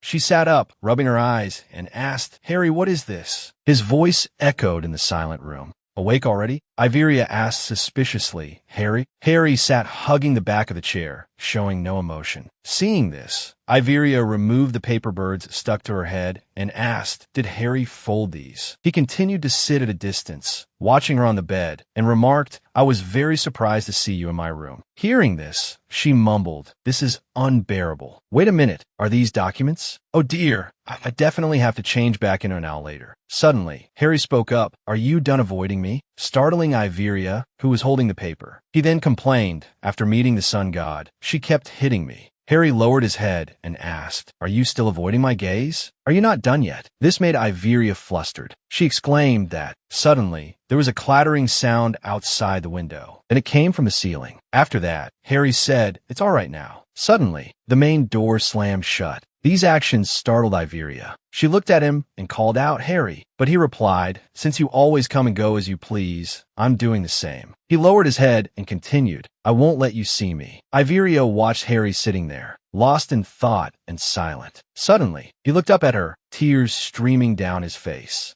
But immediately, he yelled, why can't you stand it? And ran to Iveria. He shouted angrily and shamefully, are you scared? What did the sun god say? Did they tell you to avoid me because I'm dangerous? His words startled Iveria. She asked, what are you talking about? What sun god? He questioned, but why didn't you say anything? Hearing this, she replied flustered that, looking at Harry kneeling, his hands on the bed, looking at her, she broke out in a sweat and explained, I have something called shame, don't I? Hearing this, he teared up, suspicious. Shame? Iveria suddenly yelled. I wasn't scared of Harry, that wasn't a lie. Seeing his suspicion, she added, then why have I been avoiding you? But how could Iveria admit she simply thought he was the paper demon of the fake world? Instead, she argued, of course I have my reasons. From Harry's perspective, it's probably incredibly unreasonable, right? Because of my capriciousness, Harry feels discouraged every day. But I do have shame. Theo Harris, tearing up, replied in astonishment, my love, no, you don't need shame. Iveria reassured him, I'll stop overthinking, so Harry, please don't cry. This made him blush as he hastily agreed, okay, don't overthink anymore. Just stay with me. She touched Theo Harris's hand and said, really now, I won't avoid you anymore. I promise. Emboldened, he requested, then sleep in my room tonight before you go, okay? Iveria scratched her head, about to refuse. That's a little. But seeing his heartbroken expression, she paused in thought. Suddenly, she hugged Theo Harris tightly, deciding to throw caution to the wind. Fine, let's do it. It's no big deal. This delighted him, and he chuckled with his eyes closed. After a while, looking at a red-covered book, Iveria asked, is this a new book? Emma, her eyes gleaming, replied, yes, it's Madame Louise's latest work. Then, channeling an enthusiastic noblewoman, she praised, speaking of this work, it's a masterpiece of erotic depiction. Though crude, it's also beautiful. All of Madame Louise's works are excellent, but this new one is incomparable to her previous ones. Hearing this, Iveria closed her eyes, sweating, thinking, even so, it's nothing special to a modern person who's seen everything there is to see, right? And she said to Emma, well, I'll give a read. Then, Iveria picked up the book and began reading amidst Emma's excitement. Standing by Iveria's side, Emma commented, this part is the highlight, and that part too. Suddenly, Iveria slumped backward, causing Emma to cry out in alarm. Ah, miss. Iveria, the modern woman, Los, blushed, covering her mouth, stammering, I am reading this kind of thing. Emma, on the other hand, replied cheerfully, after miss, this person is worthy of my respect, right? Suddenly, Iveria inquired, but has Harry read this too? Emma replied, since it's a new release, I haven't shown it to him yet. Hearing this, Iveria exclaimed, absolutely not. This kind of book is too much for Harry right now. But Emma actively protested, but Master Theo Harris has been eagerly awaiting the new release. Iveria, her cheeks flushed crimson, remained firm. In any case, no. Then she thought back to last night, the two of them lying on Theo Harris's bed, her head resting on his arm. unable to sleep. He suddenly spoke, "Hey, Iveria." She responded questioningly. Theo Harris, blushing, asked, "Is it okay for Iveria to just sleep?" Confused, she turned to him and said, "Well, yeah." Suddenly, he hugged her tightly and nuzzled his head, kissing her hair. "Iveria." Then, both flustered, they exchanged words. "And not yet." "I is that so? I'm still okay." "I is that. And not yet." So that's how it is." Remembering this now made her even more shy, so she cleared her throat, determined. "Anyway, Harry is learning strange and useless things." Suddenly, a voice beside her asked, "Do humans read this and then research the reproduction of their species?" Startled, Iveria threw the book and yelled, "Eek!" Ikanon. He picked up the book, flipping through it curiously. "This intense? Is this really how reproduction works?" And watched as Iveria, still embarrassed, commented, "Besides, you look so young." Hearing this, she quickly snatched the book from Ikanon's hands to change the subject, that "I'm an adult." "And how did you even get in here?" He replied, "Through the window, of course." He stood with his hands on his hips, answering as if it were the most obvious thing. "I happened to see it was open." Looking over at the window, Iveria thought, bewildered, why would anyone come in through the window? Then she asked Ikanon, "Shouldn't you ask for permission and come in through the main door? Elves can go anywhere if the door is open." He replied. He bluntly added, "However, I'll be living here from today, so I should learn human customs, right?" This information surprised Iveria. Ikanon replied with a blank expression. "Taramund told me that starting today, I'd be leaving the forest to live here." Hearing this, Iveria finally understood that Then she remembered something with a start at but I only heard yesterday, so I haven't told Harry yet. Ikanon looked at her with a puzzled expression. He then ushered her out, saying, "Well, we can just go ask the mage for permission now, and it'll be fine." She went along, still confused. Now? Really? Emma laughed as she saw them off. After they left, she returned to the house. A while later, Theo Harris was seen with his arms crossed, looking annoyed as he refused something. "No, I don't want to." By this time, a group of people he had defeated lay groaning in a pile on the ground. Iveria, unfazed, tried to reason with Theo Harris. "Harry, you haven't even heard what it is yet." He suddenly sulked and asked, "But you came yesterday because of him, didn't you?" Then he mumbled unhappily, "I thought you came because you missed me." Suddenly, she stepped forward and hugged him from behind. Holding him tightly, she asked, "Even if I asked, you wouldn't want to?" Flustered by this, Theo Harris blushed and swallowed, asking, what is it?" Iveria immediately ran to Ikanon's side and explained, "It's about Ikanon, Harry. You'll listen, won't you?" Actually, Ikanon is a mage. Elf mages are rare, so he needs a master. Taramund said you'd be perfect, Harry. I've seen how hard you work too. But Theo Harris asked, "So, you'll only be comfortable if I accept him as my disciple, right?" She defended herself. "Even if you refuse, I won't be uncomfortable." He insisted, "Even so, you'd be happier if I accepted, right?" Iveria finally admitted, "Well, yes." Immediately, Theo Harris scratched his head and said, "Then I'll accept. Having a disciple to order around sounds good." But Iveria thought to herself, it doesn't seem like Ikanon will be easy to order around. But she stood beside Theo Harris and expressed her gratitude. "Thank you so much, Harry." Seeing them like this, Ikanon propped his chin on his hand and spoke thoughtfully. He suddenly said, "Guide, this mage is your breeding partner, right?" His words left the two of them stunned. He looked at them, now sweating profusely, and asked in confusion, "Isn't he?" Simultaneously, Theo Harris and Iveria separated, avoiding Ikanon's scrutinizing gaze. Then they both yelled, "What are you talking about?" But Ikanon still didn't understand that what's wrong. You have to be careful when choosing a breeding partner. He told Iveria, "Guide, I don't know what your partner is like on the inside, but his appearance is excellent." Hearing this, she cried out, "What are you saying?" Meanwhile, Theo Harris's nose grew longer with pride as he confirmed, Then Theo Harris struck a pose, hands on his hips, chin held high, and declared, "You could say the internal components are top-notch. Elf, I like you. You have what it takes to become my disciple." But Ikanon hesitated, wondering, strange, would a master see that in me? Hearing this, Theo Harris pointed at him and replied, "Oh, you just need to accept master's words." This made Ikanon frown in bewilderment. He remarked, "That's illogical." But Theo Harris, still posing with hands on his hips, laughed heartily and affirmed, "That's what a master and disciple are like. A disciple." Meanwhile, Iveria squinted, forcing a smile, and thought, "No, that's not it.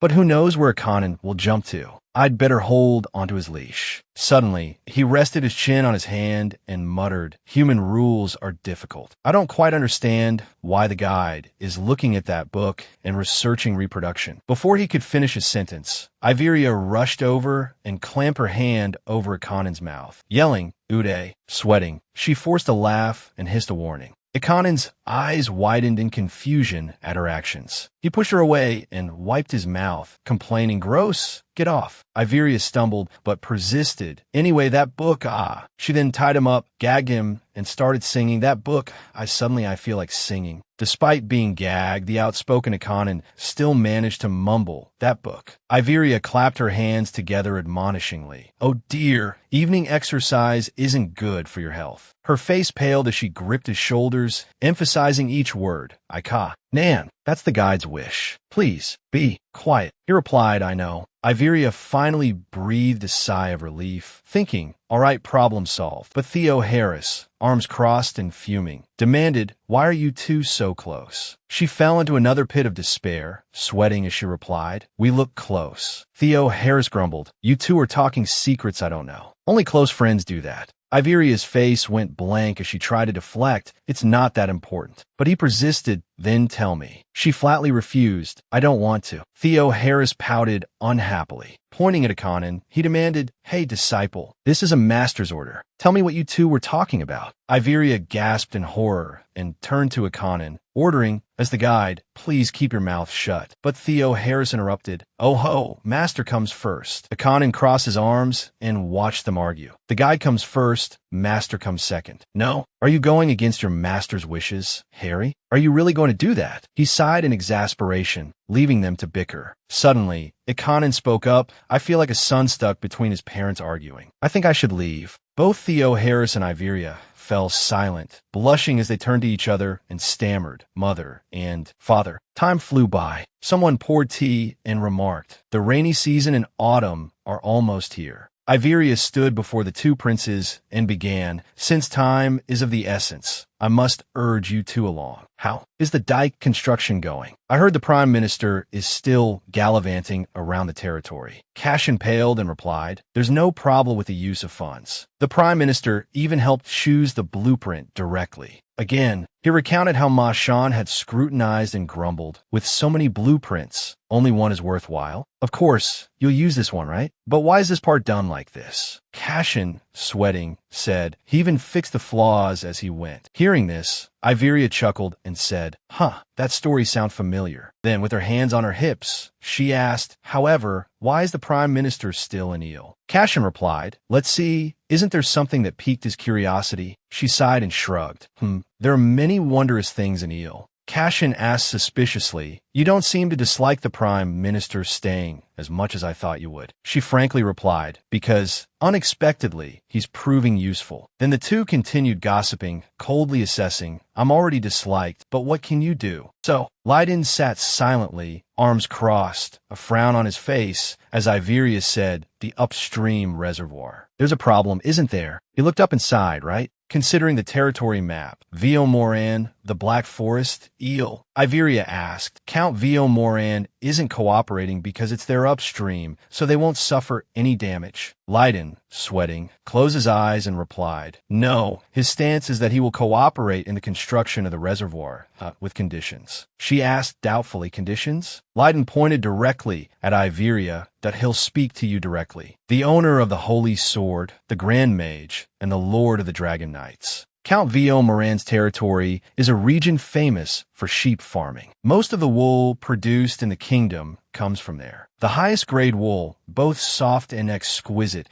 is so expensive that it's almost equivalent to a month's expenses for a territory. The wealthy count scatters money like paper in the royal capital every exchange season. So, he sat with his legs crossed on a bundle of hay, browbeating a farmer.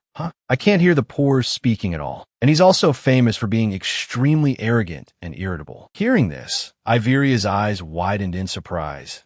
If that's a request for help from someone like that. Leiden shook his head, sighing clearly. "It seems there's a life or death problem with wool production." she sat down to negotiate. Well then, I'll have to speak with Count Vio Moran. Light in question, this is my test. So why are you stepping in? Iberia responded, surprised. Huh? Because this is a matter of the livelihood of the people of Eel. Leiden immediately echoed. That's right. I asked like a fool, didn't I? Cashin was utterly astonished. Then, blushing with embarrassment, he lowered his gaze. After a while, walking down the hallway, Baron Braun Isatia reported to Iberia, they said they would like us to come to the territory in secret. Because this isn't a matter that can be written in a letter, she replied. For someone as proud as Count Vio Moran to ask for help is truly unimaginable. Then she asked, what kind of person is the Count? He replied, not comfortable to confront, as he's someone who lives in self-satisfaction. Hearing this, Iberia chuckled, admitting, I'm not so different in that regard. Then they discussed further. Admitting it yourself is different from Count Vio Moran, though. Is that a good thing? Braun suddenly added, that lord, you're not the problem. It's just as they reached the door, he added, I hope the lovebirds quiet down a bit. This left Iberia confused. Huh? Lovebirds? Braun saw the gardener turn back to look at them and wink, adding, the gossip of the older servants is something else, isn't it? This surprised Iberia. Hey. Iberia looked at the gardener and asked, are we dating? Braun squinted amiably and replied, well then, who else could it be? Leaving her dumbfounded. Then the gardener added with a bright smile, everyone in the mansion knows. Hearing this, Iberia pointed at herself and asked, but I don't know. Since when have we been dating? Braun replied offhandedly, why are you asking me that? But she stubbornly denied it, that I never even thought we were dating. Suddenly Braun asked, are you serious, my lady? Iberia's eyes widened in stunned disbelief. Why would I joke about something like this? Then he continued, if what you do with the mage isn't dating, then what is it? This left her dizzy and muttering, with Harry? Am I dating Harry? Then, feeling her head spin, she heard him declare frankly, aside from the Lord, everyone thinks so. Anyone who sees you would think you're dating. You too. The more she listened, the more Iberia felt like she was drifting into the Milky Way as Braun continued. It's been going on for a while now. She recalled her intimate moments with Theo Harris and thought, but she silently acknowledged, we've kissed a few times, there's skinship, and we've said we like each other. Anyone looking at us would definitely think we're dating, even if I haven't rushed things, kissing, so it's because I like Harry. It was only then that she understood and was surprised at herself. Iberia thought to herself, Harry likes me too. Astonished, she blurted out, so, I'm dating Harry. Iberia ran off down the road, calling out, Harry. She rushed into the house, calling loudly, Harry. Seeing some servants, Iberia asked, has anyone seen Harry? They turned and replied, he's probably at the training grounds. Beaming with happiness, Iberia hurried off, saying, thanks. Seeing this, they reminded her, don't run. Oh, come on. Meanwhile, out on the training grounds, Theo Harris was holding a sword and instructing two soldiers, do it like this, see? Suddenly, a voice called out, found you. He turned his head in confusion and asked, huh? Iberia. The soldiers cheerfully greeted, Lord.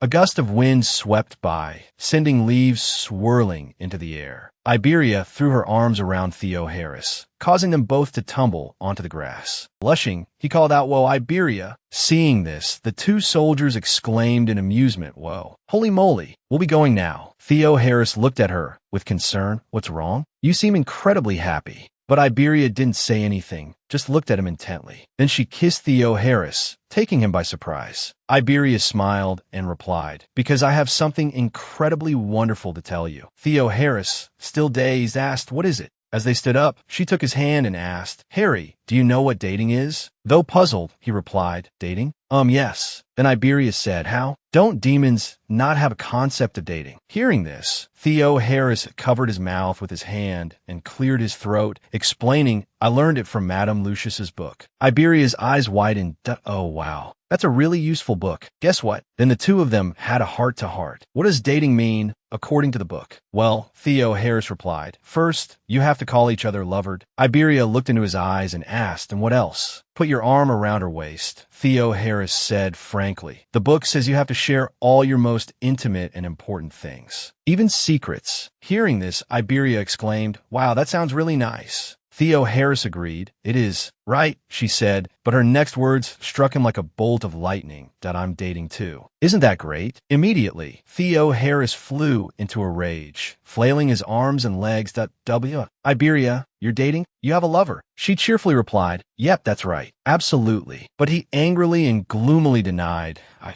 And oh no, that's actually a lie. This so-called dating thing isn't good at all. Yet, still surrounded by flowers, she said, that's strange. I feel incredibly happy and joyful. Hearing this, Theo Harris stammered in a daze. Iberia feels happy. He then spun around in frustrated contemplation. If you feel happy, then I feel happy too, but, and with tears welling up, Theo Harris choked out, what about me? Suddenly, Iberia cupped his face and asked, Harry, aren't you happy about dating? He sadly explained, my dear, it's difficult. I want you to be happy, but if someone else is your special person, it hurts me a lot. But she scolded him, oh my, you idiot, making him question, huh? Iberia continued, no, we're both idiots. Amidst the beautiful scenery with flowers blooming everywhere, she said, everyone else knows that I'm dating Harry. Then, stroking his cheek, Iberia smiled and continued, actually we, the ones involved, were the last to realize it. These words made Theo Harris's heart pound. He was speechless. Finally, he blurted out, dating? Me and Iberia? So, you mean you're the only one, the most special and closest to me? Iberia immediately replied, yes, making Theo Harris incredibly happy. He beamed. Seeing this, she smiled, touched. Suddenly, Theo Harris swept Iberia up into his arms and shouted, I'm so happy. I'm so happy because I'm dating you, Iberia. She gasped in surprise. Then, hugging his neck tightly, she replied, me too, Harry. We both like each other. Theo Harris kissed her forehead, thinking, we've said similar things to each other before, but the weight of those words then and now is completely different. Suddenly, Jupiter interrupted them. You two finally figured it out, huh? I was about to die of frustration. Hearing this, Theo Harris angrily snapped, don't butt in so suddenly, you busybody. But it teased, you're just hopelessly dense. Iberia laughed loudly. Ha ha ha. Seeing this, he became even more annoyed. What? Suddenly, she said, I really do love being with Harry, and Jupiter too. Hearing this, the sword happily exclaimed, oh, master. Theo Harris, wide-eyed, said, I love you too. And as for the sword, never mind. But it retorted, who's never minding who? Honestly, suddenly he called Iberia. He took her hand and placed it over his heart. The piece of my soul I gave you is vibrating with joy. Feeling its rapid beat, she asked curiously, Harry, you said it reacts to my condition, so it would affect you, right? Then she happily continued, I'm very happy now, so we can both feel it. And they held hands like that for a long while. Afterward, according to Harris, it was the first time he felt something so clearly. Suddenly, Iberia asked, I want to feel it too. Can't I have a piece of your soul, Harry? But he refused. That won't do. It's not something that only resonates with good emotions, so it would be dangerous for a human. Hearing that, she pouted unhappily. That's not fair. Harry can feel all of it. He chuckled, his eyes crinkling. You just have to honestly tell me all your feelings. Seeing that, Iberia teased, Actually, even without saying anything, Harry shows everything on his face. Time flew by. One night, a group of people in dark clothing rustled through the forest. One person loudly reminded, be careful, you idiot. That thing is more precious than all our lives. Our lives depend on it. This made the person behind him, who was carrying a large sack and sweating profusely, apologize. I'm sorry. Suddenly, the sound of an animal's paw steps and growls approached. Hearing the sound, the three people in dark clothing looked at each other in suspicion. Then one of them yelled, damn it, we're being attacked. He stared wide-eyed in one direction and warned,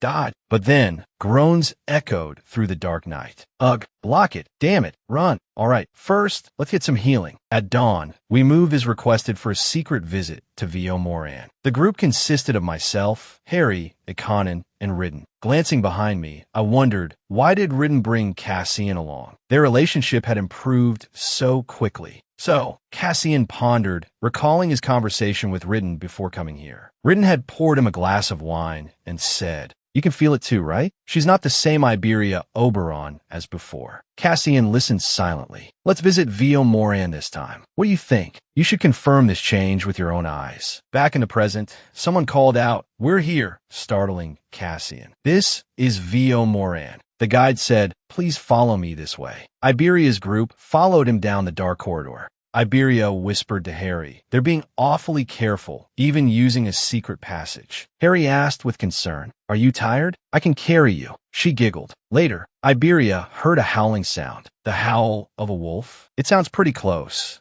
Arriving at a door, the guide stopped and said, "We're here. Please be careful not to make any loud noises." Then the click-clack sound of him unlocking the door echoed. When the door opened, he announced, "My lord, you have guests." Watching his actions, Iberia tilted her head, thinking, locking the door from the outside? He made sure to lock it. Inside, a man collapsed with a thud for some unknown reason. He huddled under a blanket, trembling and yelling, "Ah, go away, go away." Seeing this, the butler said, "My lord, it's me, your butler." The butler helped the count sit up and said, "The guest has finally arrived. This is the master of the Holy Sword." The count asked for confirmation. The master of the Holy Sword? If it's the master of the Holy Sword. At that point, the count suddenly jumped up and shouted, "Iberia, so now we don't have to worry about anything." The count hurried over to Iberia, exclaiming delightedly, My, has this little girl grown so much? I almost didn't recognize you." But Harry shielded Iberia before the count could embrace her, making the count freeze in surprise. "What?" Harry growled, bristling like a protective dog. "Don't touch her casually." Iberia introduced him. "Let me introduce Harry, my guard and a descendant of the great mage." The count gasped in astonishment. So this is the esteemed guard I've heard so much about. Having such a talented person protecting you puts my mind at ease." Hearing this, Iberia let out a small, puzzled hum. The count asked hesitantly, "Don't you remember me, Iberia?" Iberia looked at him, thinking, he keeps calling me by my name. Do we really know each other? I don't recall anyone mentioning him.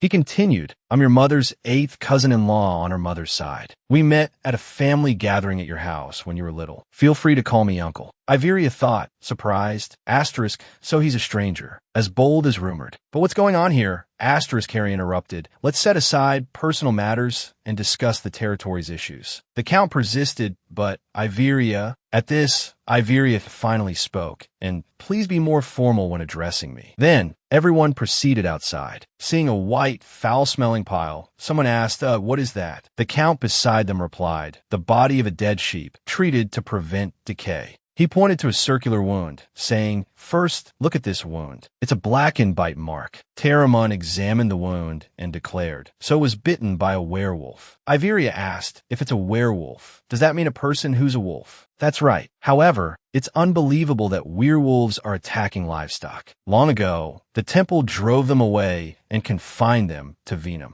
Venum happens to be across the river, north of Villainess. If that's true, the river is quite wide, so they definitely shouldn't be able to cross it." Hearing this, Iberia's face paled, and she gasped. She thought, because the river was overflowing, Harry evaporated all the water. So that's when the werewolves entered Villainess. "I didn't expect such a butterfly effect.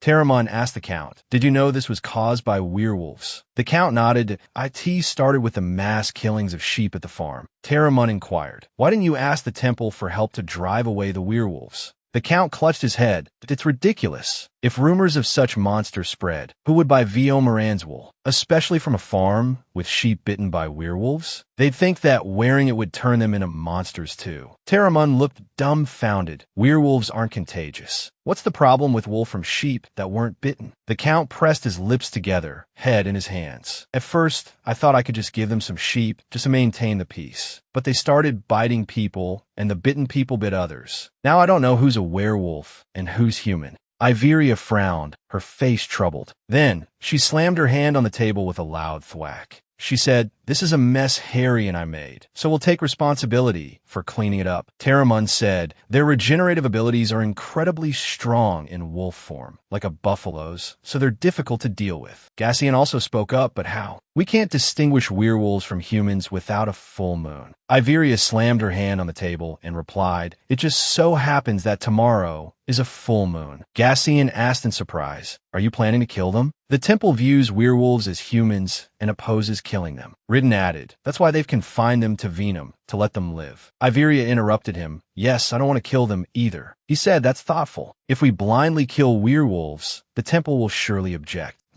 Is the temple's opinion that important? Ridden chuckled. Not as much as before, but it's not something to ignore. Jupiter chimed into their conversation. I'll explain a few more things. Over 100 years after the founding of the nation, the sun god's prophecies ceased, and both the saint and saintess disappeared. Since then, the temple's authority has greatly diminished, but divine power is still a formidable force, because the medicine created by the temple can save even those on the brink of death. It's not only effective for external wounds, but the price is also incredibly steep. Iveria muttered in awe. Not something to take lightly, huh? She said, I understand the situation, but we really have to resolve this by tomorrow night. Teramon, hearing this, said, people who have transformed into werewolves won't be easy to control. Ridden also spoke up. What about thoroughly investigating the villagers? Gassian added, we should probably secretly ask the temple for help. Iveria declared resolutely, no, we'll just knock out all the werewolves. It's a piece of cake. We'll gather them all in one place. And when they turn back into humans, we'll talk to them. She winked playfully. Pretty easy, right? If they're human, we can talk to them.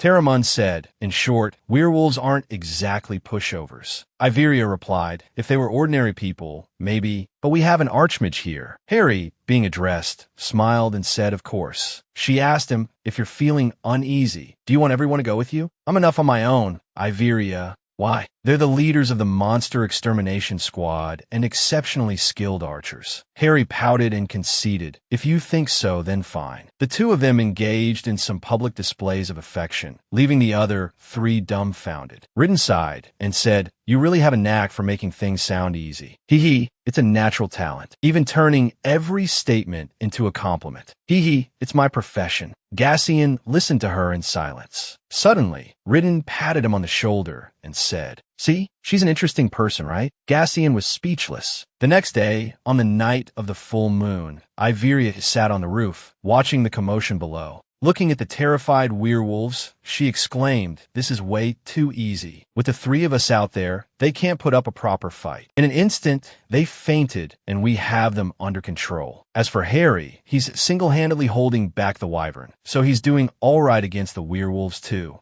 Jupiter said, but the werewolves' actions are a bit strange. Iveria asked, strange, you say? The Sword Saint added, usually, when they transform into wolves, they become aggressive. Meanwhile, Harry created sparks of fire. Then it burst into flames. Kia. But strangely, they didn't run away. Instead, they charged towards their opponents with overwhelming momentum. There's no reason for them to risk their lives like that. She said, I feel uneasy. Jupiter asked, is something bothering you? Iveria said, and that too. She recalled the sun god's words. I will pave a path of flowers for you. Iveria said to the Sword Saint, because I'm someone who gets caught up in strange things. Jupiter replied, that's for sure. She exclaimed, I doubt this is the sun god's doing, right? Where's Count Vio Moran? Isn't he resting because he's not feeling well? Iveria said sadly, anyway, there are a lot of infected people. Ridden continued, we've captured everyone from the initial werewolves to the newly infected, and now they're slowly returning to their human forms. It's dawn now. As the sun rises, the wolves undergo a transformation.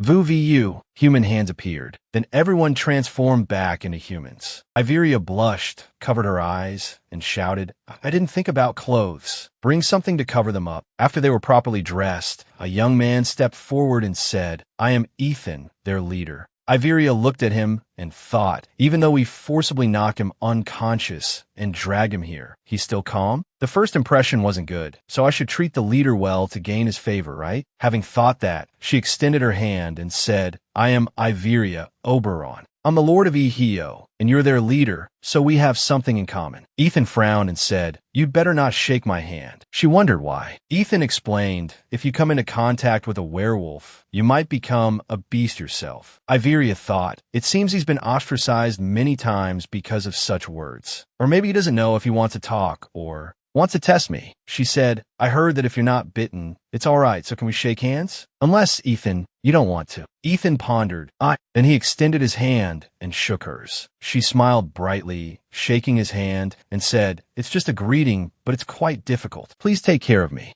Ethan said, touched. You're the first person who knew I was a werewolf and still asked to shake my hand. Iveria grinned and said, actually, I did that on purpose because I wanted to look like a good person. Do you usually speak so bluntly? Of course not, but it seems you prefer honesty, so I tried being straightforward. She asked, why did you come to Vio Moran? Ethan recalled the past. After the werewolves were isolated, Venom became a strange and dangerous land. Life in the abandoned land, without contact with anyone, was difficult and arduous. And on that fateful day, what is this? Look over there, the road is open. But we never thought of moving to Vio Moran, because if we did, we would be completely annihilated. So only a portion went out to search for food. The rest of the pack at Venom had already arrived at Vio Moran and then hurriedly fled. After the lead group left, they discovered the werewolves unconscious, and right after that, we were chased by that thing, so all the injured were barely able to make it here. Back in the present, Iveria asked, who in the world could chase werewolves like that? Ethan replied in a low voice, it wasn't human. The thing chasing us was a spirit. Thank you for watching today's video. Our story continues with many exciting developments ahead, so don't forget to like and subscribe to support us and not miss the latest episodes. We wish you relaxing and enjoyable moments. See you in the next video. Thank you for watching.